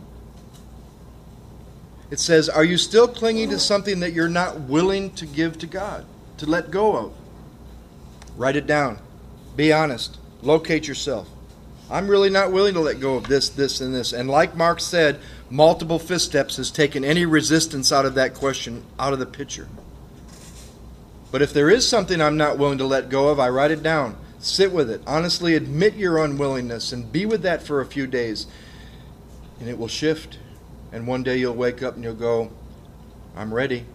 Because here now they make another assumption that you've got something in your life to trust. When ready. Not when your sponsor says you're ready to do step 7. Not when you've answered to his satisfaction the returning home questions. When you've answered to your own satisfaction. And when you know that you're ready, you say something like this. I'd like to read the original 7-step prayer written by Dr. Bob for Clarence Snyder. He said here, Dear God, I'm coming to you on my knees in all humility to humbly ask you to forgive all my past wrongs and to remove all my defects of character. I want to start a new life today, and I ask you to help me to do so and to keep helping me if I keep asking. In step 3, I turned my will and my life over to your care. I decided to turn my will and my life over to your care. Thank you for taking complete control of my life, and thank you for this opportunity to wipe my slate clean and start my life anew. In step 4, 5, 6, I have completed my moral inventory and admitted to myself and another person the exact nature of my wrongs. I now admit these wrongs to you, God. I'm entirely ready to ask and pray now that you please remove from me every single defect of character. Specifically, I ask you to remove the following shortcomings listed in my 4-step moral inventory. Read aloud here those defects from your list. Thank you, God, for this opportunity for a new beginning in my life and a chance to be a part of the solution in life instead of the problem. Please grant me wisdom, knowledge, and strength as I go out from here to do your work and to live the victorious life you have designed for me. Thank you, God, for the 12 steps of Alcoholics Anonymous, which will make your plan for my life clear to me. Thank you and praise your name. Amen. I think there's a miracle at each step, but I think the real miracle of each step is in the action of the next. You want to know when you've done step 3? When you got out a piece of paper and a pen and you're writing your list. You want to know when you've done 6 and 7? When you got a piece of paper out and you're making your list. And now you make that list. And I think myself, Mark, a lot of people I know have made a mistake over the years with ourselves and with other people. And that is to not spend more time on the second half of step 8. The list is easy. You made it when you took inventory. Before you finish that list, you ask, Dear God, please show me any people or institutions or any amends that I'm not aware of that were not in my inventory, and you work on that list until you know it's done. And you know when you know it's done? When you know it's done. It's done. Now, while you're making amends, some other names might come. Boom, you put them on your list. We were taught to fill out cards. And on those cards, we put the person's name, address, phone number, or the word find, if you don't know where they are. And we put on the rest of the card the harm that we're aware of. And the mistake that we made, maybe it wasn't a mistake, maybe it was actually what was supposed to happen, but I believe one of the mistakes I've made over the years is to think I have the luxury to know which are big, small, in between, which ones I'm willing to do, not willing to do, and I'd put them in piles. Willing to do and know where they are. Willing to do, don't know where they are. not willing to do and know where they are, and not willing to do and don't know where they are. And I was told to get the willingness to do the ones I'm not willing to do, I should start with the pile that I'm willing to do and I know where they are, and I'll watch the other piles decrease from my willingness. And the first time I didn't get through amends. The second time I was given the grace and the power to get through amends. And now I think it's important for people that have been around, as Mark encouraged me to do this time, was to stay with the 8-step until I was willing to make amends to them all. My sponsor told me he got free in the Colorado State Penitentiary on the second half of Step 8, before they even let him out. He experienced the 9-step promises because of complete willingness. The freedom in 9 comes from the willingness in 8. And remember, it says in that step, all, twice. Made a list of all the people we had harmed and became willing to make amends to them all. Now, I started to wonder the other day what they mean by the 9-step. Made direct amends to such people. I think such people means all the ones on my list. And I start making amends. And I start watching amazing things happen. And that's where I'd like to stop for now and see what Mark has to say. I want to read a few things to you from this tool that I use for the 6th step, and then I'll leave a couple copies with Ralph, and you and he can work out how, if you want copies. It's just called the Sacrament of Penance, the 7 deadly sins, but it starts out by taking the first deadly sin, pride. It gives a definition. Putting self in the place of God as the center and objective of our life, or of some department thereof. It is my refusal to recognize my status as a creature dependent on God for my existence and placed by Him in a specific relationship to the rest of His creation. And then under pride, so I asked myself, based on the inventory I just read, am I guilty of this or not? Guilty. And then there's subheadings, forms of pride, irreverence. Example of irreverence. Failure to thank God or to express my gratitude adequately. Sentimentality. Being satisfied with pious feelings and beautiful ceremonies without striving to obey God's will. Presumption. Dispensation of myself from ordinary duties on the grounds that I'm a superior person. Guilty. Satisfaction of complacency over my spiritual achievements. Preference for my own ideas, customs, schemes, and techniques. Unwillingness to surrender in to and abide in God, to let God act in and through me. Here's distrust. Worry, anxiety, misgivings, perfectionism. Oversensitive. Expectation others will dislike, reject, or mistreat me. Over-readiness to interpret their attitude or quick to take offense. Am I the only one that relates to all these? Unfounded suspicion. Surrender to feelings of depression, gloom, pessimism, discouragement, self-pity, or fear of death. Here's disobedience. Check this out. Rejection of God's known will in favor of my own interest or pleasures. Absorption in my own affairs, leaving little time, energy, or interest for the things of God. Violation of confidence.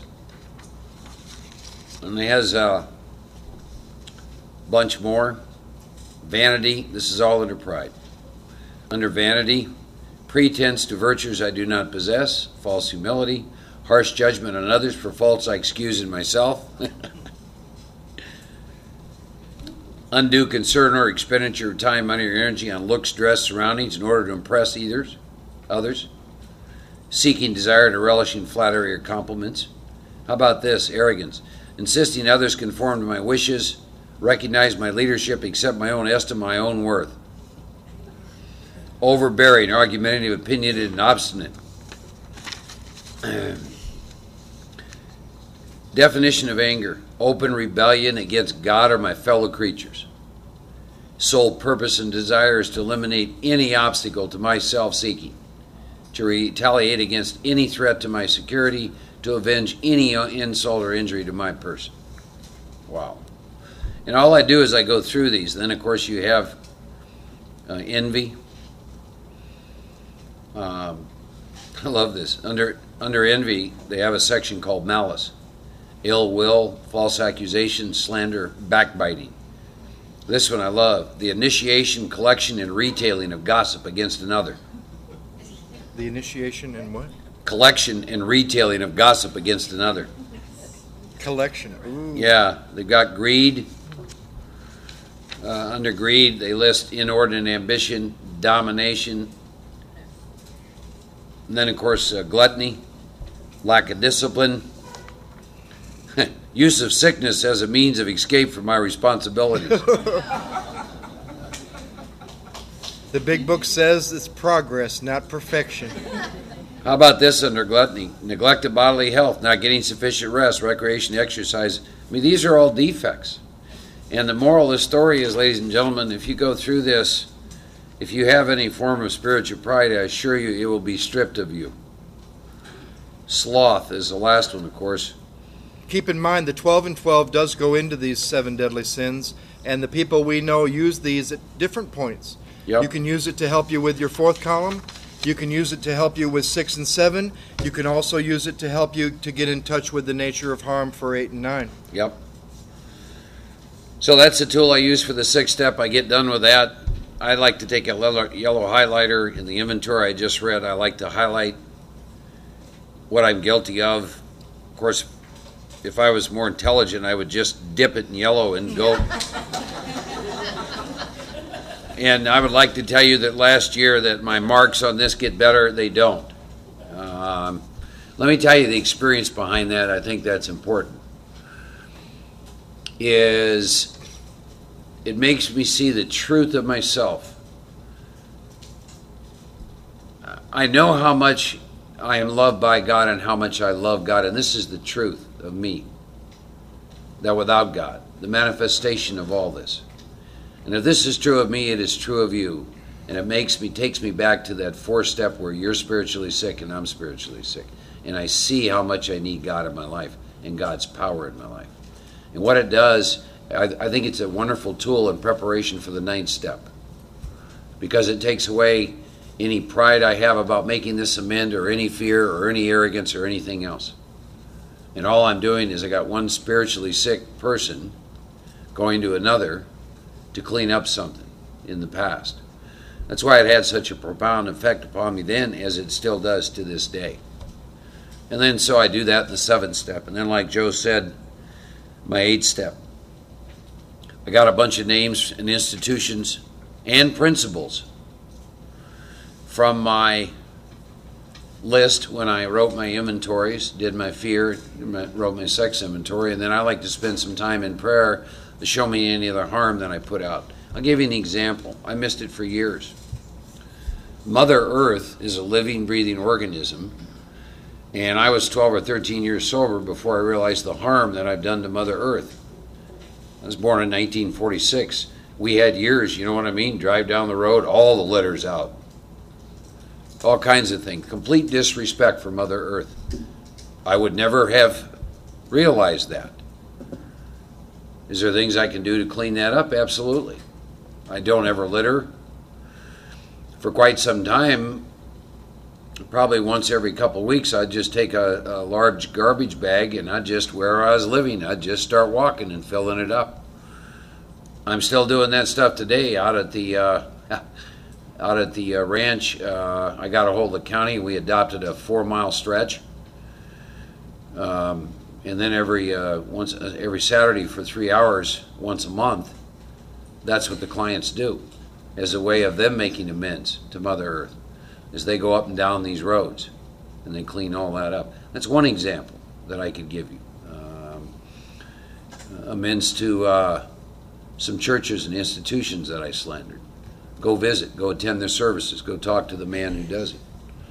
I had a lot of amends in several different states.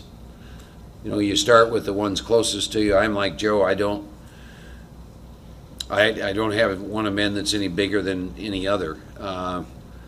What I'm trying to do is set right the past so I can be present to the moment. Although I had to laugh, I was reading something not that long ago. The CIA classifies lies in 6 different categories and give them a color code. And I've often thought, it's like amends. Paul M. said one time, we don't mind making amends, but God, we hate paying the money back. Here's the deal with the money. It's not my money. I'm a steward of their money. If I owe financial amends, here's how it looks. I'm working, I'm sober, I get a paycheck, their money comes to me, and I'm a steward, and then I just release it over here to them. So you get done with this list, and when you make the 8-step list, do it free of any judgment. If it shows up in your list, you're probably going to do something with it. So you get done, and you've got this list. And now I think something that Joe said that was important. You should have some idea. So you start with the first name in the list, and what you're looking for is, what's the nature of the harm? What was my part in this? What did I do? And I think it's important to get clear on that, to write all that stuff out, and so you go through it. And what I like to do if I'm sponsoring somebody, and we get to the 8-step, and then sometimes this will take 2-3 weeks, maybe even a month. It depends on how extensive their list is. We're going to sit down and go through every single one of those amends. Now, Joe said something I think is very, very important. Always remember this. If you're sponsoring people, you will transmit what you have, but you cannot transmit what you don't have. If you have a lot of unfinished amends, you're going to transmit that to the people that you work with. If you've made all your amends, you're going to transmit that to the people you work with. Does that make sense? That's why, again, I like to work with people with this book and these instructions right in front of me. Because that way I'm not going to change it. I'm going to dice it up. I'm not going to mix it up. So we sit down and we begin to go through this list. All the financial ones that you have, all that kind of stuff. All the people. All the institutions. And you're sitting there also and you're trying to ascertain some things. Of course, whenever possible, you want to make the amends face to face. That can't always be. Big Book says you send a letter. Of course, if you think about amends, there's it might be mine. Face to face, and then of course there's calling people, and then of course there's writing people, right? And then of course, like Joe said, graveyard amends. So you get done with this list and you sit down with your sponsor and you get clear on all that.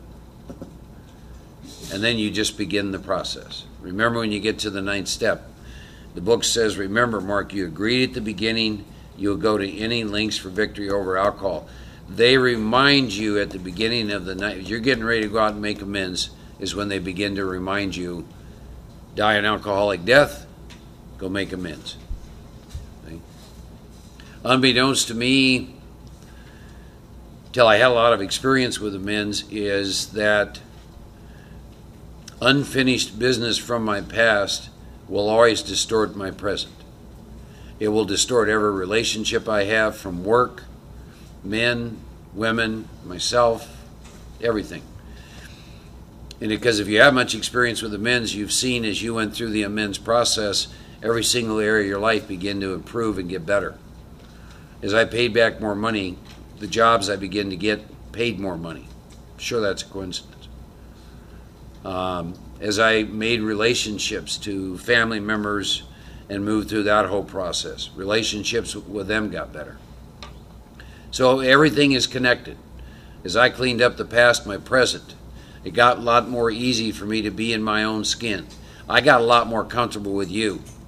See, in the 5th step, you disconnect from ego. In the 7th step, you connect with God, and in the 9th step, you connect with your fellow human beings in terms of the oneness. And unfinished amends, particularly if you got a lot of them, will prevent you from having that experience. See, I don't know how you experienced this. When I walked into this room, and I know very few of you, from the first moment I got here to right now, I have been totally at peace and totally calm inside. And I'm very connected to every single one of you. I promise you, when I started making amends, that was not the experience I was having. If I walked into a room like this, I wasn't connected to any of you, and there was a shield between me and you. absolute shield. And it was there, and as I began to make amends, this shield started to come down.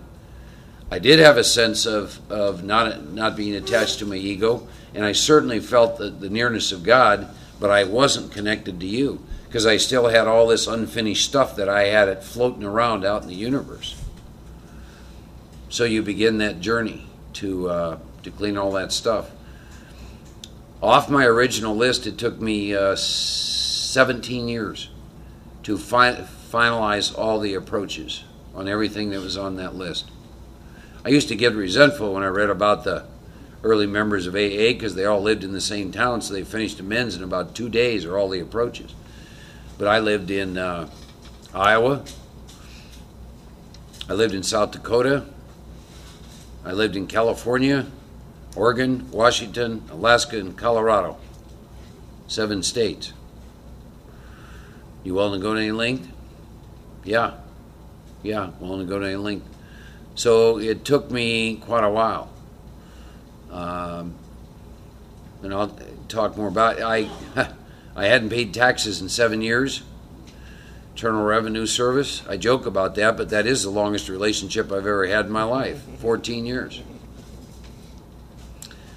Amazing things happened when I sent them that final check. Everything is connected, right? Everything is connected. We do steel on steel. One of the questions we ask in steel on steel, if you're making financial amends, particularly if you want to go out and start buying a lot of stuff, is do you think you can stay sober stealing from these people a second time? See? In other words, I'll give you an example. That one time a guy shows up, he's got a car, it's paid for, it's an older car, it runs well. And we'd gone 2 weeks without meeting. He was making financial amends. He owned a lot of back child support. The wife had let him come back into the child's life, and he had a relationship with her. And he comes to Steel on Steel, and he reports that he's going to buy a Z28. And being a good alcoholic, he gives us 29 reasons why he's going to do that. Payment on that Z28 was $500 a month. He had no payment at all on his other car, the old beater that still ran well. So this was $500 he was going to once again steal from his daughter, and I asked him the question, do you believe that you can stay sober stealing from your daughter a second time? He didn't buy the car. Thank God, he said later, thank God I had people who cared enough about me to bring that to my attention. Because he said I would have got drunk about that.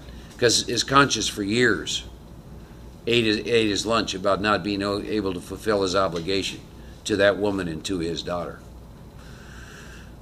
So that's really what begins to happen in the 9-step. Levels of freedom beyond your wildest dreams. I had worked for several large companies. 3 of them are Fortune 500 companies. My inventory revealed that I didn't give them a fair day's work, and I made an agreement when I went to work. In exchange for X amount of dollars, this is what I would give them. I didn't give them that. So I had to approach them all. And I chose a figure that I felt I cheated them out of. One company literally, I figured I gave them $2,000 worth of work. This was back in 1978, and I worked for them a year, and I think I saw my boss 2 times, and I estimated I might have earned $2,000 of the $28,000 that they paid me in 1978. And I had taken the expense account to the tune of about 12 grand. So I got a hold of their human resources department and talked to them, and I went over the nature of the harm and told them that I was willing to pay back over $35,000. And of course, the guy didn't have the slightest clue what to do with this guy. What do you do? What do you do with it? You did what? Yeah, I was drinking all the time. I didn't really work for you. Really. So he checks the records, and that particular year I was selling chain, and they had the biggest snowstorm in the history of Colorado, so I'd sold $6 million worth of chain, but it had nothing to do with me. It just snowed a lot that winter, that's all. So I explained all that to him, and I explained how I'd padded the expense account, and I used it to buy alcohol, used it to do dope. And so anyhow, I said, well, let me get back to you. So he called back a little bit later. He said to me, I very much, he said, we very much appreciate what you're doing. We wouldn't have the slightest clue on how to do that, But you did ask me what you could do, so here's what it is. Don't ever apply for a job with us again. Thank you very much. Boom. So, work amends. As I made these amends to these companies, I'll give you another example of amends maybe you hadn't think about. How many people in here smoke? Raise your hands. Okay? In your days when you're drinking, and probably even sober, if you're a smoker and you work for companies, I don't know about you, but my job description has never said you can take time out to smoke while I'm paying you during the course of the day. And my inventory revealed that, if you're going to smoke a pack of cigarettes a day and you want to take, I don't care, 5 minutes, I don't care if you want to take 5 minutes for 10 cigarettes. I looked at the number of hours and the amount of money I cheated all these companies out of. And became willing to make amends for that. I mean, when I went to work for the man that I work for right now, because I'm a smoker, and I got very clear with him on the front end. I'm not here to steal from you, and I'm a smoker, so every time I smoke a cigarette, I'm stealing from you, so here's what my commitment to you is. This is the number of hours you're going to get from me. He just looked at me. See, you start working this program, this manner of living demands rigorous honesty. Joe and I joke about this, but we can't even do by mistake the shit we used to do on purpose. Because it bothers us too much. You know? I mean, I pay my bills way ahead of time. Why? Well, I don't know about you, but the electric company in Dallas is kind enough to float me electricity for 30 days, and then they'd like to be paid by a certain date. There was a time that wouldn't have bothered me, so I do it. This has happened to me too. You go shopping in those little things you put under your plants so the water doesn't, I don't know what you call them. I get home not that long ago, and two of them were stuck together, and I'd paid for one. I thought, well, I'll get to it later. This voice starts screaming at me. You stole it. You stole it. You stole it. All right, that's enough. Get in my car. Go back. I go back here. She says, what are you doing? This is not mine. They're stuck together. It's here. Bye. And I leave. I'm the guy that used to put guns in your faces, for God's sakes. You see what this program turns you into a square. You cannot violate your conscience and live comfortably in your own skin. You know, I pay my taxes. I have a CPA. I pay them every dime they got coming. You know, see, all this allows me to exist within my skin and exist with you with calmness and peace and power and dignity in my life. Now, that's not how it was when I started my amends process at all. So I've had incredible experiences over the years in the process of amends. Joe and I tomorrow, I'm sure, will talk with you all a little bit more about that. For God's sakes, don't miss out on these amends. The healing that takes place, the power that comes into your life, the freedom that you have beyond anything you can imagine. That's all I got for tonight. We'll see you at 10 o'clock tomorrow morning. I'm Mark. I'm an alcoholic. If you have your big book, 86,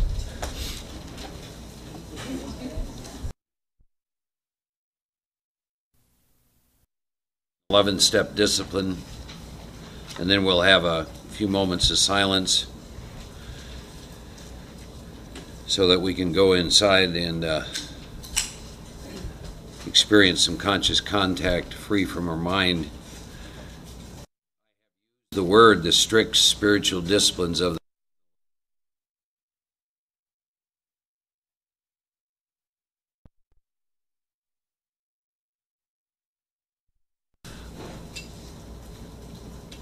my first 10 years in the program, I was not consistent with them.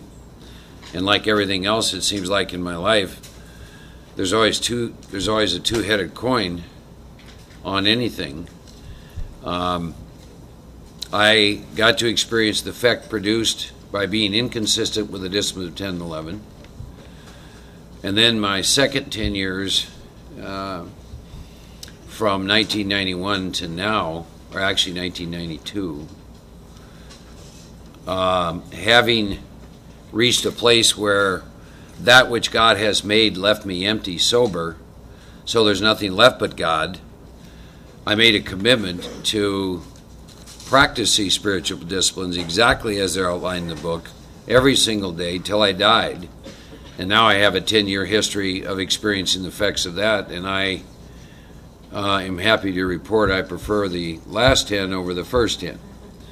So, but they are strict spiritual disciplines. You have to decide how much of this you want. You go to the ocean with a thimble, you get a thimble full of water.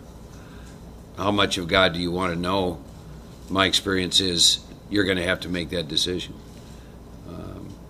I would hope that what happened to me happens to you, and that is when the world and what the world has to offer leaves you empty, there's only one thing left, and that's knowing God. And nothing else will quench your thirst. And then, paradoxically, as you go through that experience, once that happens, and then you come to know God in a whole nother way, now a lot of things that you've heard all your life begin to make sense. Things like wear the world like a loose garment. I know experientially exactly what that means. It means that I stay connected to my life, and I'm not too concerned about my life situation because it always changes. You wear the world like a loose garment. Seek ye first the kingdom, the rest will be added unto you. I know exactly what that means today. And all those things that I heard for years that I could not understand, because they're designed to speak to the language of the Spirit, not your mind. That's why they don't make any sense. So, one of the things I do is when I get up in the morning, I have some meditation books, and I consistently open my big book to page 86, and I begin to read this and do what it says. So I wanted to do that with you this morning. It says, on awakening, let me think about the 24 hours ahead. Now again, I'm going to consider my plans for the day, and then I like to stop there. I find that when I get up, very quickly I've learned to turn my thoughts to God. It might just be simple things. Thank you for the day. Thank you for breath. I will be done. Because if I don't, this committee that I have that I've told you about, they start to show up for their meeting. And so I literally, upon awakening, as soon as my eyes come open, I literally will start this internal dialogue of thy will be done. Thank you for life. Thank you for breath. Thank you for this day. And then get the coffee going and sit down. And then I open this book up. And I work off a notebook and a day planner. So when I get to, I consider my plans for the day. I stop and I pull it and I look at it. Like this morning, I did a meditation. I met with a person at 7. I met with Greg and Diane in Arkansas at 7:30. Then we went over and met with the committee people and had breakfast together in fellowship and came here. I'm going to leave here, go check out of a hotel. I'm going to get on the plane. I'm going to go back. I'm going to go for a 3 or 4 mile run. Then this evening, I'm going to find some action adventure movie in which I can go brain dead for a while, say some prayers, go to bed. That's my day. Consider my plans for the day. And then now I'm going to move on. Before I begin my day, God, please direct our thinking this day. The 11th step is very much about your thought life. Pay attention to your thought life. And I'm going to especially ask God that my thinking be divorced from self-pity, dishonest, or self-seeking motives. Under these conditions, meaning being divorced from that, asking God to direct my thinking, I can now employ my mental faculties with assurance, for God gave me brains to use. That's an incredible promise and a tool to work with. My thought life, circle the word thought life. My thought life will be placed on a much higher plane when my thinking is cleared of the wrong motives. Not long ago, I read in a book, and I don't know how they come up with this, but the book said, it was written by a guy that has a PhD, it probably has some credibility, but he says the average human being has a minimum of 50,000 thoughts a day, most of which we're asleep to. And here's the horrible thing about being asleep to your thought life. You and I are made in the image of God. We are a part of God. God is a creation machine, and one of the ways you create is with your thoughts. And so what if you're asleep to 90% of them? In other words, I believe there's a lot to be said about we create the way we experience the reality of our life. I made a decision several years ago to get a lot more involved with that. So you begin to start to pay attention to your thought life. the things that you're saying to yourself. And then you begin to have to use some of the 10th and 11th step tools to shift and change your thought life. You start to become judgmental. Turn. Start to become fearful. Turn. But if you're asleep to your thought life, you get in the middle of the maelstrom before you even have an awareness you were even headed toward it. Greg's wearing a t-shirt that if you ask me, what is your goal till you die? It's on his t-shirt. Wake up. Wake up. That's it. So my thought life will be on a much higher plane when my thinking's clear of the wrong motives. Most people don't have any sense of awareness. The term thought life is in there. Your thoughts have a life of their own, and they will dictate how you experience yourself and your world. Start to wake up to what you're saying to yourself. Now in thinking about this day, I may face indecision. I may not be able to determine which course to take. So here's an incredible prayer. God, grant me inspiration, intuitive thought, or decision. Joe and I use this all the time. All the time. You get asked to speak or do something. We don't just say, oh yeah, we'd love to do that. We work with this stuff all the time. He'll tell you about a dream of his that's coming to fruition. You work with it. Grant me inspiration, intuitive thought, or decision. Relax and take it easy. What a concept for people like us. Relax and take it easy. Can you trust God throughout the course of the day? Relax and take it easy. We do not struggle. By the way, it's almost impossible to practice, let alone understand any of this, without having done some work in the first 9 steps. It's almost impossible. They're words on a page, but there's no power to practice this. We're often surprised how the answers come. What used to be a hunch or occasional inspiration gradually becomes a working part of my mind. You have a thinking mind and a working mind. The working mind's what I use when I set my alarm clock, shave, do those kinds of things. My intent is to use my working mind and avoid my thinking mind. Being inexperienced, having just made conscious contact with God, it's not a problem. I'm going to be inspired. I may pay for this presumption, all sorts of absurd actions and ideas. Nevertheless, I find my thinking will, as time passes, be more and more in the plane of inspiration. We come to rely on it. Early on, when you start working with this, that's when it's nice to have a sponsor to bounce your absurd ideas off of. Like I met her, having accountability. As you start working with this, it's very, very important. And the 12 and 12's got a paragraph in there that I think is fabulous. It really addresses this. We've all had periods of time where we've either said this or someone's talking to us about how God's speaking to us. And they really addressed that in there in a great paragraph and said, you might want to be a little careful about that. Who's really doing the talking? And they give you a method in there to kind of check that out. We conclude the period of meditation with a prayer. So we've done this, and the book is very clear that when I get done with this stuff, I need to also then do a meditation. And I conclude it with a prayer. God, show me all through this day what my next step is to be. Please, God, give me whatever I need to take care of such problems. I ask especially, God, for freedom from self-will. Especially for freedom from self-will. Careful to make no request for myself. I may ask for myself if others will be helpful. Do not pray for my own selfish ends. I've wasted a lot of time doing that. It doesn't work. If circumstances warrant, wives or friends, join me in my morning meditation. Remember, I told you strict spiritual disciplines, if you want to practice them. This is the second time in the 11th step it's told you about a morning meditation. If I belong to a religious denomination which requires a morning devotion, I attend to that also. I can select and memorize a few set prayers, many helpful books. Get these suggestions from priests, ministers, rabbis. Be quick to see, this isn't instructions, be quick to see where religious people are right. Make use of what they have to offer. Now I get some tools to work with when I walk out my front door. I get these in the 10th step and I get them in the 11th. As I go through my day, I'm going to pause when agitated or doubtful.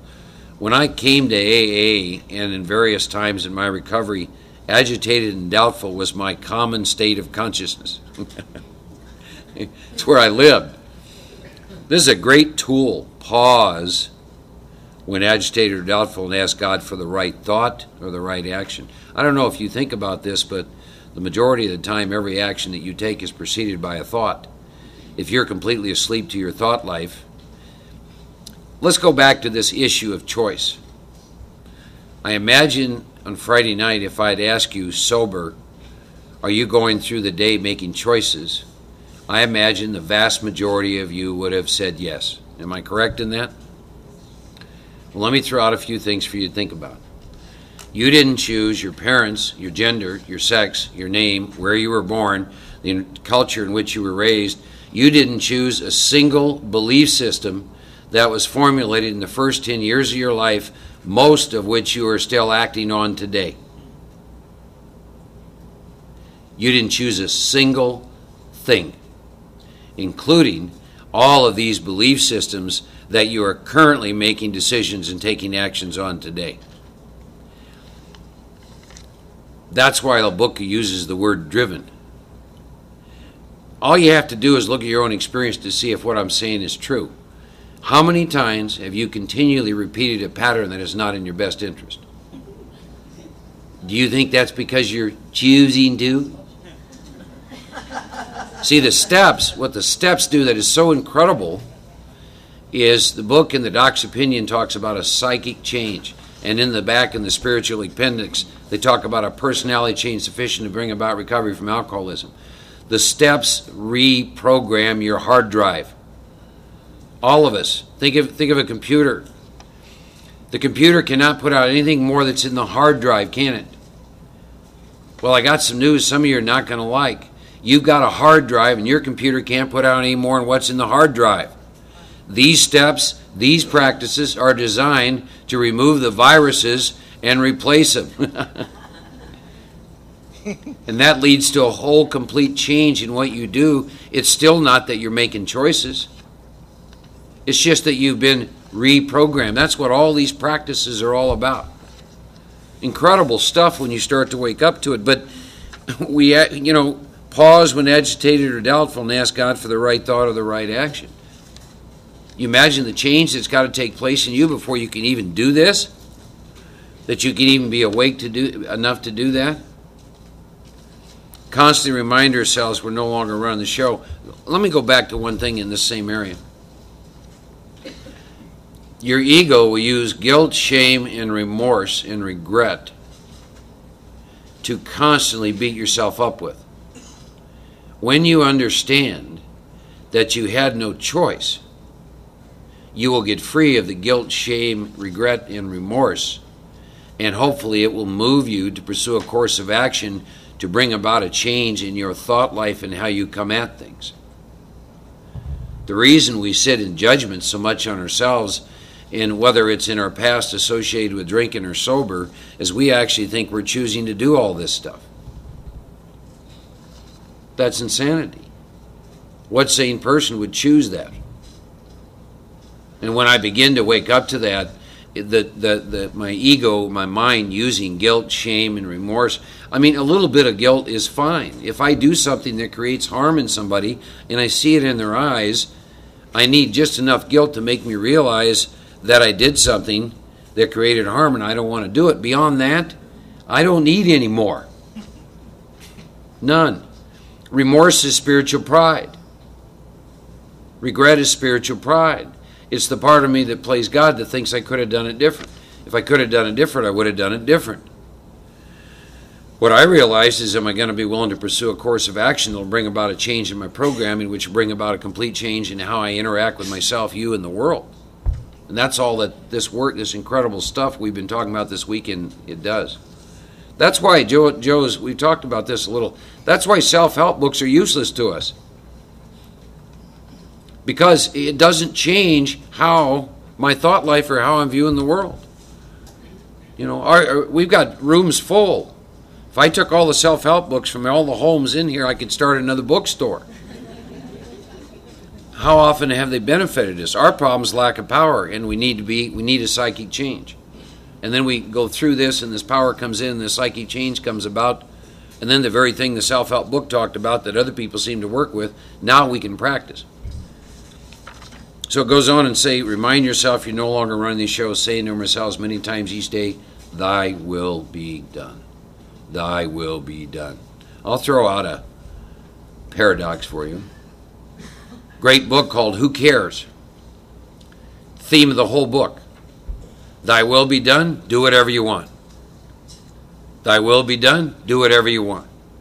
Thy will be done, do whatever you want. And his deal is they're one and the same. Think about that. Thy will be done. Thy will be done. I'm then, it says if I do all this, these disciplines, 10 and 11, look at these promises.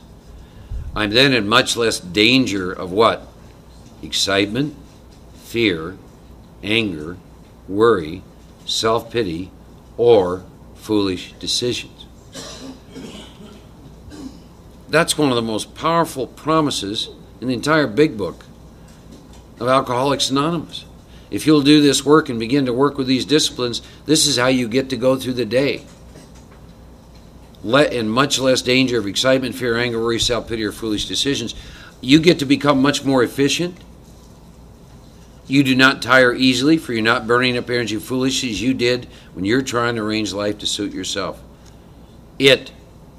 Everything in the book from title page up to here, it works, it really does.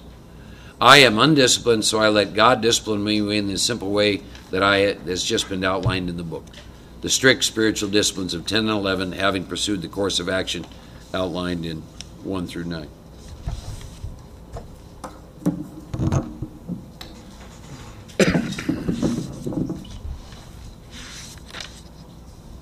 Good morning, I'm Joe, I'm an alcoholic. Can we bring this mic closer? Oh, yeah.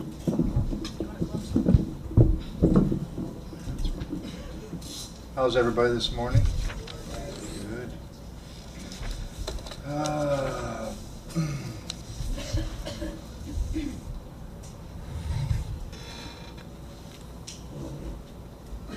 You know, I always wish on Sunday mornings that we would have had more time together. Mark's going to take a break because he's going to be less busy, and I'm going to take a break because I'm going to be a little more busy in the next year or so.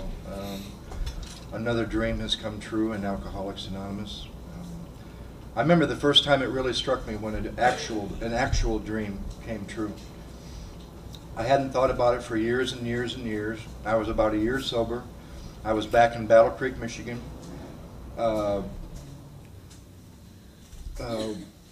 Was asked to speak at a meeting in Battle Creek, and my family went. And I didn't think of it before I spoke, and I just talked. And at the end, the whole room stood up, and there's my mother and my brother and my sister and an old friend of ours, Larry, and then it hit me that when I was I knew it was before I had a driver's license. I have a memory that I wasn't really drunk. I don't think I was taking a lot of drugs at the time. I was pretty young. And at a drive-in movie theater, I don't know if I fell asleep. I don't know if it was an awake dream or a sleep dream. Doesn't really matter. But as a kid, at a drive-in movie theater, I had a dream that, and in my mind, the memory was that I watched it on the screen, that I was standing in front of a large group of people, and that they were all standing up and clapping, and that my family was there, and the feeling in the dream was that everything with my family was okay. And even at that age, everything with my family was not okay. I wasn't okay. And the first time I spoke in Battle Creek, Michigan, that dream came true. I was in amends. I had a big list of amends in Battle Creek because I'd grown up there and I'd caused a lot of harm there. And 2 or 3 other visits to Battle Creek sober, I could barely go anywhere. Looking over my shoulder, a lot of people were still after me. And on this visit, when I was willing to make those amends in Battle Creek, my friend Larry and I, whenever I came to town, he's a guy that I drank with. I later became his sponsor. How does that happen to a guy like me? They didn't even really like me much when we hung out together.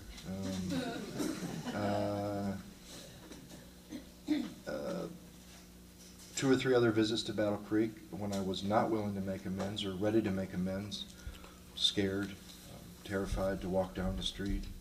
On this visit, I was willing to make amends. Larry and I went to a meeting. Then we went to this club where we would always go for coffee and whatever. And on other visits, maybe I'd see one person from the past, hoping not to see anybody else. On that visit, when I was willing to make amends, I remember 10 or 12 people walked into that club that night, and I got to make appointments with them. And I got to sit with my mother, that I thought was a relationship that could never be healed. She passed away a year ago today, and she went in a really amazing way. I had talked to her on my 50th birthday, which was June 4th, and the last time I had seen her was about a year earlier, face to face. And when I left that visit, after seeing each other for a week, she said goodbye to me. She wasn't necessarily very ill. She had a little trouble walking. She was becoming a little senile, and it was with no drama, just like when your mother is just clear. It wasn't like, oh, I'll never see you again. She was just like, this will be the last time we see each other. 10 minutes before my friend Larry was going to take me to the airport. My mind said, well, why didn't you bring this up on Monday when I got here, And I wanted to say something, and then my thought was go in the bathroom, say a prayer. Is there anything that I need to say before I go? Because I knew she was clear. And my thought in the bathroom was, let her do it the way she wants. Maybe for the first time in your life. And sure enough, it was the last time we saw each other face to face. We stayed in touch, of course. And I had called her on my 50th birthday. And the next day, she called my sister and said, you better come on up to Battle Creek. I'm going to go now. I'm tired. My sister said, oh, no. My sister's one of those people who wants you to hold on. Oh, you're not. You're fine. I'll come Sunday. This was on a Wednesday. My mom said to her on the phone, I'll wait for you. Sunday, my sister comes. My mom says, you better call your brother. He lives down the road. He came over, and she said to him, your brother from Hawaii, my other brother, he won't be here for this. I wonder how she knew that. And your brother from Texas, I was in Texas at the time, he won't be here. How did she know that I wouldn't come to Battle Creek? And if you need to say anything, I'm going to go now. And they said what they needed to say. She laid down and went to sleep. Doctor said he never saw anything like it. There was no heart failure. Of course, the heart stopped, but there was no heart failure. There was no organ failure, and she got to do that. Of course, I called the wrong people. I wanted some self-pity. I wanted some pity, and I called Mark first. He was right there in Dallas, and for me, that's what that was about. Being with a close friend that I'd known for 20 years when that came in my life. And then, I might have helped a couple people in Dallas and caused some harm and gotten fired. And it was all good. There's my best friend firing me, and we were just both kind of like, well, what are you going to do today? It was like anything else. It was like the next thing. And so I called Mark. He said, what a great way for someone to go. No pity there, right? Called my sponsor, and he said, gee, I hope I get to go like that. Called my teacher from India. He goes, oh, it's so nice when Westerners can do that, because, most Tibetans choose when they get to go, too. I thought, damn, I should have picked another group of people. And then I realized it was perfect. And she got to go like that. And I thought that relationship could never be healed. I put that woman through hell. And she went, and there's grief and pain, but I found out, because I can compare it, even though I cared a lot more about my mother than I did my father, but that was healed in amends at his grave, and I had a great amount of love for my father. But that kind of grief, 70% of it is selfishness, because you're not done. How dare you go before I'm all that? And that wasn't there. And I remember Don telling a story a long time ago about losing two friends in the same week.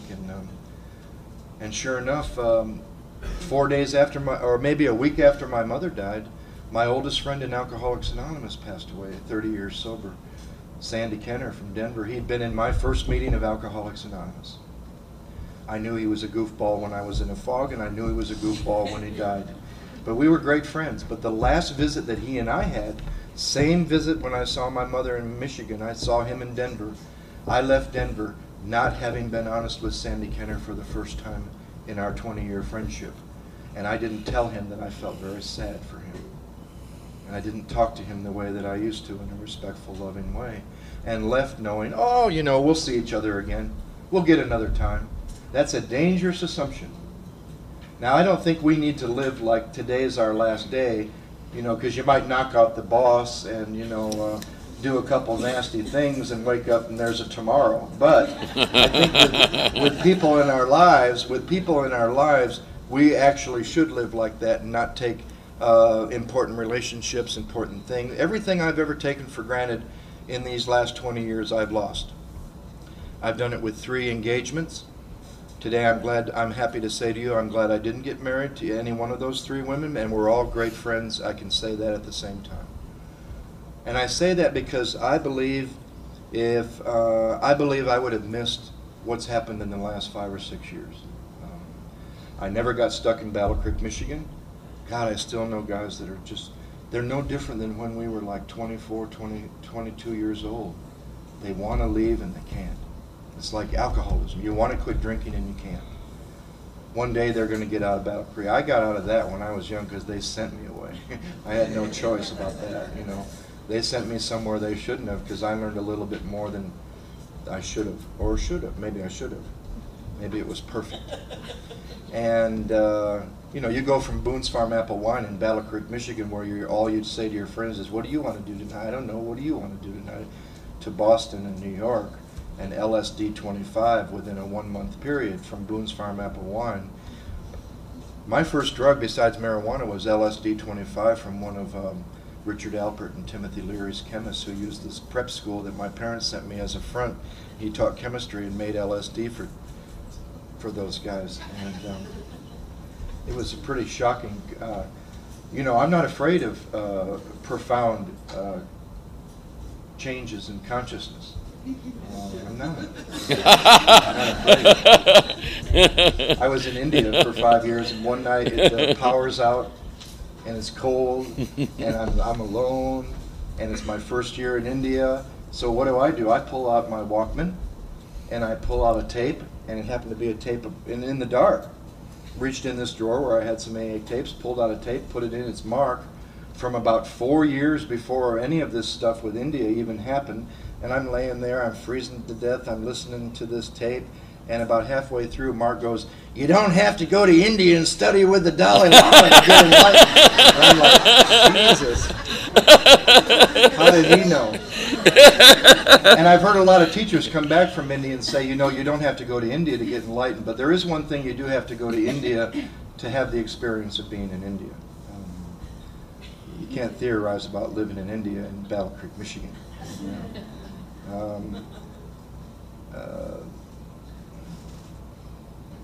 I mean, how does a guy like me get halfway or 3/4 of the way through a men's and get made the director of a program for the National Council on Alcoholism to work with kids? When in 2 years before, you would have kept me away from you would have kept me away from your house. People didn't want me around. People were afraid of me. I was afraid of me. They should have been afraid of me. They were afraid of me way before I was afraid of me.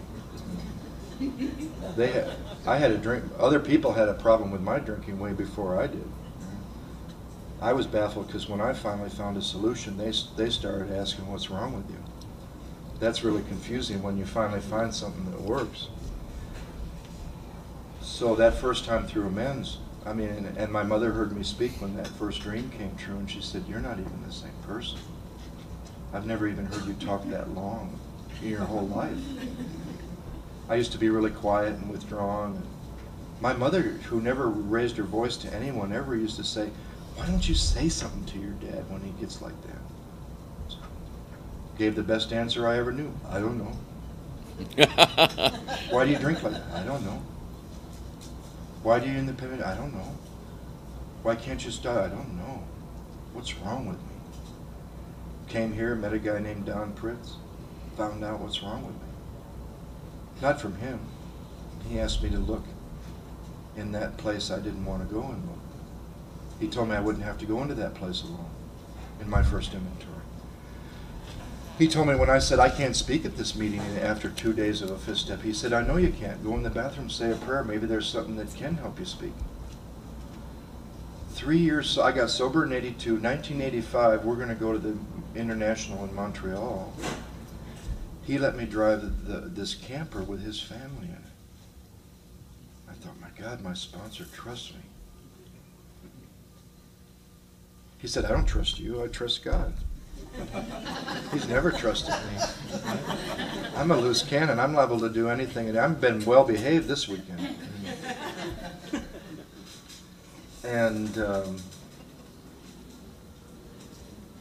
I'm standing in front of 7,000 people at the International in Montreal, not in the stadium, at one of the smaller meetings. And I remember the next International in 1990, listening to my sponsor speak in the Kingdom in Seattle. The third International in 1995 in San Diego. They asked me to speak on one of the 4 absolutes, and I thought, I can't speak on that. And my sponsor said, I know you can. Yeah, I know you can't. Why don't you get on your knees and say a prayer? Maybe there's something that can help you do that. It was on one of the 4 absolutes that I had absolutely no experience with. And he said, well, they always give you stuff to talk about that you don't know anything about. And speakers are just the sickest people in AA. They want to keep you busy all the time, going around different places that maybe there's somewhere somebody can help you in some other city. You know? It's not the wellest ones that are going around speaking. It's the sickest ones. They need a lot of help. To then be moved from Denver, I was comfortable in Denver. And I have never been able to be allowed to settle for comfort for very long, because I'll worship comfort. I'll turn a groove. You know, you get in a groove, and then all of a sudden it's a rut, because you stayed in the groove, and then all of a sudden it's a grave, and then all of a sudden there's a casket, and then all of a sudden they're putting nails in the casket. It's time to do the work again. And all of a sudden I'm living in L.A. I didn't want to move to L.A. I shared a great house with Mark, sponsor down the street, working with tons of people, serving on the state committee. And all of a sudden I'm living in L.A. because I said yes to an amends. Went to my dad's grave, got free of resentment that years and years and years of therapy, including becoming a therapist, never healed. With the majority of AA people telling me, you can't make amends to someone who's dead. You lost your chance. I didn't lose my chance. My chances were less than average anyway when I got here, because I have grave emotional and mental disorders. Then all of a sudden I'm 15 years sober. I'm doing too much of everything that you guys told me I should do to stay sober. Work with others, carry the message. And it's not by the nature of those things that I hit bottom at 15 years. It was what I did with those things, what I turned them into. They're all good things. We should all carry the message in our own way. Should every one of us be a speaker or be doing these kind of things? No, then who would be making the coffee? It's more important. Who would be here? God, you know, one of the biggest mistakes teachers make is they don't appreciate students and they're no longer students themselves. One of the only good things in the field of psychiatry is that most psychiatrists have a psychiatrist. Most of them need a psychiatrist. How many teachers do you know that aren't students anymore? They become teachers. The most enlightened human being that I've ever met in a physical body, the 14th Dalai Lama of Tibet, is still a student. My personal teacher is one of his tutors. Now, how does that happen for a guy like me? All I did was admit that I'd had enough in L.A. and that I was doing too much and that it was killing me. And I was 15 years sober, and I was working with way too many people. I was speaking way too much. The tapes from the Salvation Army had become something. They hadn't. I thought they had. I had become somebody. To become someone in an anonymous program is a horrible thing. You didn't do that to me. I did that. In my mind. I'm 15 years sober. I'm hitting bottom with all this. What a great city to hit bottom with self-indulgence than Los Angeles. A little hard to hit bottom in self-indulgence in Battle Creek, Michigan. There's not much to indulge yourself in. You got to have indulgences to hit bottom with self-indulgence. Mark knew I was spending like $6,000 to $8,000 a month on I don't know what. 15 years sober. My rent, I didn't even have a home. I had a $700 rent and a leased car. And I was just doing way too much. My thought was, okay, move back to Colorado, chill out, go back to where your sponsor is and the elders that you know. You won't have to work with so many people. Maybe you won't speak for a while. I thought that was a great plan. There was a lot less than God had for me. Through a series of incredible experiences, thank God for the ego. You know, we hate some of the things that bring us back to God. Alcohol. If you're new and you still hate what alcohol did to you, you better wake up to that it brought you to God. Imagine hating resentment. You haven't gotten anywhere if you hate resentment. You got to make friends with your enemies. One of my teachers always says, and this is a man whose country was robbed. He had to leave his country. Millions of his people have been killed. And that you hear him talk about the Chinese people that invaded his country.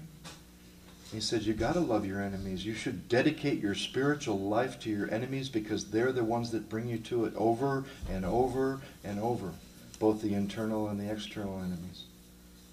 Now, I don't like resentment when it hurts people or blocks me off or makes me feel miserable. But thank God for this stuff. Imagine if we just did 6 and 7 and then we were perfect. We wouldn't be here in AA anymore for the new person that needs to hear what we have to say. And how do we know what he needs to hear? Maybe he needs to hear a guy who pukes and shits and this and that. Maybe he needs to know that we're human and that we make mistakes. And maybe when you find out your sponsor's human, like when I did, it frees you up to be human. And you don't have to be perfect anymore because none of us are ever going to be. We know what we do to those that become close to perfect or perfect. We kill them. You know? You got to make friends with them. I said something yesterday about, I wish there was a better word than being current with every amends you were consciously aware of. And there is a better word, and it's in our book. And they call it, we've entered the world of the Spirit. And they even tell you what your next function is. I feel sorry for people that think 10, 11, and 12 are about maintenance, the maintenance steps.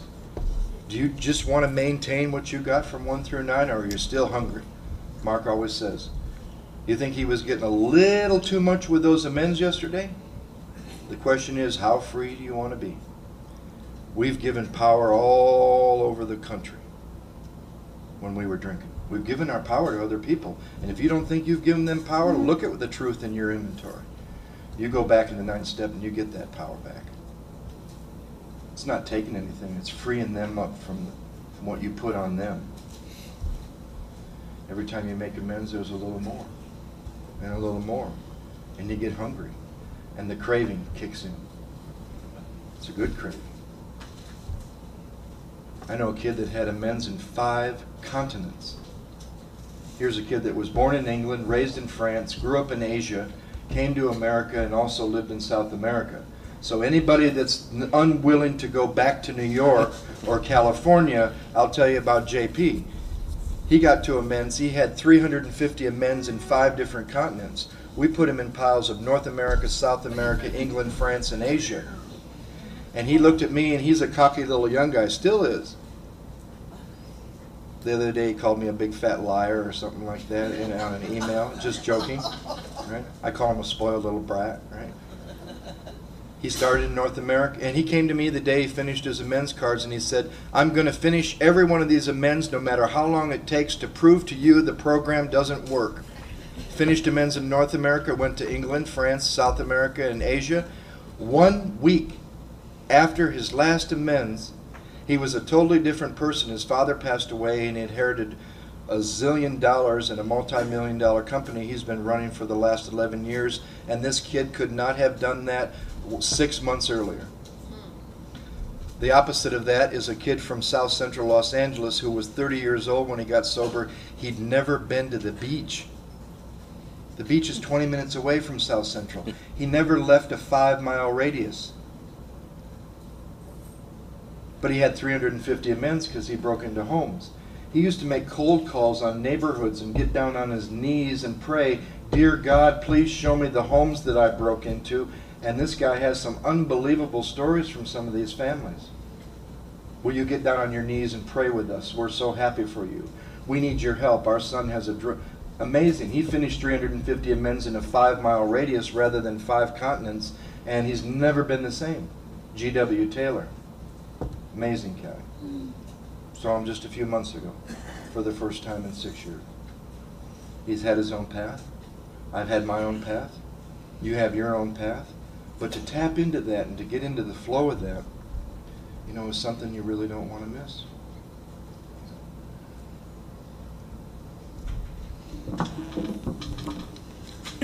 There, for me, seems to be a tremendous correlation between completion of amends and life cycles I've had since sobriety. Got sober in Denver, and it's where Joe and I came to know each other. And as I moved through the amends process there, when I look back on it, completion of amends led to also completing a cycle in Denver, and then from Denver going down to Texas and starting out in Houston, Texas. It's interesting how God works. I told you that I worked in the field of chemical dependency since '91.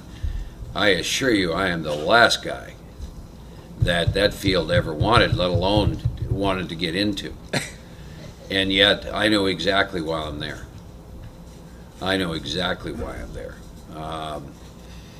What I brought back into that field, at least in Texas and every place I've been associated with, is that without God, without this program, without spirituality, the real alcoholic and the real addict is going to die a horrible death. And what I brought back into that because of my passion and love for this program and my experience is that very thing.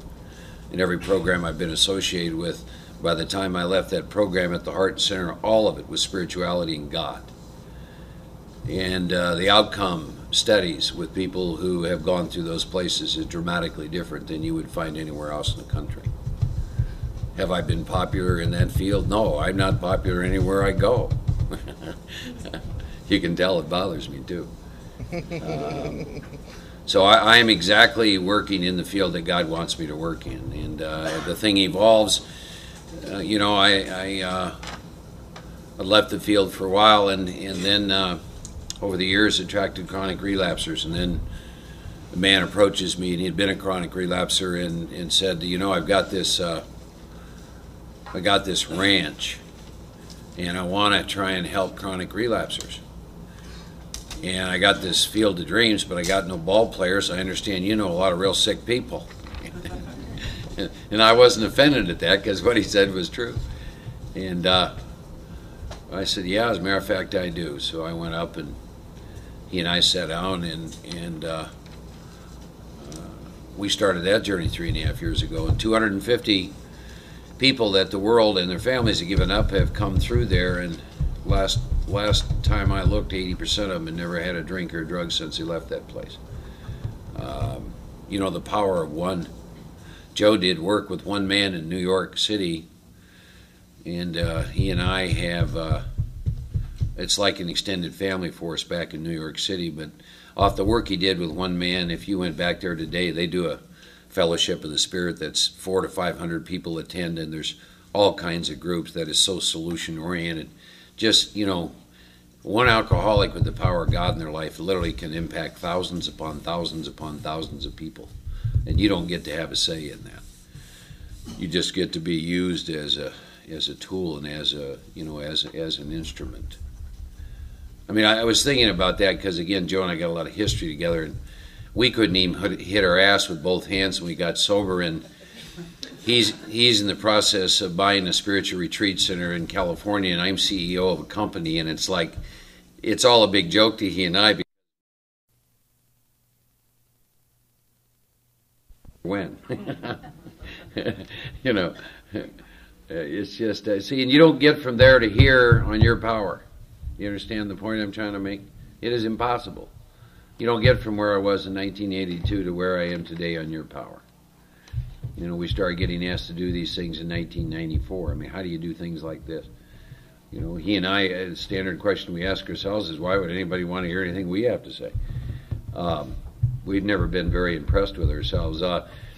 One of my favorite books written by a man. I've met him, actually. He wrote the book, Not God. He's made a life study out of us. He lives in Michigan. Wonderful man, little short guy, a little heavy set. Loves alcoholics. He has made a life study of us. So he wrote the book, Not God. You've heard of that.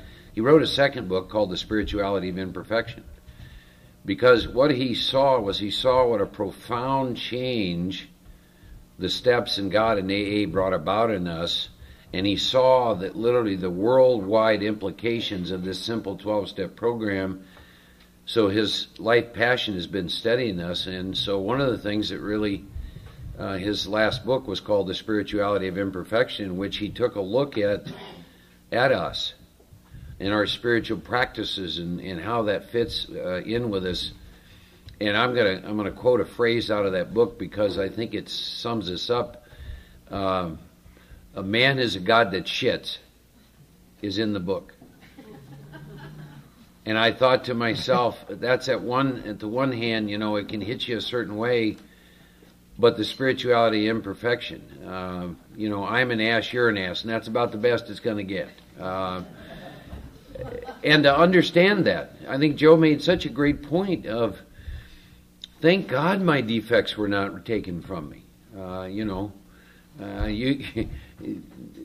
I'd been like David Koresh, and we'd had 200 rewritten a big book, and we ain't coming out.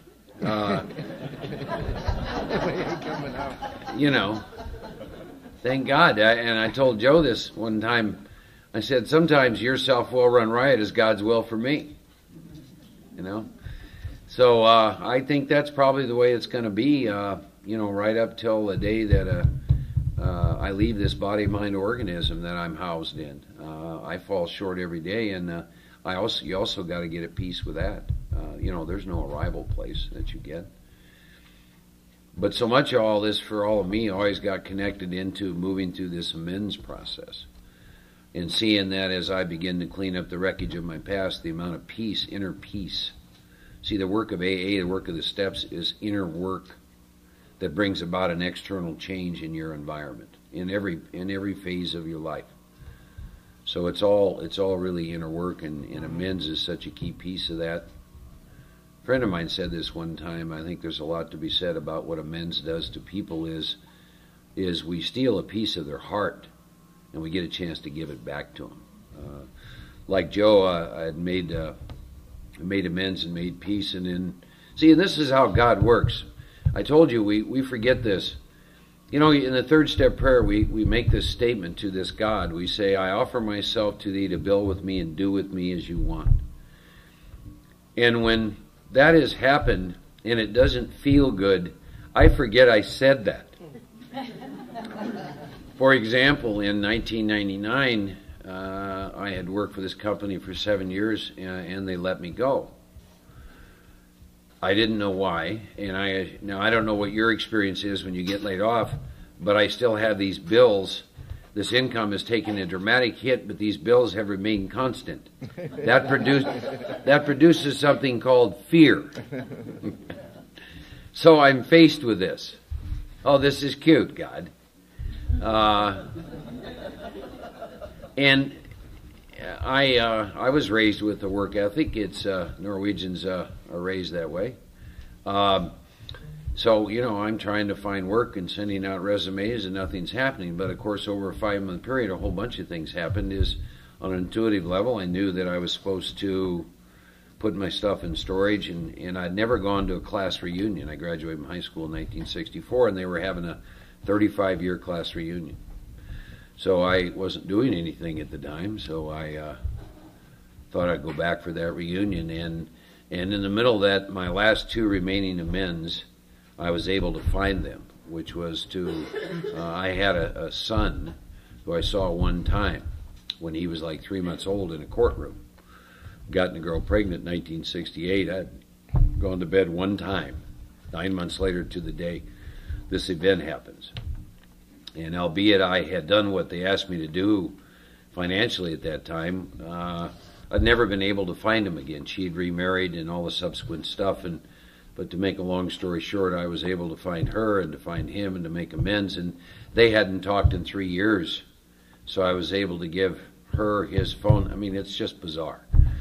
And to make that amend, and then to go to this class reunion with these people, and to make the last of my amends that was in my consciousness.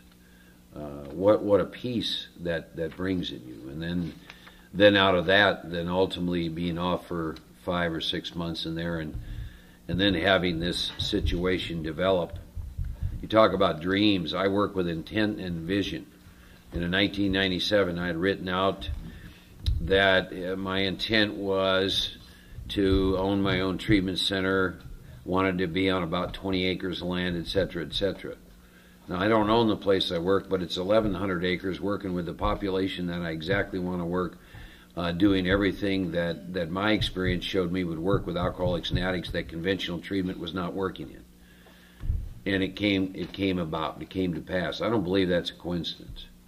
I think you better get involved with the reality that you're creating with your life. You know, another book says, you know, if you don't start getting more involved with that and start paying attention to it, then the universe is, what you're saying to the universe is, oh, it really doesn't matter what you send me, anything's okay.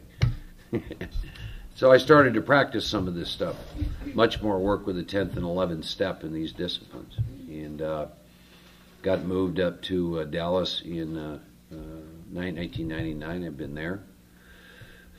You know, it's funny, Joe and I have lived in many different geographical places, but in many respects, our experiences and path have been so identical. When I got moved down to Kerrville, Texas, it's a very, very small community, and the truth was there was no one there who was doing more than I was doing with the work. So what I got thrust into was, in the 11th step, be quick to see where religious people are right. And I just began to devour books and tapes and those kinds of things, and had some profound experiences in the middle of all that stuff. Just amazing stuff. And I've known for many, many, many years that Joe and I, for however long that he and I live in this body, we're always going to be connected and doing things. I've known that for many, many, many years. And that just continues to play out and develop. And see, he didn't talk much about this. Let me tell you what this work will do you. He had come back from India. You know, he'd been down there 5 years, so it's like, it's that old question of what am I going to do now when I grow up? And so through a series of events, you know, he came to Burning Tree. And this is this thing about, you think it's one thing, but there's a much bigger picture going on. And so he came to work with us for a while, and then there came a day where it wasn't working anymore, and we had to fire him.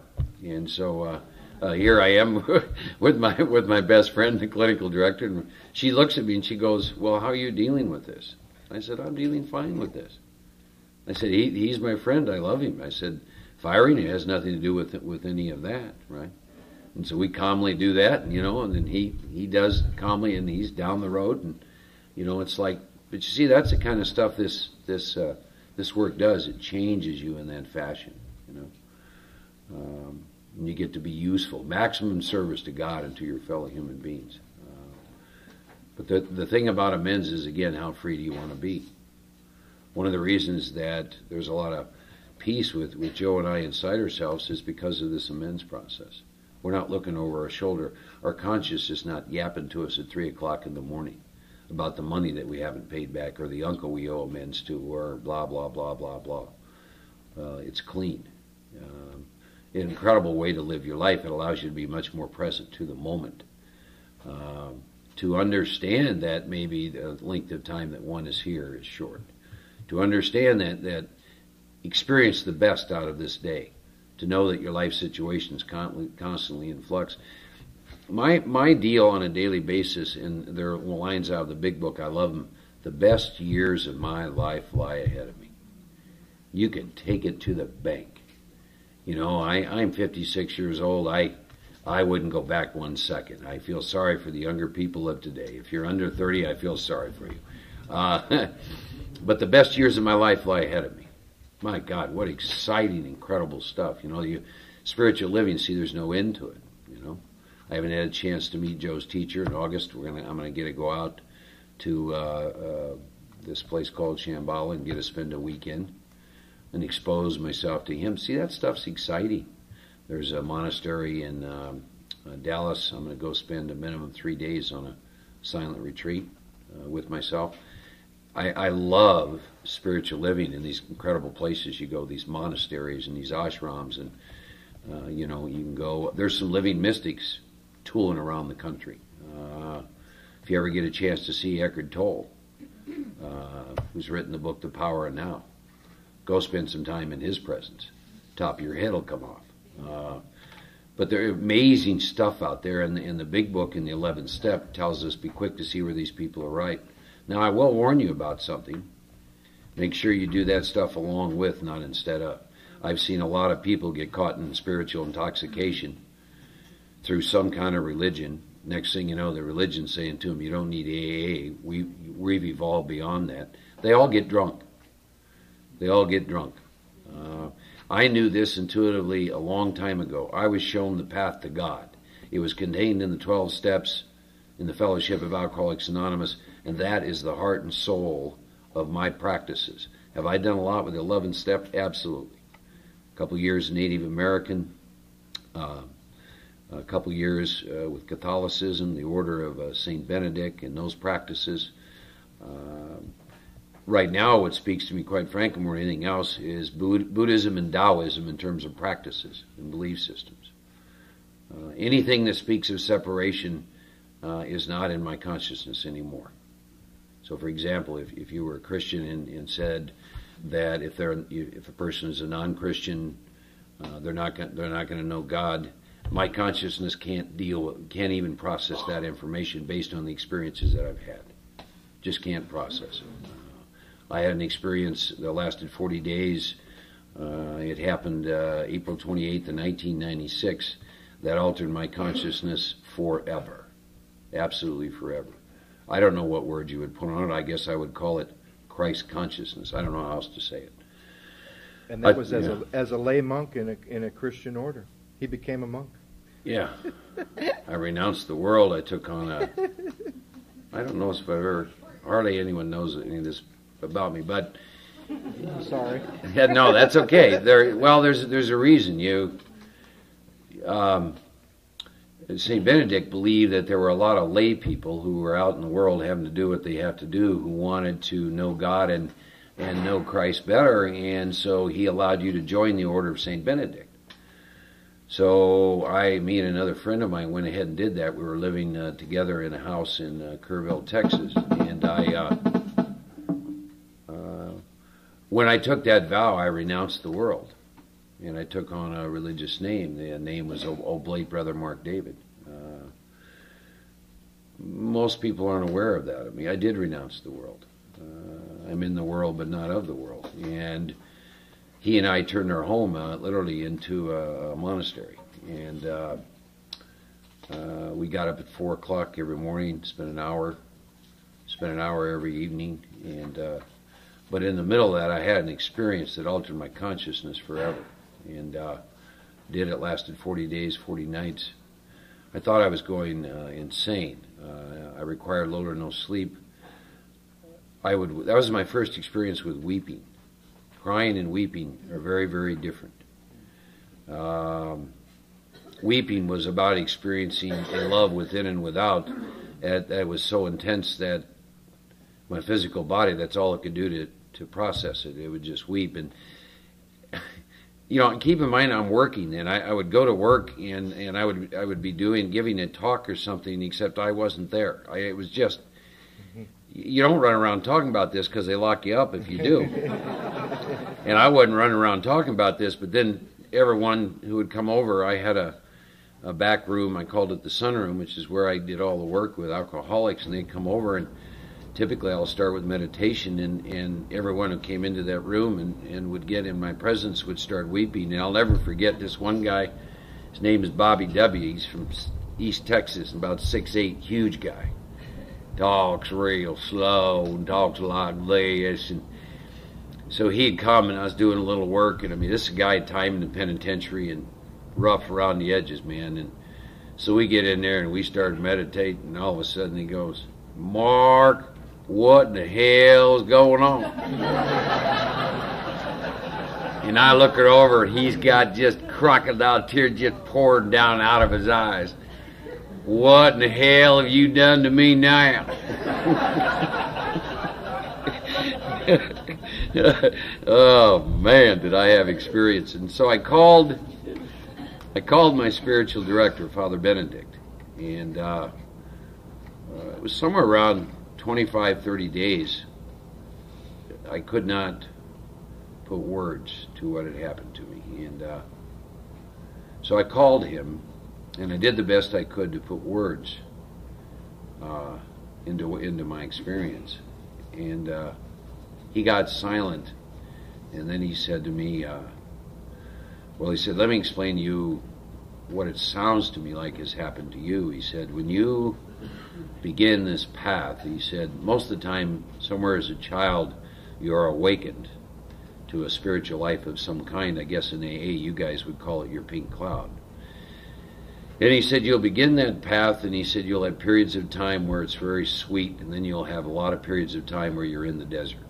And it's all part of the path and part of the plan. And he said, the desert for you all would probably be maybe as you're doing those middle steps. He'd come to know that I educated him on the steps, like 4 through 9. And then, and he said, so you'll come in and out of that, in and out of that. And then he said, you'll get taken to a place. He said, you don't take yourself there. He said, you get taken to a place called dark night of the soul. And in the dark night of the soul, nothing that God has made will provide you with any satisfaction, and there also is no God. And he said, some people live through that and some people do not. And he said, if you live through that, and he said, again, this has nothing to do with you, if you live through that, you will experience a complete death of self, and for a period of time you will experience what is called a state of contemplation, in which there is no ego, and there's nothing but the manifestation of God that lies within you. And then he started crying, and there he said to me, he said, I've been a priest and a monk my whole life, and I've wanted to taste something like that, and you get to experience that. And so that lasted for 40 days. And then at the end of the 40 days, Mark came back again. I wouldn't want anyone in this room to not taste that, to not know that there's nothing but love, to not know that you're loved in that way and in that fashion, to know that all is well. You know, in the middle of your deep suffering, that all is well, that's there. That's there for us drunks, you know, that God can touch you in that way. Funny how this works. I don't know if I've ever talked about this to this extent, but well, that's all I got for now.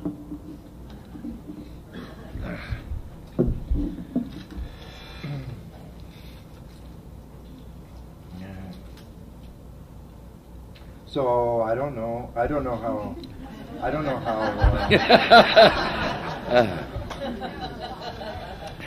how a guy like me ends up in those kind of places. I don't even know how you get from where I was on Wednesday to here. You can't get from where I was on Wednesday to here.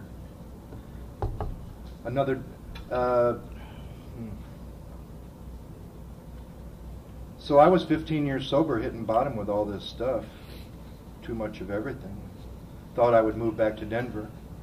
And seemed like a good idea. And thank God for the ego, because my ego, I canceled a 2-year speaking calendar, except for 2. Billings, Montana, and Sydney, Australia. Billings I could have gone on my own money, but I just went, and I had an idea that before the convention I would go to a meeting, and I wouldn't say anything, and I went on Thursday, like I did this week, and sat in this meeting, and didn't tell them who I thought I was, or why I was there, or my name, or nothing. And these good old boys were sitting there, and Halfway through the meeting, one of them says, "You know this guy from Santa Monica, Joe Hawk, he says blah, blah, blah, blah, blah."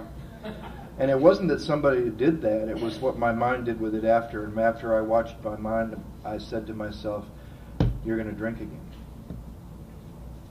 You really better move back to Colorado."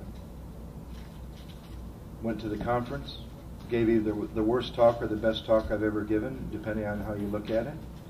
And at that conference, I had another wise idea, and that was I was going to take this AA member to lunch the next day, and I was going to tell, he's 35 years sober, I'm 14, and I'm going to tell him about the spiritual part of Alcoholics Anonymous. It was a guy I didn't like, but I'd never met him.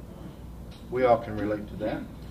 And I didn't like him because every time I heard one of his tapes, it was a new message. This time it's white flour, now it's sugar, now it's cigarettes, now it's this. And I didn't know that what I didn't like about this guy was he was reflecting everything I didn't like about myself. Most people we don't like are just mirrors. And I invited him to lunch, and I had spoken Friday. And I used to watch my ego, because I know I can't defeat my own ego. But if you still think you can defeat your own ego, you spend a lot of time trying to work on it. See, I'm not into self-help anymore. I want to be rid of self. I don't want to increase self. I found a lot of techniques in America and to increase that which I'm trying to get free of. And so I watched my ego, and I used to watch whether I wanted to be the Friday night speaker or the Sunday morning speaker. I've never really been a Saturday night kind of guy, but you know why? You know, because if you speak on Friday night, you get all this attention the rest of the weekend. And if you speak on Sunday morning, nobody knows you the whole weekend, and you just talk and go home. And I was the Friday night speaker, and I was watching that. And I thought I would ask this guy to go to lunch on Saturday, and I'm going to tell him about the work. We went to lunch. And before I opened my big mouth, he said, "What was your name again?" I thought that was great. That was so great. And he said, "Where do you live?" I said, "Santa Monica." He said, "How long are you sober?" I said, 14. He said, "When I was 14 years sober, I was living in Santa Monica, writing scripts for television, living in the Santa Monica Shores apartment building, 100 pounds overweight, smoking 2 packs of cigarettes a day, sponsoring 20, 30 people, speaking 2-3 times a month out of state, 5 or 6 times a month in L.A., with adult type 2 diabetes. How are you doing?" I'm in the same building, the same apartment building, with all those other things. And by the time he was done, I was just laughing my head off. Needless to say, I didn't tell him about the spiritual part of Alcoholics Anonymous. We became friends, and I really thought, that's it. I got to move back to Colorado. And little did I know what God had. You know, what's this slogan in AA? You won't always get what you want, but you'll always get what you need. Well, what happens if after a few years you've gotten everything you've ever needed, more than you've ever wanted, and your own dreams have been exceeded by that which God has for you? Then what do? You surrender to that. It's a second step state of consciousness, whether it's your first time in the second step or your umpteenth time. And the state of consciousness goes like this: anything God has in mind for me is better than anything I ever have or ever will have in mind for me. Yeah. So I went back home, and then I'm going to go to Sydney, Australia. Now, why did I keep that one? Well, I would like to see Sydney, but I really want to be able to tell my friends I'm going to speak in Sydney, Australia. And they called me from Sydney, and they said, "Change your ticket, we're taking you to see the Dalai Lama." I said, "Great, I've never seen him." Now, I'd had some good teachers. Of course, my first and foremost teacher who saved my life, God being in his, because God's in his life, is Don Pritz. And he's still my sponsor. He's been my sponsor for 20 years. My second teacher was Don Coyes, a member of our program, a Native American man who worked with me for a couple years. We did it backwards. We spent a year on 10, 11, and 12, and then did 1 through 9. My next teacher was Dr. Jim Finley, who lived with Thomas Merton for many years at Gethsemane, who's now in private practice in Santa Monica. They all taught me amazing things, but I've had a lot of other teachers: resentment, fear, sex, money, people I like, people I don't like, Mark, you, myself, my own mind, my defects. Once you see it, it's everywhere. Once you see truth, you see it everywhere. Here's a line that really struck my heart when I heard it. You take a stranger by the hand. You walk across the dirt and sand. A man who doesn't even understand his wildest dreams. Then you walk across the dirt and sand to an ocean that he's never dreamed. I thought, wow, that's what we do. And that's in a song by you too. You never know where you're going to see it, right? So I'm going to go to Australia. I mentioned this to one person. Well, I mentioned it to every person, actually, but I mentioned it to one person in particular who's still a great friend of mine, Lisa Cherry. And, I'm going to Sydney. They're taking me to see the Dalai Lama. She said, you should meet this young kid in AA, Dominic. I meet this boy. He tells me an amazing story how he ended up in India. And I said, wow, what a great story. He said, will you take a letter to one of the Dalai Lama's monks? You'll have no trouble finding him.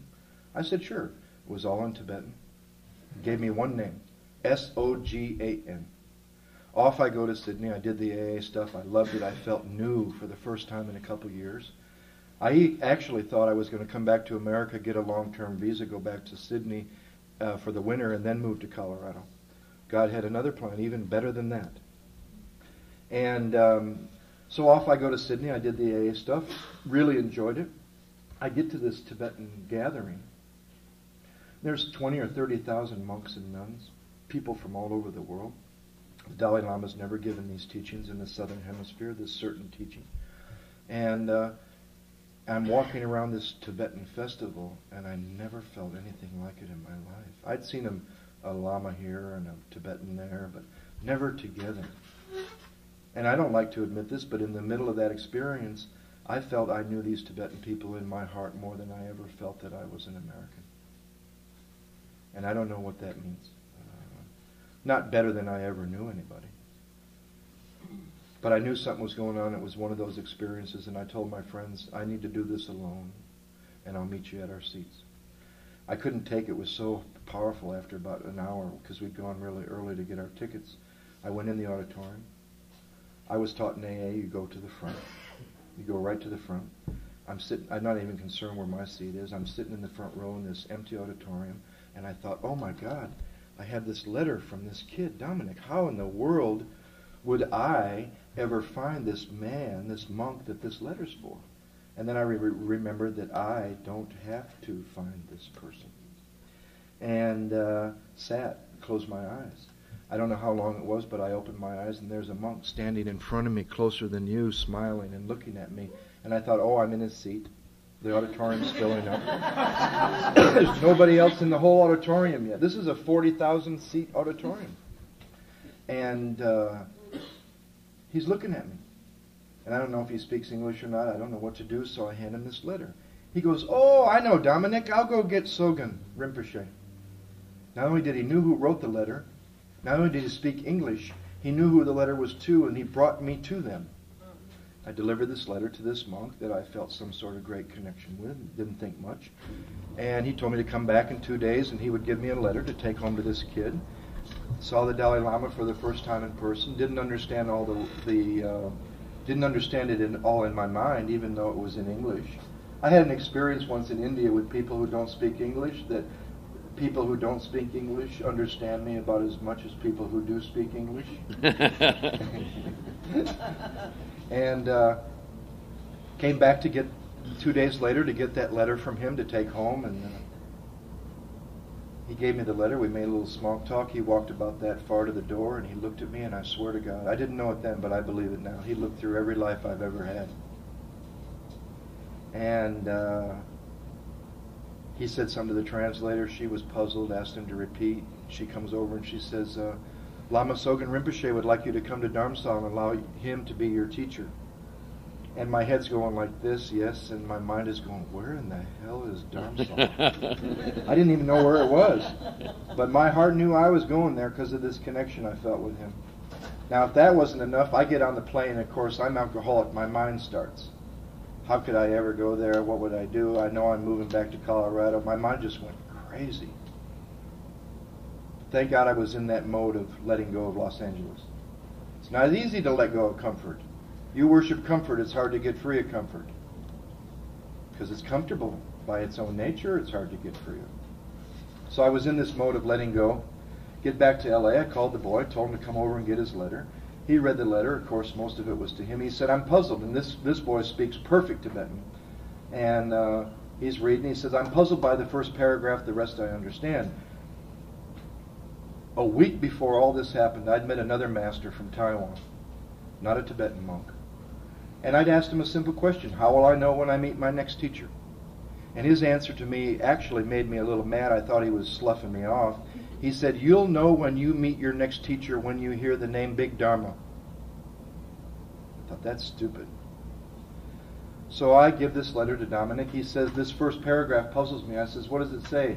He says, it says, your friend Big Dharma has agreed to come to Dharamsala and allow me to be his teacher, and he'll stay as long as he would like. And he wrote that 2 days before we ever spoke and called me the name that a man told me I would hear when I met my next teacher. Now, I might be alcoholic, but I don't need a 2x4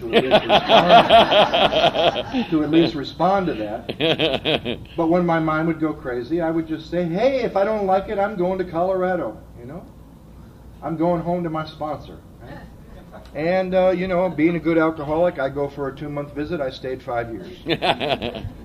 Took a break every year. And I don't know how stuff like that happens to me. And I always think the reason I'm going there is the reason I'm supposed to stay. You know, like Mark said. You know, I meet a woman and I have the children named and why she's going to dump me, and I'm pissed before we even get to talk. 3 of my fiancés, I don't think I was supposed to marry any one of them because I didn't, but they were supposed to just come to the work and find their own truth. And I think I'm going to India to just do this for me and spend time with this teacher, and I ended up getting to start a drug and alcohol treatment program for the Tibetan government for the first time in their history. How does a guy like me get to do that? You follow your heart, you trust God. They now have a detox in the hospital. They now have an outpatient program run by the first Tibetan boy to get sober in our program, and he did the work. And a long-term place for people who can stay for more than 30 or 60 or 90 days. I know this, that all my suffering comes from my unwillingness to do God's will. And that always has to do with greed and attachment. I'm either grasping for something or I'm clinging to something. And all of my grasping and all of my clinging has to do with ignorance, because I think I'm going to get something from something that's impermanent. There's only one thing that's permanent. And I'm either after something that's impermanent and human, or I'm holding on to something that's impermanent and human, because I don't want to submit to the will of God and it causes pain. But when you've been addicted to pain, that's not such a bad thing. You know, we're more afraid of getting free of pain. We're more afraid of getting free of fear. We're more afraid of really having any power than remaining powerless. It's so much easier to remain asleep. It's not as much fun. There's not as much freedom in it. It can be painful. There's a lot of ups and downs. But when you get free of I raised a question when we started about the first step. I would like to bring that question back now to the other side of the work when you're done with every amends you're aware of. And the question was, why do you think you're alcoholic? Is it because of circumstance? No, I drink no matter how things are. Is it because of emotional state? No, I drink no matter how I'm feeling. Now I would like to raise the question, why do you believe God's working in your life today? Is it the parking lot God? Circumstantial God? You know God loves you because there was a parking place just for you today. Things are going your way. That's a big setup by the ego. The ego's using that for the day when there's no parking space and things aren't going your way, and your ego will go, see? He don't love you today, but I know something that will, just as it always did. What about the emotional God? I know that God's working in my life today because I feel good most of the time. I'm at peace. That's also a big setup for the day when you're not at peace. You know these people in AA that say that fear and faith can't exist in the same place? They better. There's all these philosophies in AA about when I will most need God, He's not going to be there. He better be there when there's fear. And He has been. To let go of the good lifestyle. It's not hard to let go of crap. It's not scary when you're new, when you ain't got nothing to let go of. Take 15, 20, 30 years of good stuff and ask for an open mind and a new experience, that what you think you know about it be let go. I heard a woman with 45 years who ran the Denver Central office for a long time say that doing the work after a number of years, it's like taking your life and throwing it up in the air and giving it to God and see where it lands. I respect anybody with long-term sobriety who's willing to say, "Dear God, please put aside what I think I know for an open mind and a new experience." Because good stuff's not easy to let go by its own nature. We like holding on to what's comfortable. I could have easily stayed in Denver, shared that house with Mark for another 20, 30 years, and just gone on the way. Well, I could have easily stayed in Los Angeles. But I can get done, if I'm committed to seeking God, I can get done with good stuff that's killing me just as much as bad stuff that's easy to let go of. And now I got to say to you, I don't even know the difference anymore between good and bad. I don't even think they're separate anymore. I also didn't get to tell you, how does a guy like me, in the 5 years that I was in India, I was 1 year in retreat. 4 different times. 3 months, 3 months, 3 months, 3 months. Out of 5 years, I gave 1 year to silence. And I get changed. But like Mark said, you don't have to go to India and study with the Dalai Lama to wake up. Right? You make time. You make time for meditation. If it's not a priority, it won't be. You got to make time, and you got to make a place. You got to make a place that's special to you, and then you'll start to find a place that's special to you deeper and deeper inside, and all of a sudden it won't be just in that place that you have in front of you where you sit. It'll be the rest of the room, and the dining room, the living room, the bathroom. God's even in the bathroom, and the rest of the house. And then that mandala will start to grow, and it'll go into the lives of others, and you'll come to love that. That's what I love. And how does a guy like me, who only cared about himself, get taken to a place like that? This is one of my favorite stories, and then we'll have to go. The time came for the student to part from his teacher. The teacher placed the soles of his feet on the top of the student's head, symbolizing their work together was done. The student was about to depart. However, the teacher said, and they always get you some way, don't they? There's one particular profound teaching I have yet to impart to anyone. I haven't given this teaching to anyone.